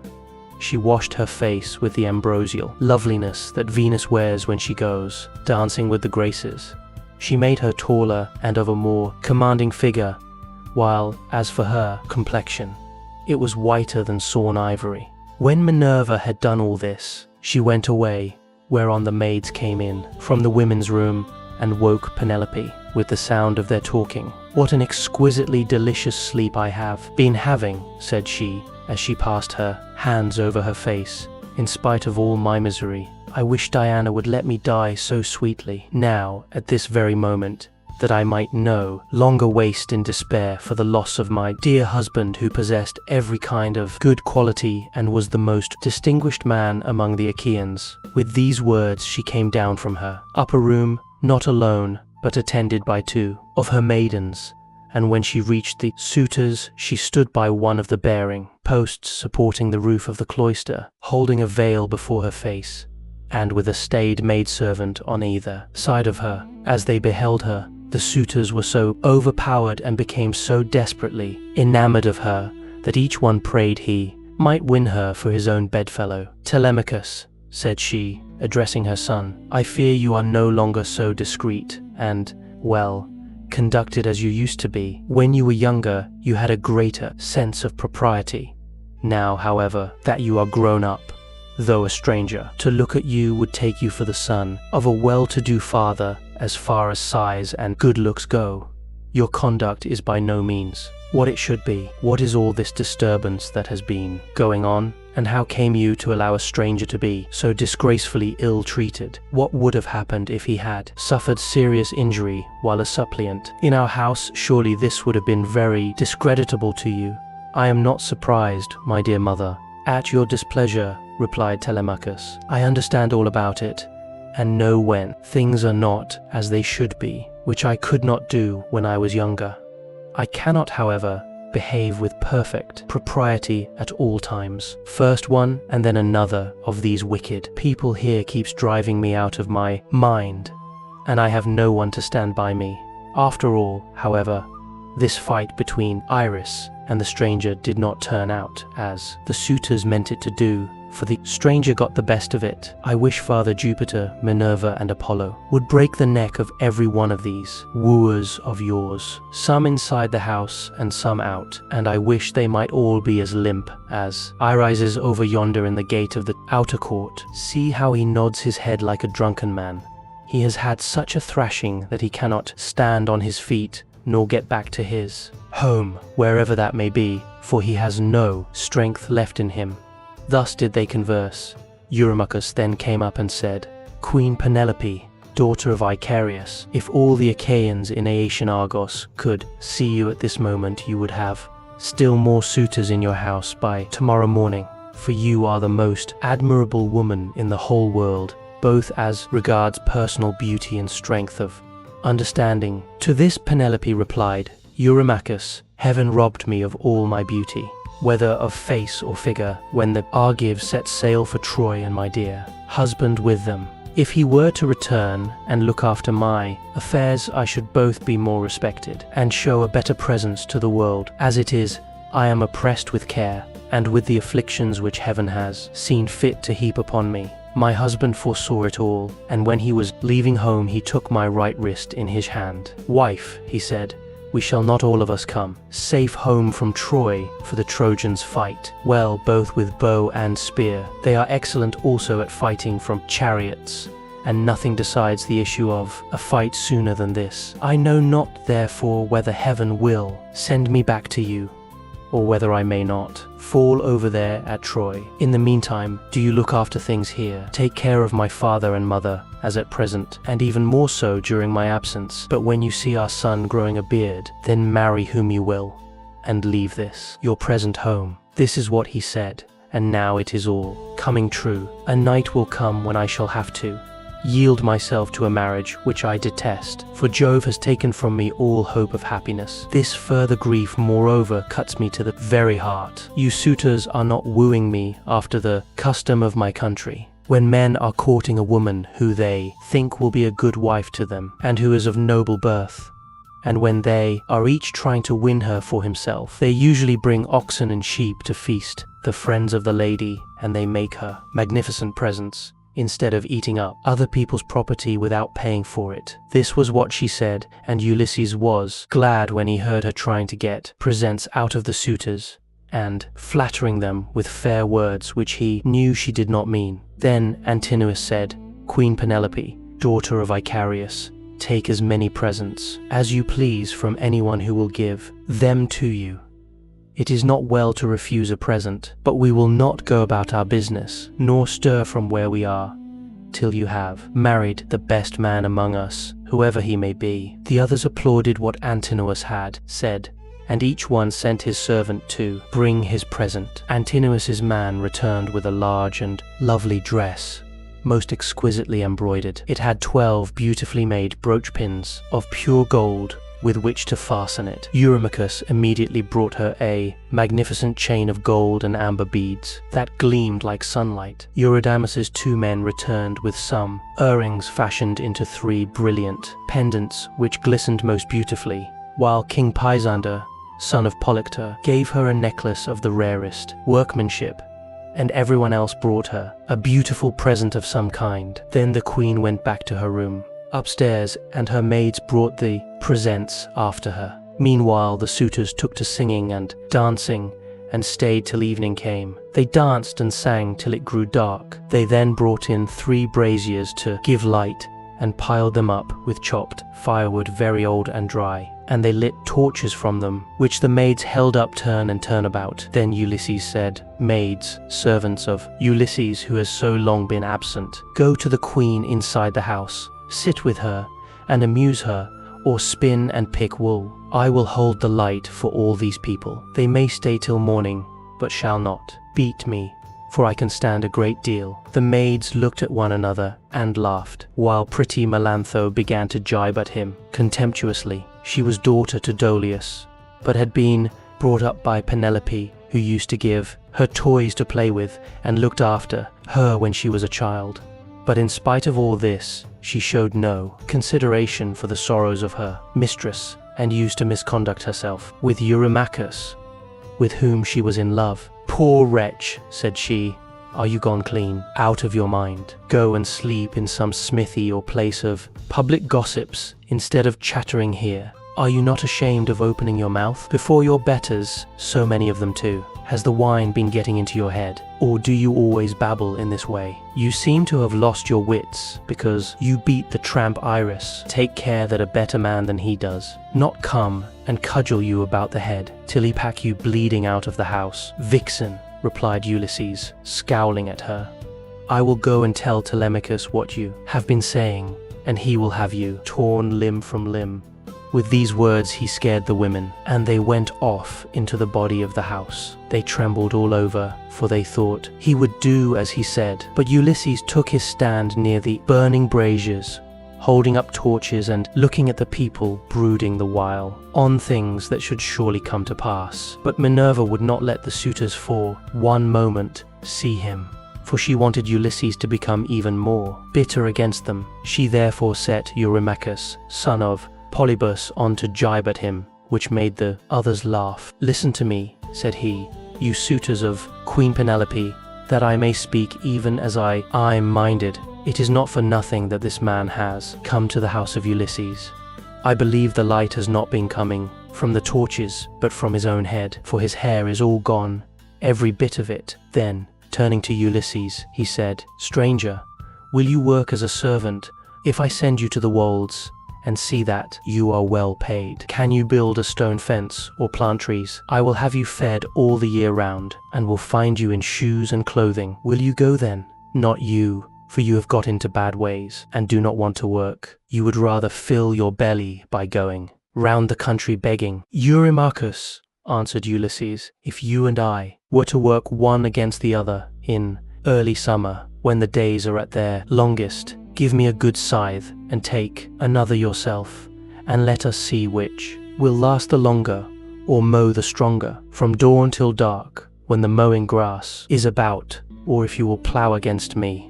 Let us each take a yoke of tawny oxen, well mated, and of great strength and endurance. Turn me into a 4-acre field, and see whether you or I can drive the straighter furrow. If, again, war were to break out this day, give me a shield, a couple of spears, and a helmet fitting well upon my temples. You would find me foremost in the fray, and would cease your jibes about my belly.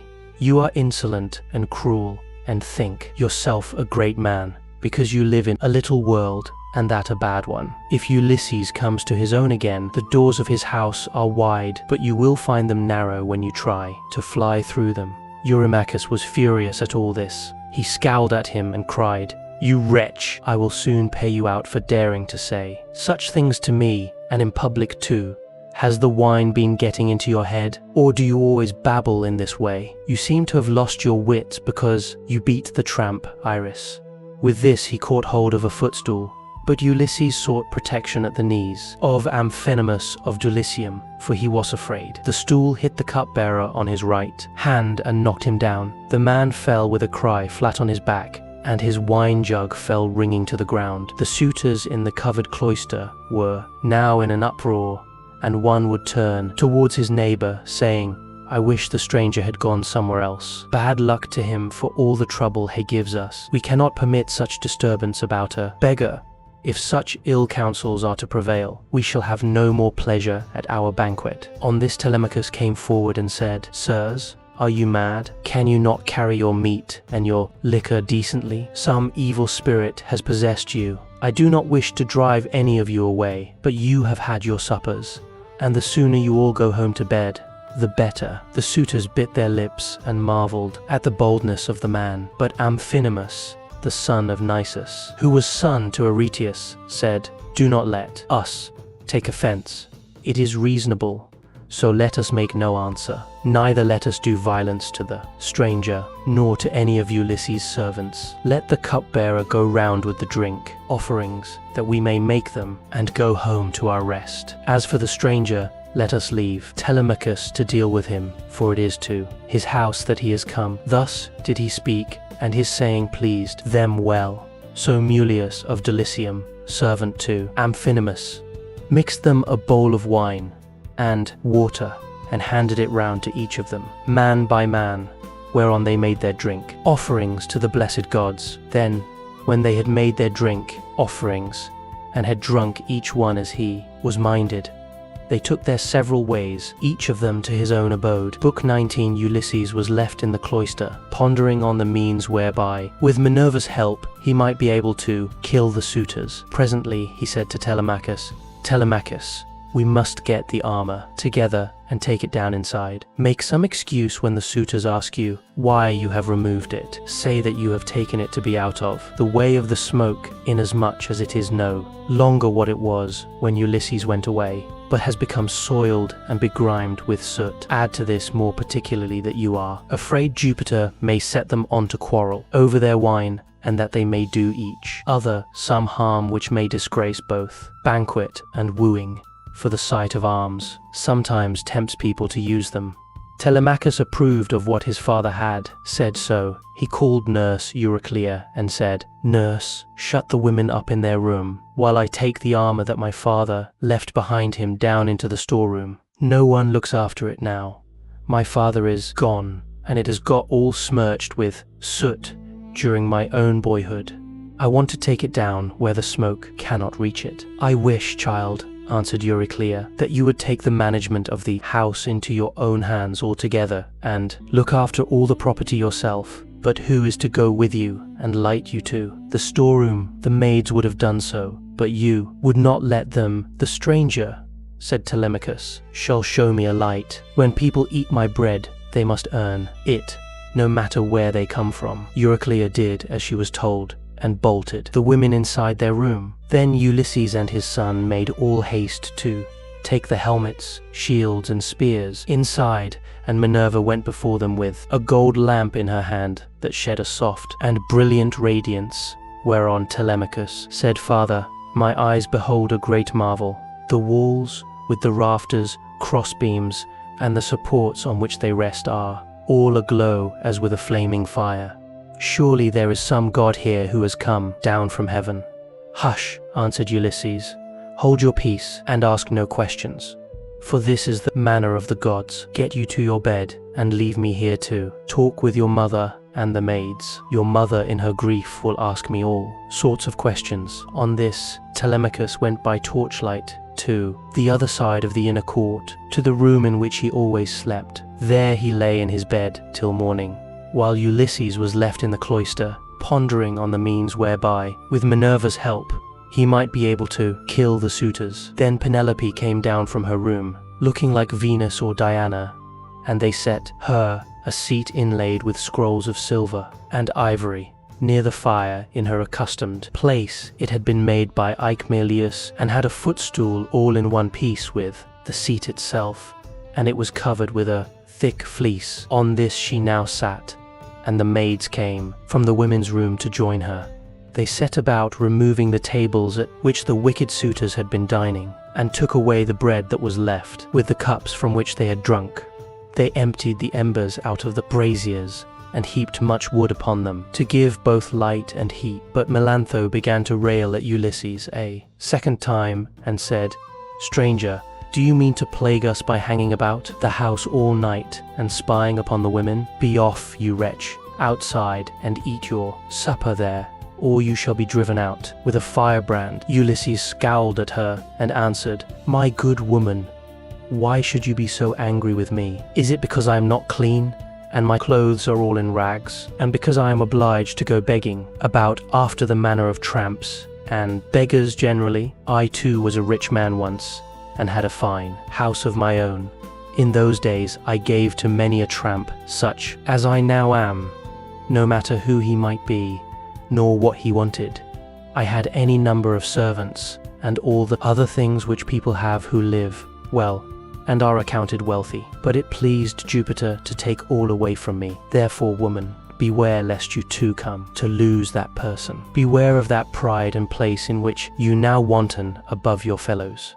Have a care lest you get out of favor with your mistress, and lest Ulysses should come home, for there is still a chance that he may do so. Moreover, though he be dead as you think he is, yet by Apollo's will he has left a son behind him, Telemachus, who will note anything done amiss by the maids in the house, for he is now no longer in his boyhood. Penelope heard what he was saying, and scolded the maid. "Impudent baggage," said she, "I see how abominably you are behaving, and you shall smart for it. You knew perfectly well, for I told you myself that I was going to see the stranger and ask him about my husband, for whose sake I am in such continual sorrow." Then she said to her head-waiting woman, Eurynome, "Bring a seat with a fleece upon it for the stranger to sit upon while he tells his story and listens to what I have to say.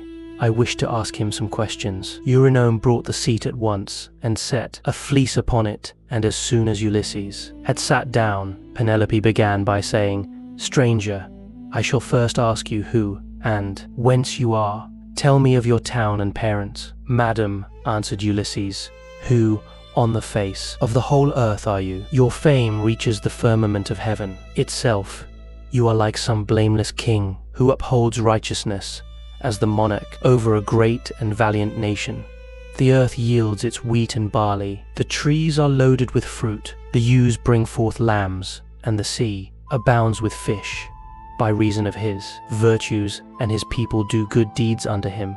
Nevertheless, as I sit here in your house, ask me some other question, and do not seek to know my race and family, or you will recall memories that will yet more increase my sorrow. I am full of heaviness, but I ought not to sit weeping and wailing in another person's house, nor is it well to be thus grieving continually. I shall have one of the servants, or even yourself, complaining of me and saying that my eyes swim with tears because I am heavy with wine." Then Penelope answered, "Stranger, heaven robbed me of all beauty, whether of face or figure, when the Argives set sail for Troy, and my dear husband with them. If he were to return and look after my affairs, I should be both more respected and should show a better presence to the world. As it is, I am oppressed with care, and with the afflictions which heaven has seen fit to heap upon me. The chiefs from all our islands, Dulichium, Same, and Zakynthos, as also from Ithaca itself, are wooing me against my will, and are wasting my estate. I can therefore show no attention to strangers nor suppliants, nor to people who say that they are skilled artisans, but I'm all the time broken-hearted about Ulysses.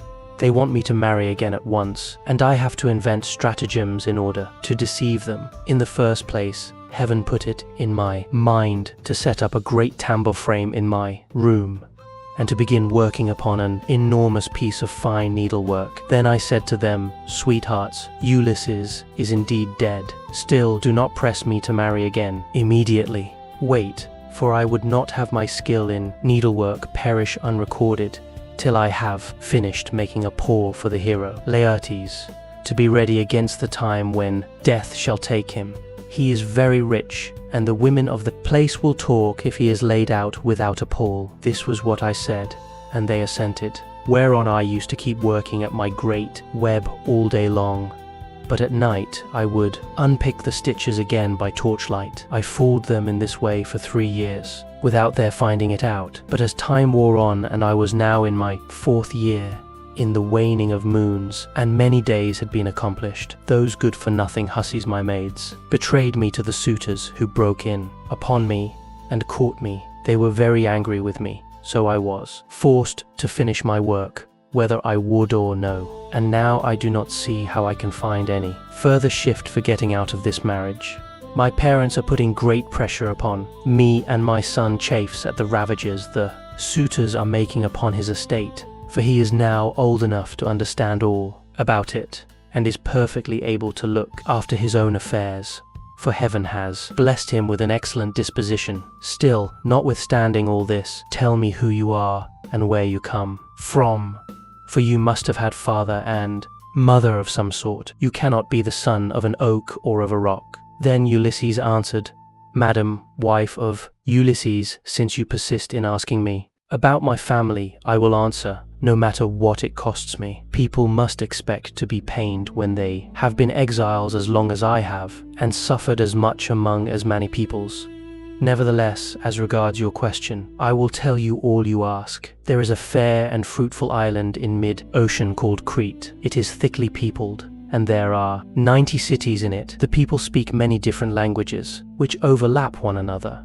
For there are Achaeans, brave Eteocretans, Dorians of threefold race, and noble Pelasgi. There is a great town there, Knossos, where Minos reigned, who every 9 years had a conference with Jupiter himself. Minos was father to Deucalion, whose son I am, for Deucalion had 2 sons, Idomeneus and myself. Idomeneus sailed for Troy, and I, who am the younger, am called Aethon. My brother, however, was at once the older and the more valiant of the 2. Hence it was in Crete that I saw Ulysses and showed him hospitality, for the winds took him there as he was on his way to Troy, carrying him out of his course from Cape Malea and leaving him in Amnesus off the cave of Ilithuia, where the harbors are difficult to enter, and he could hardly find shelter from the winds that were then raging.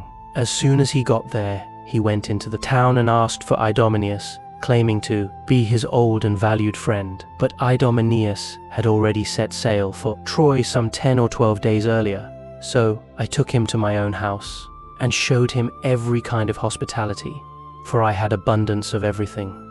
Moreover, I fed the men who were with him with barley meal from the public store, and got subscriptions of wine and oxen for them to sacrifice to their heart's content. They stayed with me 12 days, for there was a gale blowing from the north so strong that one could hardly keep one's feet on land. I suppose some unfriendly god had raised it for them.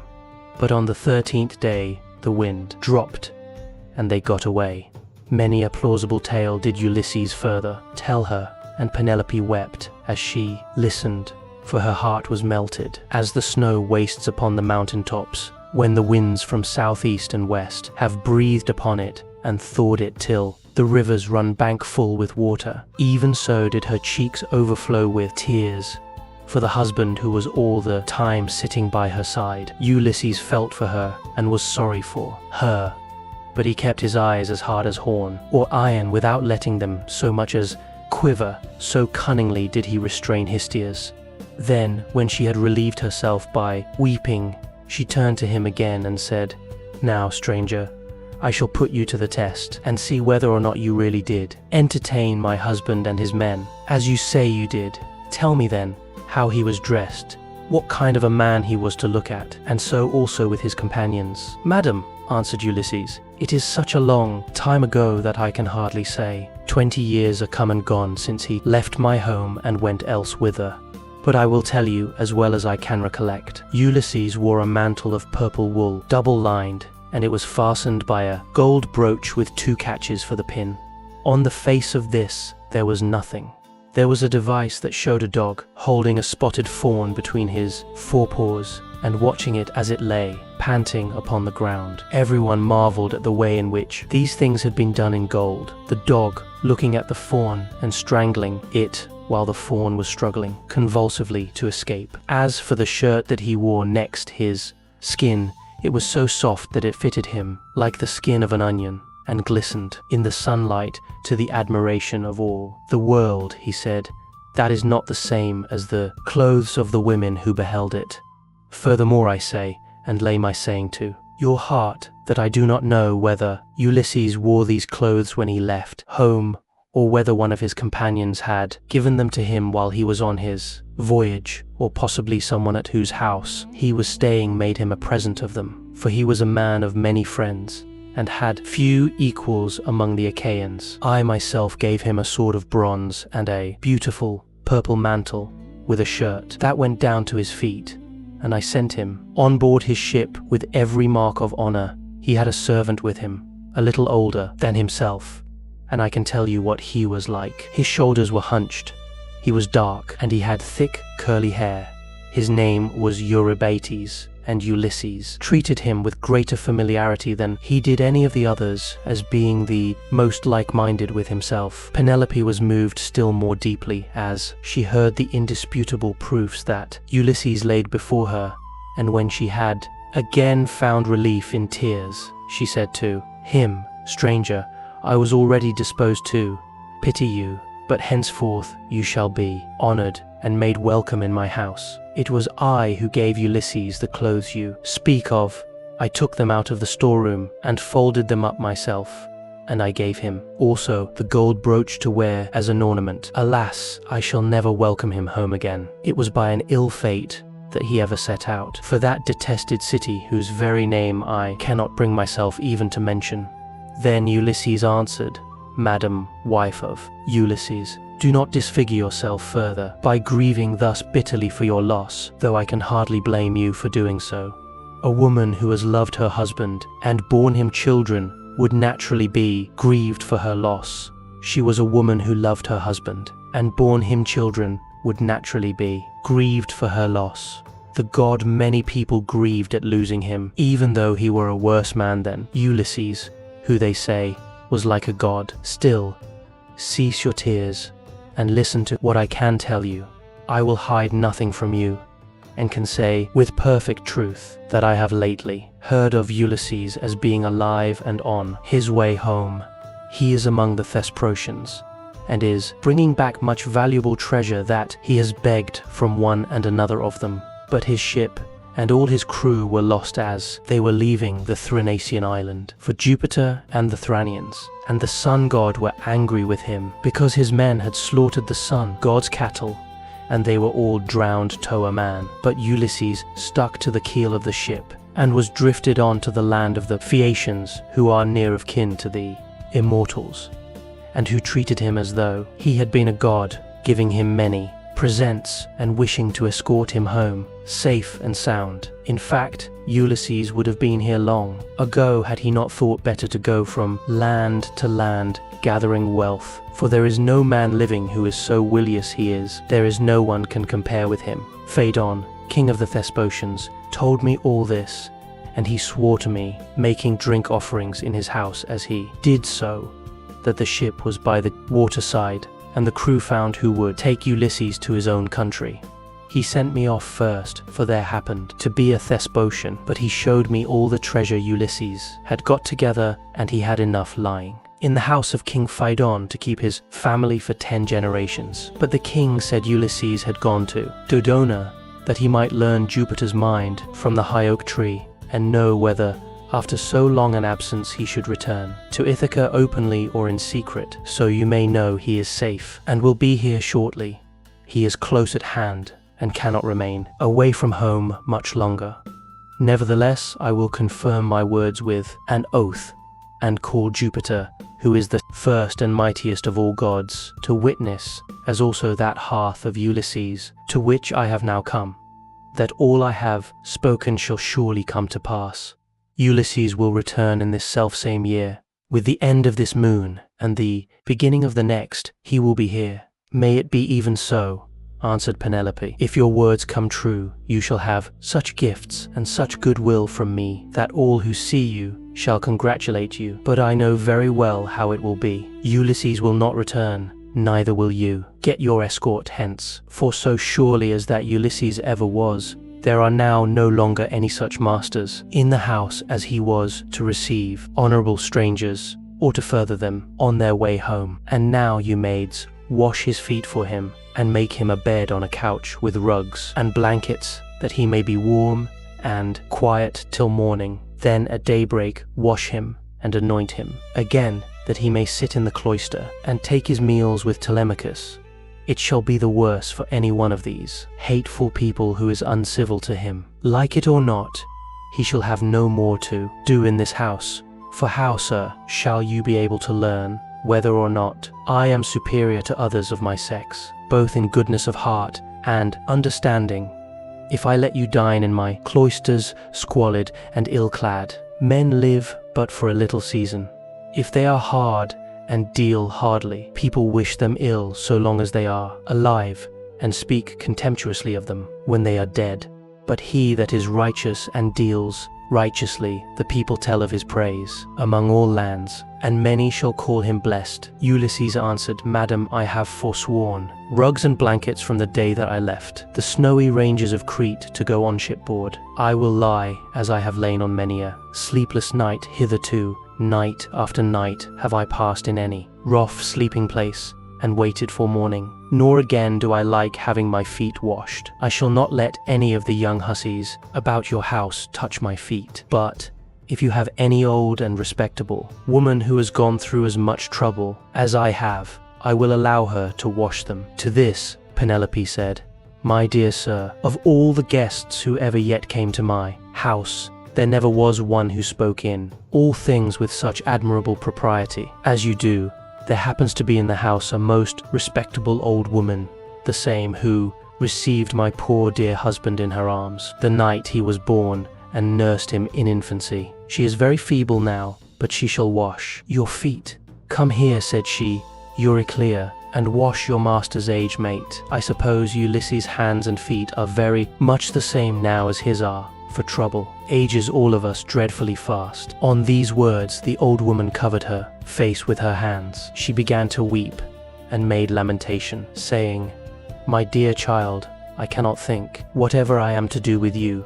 I am certain no one was ever more God-fearing than yourself, and yet Jupiter hates you. No one in the whole world ever burned him more thigh bones, nor gave him finer hecatombs when you prayed you might come to a green old age yourself and see your son grow up to take after you. Yet see how he has prevented you alone from ever getting back to your own home. I have no doubt the women in some foreign palace which Ulysses has got to are jibing at him, as all these sluts here have been jibing at you.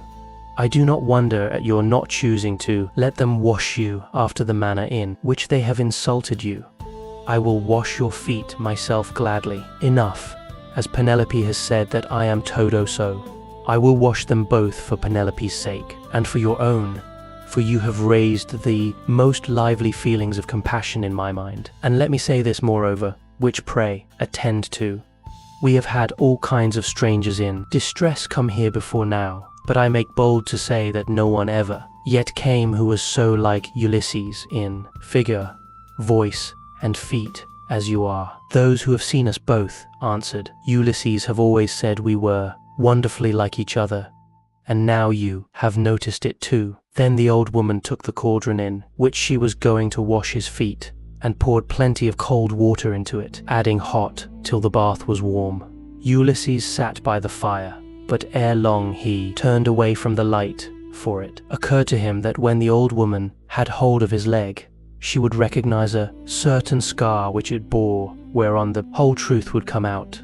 And indeed, as soon as she began washing her master, she at once knew the scar as one that had been given him by a wild boar when he was hunting on Mount Parnassus with his excellent grandfather, Autolycus, who was the most accomplished thief and perjurer in the whole world, and with the sons of Autolycus, Mercury himself had endowed him with this gift, for he used to burn the thigh bones of goats and kids to him, so he took pleasure in his companionship. It happened once that Autolycus had gone to Ithaca, and had found the child of his daughter just born. As soon as he had done supper, Euryclea set the infant upon his knees, and said, Autolycus, you must find a name for your grandson. You greatly wished that you might have one. Son-in-law and daughter, replied Autolycus, call the child thus. I am highly displeased with a large number of people in one place and another, both men and women, so name the child. Ulysses, or the child of anger, when he grows up and comes to visit his mother's family on Mount Parnassus, where my possessions lie, I will make him a present, and will send him on his way rejoicing. Ulysses therefore went to Parnassus to get the presents from Autolycus, who, with his sons, shook hands with him and gave him welcome. His grandmother Amphithea threw her arms about him and kissed his head and both his beautiful eyes, while Autolycus desired his sons to get dinner ready. And they did as he told them. They brought in a 5-year-old bull, flayed it, made it ready, and divided it into joints. These they then cut carefully up into smaller pieces and spitted them.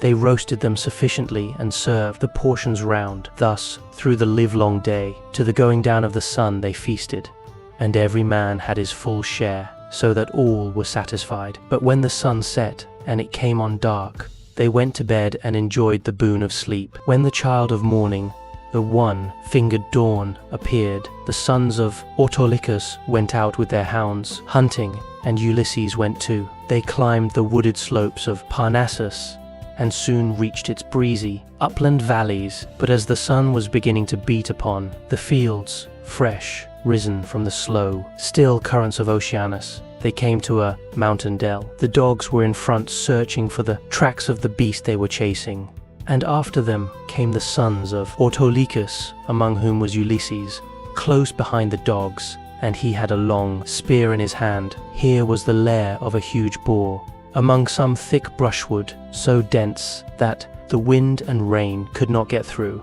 it, nor could the sun's rays pierce it, and the ground underneath lay thick with fallen leaves. The boar heard the noise of the men's feet, and the hounds baying on every side. As the huntsman came up to him, so he rushed from his lair, raised the bristles on his neck, and stood at bay, with fire flashing from his eyes.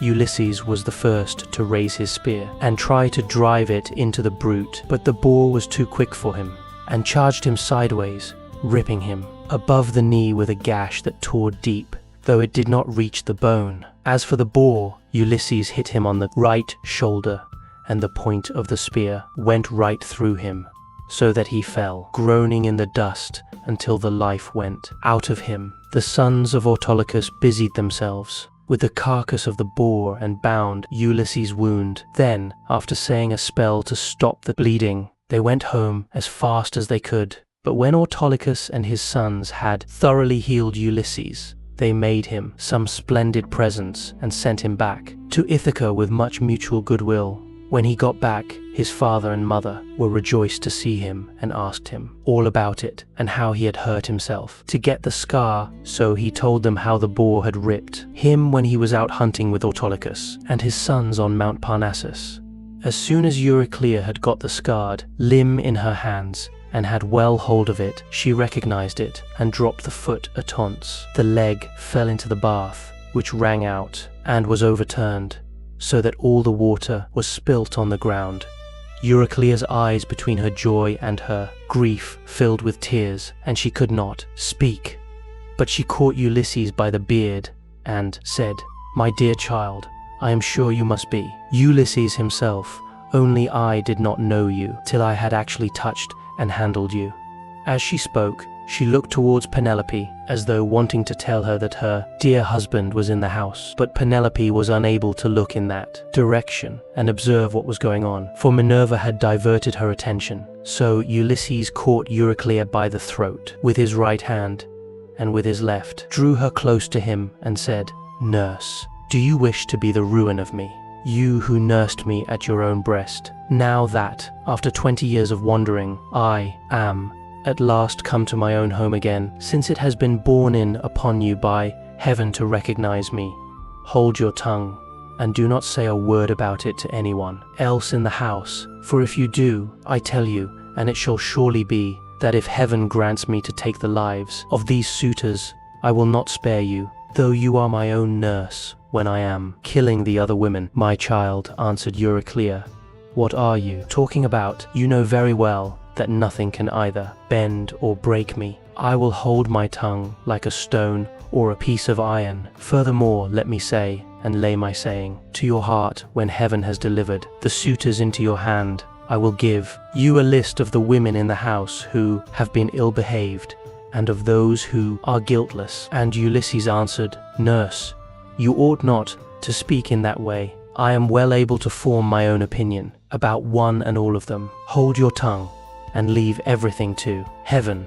As he said this, Euryclea left the cloister to fetch some more water, for the first had been all spilt. And when she had washed him and anointed him with oil, Ulysses drew his seat nearer to the fire to warm himself and hid the scar under his rags. Then Penelope began talking to him and said, "Stranger, I should like to speak with you briefly about another matter. It is indeed nearly bedtime for those at least who can sleep in spite of sorrow. As for myself, heaven has given me a life of such unmeasurable woe that even by day, when I am attending to my duties and looking after the servants, I am still weeping and lamenting during the whole time. Then, when night comes and we, all of us, go to bed, I lie awake thinking, and my heart becomes a prey to the most incessant and cruel tortures. As the dun nightingale, daughter of Pandarius, sings in the early spring from her seat in shadiest covert hid, and with many a plaintive trill pours out the tale how by mishap she killed her own child, Italus, son of King Zethus, even so does my mind toss and turn in its uncertainty whether I ought to stay with my son here and safeguard my substance, my bondsman, and the greatness of my house out of regard to public opinion and the memory of my late husband, or whether it is not now time for me to go with the best of these suitors who are wooing me and making me such magnificent presents. As long as my son was still young and unable to understand, he would not hear of my leaving my husband's house. But now that he is full grown, he begs and prays me to do so, being incensed at the way in which the suitors are eating up his property. Listen then to a dream that I have had, and interpret it for me, if you can. I have 20 geese about the house that eat mash out of a trough, and of which I am exceedingly fond. I dreamed that a great eagle came swooping down from a mountain, and dug his curved beak into the neck of each of them till he had killed them all. Presently he soared off into the sky, and left them lying dead about the yard, whereon I wept in my dream, till all my maids gathered round me. So piteously was I grieving because the eagle had killed my geese. Then he came back again, and perching on a projecting rafter, spoke to me with human voice, and told me to leave off crying. "Be of good courage," he said, "daughter of Icarius. This is no dream, but a vision of good omen that shall surely come to pass. The geese are the suitors, and I am no longer an eagle but your own husband, who am come back to you, and who will bring these suitors to a disgraceful end." On this I woke, and when I looked out, I saw my geese at the trough eating their mash as usual. "This dream, madam," replied Ulysses, "can admit but of one interpretation, for had not Ulysses himself told you how it shall be fulfilled? The death of the suitors is portended, and not one single one of them will escape." And Penelope answered, "Stranger, dreams are very curious and unaccountable things, and they do not by any means invariably come true. There are 2 gates through which these unsubstantial fancies proceed. The one is of horn, and the other ivory. Those that come through the gate of ivory are fatuous, but those from the gate of horn mean something to those that see them. I do not think, however, that my own dream came through the gate of horn, though I and my son should be most thankful if it proves to have done so. Furthermore I say, and lay my saying to your heart, the coming dawn will usher in the ill-omened day that is to sever me from the house of Ulysses, for I am about to hold a tournament of axes. My husband used to set up 12 axes in the court, one in front of the other, like the stays upon which a ship is built. He would then go back from them and shoot an arrow through the whole 12. I shall make the suitors try to do the same thing, and whichever of them can string the bow most easily and send his arrow through all the 12 axes, him will I follow and quit this house of my lawful husband, so goodly and so abounding in wealth. But even so, I doubt not that I shall remember it in my dreams." Then Ulysses answered, "Madam, wife of Ulysses, you need not defer your tournament, for Ulysses will return ere ever they can string the bow, handle it how they will, and send their arrows through the iron." To this Penelope said, "As long, sir, as you will sit here and talk to me, I can have no desire to go to bed. Still, people cannot do permanently without sleep, and heaven has appointed us, dwellers on earth, a time for all things. I will therefore go upstairs and recline upon that couch which I have never ceased to flood with my tears from the day. Ulysses set out for the city with a hateful name. She then went upstairs to her own room, not alone but attended by her maidens, and when there she lamented her dear husband, till Minerva she heard. She shed sweet sleep over her eyelids. Book 20. Ulysses slept in the cloister upon an undressed bullock's hide, on the top of which he threw several skins of the sheep the suitors had eaten, and Eurynome threw a cloak over him after he had laid himself down. There then Ulysses lay wakefully brooding upon the way in which he should kill the suitors, and by the women who had been in the habit of misconducting themselves with them left the house, giggling and laughing with one another. This made Ulysses very angry, and he doubted whether to get up and kill every single one of them then and there, or to let them sleep one more and last time with the suitors. His heart growled within him, and as a bitch with puppies growls and shows her teeth when she sees a stranger, so did his heart growl with anger at the evil deeds that were being done. But he beat his breast and said, "Heart, be still, you had worse than this to bear on the day when the terrible Cyclops ate your brave companions, yet you bore it in silence till your cunning got you safe out of the cave, though you made sure of being killed." Thus he chided with his heart and checked it into endurance, but he tossed about as one who turns a paunch full of blood and fat in front of a hot fire, doing it first on one side and then on the other, that he may get it cooked as soon as possible. Even so did he turn himself about from side to side, thinking all the time how, single-handed as he was, he should contrive to kill so large a body of men as the wicked suitors. But by and by Minerva came down from heaven in the likeness of a woman, and hovered over his head, saying, "My poor unhappy man, why do you lie awake in this way? This is your house, your wife is safe inside it, and so is your son, who is just such a young man as any father may be proud of." "Goddess," answered Ulysses, "all that you have said is true, but I am in some doubt as to how I shall be able to kill these wicked suitors single-handed, seeing what a number of them there always are. And there is this further difficulty, which is still more considerable. Supposing that with Jupiter's and your assistance I succeed in killing them, I must ask you to consider where I am to escape to from now on. I must ask you to consider where I am to escape to from now on." "For shame," replied Minerva. "Why, anyone else would trust a worse ally than myself, even though that ally were only a mortal and less wise than I am. Am I not a goddess, and have I not protected you throughout in all your troubles? I tell you plainly that even though there were 50 bands of men surrounding us, and eager to kill us, you should take all their sheep and cattle and drive them away with you, but go to sleep. It is a very bad thing to lie awake all night, and you shall be out of your troubles before long."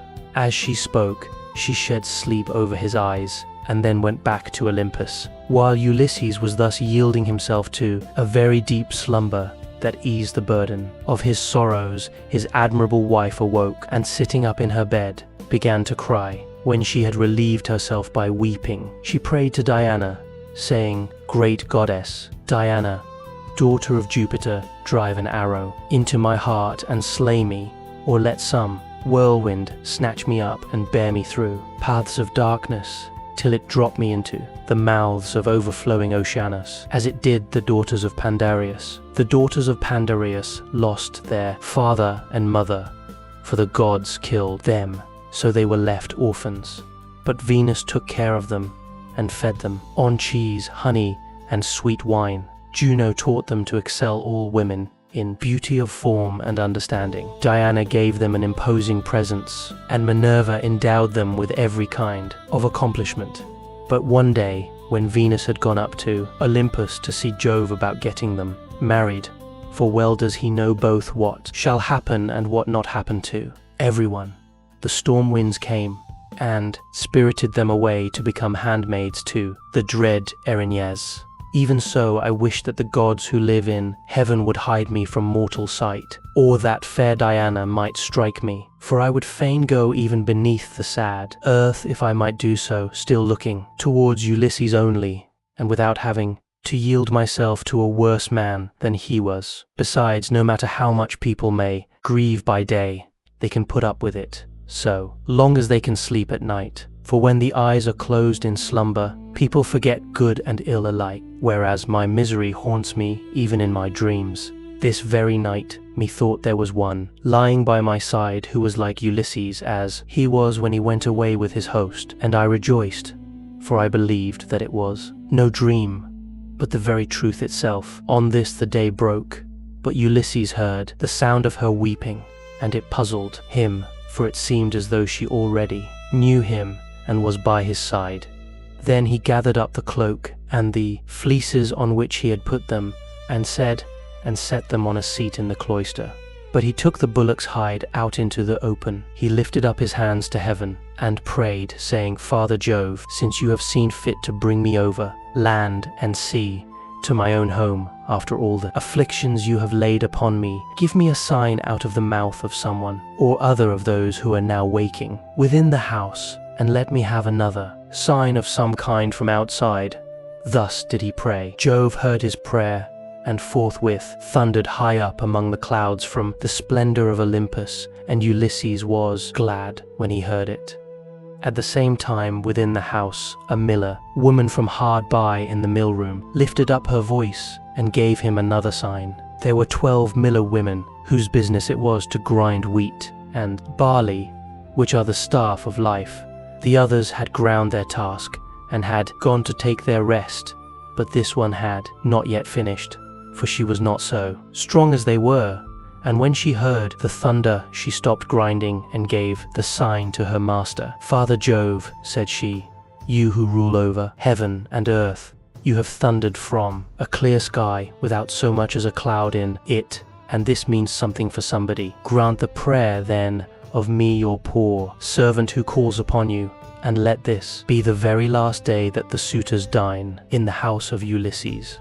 They have worn me out with labor of grinding meal for them, and I hope they may never have another dinner anywhere at all. Ulysses was glad when he heard the omens conveyed to him by the woman's speech and by the thunder, for he knew they meant that he should avenge himself on the suitors. Then the other maids in the house rose and lit the fire on the hearth. Telemachus also rose and put on his clothes. He girded his sword about his shoulder, bound his sandals onto his comely feet, and took a doughty spear with a point of sharpened bronze. Then he went to the threshold of the cloister and said to Euryclea, Nurse, did you make the stranger comfortable, both as regards bed and board, or did you let him shift for himself? For my mother, good woman though she is, has a way of paying greater attention to second-rate people, and of neglecting others who are in reality much better men. Do not find fault, child, said Euryclea, when there is no one to find fault with. The stranger sat and drank his wine as long as he liked. Your mother did ask him if he would take any more bread, and he said he would not. When he wanted to go to bed, she told the servants to make one for him, but he said he was such a wretched outcast that he would not sleep on a bed and under blankets. He insisted on having an undressed bullock's hide and some sheepskins put for him in the cloister, and I threw a cloak over him myself. Then Telemachus went out of the court to the place where the Achaeans were meeting in assembly. He had his spear in his hand, and he was not alone, for his 2 dogs went with him.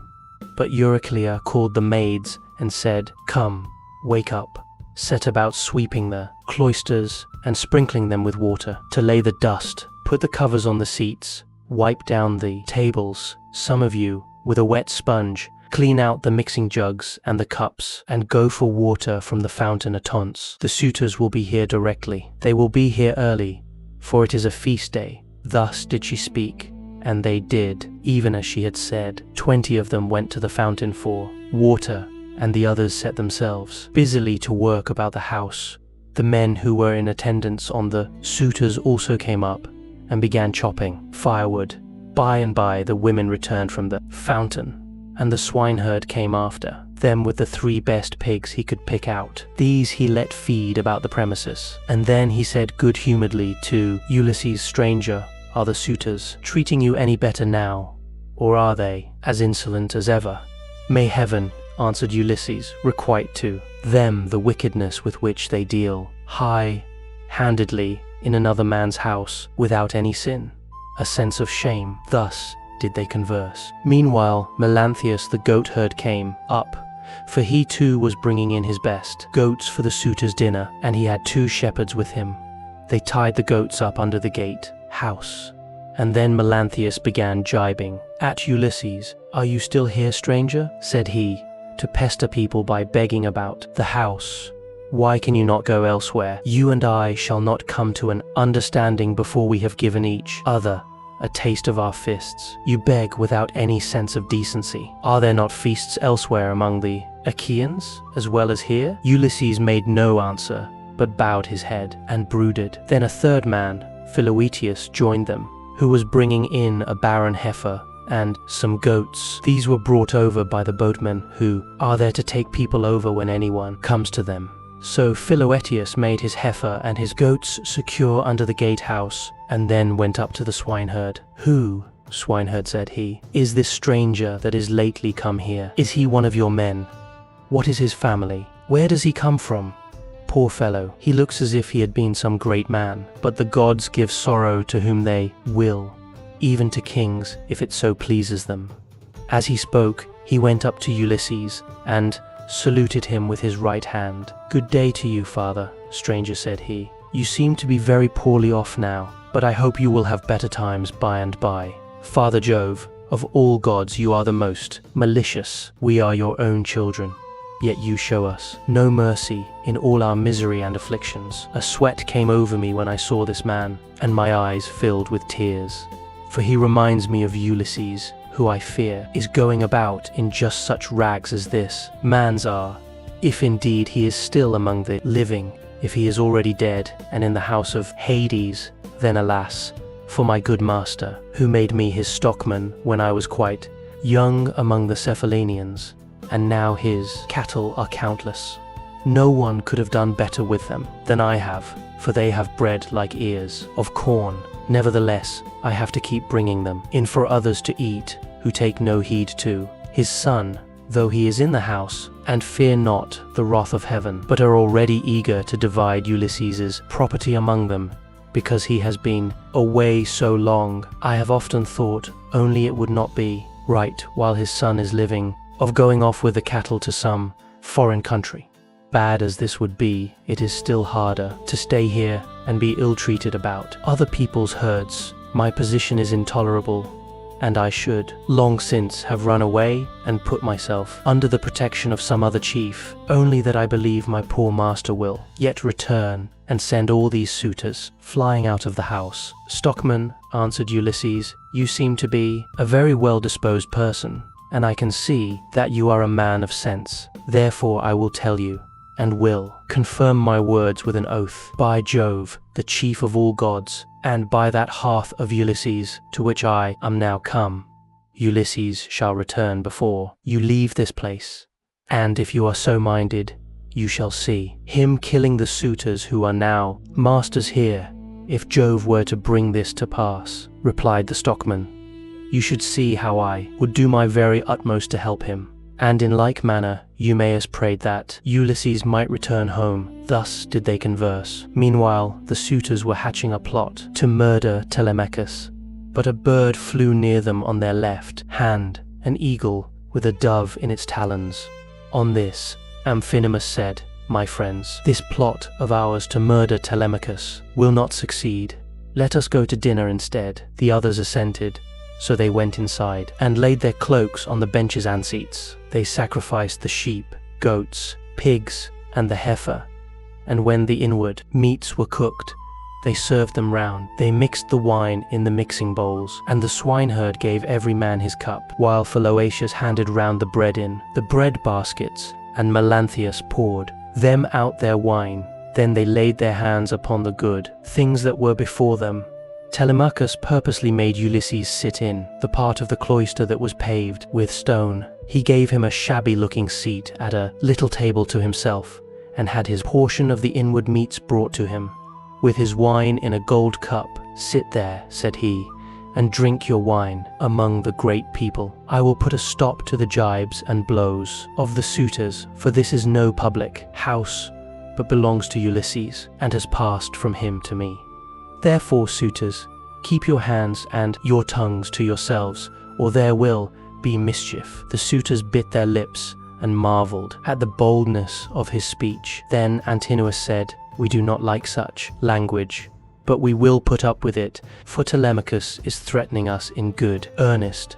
If Jove had let us, we should have put a stop to his brave talk ere now." Thus spoke Antinous, but Telemachus heeded him not. Meanwhile, the heralds were bringing the holy hecatomb through the city, and the Achaeans gathered under the shady grove of Apollo. Then they roasted the outer meat, drew it off the spits, gave every man his portion, and feasted to their heart's content. Those who waited at table gave Ulysses exactly the same portion as the others had, for Telemachus had told them to do so. But Minerva would not let the suitors for one moment drop their insolence, for she wanted Ulysses to become still more bitter against them. Now, there happened to be among them a ribald fellow whose name was Tysippus, and who came from Sarm. This man, confident in his great wealth, was paying court to the wife of Ulysses, and said to the suitors, "Hear what I have to say. The stranger has already had as large a portion as anyone else. This is well, for it is not right, nor reasonable to ill-treat any guest of Telemachus who comes here. I will, however, make him a present on my own account, that he may have something to give to the bath woman or to some other of Ulysses's servants." As he spoke, he picked up a heifer's foot from the meat basket in which it lay, and threw it at Ulysses. But Ulysses turned his head a little aside and avoided it, smiling grimly Sardinian fashion as he did so, and it hit the wall, not him. On this, Telemachus spoke fiercely to Ctesippus. "It is a good thing for you," said he, "that the stranger turned his head so that you missed him. If you had hit him, I should have run you through with my spear, and your father would have had to see about getting you buried rather than married in this house. So let me have no more unseemly behavior from any of you, for I am grown up now to the knowledge of good and evil, and understand what is going on, instead of being the child that I have been heretofore. I have long seen you killing my sheep, and making free with my corn and wine. I have put up with this, for one man is no match for many. But do me no further violence. Still, if you wish to kill me, kill me. I would far rather die than see such disgraceful scenes day after day. Guests insulted, and men dragging the women servants about the house in an unseemly way. They all held their peace till at last Agelaus, son of Damastor, said, "No one should take offense at what has just been said, nor gainsay it, for it is quite reasonable. Leave off, therefore, ill-treating the stranger, or anyone else of the servants who are about the house. I would say, however, a friendly word to Telemachus and his mother, which I trust may commend itself to both, as long, I would say, as you had ground for hoping that Ulysses would one day come home. No one could complain of your waiting and suffering the suitors to be in your house. It would have been better that he should have returned, but it is now sufficiently clear that he will never do so. Therefore talk all this quietly over with your mother, and tell her to marry the best man, and the one who makes her the most advantageous offer. Thus you will yourself be able to manage your own inheritance, and to eat and drink in peace, while your mother will look after some other man's house, not yours." To this, Telemachus answered, "By Jove, Agelaus, and by the sorrows of my unhappy father, who has either perished far from Ithaca, or is wandering in some distant land, I throw no obstacles in the way of my mother's marriage. On the contrary, I urge her to choose whomsoever she will, and I will give her numberless gifts into the bargain. But I dare not insist, point blank, that she shall leave the house against her own wishes.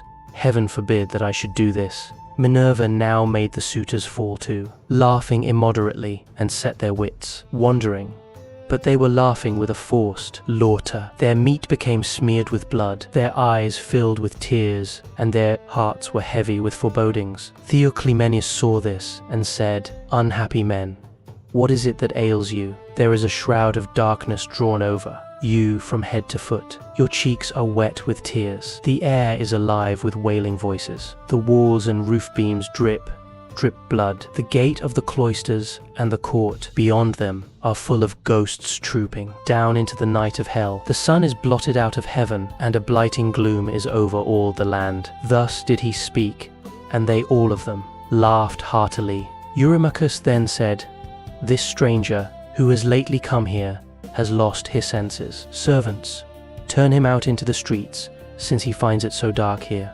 But Theoclymenus said, "Eurymachus, you need not send anyone with me. I have eyes, ears, and a pair of feet of my own, to say nothing of an understanding mind. I will take these out of the house with me, for I see mischief overhanging you, from which not one of you men, who are insulting people and plotting ill deeds in the house of Ulysses, will be able to escape." He left the house as he spoke, and went back to Piraeus, who gave him welcome.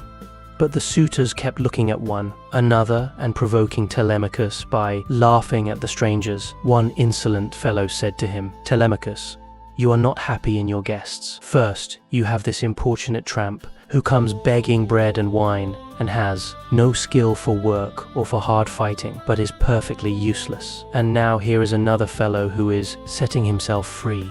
Let me persuade you, for it will be much better to put them on board ship and send them off to the Cyclops, to sell for what they will bring." Telemachus gave him no heed, but sat silently watching his father, expecting every moment that he would begin his attack upon the suitors. Meanwhile, the daughter of Icarius, wise Penelope, had had a rich seat placed for her facing the court and cloisters, so that she could hear what everyone were saying. The dinner indeed had been prepared amid much merriment. It had been both good and abundant, for they had sacrificed many victims, but the supper was yet to come, and nothing can be conceived more gruesome than the meal which a goddess and a brave man was soon to lay before them, for they had brought their doom upon themselves. Book 21. Minerva now put it in Penelope's mind to make the suitors try their skill with the bow and with the iron axes in contest among themselves, as a means of bringing about their destruction. She went upstairs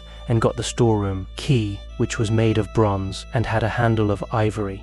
She then went with her maidens into the storeroom at the end of the house, where her husband's treasures of gold, bronze, and wrought iron were kept, and where was also his bow and the quiver, full of deadly arrows that had been given him by a friend whom he had met in Lacedaemon.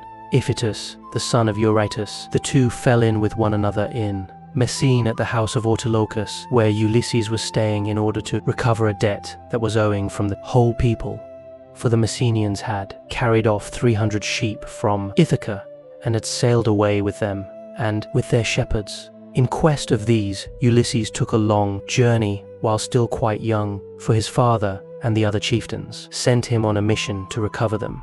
Iphitus had gone there also to try and get back 12 brood mares that he had lost, and the mule foals that were running with them. These mares were the death of him in the end, for when he went to the house of Jupiter's son, mighty Hercules, who performed such prodigies of valor, Hercules to his shame killed him, though he was his guest, for he feared not heaven's vengeance, nor yet respected his own table, which he had set before Iphitus, but killed him in spite of everything, and kept the mares himself. It was when claiming these that Iphitus met Ulysses and gave him the bow which mighty Eurytus had been used to carry, and which on his death had been left by him to his son.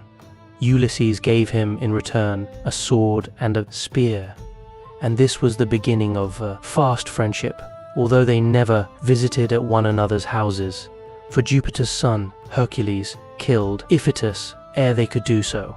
This bow, then, given him by Iphitus, had not been taken with him by Ulysses. When he sailed for Troy, he had used it so long as he had been at home, but had left it behind as having been a keepsake from a valued friend. Penelope presently reached the oak threshold of the storeroom. The carpenter had planed this duly, and had drawn a line on it so as to get it quite straight. He had then set the doorposts into it and hung the doors. She loosed the strap from the handle of the door, put in the key, and drove it straight home to shoot back the bolts that held the doors. These flew open with a noise like a bull bellowing in a meadow, and Penelope stepped upon the raised platform where the chest stood, in which the fair linen and clothes were laid by, along with fragrant herbs. Reaching thence, she took down the bow, with its bow case from the peg on which it hung. She sat down with it on her knees, weeping bitterly as she took the bow out of its case, and when her tears had relieved her, she went to the cloister where the suitors were carrying the bow and the quiver with the many deadly arrows that were inside it. Along with her came her maidens, bearing a chest that contained much iron and bronze which her husband had won as prizes. When she reached the suitors, she stood by one of the bearing posts supporting the roof of the cloister, holding a veil before her face and with a maid on either side of her. Then she said, "Listen to me, you suitors, who persist in abusing the hospitality of this house because its owner has been long absent, and without other pretext than that you want to marry me. This, then, being the prize that you are contending for, I will bring out the mighty bow of Ulysses, and whomsoever of you shall string it most easily and send his arrow through each one of 12 axes, him will I follow and quit this house of my lawful husband, so goodly and so abounding in wealth. But even so, I doubt not that I shall remember it in my dreams." As she spoke, she told Eumaeus to set the bow and the pieces of iron before the suitors, and Eumaeus wept as he took them to do as she had bidden him. Hard by, the stockman wept also when he saw his master's bow, but Continuous scolded them. "You country louts," said he, "silly simpletons. Why should you add to the sorrows of your mistress by crying in this way? She has enough to grieve her in the loss of her husband. Sit still, therefore, and eat your dinners in silence, or go outside if you want to. Cry, and leave the bow behind you. We suitors shall have to contend for it, with might and main, for we shall find it no light matter to string such a bow as this is. There is not a man of us all who is such another as Ulysses, for I have seen him and remember him, though I was then only a child." This was what he said, but all the time he was expecting to be able to string the bow and shoot through the iron, whereas in fact he was to be the first that should taste of the arrows from the hands of Ulysses, whom he was dishonoring in his own house, egging the others on to do so also. Then Telemachus spoke. "Great heavens," he exclaimed, "Jove must have robbed me of my senses. Here is my dear and excellent mother, saying she will quit this house and marry again, yet I am laughing and enjoying myself as though there were nothing happening. But suitors, as the contest has been agreed upon, let it go forward. It is for a woman whose peer is not to be found in Pylos, Argos, or Mycenae, nor yet in Ithaca, nor on the mainland. You know this as well as I do.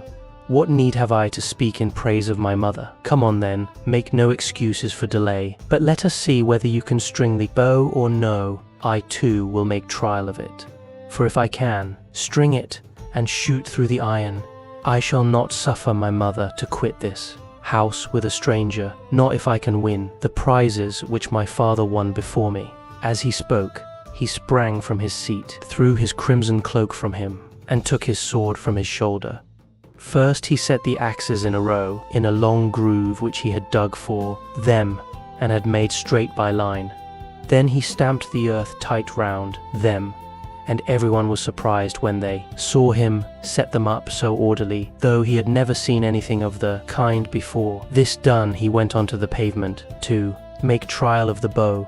Thrice did he tug at it, trying with all his might to draw the string, and thrice he had to leave off, though he had hoped to string the bow and shoot through thereon. He was trying for the 4th time, and would have strung it had not Ulysses made a sign to check him, in spite of all his eagerness. So he said, "Alas, I shall either be always feeble and of no prowess, or I am too young, and have not yet reached my full strength, so as to be able to hold my own if anyone attacks me.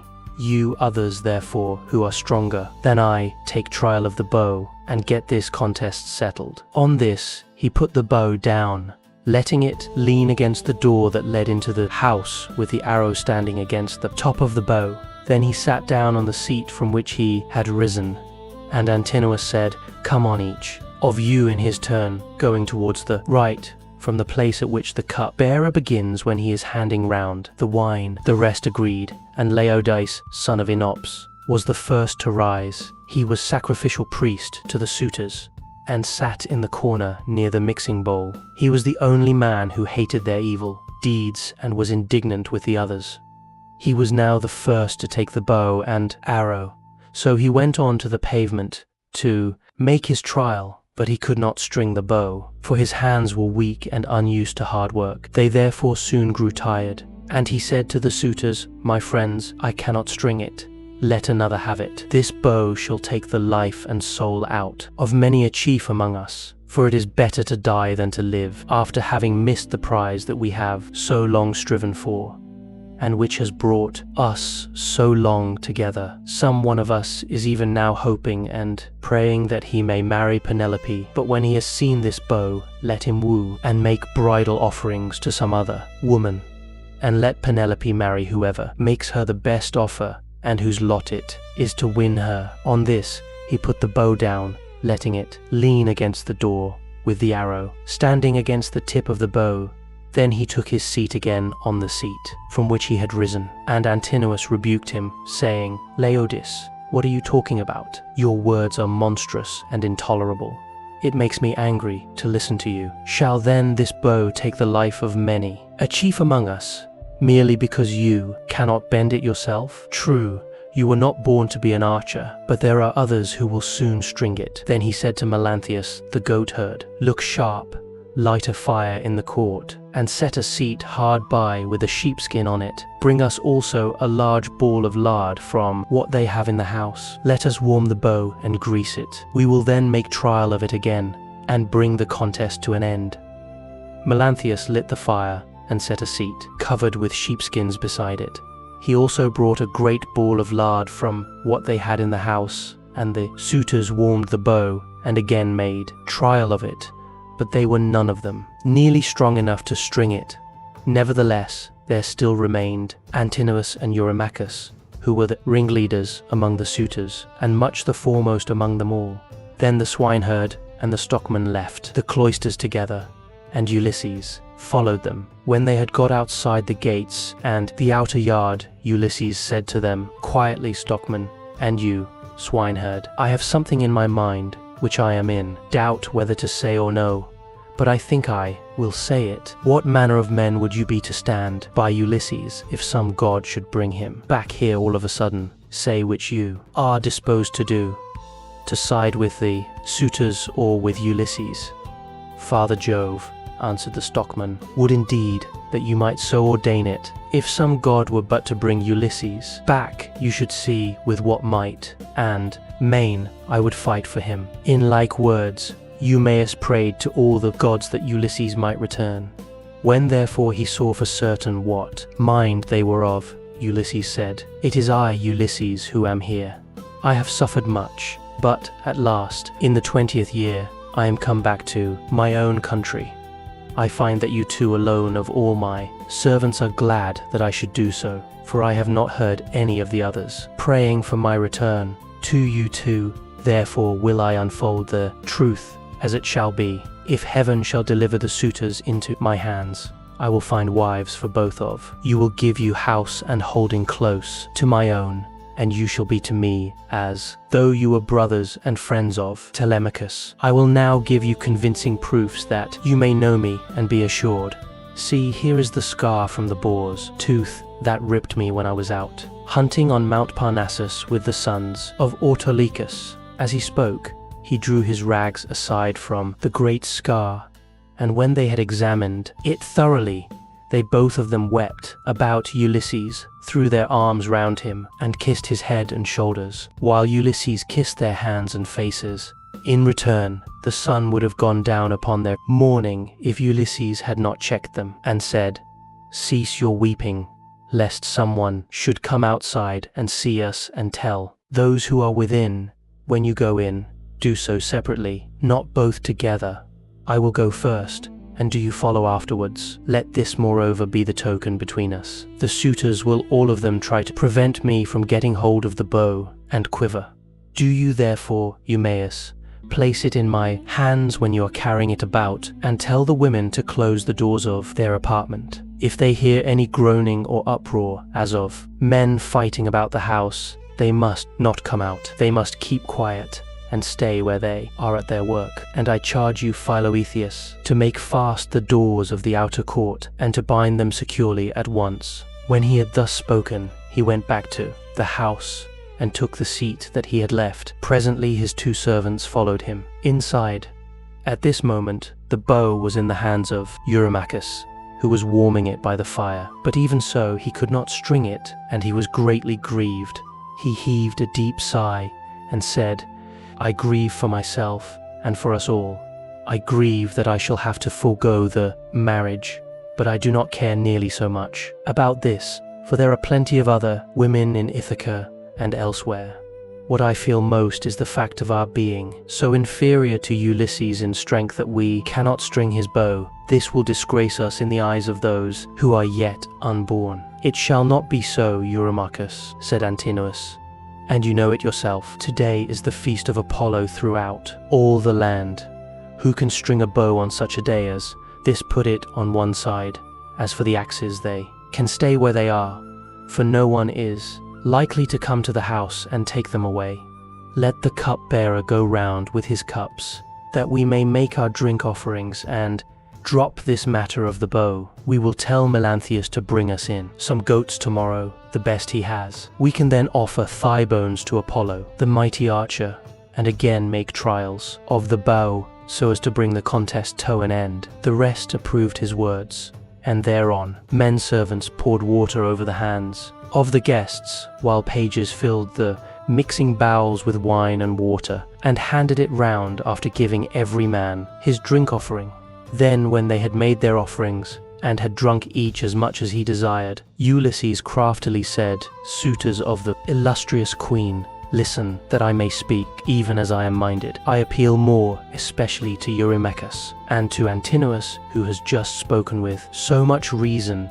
Cease shooting for the present, and leave the matter to the gods. But in the morning let heaven give victory to whom it will. For the moment, however, give me the bow, that I may prove the power of my hands among you all, and see whether I still have as much strength as I used to have, or whether travel and neglect have made an end of it. This made them all very angry, for they feared he might string the bow. Alcinous therefore rebuked him fiercely, saying, Wretched creature, you have not so much as a grain of sense in your whole body. You ought to think yourself lucky in being allowed to dine unharmed among your betters, without having any smaller portion served you than we others have had, and in being allowed to hear our conversation. No other beggar or stranger has been allowed to hear what we say among ourselves. The wine must have been doing you a mischief, as it does with all those who drink immoderately.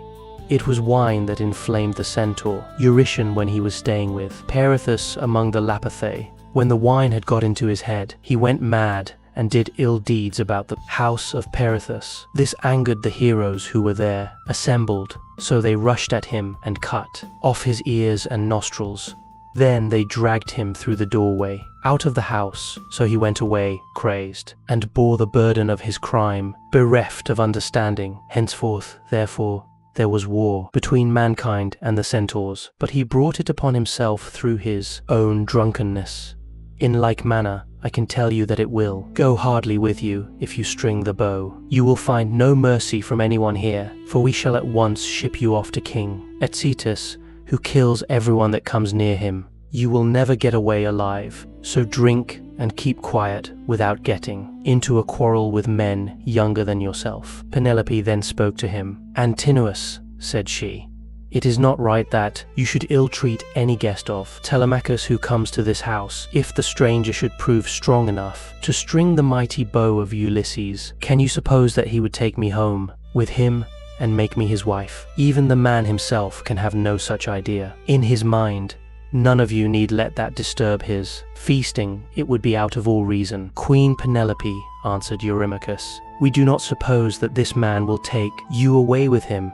It is impossible, but we are afraid lest some of the baser sort, men or women among the Achaeans, should go gossiping about and say, 'These suitors are a feeble folk. They are paying court to the wife of a brave man, whose bow not one of them was a ball to string, and yet a beggarly tramp, who came to the house, strung it at once, and sent an arrow through the iron.'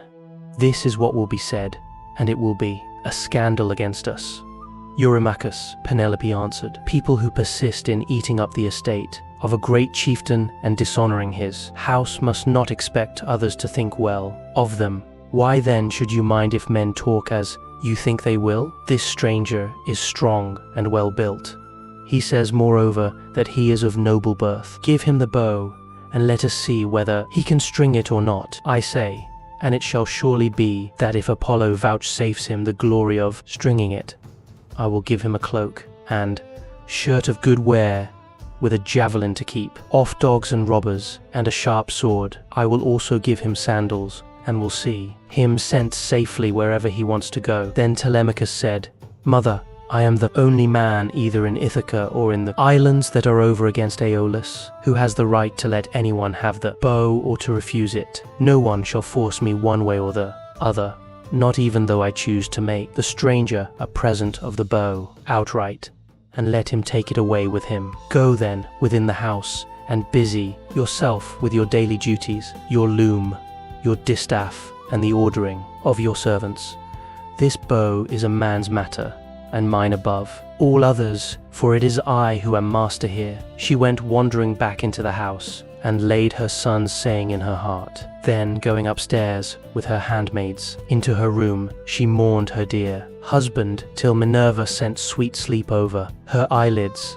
The swineherd now took up the bow, and was for taking it to Ulysses. But the suitors clamored at him from all parts of the cloisters, and one of them said, "You idiot, where are you taking the bow to? Are you out of your wits? If Apollo and the other gods will grant our prayer, your own boarhounds shall get you into some quiet little place and worry you to death." Eumaeus was frightened at the outcry they all raised, so he put the bow down then and there. But Telemachus shouted out at him from the other side of the cloisters and threatened him, saying, "Father Eumaeus, bring the bow on in spite of them, or young as I am, I will pelt you with stones back to the country, for I am the better man of the two.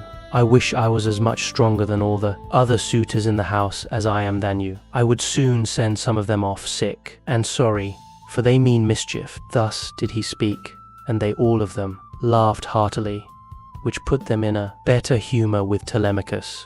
So Eumaeus brought the bow on, and placed it in the hands of Ulysses. When he had done this, he called Euryclea apart and said to her, "Euryclea, Telemachus says you are to close the doors of the women's apartments. If they hear any groaning or uproar as of men fighting about the house, they are not to come out, but are to keep quiet and stay where they are at their work." Euryclea did as she was told, and closed the doors of the women's apartments. Meanwhile, Philœtius slipped quietly out and made fast the gates of the outer court. There was a ship's cable of byblos fibre lying in the gatehouse, so he made the gates fire and passed with it, and then came in again, resuming the seat that he had left, and keeping an eye on Ulysses, who had now got the bow in his hands, and was turning it every way about, and proving it all over to see whether the worms had been eating into its two horns during his absence. Then would one turn towards his neighbour, saying,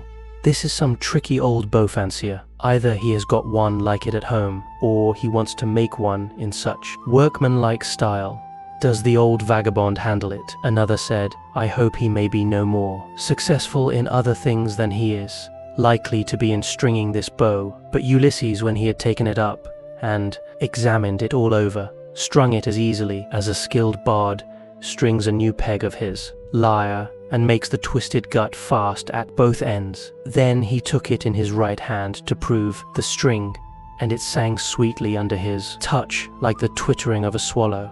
The suitors were dismayed and turned colour, as they heard it. At that moment, moreover, Jove thundered loudly as a sign, and the heart of Ulysses rejoiced as he heard the omen that the son of scheming Saturn had sent him. He took an arrow that was lying upon the table for those which the Achaeans were, so shortly about to taste, were all inside the quiver. He laid it on the centerpiece of the bow, and drew the notch of the arrow, and the string toward him, still seated on his seat. When he had taken aim, he let fly, and his arrow pierced every one of the handle holes of the axes from the first onwards, till it had gone right through them and into the outer courtyard. Then he said to Telemachus, "Your guest has not disgraced you, Telemachus. I did not miss what I aimed at, and I was not long in stringing my bow. I am still strong, and not as the suitors twit me with being. Now, however, it is time for the Achaeans to prepare supper, while there is still daylight, and then otherwise to disport themselves with song and dance, which are the crowning ornaments of a banquet." As he spoke, he made a sign with his eyebrows, and Telemachus girded on his sword, grasped his spear, and stood armed beside his father's seat. Book 22. Then Ulysses tore off his rags, and sprang on to the broad pavement with his bow and his quiver full of arrows. He shed the arrows onto the ground at his feet, and said, "The mighty contest is at an end. I will now see whether Apollo will vouchsafe it to me to hit another mark, which no man has yet hit." On this, he aimed a deadly arrow at Alcinous, who was about to take up a two-handled gold cup to drink his wine, and already had it in his hands. He had no thought of death. Who amongst all the revelers would think that one man, however brave, would stand alone among the so many and kill him? The arrow struck Alcinous in the throat, and the point went clean through his neck, so that he fell over, and the cup dropped from his hand, while a thick stream of blood gushed from his nostrils. He kicked the table from him, and upset the things on it, so that the bread and roasted meats were all soiled as they fell over on to the ground. The suitors were in an uproar when they saw that a man had been hit. They sprang in dismay, one and all of them, from their seats, and looked everywhere towards the walls. But there was neither shield nor spear, and they rebuked Ulysses very angrily. "Stranger," said they, "you shall pay for shooting people in this way. You shall see no other contest. You are a doomed man. He whom you have slain was the foremost youth in Ithaca, and the vultures shall devour you for having killed him." Thus they spoke, for they thought that he had killed Alcinous by mistake, and did not perceive that death was hanging over the head of every one of them. But Ulysses glared at them and said, "Dogs, did you think that I should not come back from Troy? You have wasted my substance, have forced my women servants to lie with you, and have wooed my wife while I was still living. You have feared neither God nor man, and now you shall die." They turned pale with fear as he spoke, and every man looked round about to see whether he might fly for safety. But Eurymachus alone spoke. "If you are Ulysses," said he, "then what you have said is just. We have done much wrong on your lands and in your house, but Alcinous, who was the head and front of the offending, lies low already. It was all his doing. It was not that he wanted to marry Penelope. He did not so much care about that. What he wanted was something quite different, and Jupiter has not vouchsafed it to him. He wanted to kill your son, and to be chief man in Ithaca. Now, therefore, that he has met the death which was his due, spare the lives of your people. We will make everything good among ourselves and pay you in full for all that we have eaten and drunk. Each one of us shall pay you a fine worth 20 oxen, and we will keep on giving you gold and bronze till your heart is softened. Until we have done this, no one can complain of your being enraged against us." Ulysses again glared at him and said, "Though you should give me all that you have in the world, both now and all that you ever shall have, I will not stay my hand till I have paid all of you in full. You must fight or fly for your lives. And fly, not a man of you shall." Their hearts sank as they heard him. But Eurymachus again spoke, saying, "My friends, this man will give us no quarter. He will stand where he is and shoot us down till he has killed every man among us. Let us then show fight. Draw your swords and hold up the tables to shield you from his arrows. let us have at him with a rush to drive him from the pavement and doorway. We can then get through into the town and raise such an alarm as shall soon stay his shooting." As he spoke, he drew his keen blade of bronze, sharpened on both sides, and with a loud cry sprang towards Ulysses. But Ulysses instantly shot an arrow into his breast that caught him by the nipple and fixed itself in his liver. He dropped his sword and fell doubled up over his table. The cup and all the meats went over onto the ground as he smote the earth with his forehead in the agonies of death, and he kicked the stool with his feet until his eyes were closed in darkness. Then Amphinomus drew his sword and made straight at Ulysses to try and get him away from the door.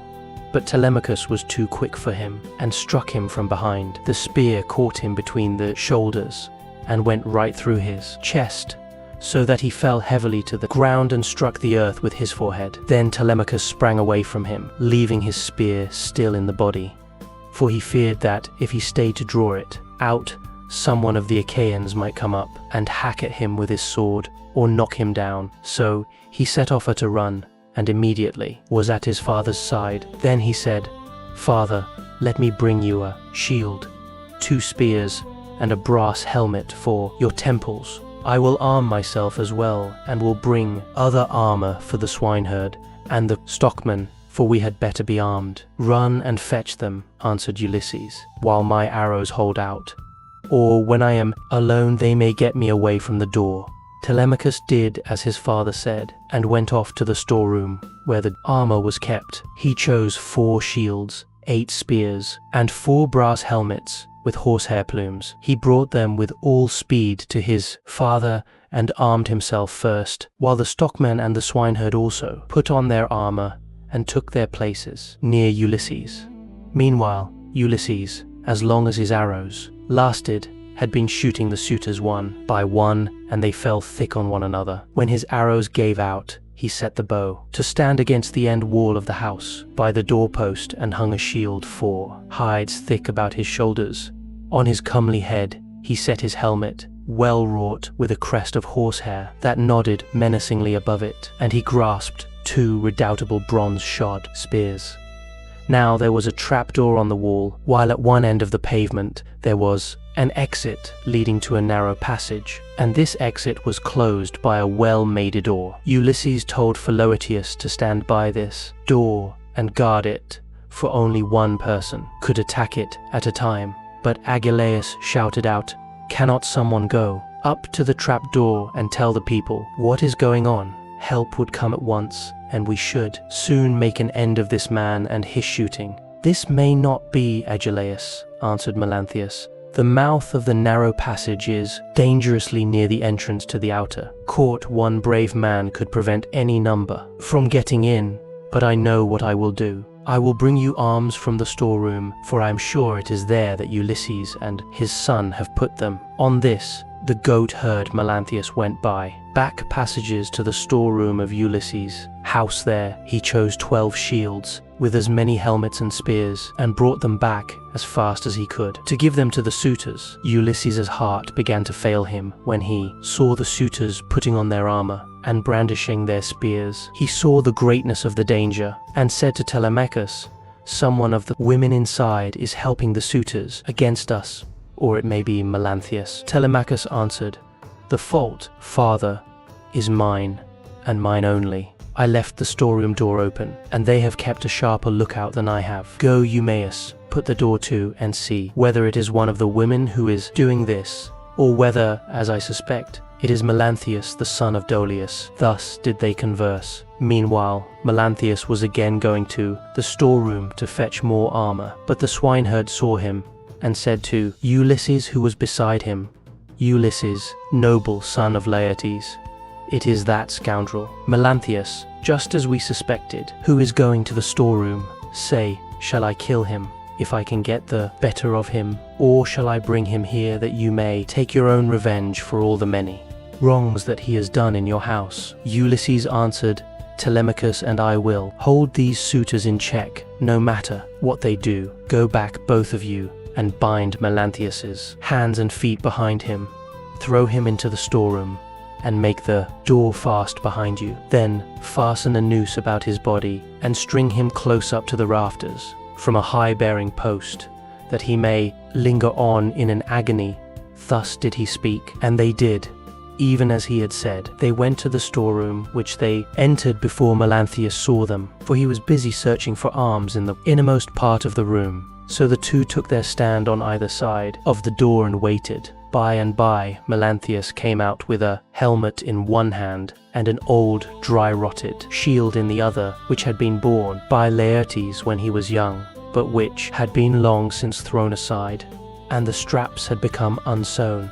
On this the two seized him, dragged him back by the hair, and threw him struggling to the ground. They bent his hands and feet well behind his back, and bound them tight with a painful bond, as Ulysses had told them. Then they fastened a noose about his body, and strung him up from a high pillar, till he was close up to the rafters. And over him did you then vaunt, O swineherd Eumaeus, saying, Melanthius, you will pass the night on a soft bed as you deserve. You will know very well when morning comes from the streams of Oceanus, and it is time for you to be driving in your goats, for the suitors to feast on. There then they left him in very cruel bondage, and having put on their armor, they closed the door behind them and went back to take their places by the side of Ulysses, whereon the four men stood in the cloister, fierce and full of fury. Nevertheless, those who were in the body of the court were still both brave and many. Then Jupiter's daughter Minerva came up to them. Having assumed the voice and form of Mentor, Ulysses was glad when he saw her, and said, Mentor, lend me your help, and forget not your old comrade, nor the many good turns he has done you. Besides, you are my age mate. But all the time he felt sure it was Minerva, and the suitors from the other side raised an uproar when they saw her. Agelaus was the first to reproach her. Mentor, he cried, do not let Ulysses beguile you into siding with him and fighting the suitors. This is what we will do. When we have killed these people, father and son, we will kill you too. You shall pay for it with your head, and when we have killed you, we will take all you have, indoors or out, and bring it into hodgepodge with Ulysses's property. We will not let your sons live in your house, nor your daughters, nor shall your widow continue to live in the city of Ithaca. This made Minerva still more furious, so she scolded Ulysses very angrily. Ulysses, said she, your strength and prowess are no longer what they were when you fought for 9 long years among the Trojans about the noble lady Helen. You killed many a man in those days, and it was through your stratagem that Priam's city was taken. How comes it that you are so lamentably less valiant now that you are on your own ground, face to face with the suitors in your own house? Come on, my good fellow, stand by my side, and see how Mentor, son of Alcinous, shall fight your foes and requite your kindnesses conferred upon him. But she would not give him full victory as yet, for she wished still further to prove his own prowess and that of his brave son. So she flew up to one of the rafters in the roof of the cloister and sat upon it in the form of a swallow. Meanwhile, Agelaus, son of Damastor, Eurynomus, Amphimedon, Demoptolemus, Pisander, and Polybus, son of Polycta, bore the brunt of the fight upon the suitors' side. Of all those who were still fighting for their lives, they were by far the most valiant, for the others had already fallen under the arrows of Ulysses. Agelaus shouted to them and said, my friends,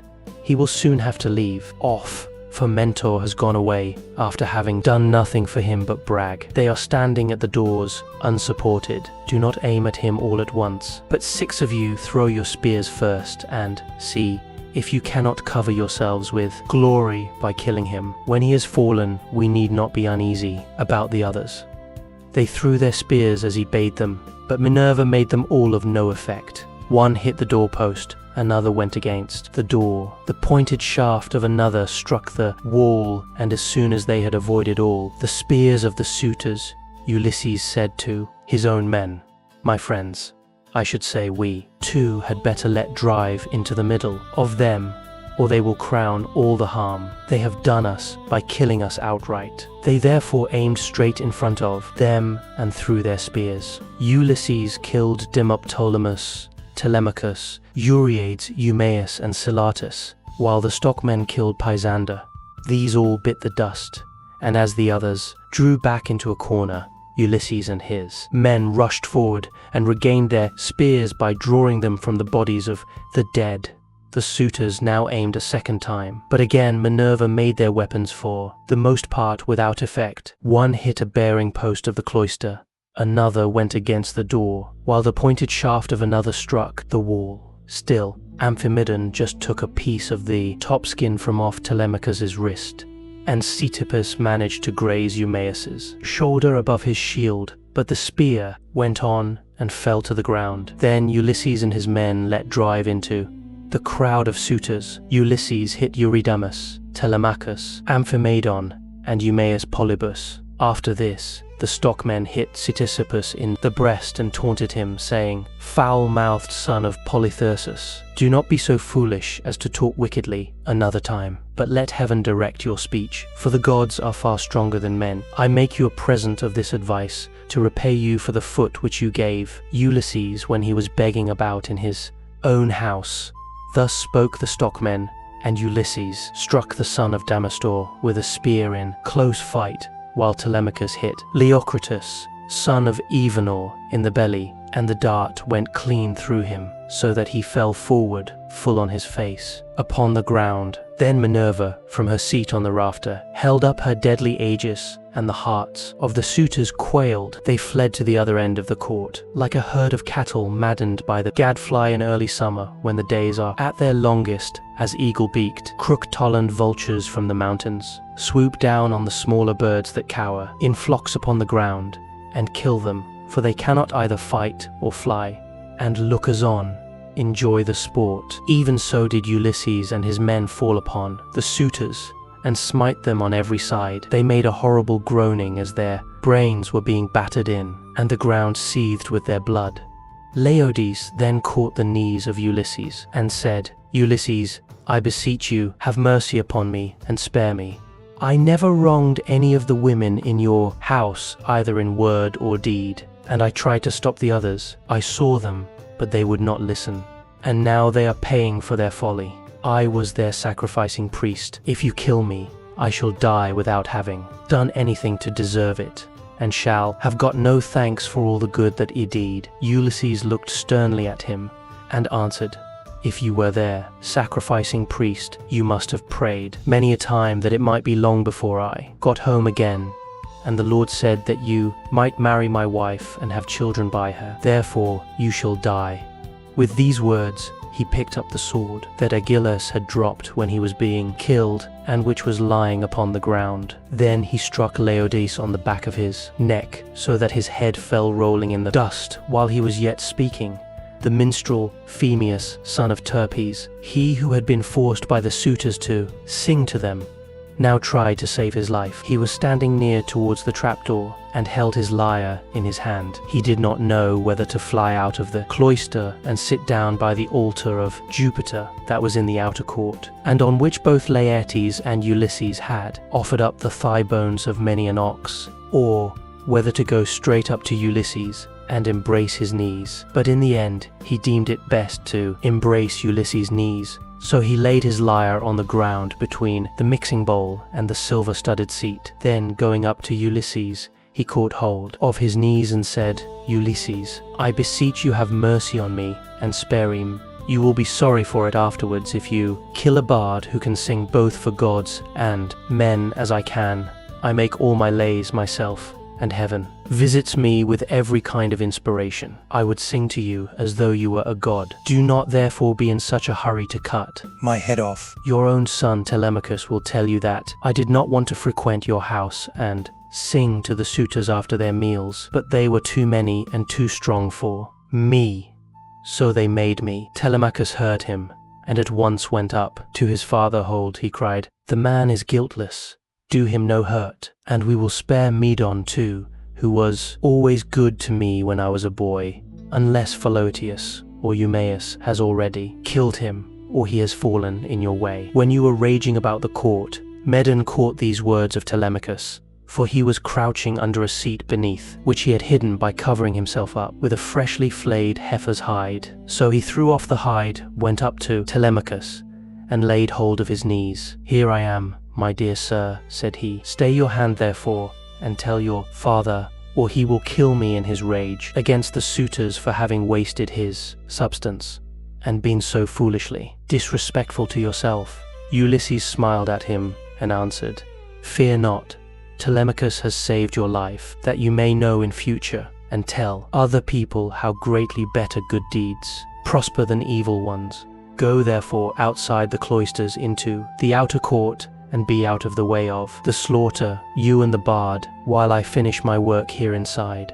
The pair went into the outer court as fast as they could, and sat down by Jupiter's great altar, looking fearfully round, and still expecting that they would be killed. Then Ulysses searched the whole court carefully over to see if anyone had managed to hide himself and was still living, but he found them all lying in the dust and weltering in their blood. They were like fishes which fishermen have netted out of the sea and thrown upon the beach to lie gasping for water till the heat of the sun makes an end of them. Even so were the suitors lying all huddled up, one by one, against the other. Then Ulysses said to Telemachus, "Call nurse Euryclea.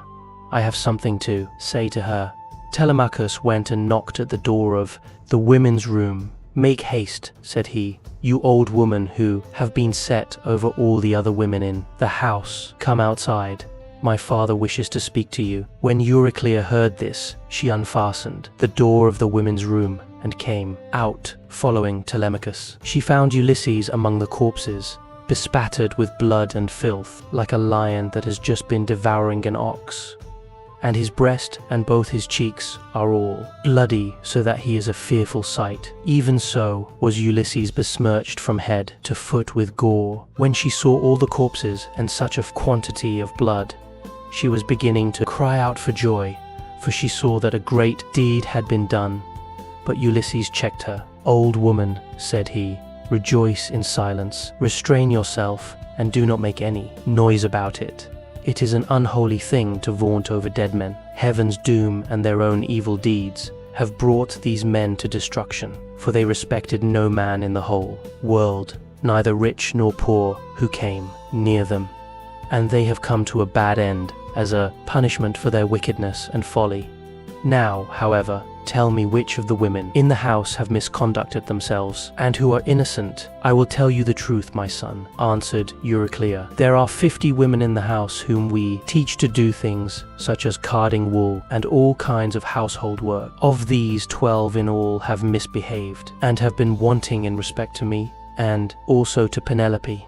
They showed no disrespect to Telemachus, for he has only lately grown and his mother never permitted him to give orders to the female servants. But let me go upstairs and tell your wife all that has happened, for some god has been sending her to sleep." "Do not wake her yet," answered Ulysses, "but tell the women who have misconducted themselves to come to me." Euryclea left the cloister to tell the women and make them come to Ulysses. In the meantime, he called Telemachus the stockman and the swineherd. "Begin," said he, "to remove the dead and make the women help you. Then get sponges and clean water to swill down the tables and seats. When you have thoroughly cleansed the whole cloisters, take the women into the space between the domed room and the wall of the outer court and run them through with your swords till they are quite dead, and have forgotten all about love and the way in which they used to lie in secret with the suitors." On this, the women came down in a body, weeping and wailing bitterly.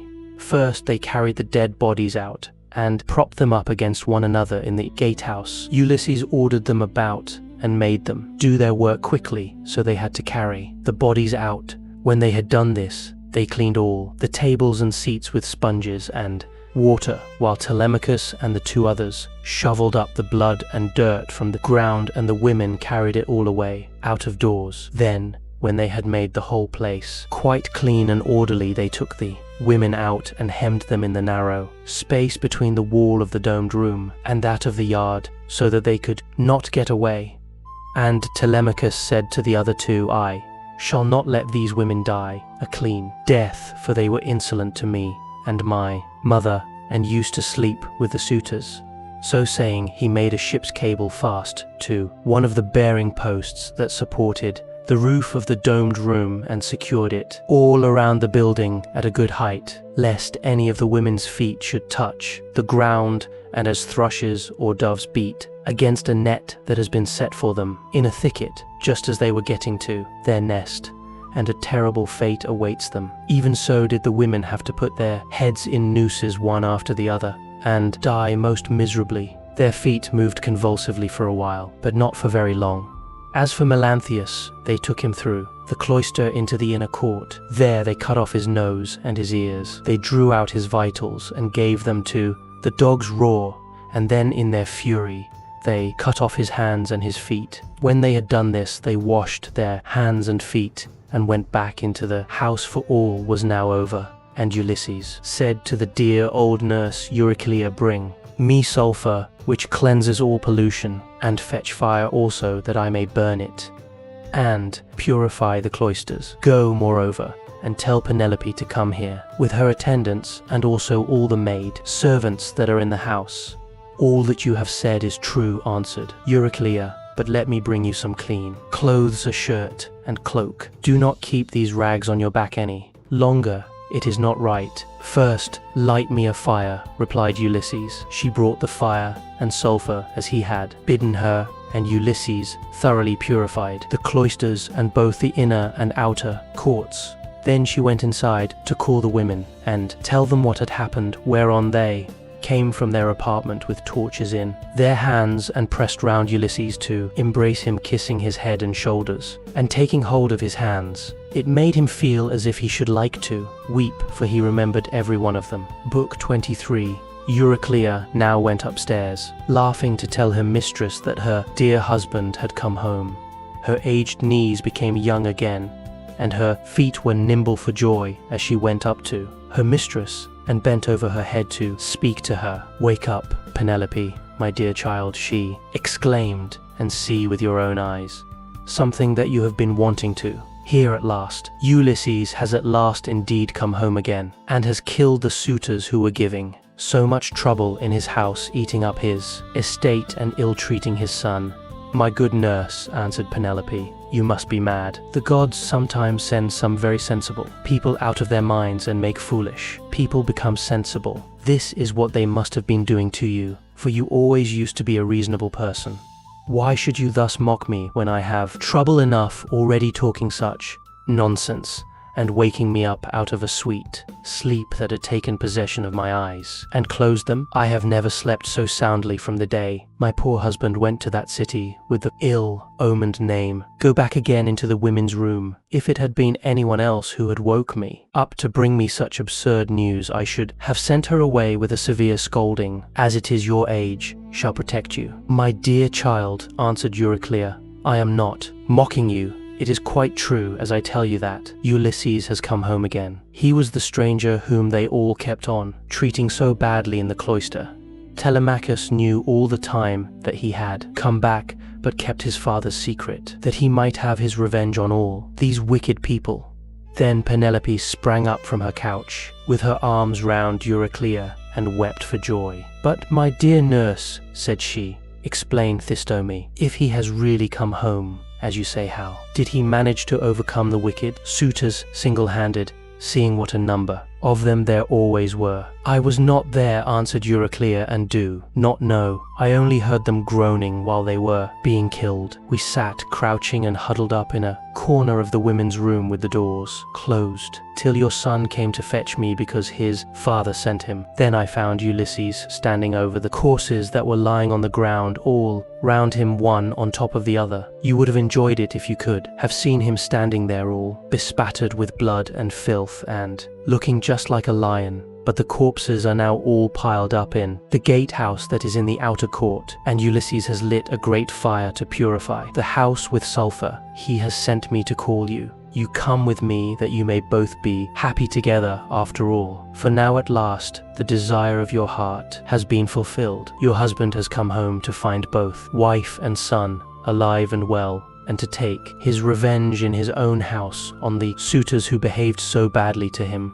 "My dear nurse," said Penelope, Do not exult too confidently over all this. You know how delighted everyone would be to see Ulysses come home, more particularly myself and the son who has been born to both of us. But what you tell me cannot be really true. It is some god who is angry with the suitors for their great wickedness and has made an end of them, for they respected no man in the whole world, neither rich nor poor, who came near them, and they have come to a bad end in consequence of their iniquity. Ulysses is dead far away from the Achaean land. He will never return home again. Then nurse Euryclea said, "My child, what are you talking about? But you are all hard of belief and have made up your mind that your husband is never coming, although he is in the house, and by his own fireside at this very moment. Besides, I can give you another proof. When I was washing him, I perceived the scar which the wild boar gave him, and I wanted to tell you about it, but in his wisdom he would not let me, and clapped his hands over my mouth. So come with me, and I will make this bargain with you.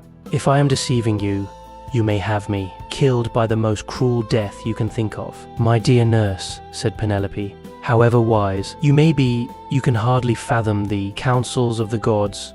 Nevertheless, we will go in search of my son, that I may see the corpses of the suitors and the man who has killed them." On this she came down from her upper room, and while doing so, she considered whether she should keep at a distance from her husband and question him, or whether she should at once go up to him and embrace him. When, however, she had crossed the stone floor of the cloister, she sat down opposite Ulysses by the fire, against the wall at right angles to that by which she had entered, while Ulysses sat near one of the bearing posts, looking upon the ground, and waiting to see what his brave wife would say to him when she saw him. For a long time she sat silent, and as one lost in amazement. At one moment she looked him full in the face, but then again directly she was misled by his shabby clothes, and failed to recognize him, till Telemachus began to reproach her and said, "Mother, but you are so hard that I cannot call you by such a name. Why do you keep away from my father in this way? Why do you not sit by his side and begin talking to him and asking him questions no other woman could bear to keep away from her husband when he had come back to her after 20 years of absence, and after having gone through so much? But your heart always was as hard as a stone." Penelope answered, "My son, I am so lost in astonishment that I can find no words in which either to ask questions or to answer them. I cannot even look him straight in the face. Still, if he really is Ulysses come back to his own home again, we shall get to understand one another better by and by, for there are tokens with which we two are alone acquainted, and which are hidden from all others." Ulysses smiled at this and said to Telemachus, "Let your mother put me to any proof she likes. She will make up her mind about it presently. She rejects me for the moment and believes me to be somebody else because I am covered with dirt and have such bad clothes on. Let us, however, consider what we had better do next. When one man has killed another, even though he was not one who would leave many friends to take up his quarrel, the man who has killed him must still say goodbye to his friends and fly the country, whereas we have been killing the stay of a whole town and all the picked youth of Ithaca. I would have you consider this matter." "Look to it yourself, father," answered Telemachus, "for they say you are the wisest counselor in the world, and that there is no other mortal man who can compare with you. We will follow you with right good will, nor shall you find us fail you in so far as our strength holds out." "I will say what I think will be best," answered Ulysses. "First wash and put your shirts on. Tell the maids also to go to their own room and dress. Then we shall conjure up the wedding tide and count it, so that you may have the cheer of the wedding tide. We shall look for a way to do so in the same way that Telemachus did." First they washed and put their shirts on, while the women got ready. Then Eumaeus took his lyre and set them, all longing for sweet song and stately dance. The house re-echoed with the sound of men and women dancing, and the people outside said, "I suppose the queen has been getting married at last. She ought to be ashamed of herself for not continuing to protect her husband's property until he comes home." This was what they said, but they did not know what it was that had been happening. The upper servant, Eurynomé, washed and anointed Ulysses in his own house. and gave him a shirt and cloak, while Minerva made him look taller and stronger than before. She also made the hair grow thick on the top of his head and flow down in curls, like hyacinth blossoms. She glorified him about the head and shoulders, just as a skillful workman who was a worker. Ulysses, who has studied the art of all kinds under Vulcan or Minerva, and his work is full of beauty, enriches a piece of silver plate by gilding it. He came from the bath, looking like one of the immortals, and sat down opposite his wife on the seat he had left. "My dear," said he, "heaven has endowed you with a heart more unyielding than woman ever yet had. No other woman could bear to keep away from her husband when he had come back to her after 20 years of absence, and after having gone through so much. But come, nurse, get a bed ready for me. I will sleep alone, for this woman has a heart as hard as iron." "My dear," answered Penelope, "I have no wish to set myself up, nor to depreciate you, but I am not struck by your appearance, for I very well remember what kind of a man you were when you set sail from Ithaca. Nevertheless, you are clear. Take his bed outside the room, and the bedchamber that he himself built. Bring the bed outside this room, and put bedding upon it with fleeces, good coverlets, and blankets." She said this to try him, but Ulysses was very angry and said, "Wife, I am much displeased at what you have just been saying. Who has been taking my bed from the place in which I left it? He must have found it a hard task, no matter how skilled a workman he was, unless some god came and helped him to shift it. There is no man living, however strong and in his prime, who could move it from its place, for it is a marvelous curiosity, which I made with my very own hands." There was a young olive growing within the precincts of the house, in full vigor, and about as thick as a bearing post. I built my room round this with strong walls of stone and a roof to cover them, and I made the doors strong and well-fitting. Then I cut off the top boughs of the olive tree and left the stump standing. This I dressed roughly from the root upwards, and then worked with carpenters' tools well and skillfully, straightening my work by drawing a line on the wood and making it into a bed prop. I then bored a hole down the middle and made it the center post of my bed, at which I worked till I had finished it, inlaying it with gold and silver. After this I stretched a hide of crimson leather from one side of it to the other. So you see, I know all about it, and I desire to learn whether it is still there or whether it is still there. The bare, tiny room on the 4th floor was made from wood everybody's taken care of. Circe wore his only piece of effective wood before he spent years on the job. Aeaea hinter the bed, and Aesthetica here checked that I should remember. When she heard the sure proofs Ulysses now gave her, she fairly broke down.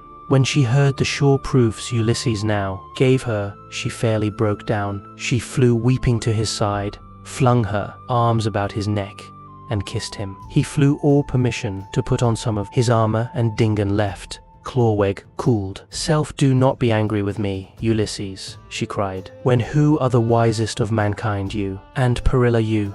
Banks, I am neebly old. We have suffered complexities, i.e. dine. Ephesus, heaven has denied us the happiness of spending our youth and of growing old. Do not then be aggrieved, or take it amiss, that I did not embrace you thus as soon as I saw you. I have been shuddering all the time, through fear that someone might come here and deceive me with a lying story. For there are many very wicked people going about. Jupiter's daughter Helen would never have yielded herself to a man from a foreign country if she had known that the sons of Achaeans would come after her and bring her back.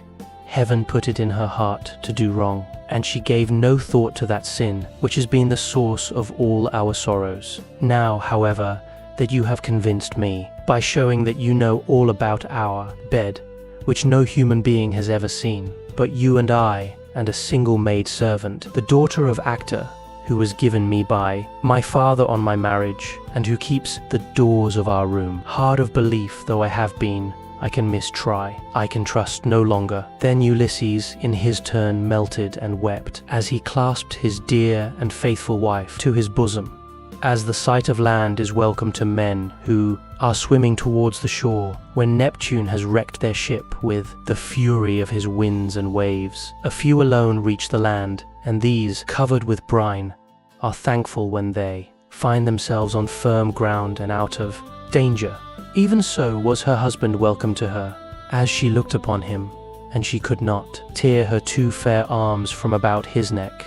Indeed, they would have gone on indulging their sorrow till rosy-fingered morn appeared, had not Minerva determined otherwise, and held night back in the far west, while she would not suffer dawn to leave Oceanus, nor to yoke the two steeds, Lampus and Phaethon, that bear her onward to break the day upon mankind.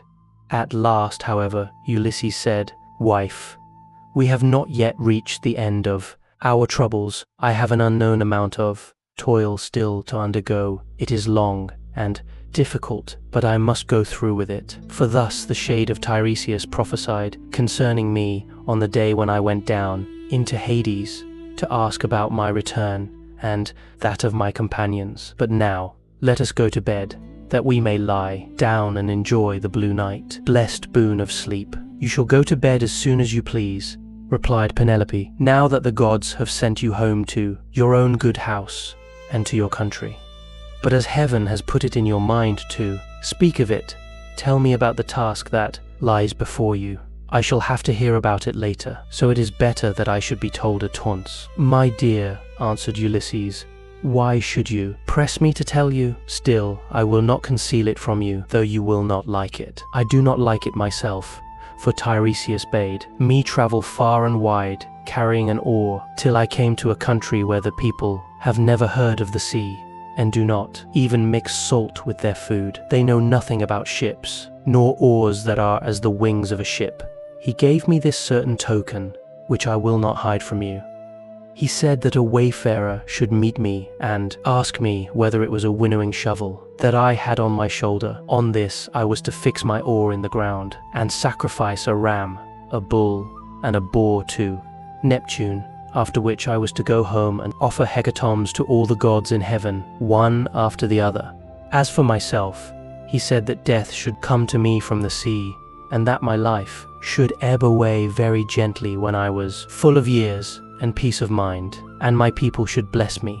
All this, he said, should surely come to pass." And Penelope said, "If the gods are going to vouchsafe you a happier time in your old age, you may hope then to have some respite from misfortune." Thus did they converse. Meanwhile, Eurynome and the nurse took torches and made the bed ready with soft coverlets. As soon as they had laid them, the nurse went back into the house to go to her rest, leaving the bedchamber woman, Eurynome, to show her the way.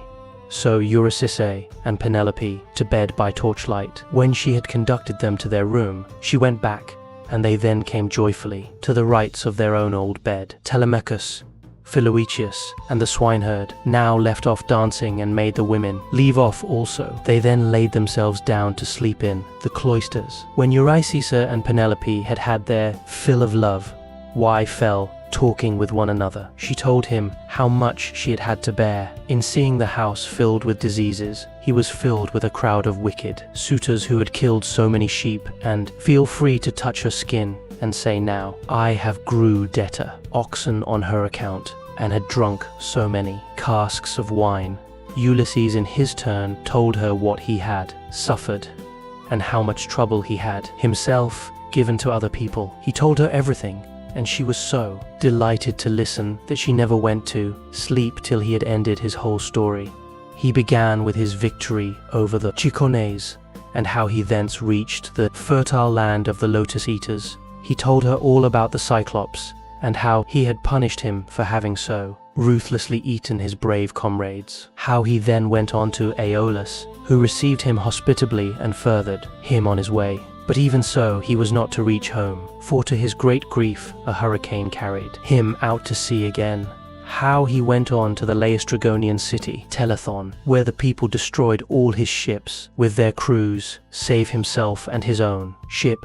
Only then he told of cunning Circe and her craft, and how he sailed to the chill house of Hades to consult the ghost of the Theban prophet Tiresias, and how he saw his old comrades in arms, and his mother who bore him and brought him up when he was a child, how he then heard the wondrous singing of the sirens and went on to the wandering rocks and tell them that he had been killed, and how he saw the terrible Charybdis and Tessila, whom no man had ever yet passed, in safety, how his men then ate the cattle of the sun god, and how Jupiter therefore struck the ship with his thunderbolts, so that all his men perished together, himself alone being left alive. How at last he reached the Ogygian island, and the nymph Calypso, who kept him there in a cave, and fed him, and wanted him to marry her, in which case she intended marriage, and how, after much suffering, he had found his way to the Phaeacians, who had treated him as though he had been a god, and sent him back in a ship to his own country, after having given him gold, bronze, and raiment in great abundance. This was the last thing about which he told her, for here a deep sleep took hold upon him, and eased the burden of his sorrows. Then Minerva bethought her of another matter. When she deemed that Ulysses had had both his wife and repose, she bade golden throned Dawn rise out of Oceanus, that she might shed light upon mankind. On this, Ulysses rose from his comfortable bed and said to Penelope, "Wife, we have both had our full share of troubles. You, here, in lamenting my absence, and I, in being prevented from getting home. I was longing all the time to do so. Now, however, that we have at last come together, take care of the property that is in the house. As for the sheep and goats which the wicked suitors have eaten, I will take many myself by force from other people, and will compel the Achaeans to make good the rest till they shall have filled all my yards. I am now going to the wooded lands out in the country to see my father, who has so long been grieved on my account. And to yourself I will give these instructions, though you have little need of them. At sunrise it will at once get abroad that I have been killing the suitors. Go upstairs, therefore, and stay there with your women. See nobody, and ask no questions." As he spoke, he girded on his armor. Then he roused Telemachus, Philoetius, and Eumaeus, and told them all to put on their armor also. This they did, and armed themselves. When they had done so, they opened the gates and sallied forth, Ulysses leading the way. It was now daylight, but Minerva nevertheless concealed them in darkness, and led them quickly out of the town. Book 24. Then Mercury of Cyllene summoned the ghosts of the suitors, and in his hand he held the fair golden wand with which he seals men's eyes in sleep, or wakes them just as he pleases. With this he roused the ghosts and led them, while they followed, whining and gibbering behind him, as bats fly squealing in the hollow of some great cave when one of them has fallen out of the cluster in which they hang. Even so did the ghosts whine and squeal as Mercury, the healer of sorrow, led them down into the dark abode of death. When they had passed the waters of Oceanus and the rock Lucus, they came to the gates of the sun and the land of dreams, whereon they reached the meadow of Asphodel, where dwell the souls and shadows of them that can labor no more. Here they found the ghost of Achilles, son of Peleus, with those of Patroclus, Antilochus, and Ajax, who was the finest and handsomest man of all the Danaans. After the son of Peleus himself, they gathered round the ghost of the son of Peleus, and the ghost of Agamemnon joined them, sorrowing bitterly. Round him were gathered also the ghosts of those who had perished with him in the house of Aegisthus, and the ghost of Achilles spoke first. "Son of Atreus," it said, "we used to say that Jupiter had loved you better from first to last than any other hero, for you were captain over many and brave men when we were all fighting together before Troy. Yet the hand of death, which no mortal can escape, was laid upon you all too early. Better for you had you fallen at Troy in the heyday of your renown, for the Achaeans would have built a mound over your ashes, and your son would have been heir to your good name, whereas it has now been your lot to come to a most miserable end." "Happy son of Peleus," answered the ghost of Agamemnon, "for having died at Troy far from Argos, while the bravest of the Trojans and the Achaeans fell around you, fighting for your body. There you lay in the whirling clouds of dust all huge and hugely heedless now of your chivalry. We fought the whole of the livelong day, nor should we ever have left off if Jupiter had not sent a hurricane to stay us. When then we had borne you to the ships, out of the fray we laid you on your bed, and cleansed your fair skin with warm water and with ointments. The Danarans tore their hair and wept bitterly round about you. Your mother, when she heard, came with her immortal nymphs back from her, and the sound of a great wailing went forth over the waters, so that the Achaeans quaked for fear. They would have fled panic-stricken to their ships had not wise old Nestor, whose counsel was ever truest, checked them, saying, "Hold, Argives, fly not, sons of the Achaeans. This is his mother coming from the sea, with her immortal nymphs to view the body of her son." Thus he spoke, and the Achaeans feared no more. The daughters of the old man of the sea stood round you weeping bitterly, and clothed you in immortal raiment. The 9 muses also came and lifted up their sweet voices in lament, calling and answering one another. There was not an Argive but wept for pity. Of the dirge they chaunted days and nights. 7 and 10. We mourned you, mortal and immortals, but on the 18th day we gave you to the flames, and many a fat sheep with many an ox did we slay and sacrifice around you. You were burnt in raiment of the gods, with rich resins and with honey, while heroes, horse and foot, clashed their armor round the pile as you were, burning with the trampers of a great multitude. But when the flames of heaven had done their work, we gathered your white bones at daybreak, and laid them in ointments and in pure wine. Your mother brought us a golden vase to hold them, gift of Bacchus and work of Vulcan himself. In this we mingled your bleached bones with those of Patroclus who had gone before you, and separate we enclosed also those of Antilochus, who had been closer to you than any other of your comrades. Now that Patroclus was no more, over these the host of the Argives built a noble tomb on a point jutting out over the open Hellespont, that it might be seen from far out upon the sea by those now living and by them that shall be born hereafter. Your mother begged prizes from the gods and offered them to be contended for by the noblest of the Achaeans.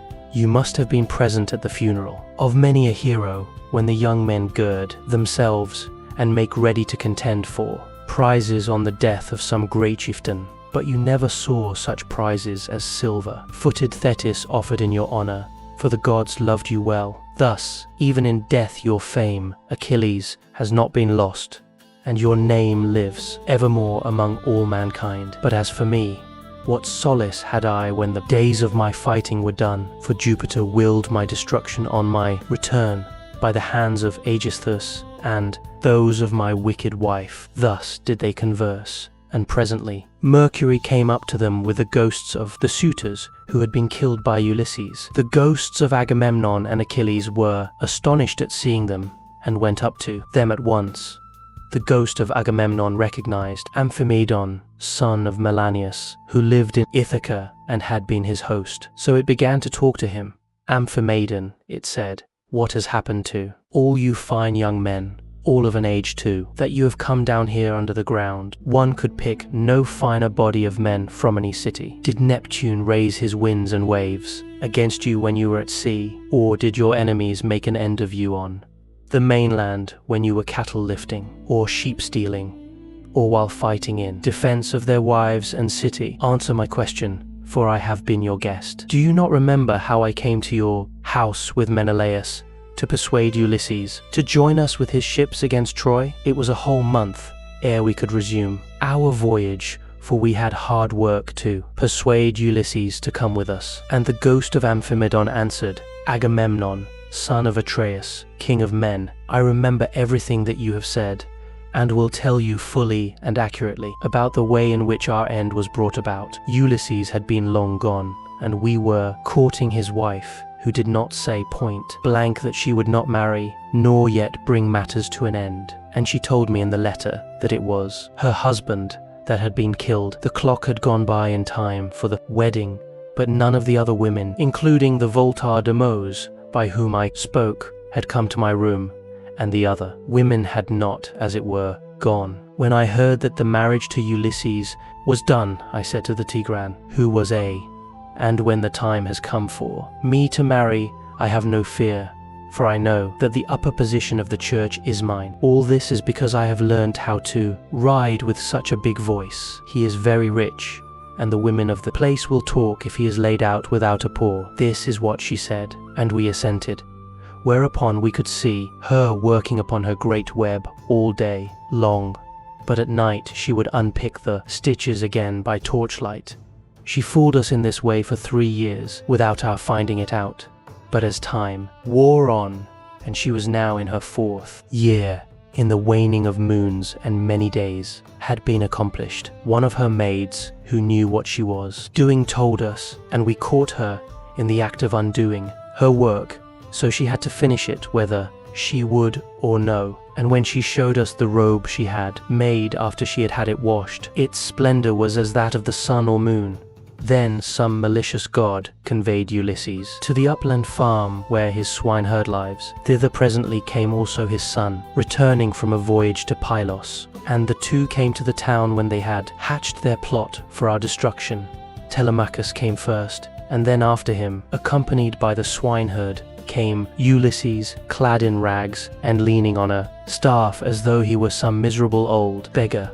He came so unexpectedly that none of us knew him, not even the older ones among us, and we reviled him and threw things at him. He endured both being struck and insulted without a word, though he was in his own house. But when the will of Aegis-bearing Jupiter inspired him, he and Telemachus took the armor and hid it in an inner chamber, bolting the doors behind them. Then he cunningly made his wife offer his bow and a quantity of iron to be contended, for by us ill-fated suitors.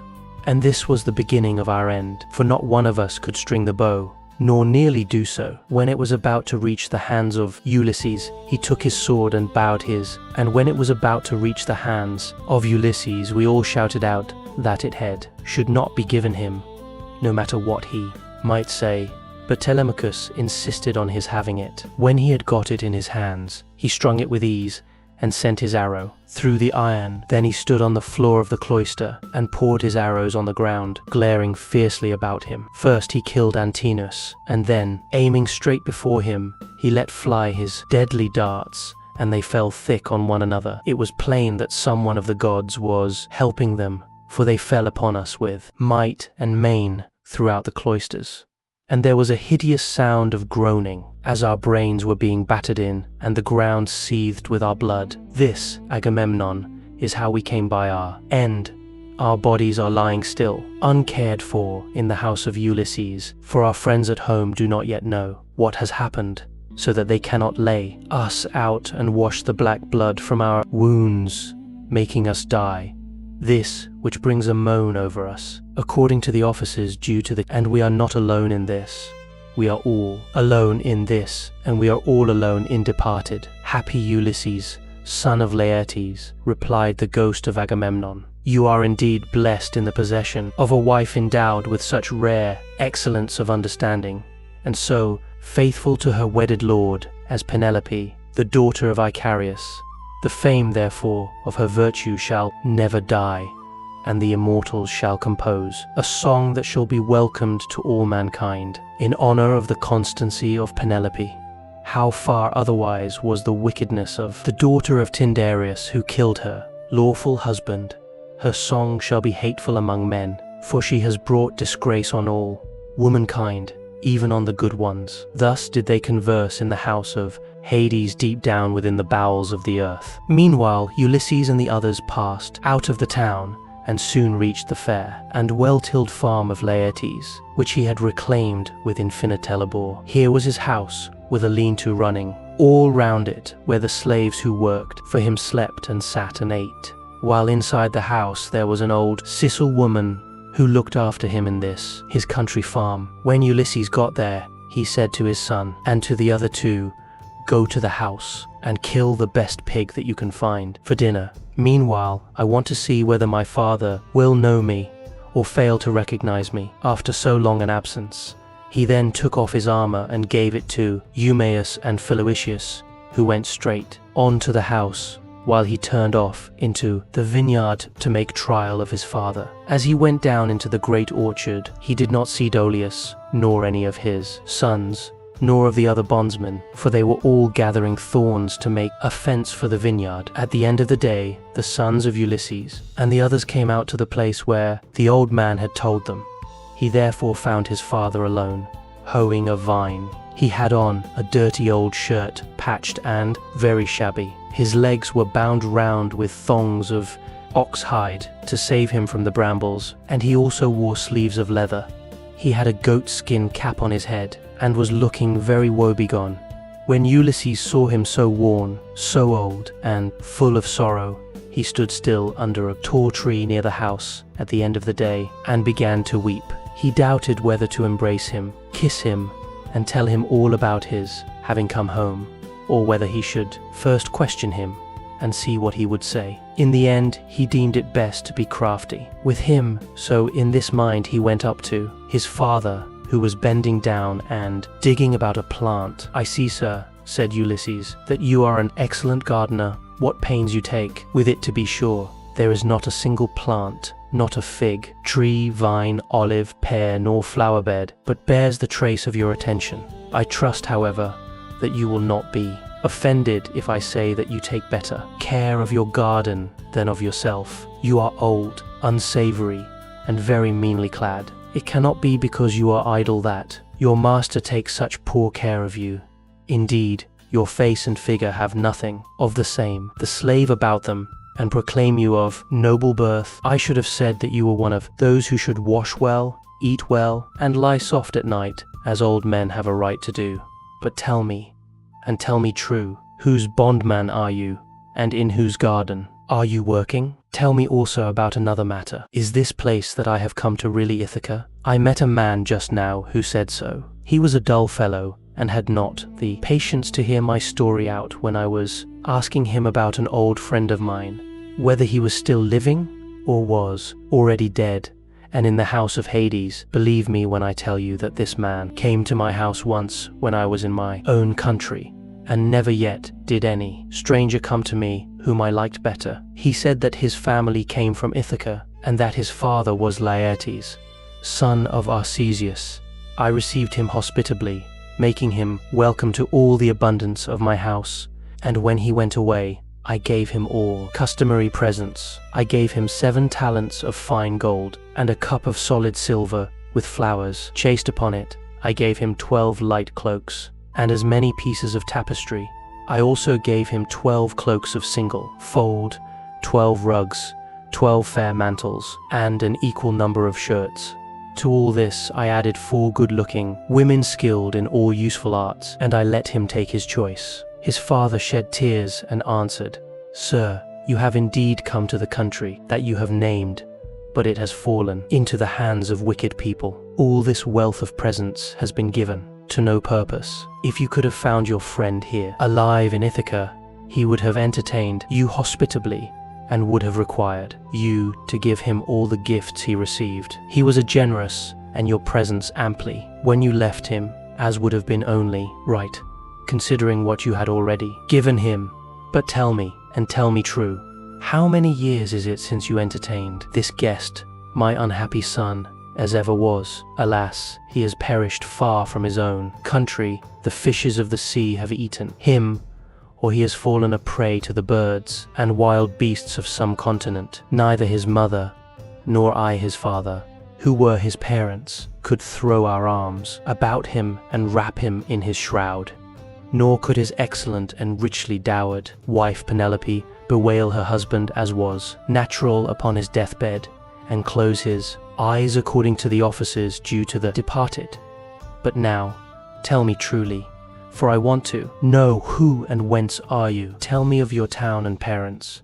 Where is the ship lying that has brought you and your men to Ithaca? Or were you a passenger on some other man's ship, and those who brought you here have gone on their way and left you? I will tell you everything, answered Ulysses, quite truly. I come from Alybas, where I have a fine house. I am son of King Aphidas, who is the son of Polypemon. My own name is Eperitus. Heaven drove me off my course as I was leaving Sicania, and I have been carried here against my will. As for my ship, it is lying over yonder, off the open country outside the town, and this is the 5th year since Ulysses left my country. Poor fellow, yet the omens were good for him when helped me. The birds all flew on our right hands, and both he and I rejoiced to see them as we parted, for we had every hope that we should have another friendly meeting and exchange.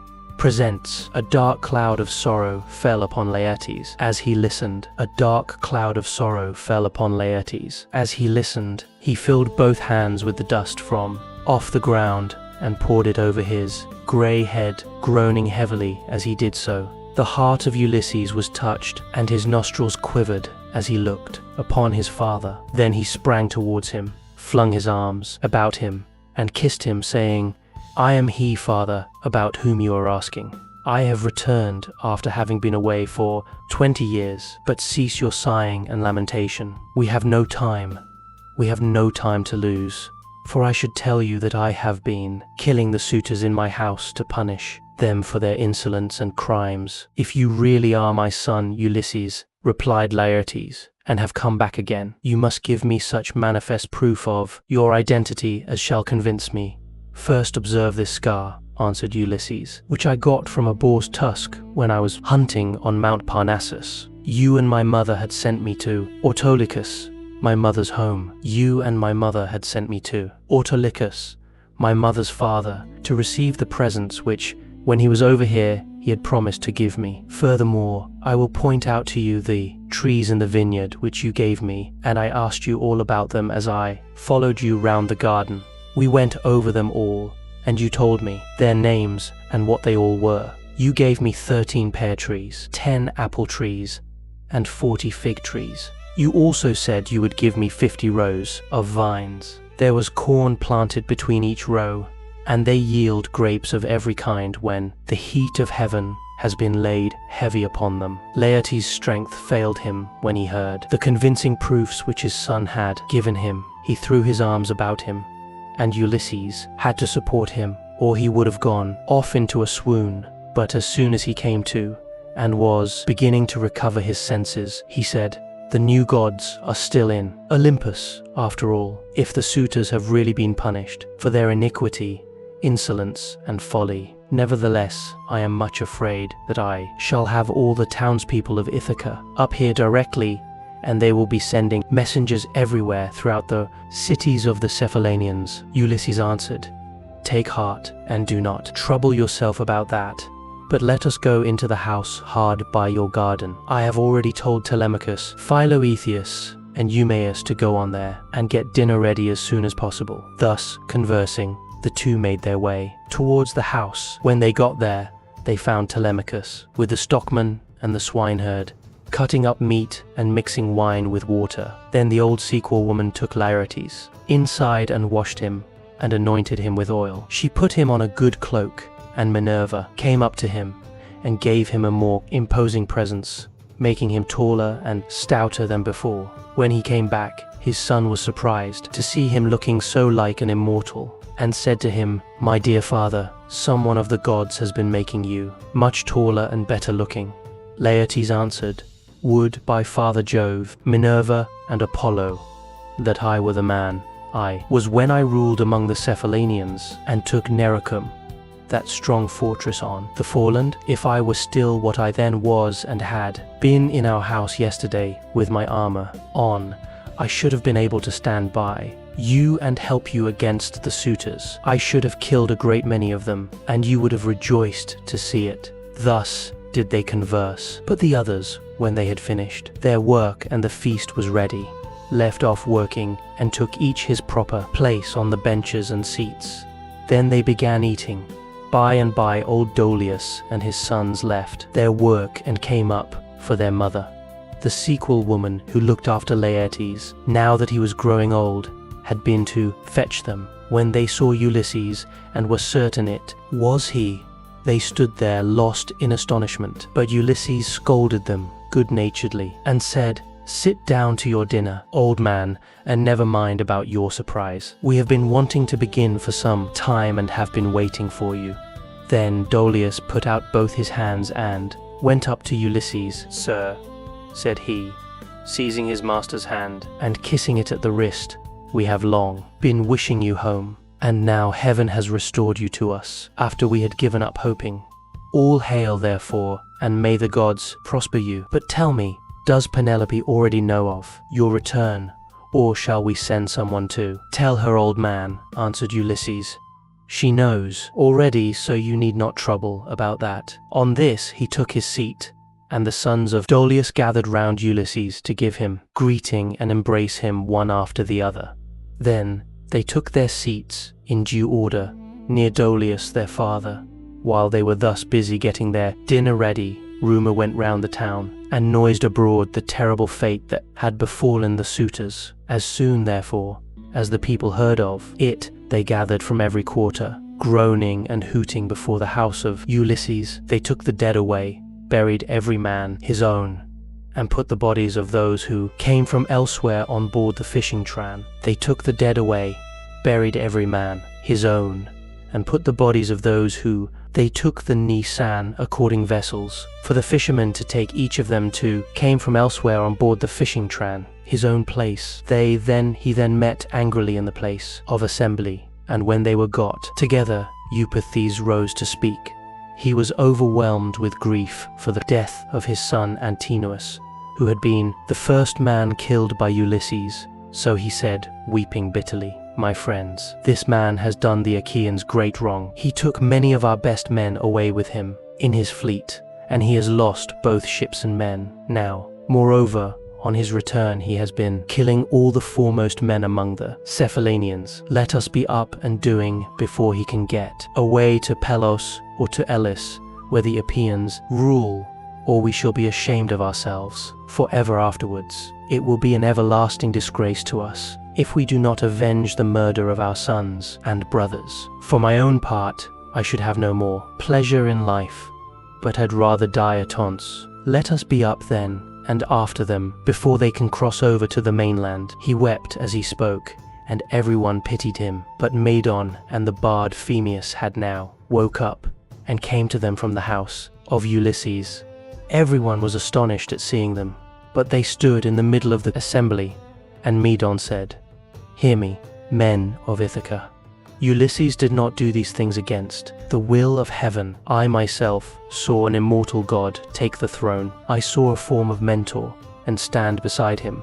This god appeared, now in front of him, encouraging him, and now going furiously about the court, and attacking the suitors, whereon they fell thick on one another. On this pale fear laid hold of them, and old Halitherses, son of Master, rose to speak, for he was the only man among them who knew both past and future.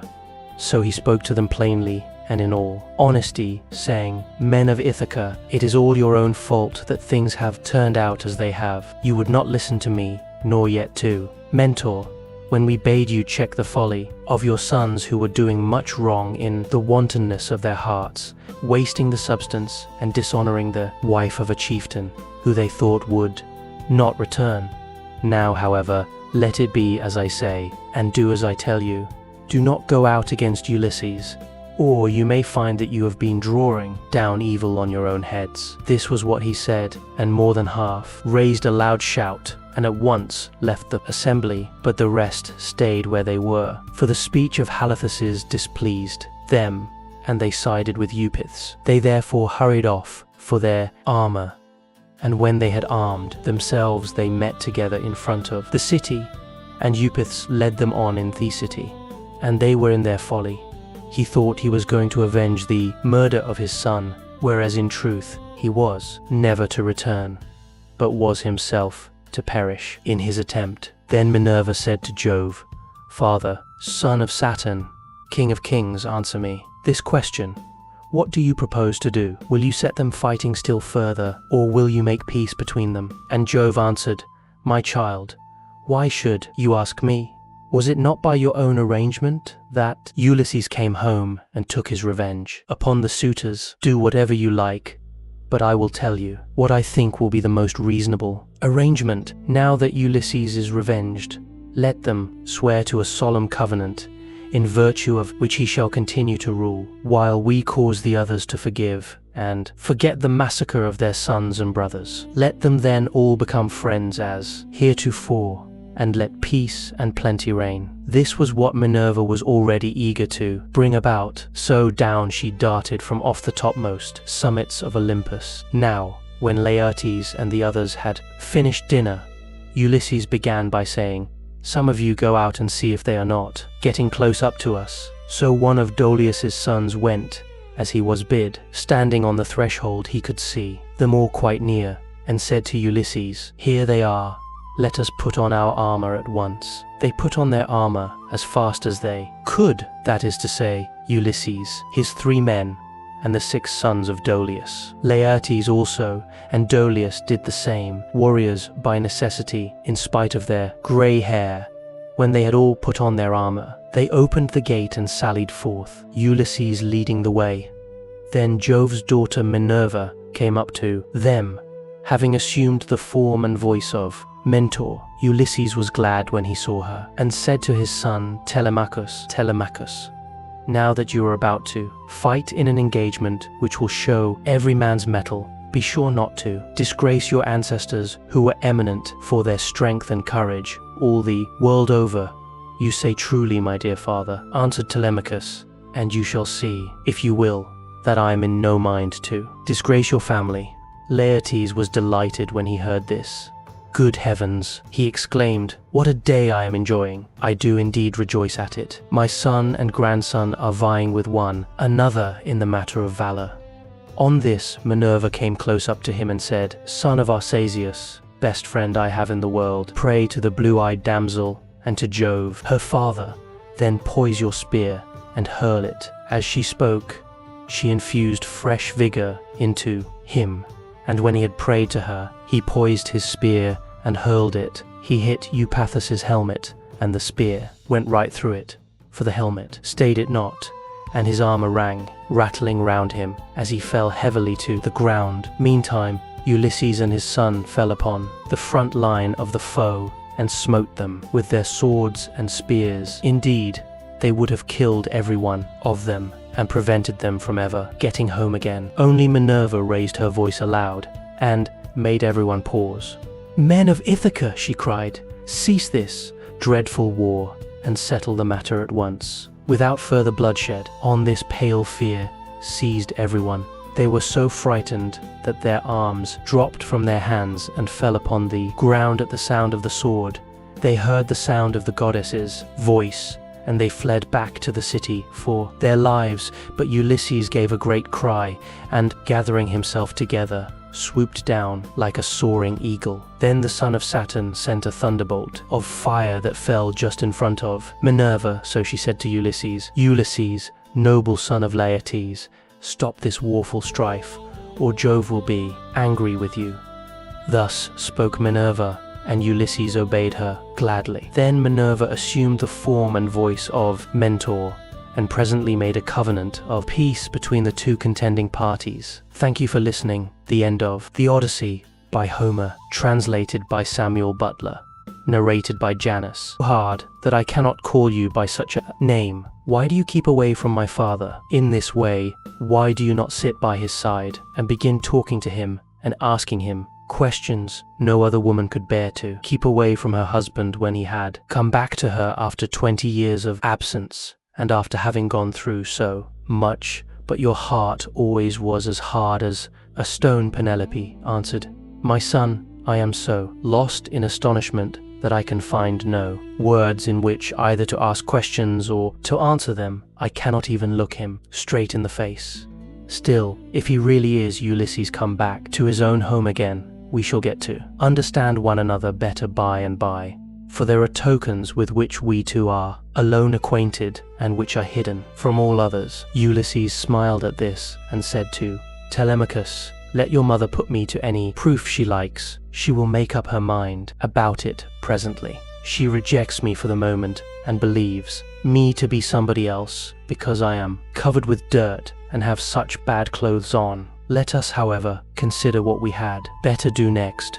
When one man has killed another, even though he was not one who would leave many friends to take up his quarrel, the man who has killed him must still say goodbye to his friends and fly the country, whereas we have been killing the stay of a whole town and all the picked youth of Ithaca. I would have you consider this matter. Look to it yourself, father, answered Telemachus, for they say you are the wisest counselor in the world, and that there is no other mortal man who can compare with you. We will follow you with right goodwill, nor shall you find us fail you in so far as our strength holds out. I will say what I think will be best, answered Ulysses. First wash and put your shirts on. Tell the maids also to go to their own room and dress. Then we shall conjure up the wedding tide and count it, so that you may have the cheer of the wedding tide. We shall look for a way to do so in the same way that Telemachus did. First they washed and put their shirts on, while the women got ready.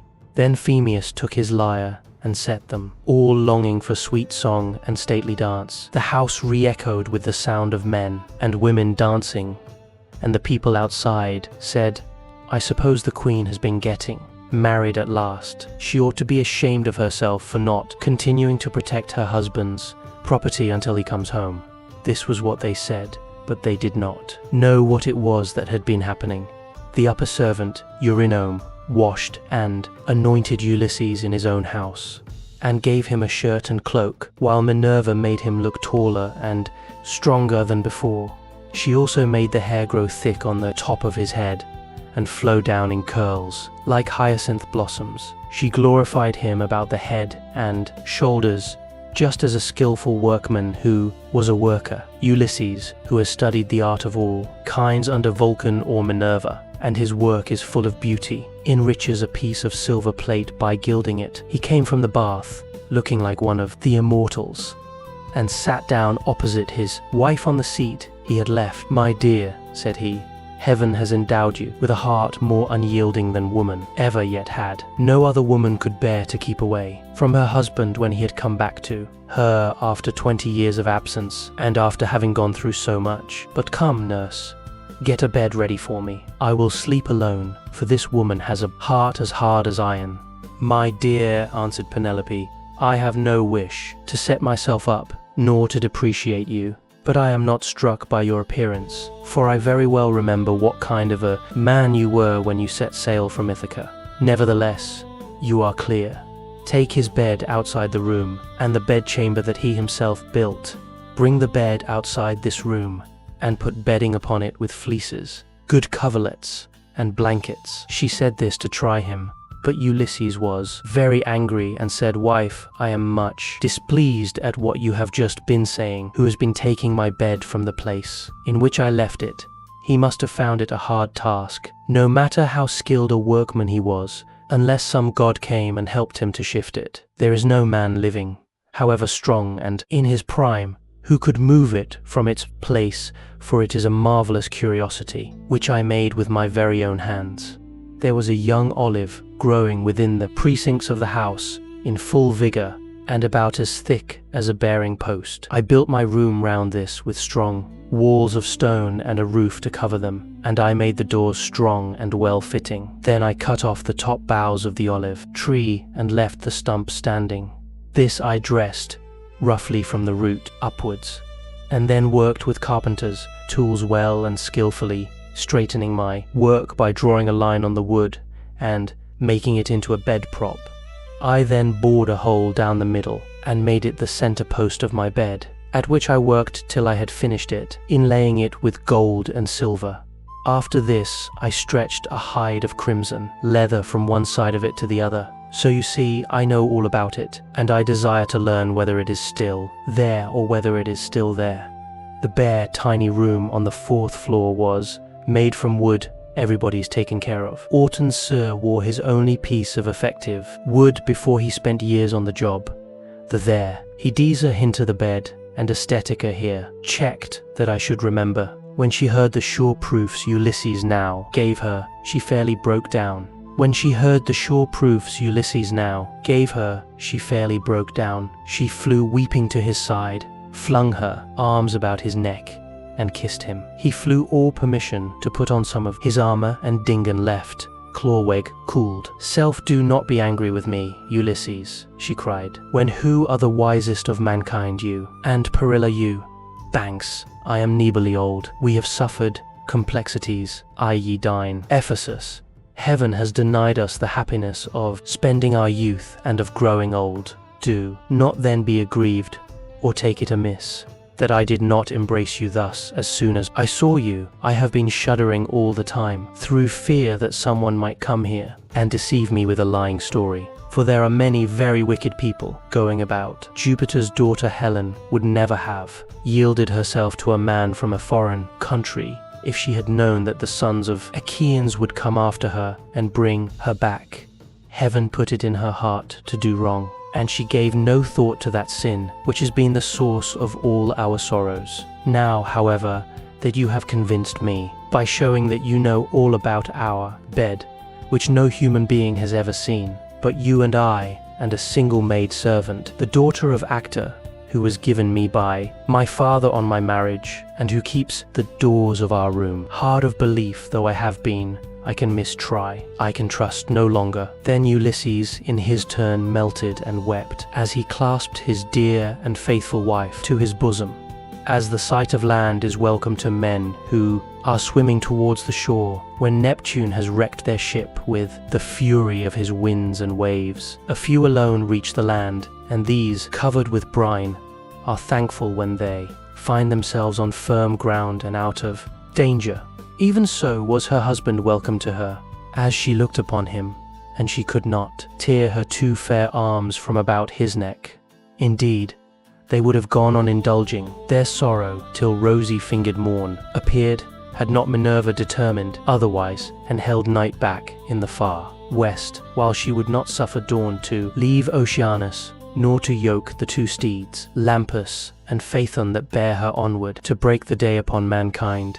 At last, however, Ulysses said, "Wife, we have not yet reached the end of our troubles. I have an unknown amount of toil still to undergo. It is long and difficult, but I must go through with it. For thus the shade of Tiresias prophesied concerning me on the day when I went down into Hades to ask about my return and that of my companions. But now let us go to bed, that we may lie down and enjoy the blue night, blessed boon of sleep." "You shall go to bed as soon as you please," replied Penelope, "now that the gods have sent you home to your own good house and to your country. But as heaven has put it in your mind to speak of it, tell me about the task that lies before you. I shall have to hear about it later, so it is better that I should be told at once." "My dear," answered Ulysses, "why should you press me to tell you? Still, I will not conceal it from you, though you will not like it. I do not like it myself, for Tiresias bade me travel far and wide, carrying an oar, till I came to a country where the people have never heard of the sea, and do not even mix salt with their food. They know nothing about ships, nor oars that are as the wings of a ship. He gave me this certain token, which I will not hide from you.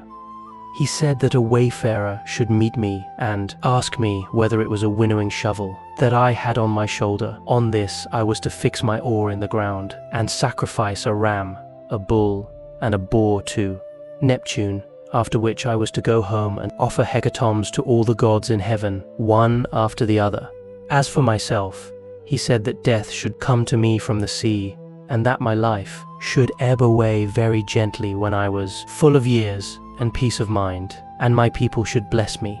All this, he said, should surely come to pass. And Penelope said, "If the gods are going to vouchsafe you a happier time in your old age, you may hope then to have some respite from misfortune."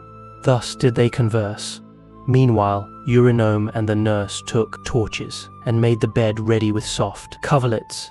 As soon as they had laid them, the nurse went back into the house to go to her rest, leaving the bedchamber woman, Eurynome, to show her the way. So Eurydice and Penelope to bed by torchlight. When she had conducted them to their room, she went back, and they then came joyfully to the rites of their own old bed. Telemachus, Philoetius, and the swineherd now left off dancing and made the women leave off also. They then laid themselves down to sleep in the cloisters. When Eurydice and Penelope had had their fill of love, why fell talking with one another. She told him how much she had had to bear. In seeing the house filled with diseases, he was filled with a crowd of wicked suitors who had killed so many sheep, and feel free to touch her skin and say now, I have grew debtor, oxen on her account, and had drunk so many casks of wine. Ulysses in his turn told her what he had suffered and how much trouble he had himself given to other people. He told her everything, and she was so delighted to listen that she never went to sleep till he had ended his whole story. He began with his victory over the Chicones and how he thence reached the fertile land of the Lotus Eaters. He told her all about the Cyclops and how he had punished him for having so ruthlessly eaten his brave comrades. How he then went on to Aeolus, who received him hospitably and furthered him on his way. But even so, he was not to reach home, for to his great grief a hurricane carried him out to sea again. How he went on to the Laestrygonian city, Telethon, where the people destroyed all his ships with their crews, save himself and his own ship. Only then he told of cunning Circe and her craft, and how he sailed to the chill house of Hades to consult the ghost of the Theban prophet Tiresias, and how he saw his old comrades in arms, and his mother who bore him and brought him up when he was a child. How he then heard the wondrous singing of the sirens and went on to the wandering rocks and tell them that he had been killed, and how he saw the terrible Charybdis and Tisila, whom no man had ever yet passed, in safety. How his men then ate the cattle of the sun god, and how Jupiter therefore struck the ship with his thunderbolts, so that all his men perished together, himself alone being left alive. How at last he reached the Ogygian island and the nymph Calypso, who kept him there in a cave and fed him and wanted him to marry her, in which case she intended marriage. And how, after much suffering, he had found his way to the Phaeacians, who had treated him as though he had been a god and sent him back in a ship to his own country, after having given him gold, bronze, and raiment in great abundance. This was the last thing about which he told her, for here a deep sleep took hold upon him and eased the burden of his sorrows. Then Minerva bethought her of another matter. When she deemed that Ulysses had had both his wife and repose, she bade golden throned Dawn rise out of Oceanus, that she might shed light upon mankind. On this, Ulysses rose from his comfortable bed and said to Penelope, wife, we have both had our full share of troubles. You, here, in lamenting my absence, and I, in being prevented from getting home.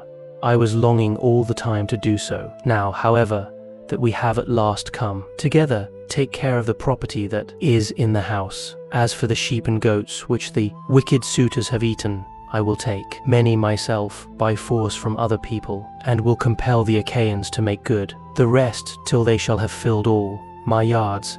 I am now going to the wooded lands out in the country to see my father, who has so long been grieved on my account. And to yourself I will give these instructions, though you have little need of them. At sunrise it will at once get abroad that I have been killing the suitors. Go upstairs, therefore, and stay there with your women. See nobody, and ask no questions. As he spoke, he girded on his armor. Then he roused Telemachus, Philoetius, and Eumaeus, and told them all to put on their armor also. This they did, and armed themselves. When they had done so, they opened the gates and sallied forth, Ulysses leading the way. It was now daylight, but Minerva nevertheless concealed them in darkness, and led them quickly out of the town.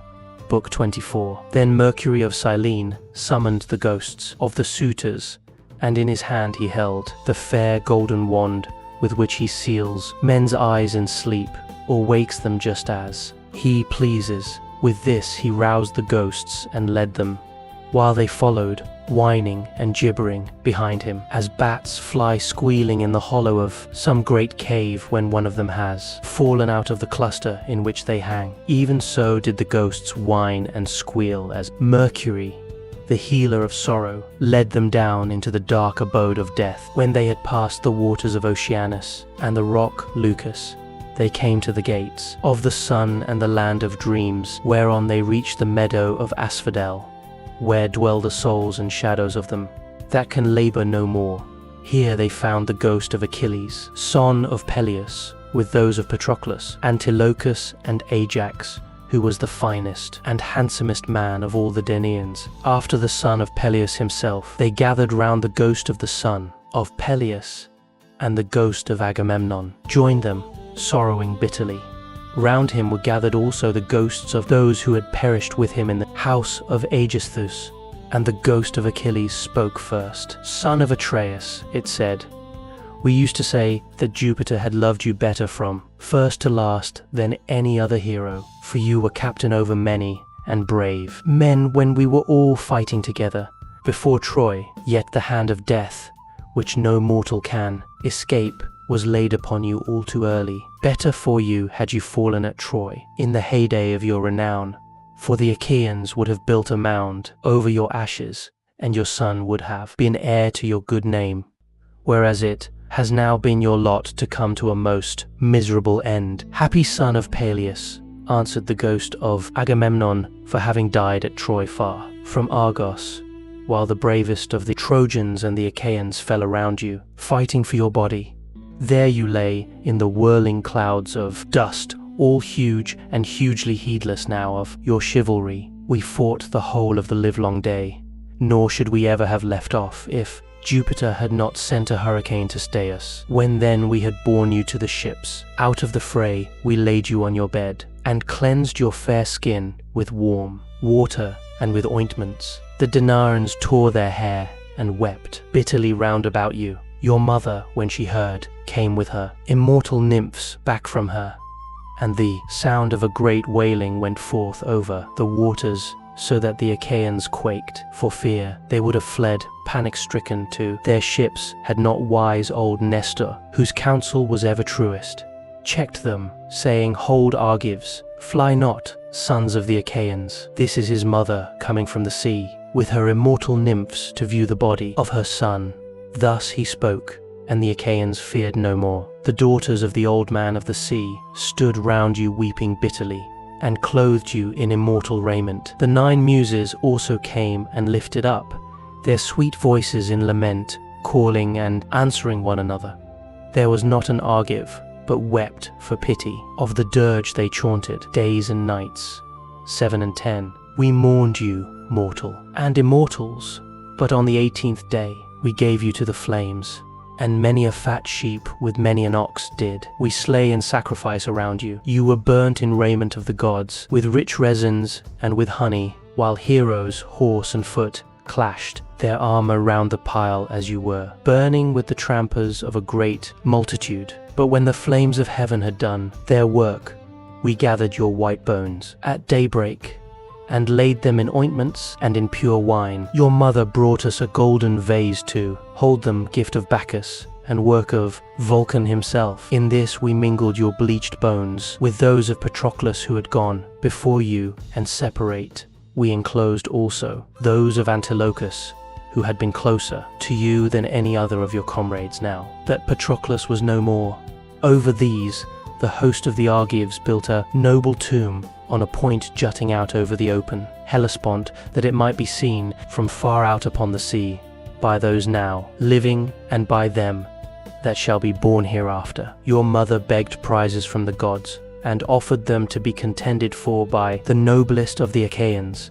You must have been present at the funeral of many a hero when the young men gird themselves and make ready to contend for prizes on the death of some great chieftain. But you never saw such prizes as silver-footed Thetis offered in your honor, for the gods loved you well. Thus, even in death your fame, Achilles, has not been lost, and your name lives evermore among all mankind. But as for me, what solace had I when the days of my fighting were done? For Jupiter willed my destruction on my return by the hands of Aegisthus and those of my wicked wife. Thus did they converse. And presently Mercury came up to them with the ghosts of the suitors who had been killed by Ulysses. The ghosts of Agamemnon and Achilles were astonished at seeing them, and went up to them at once. The ghost of Agamemnon recognized Amphimedon, son of Melanius, who lived in Ithaca and had been his host. So it began to talk to him.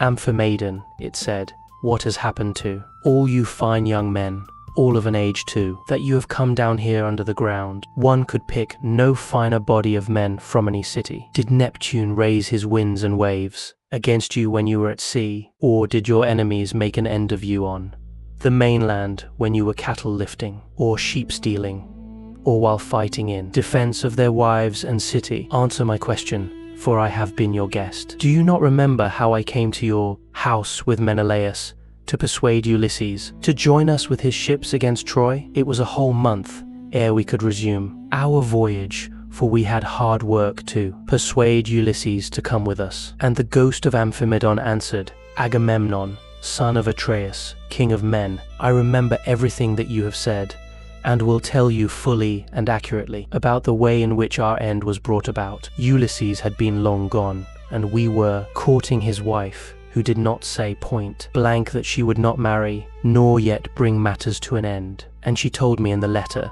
that it was her husband that had been killed. The clock had gone by in time for the wedding, but none of the other women, including the Voltar de Meuse, by whom I spoke, had come to my room, and the other women had not, as it were, gone. When I heard that the marriage to Ulysses was done, I said to the Tigran, who was and when the time has come for me to marry, I have no fear, for I know that the upper position of the church is mine. All this is because I have learned how to ride with such a big voice. He is very rich, and the women of the place will talk if he is laid out without a paw. This is what she said, and we assented. Whereupon we could see her working upon her great web all day long, but at night she would unpick the stitches again by torchlight. She fooled us in this way for 3 years without our finding it out. But as time wore on, and she was now in her 4th year, in the waning of moons and many days had been accomplished, one of her maids, who knew what she was doing, told us, and we caught her in the act of undoing her work, so she had to finish it whether she would or no. And when she showed us the robe she had made after she had had it washed, its splendor was as that of the sun or moon. Then some malicious god conveyed Ulysses to the upland farm where his swineherd lives. Thither presently came also his son, returning from a voyage to Pylos. And the two came to the town when they had hatched their plot for our destruction. Telemachus came first, and then after him, accompanied by the swineherd, came Ulysses, clad in rags and leaning on a staff as though he were some miserable old beggar.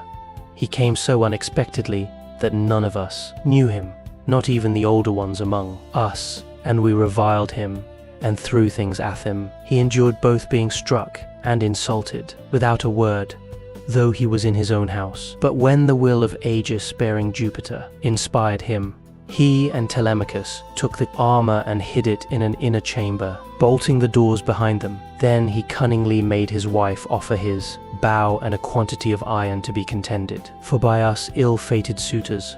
And this was the beginning of our end, for not one of us could string the bow, nor nearly do so. When it was about to reach the hands of Ulysses, he took his sword and bowed his, and when it was about to reach the hands of Ulysses, we all shouted out that it should not be given him, no matter what he might say. But Telemachus insisted on his having it. When he had got it in his hands, he strung it with ease and sent his arrow through the iron. Then he stood on the floor of the cloister and poured his arrows on the ground, glaring fiercely about him. First he killed Alcinous, and then, aiming straight before him, he let fly his deadly darts, and they fell thick on one another. It was plain that some one of the gods was helping them, for they fell upon us with might and main throughout the cloisters.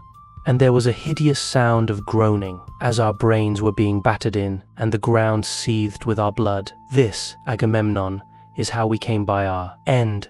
Our bodies are lying still, uncared for, in the house of Ulysses, for our friends at home do not yet know what has happened, so that they cannot lay us out and wash the black blood from our wounds, making us die.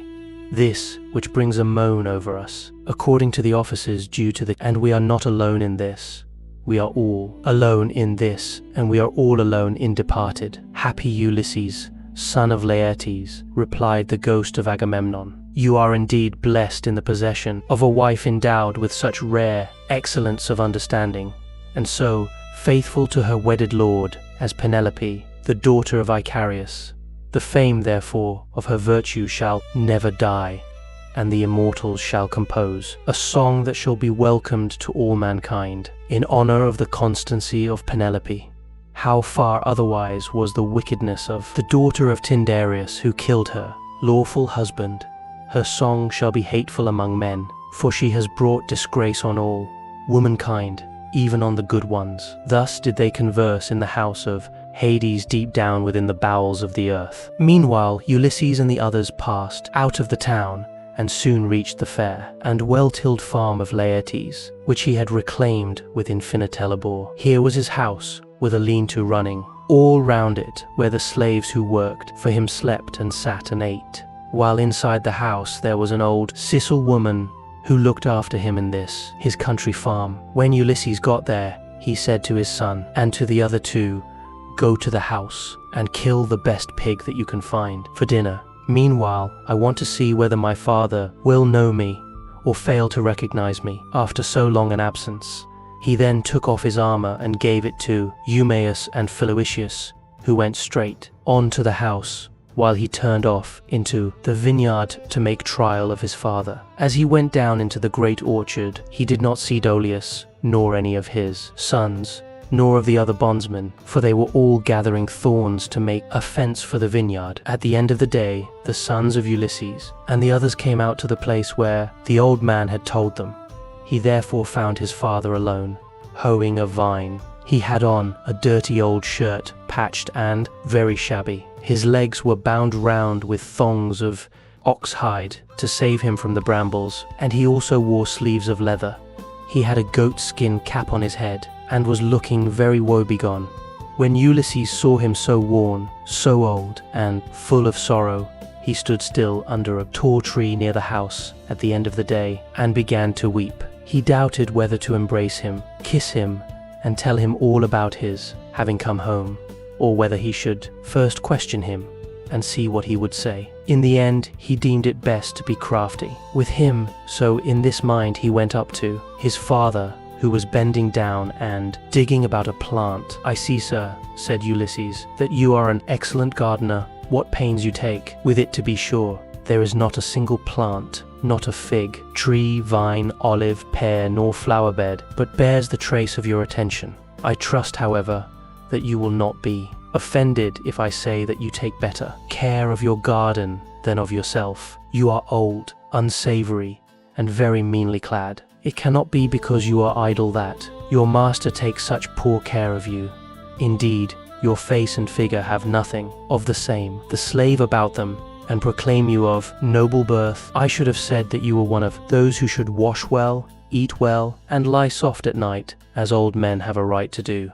But tell me, and tell me true, whose bondman are you, and in whose garden are you working? Tell me also about another matter. Is this place that I have come to really Ithaca? I met a man just now who said so. He was a dull fellow, and had not the patience to hear my story out when I was asking him about an old friend of mine, whether he was still living or was already dead, and in the house of Hades. Believe me when I tell you that this man came to my house once when I was in my own country, and never yet did any stranger come to me whom I liked better. He said that his family came from Ithaca, and that his father was Laertes, son of Arcesius.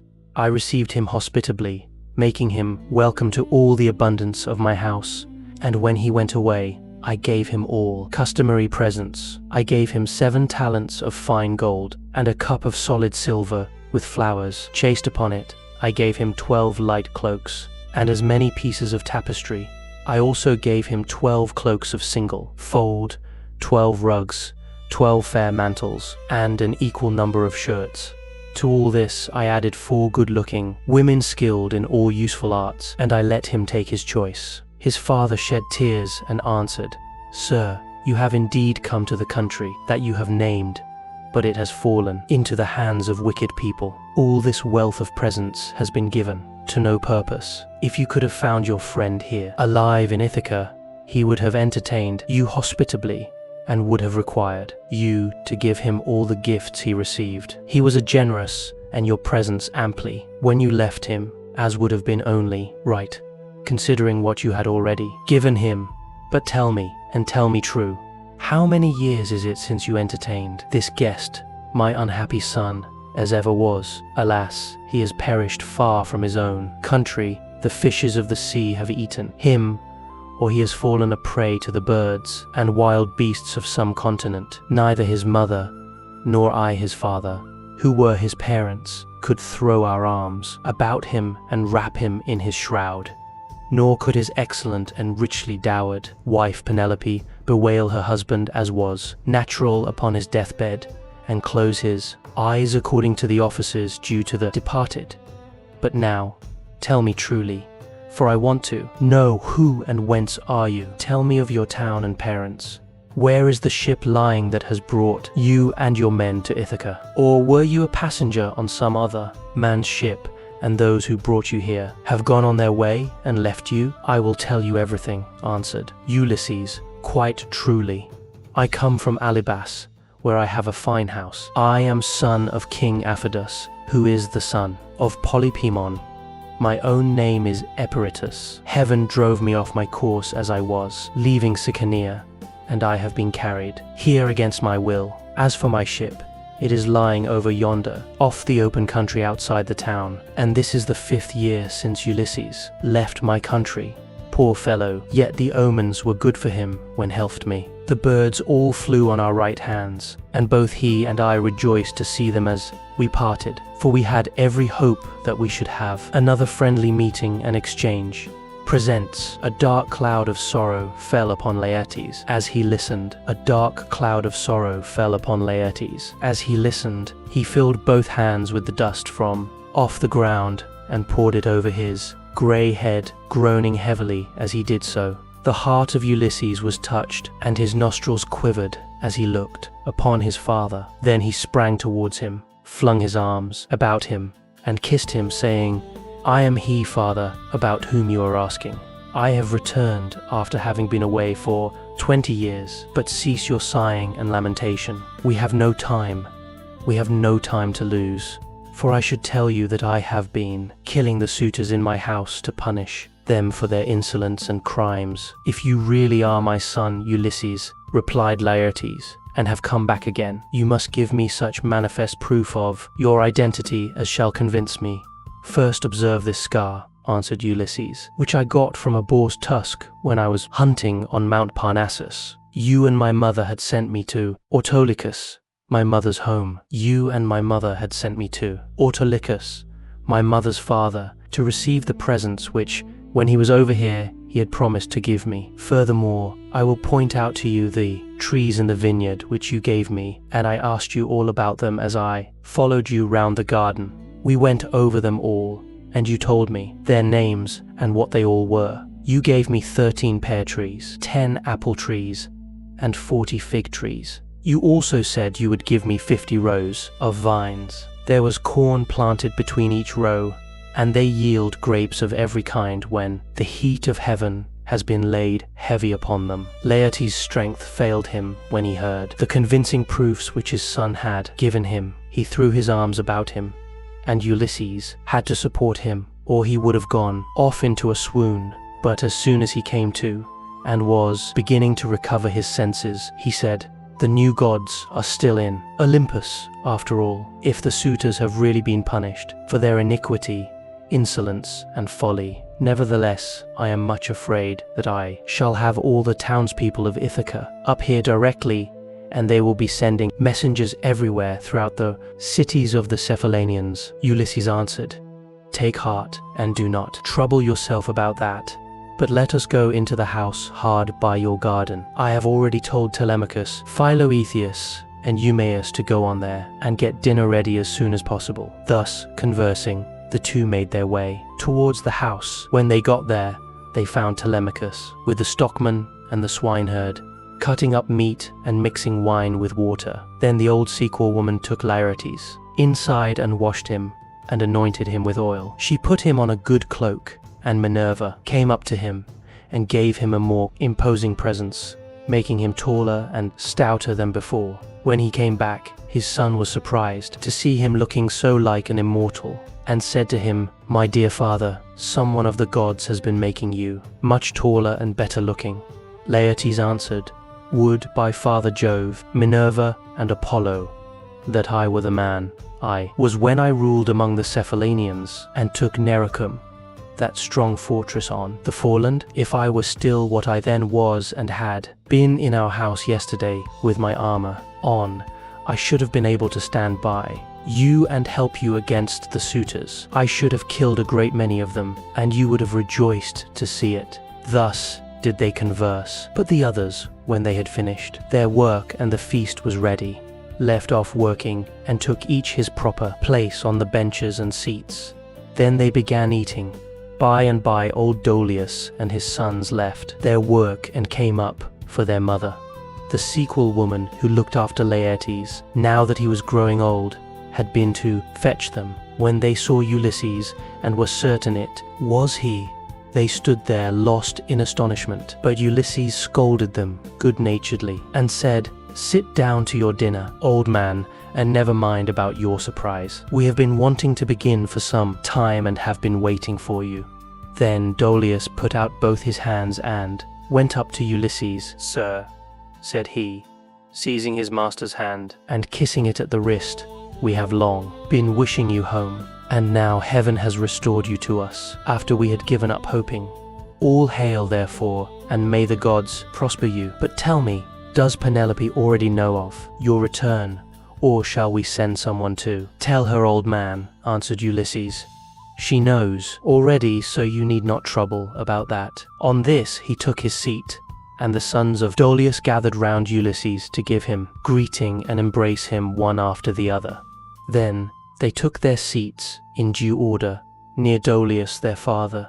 While they were thus busy getting their dinner ready, rumour went round the town and noised abroad the terrible fate that had befallen the suitors. As soon, therefore, as the people heard of it, they gathered from every quarter, groaning and hooting before the house of Ulysses. They took the dead away, buried every man his own, and put the bodies of those who came from elsewhere on board the fishing tran. They took the dead away, buried every man his own, and put the bodies of those who they took the Nisan according vessels, for the fishermen to take each of them to came from elsewhere on board the fishing tran his own place. He then met angrily in the place of assembly, and when they were got together, Eupeithes rose to speak. He was overwhelmed with grief for the death of his son Antinous, who had been the first man killed by Ulysses. So he said, weeping bitterly, "My friends, this man has done the Achaeans great wrong. He took many of our best men away with him in his fleet, and he has lost both ships and men. Now, moreover, on his return he has been killing all the foremost men among the Cephallenians. Let us be up and doing before he can get away to Pelos or to Elis, where the Aeaeans rule, or we shall be ashamed of ourselves forever afterwards. It will be an everlasting disgrace to us if we do not avenge the murder of our sons and brothers. For my own part, I should have no more pleasure in life, but had rather die at once. Let us be up then, and after them, before they can cross over to the mainland." He wept as he spoke, and everyone pitied him. But Medon and the bard Phemius had now woke up, and came to them from the house of Ulysses. Everyone was astonished at seeing them, but they stood in the middle of the assembly, and Medon said, "Hear me, men of Ithaca.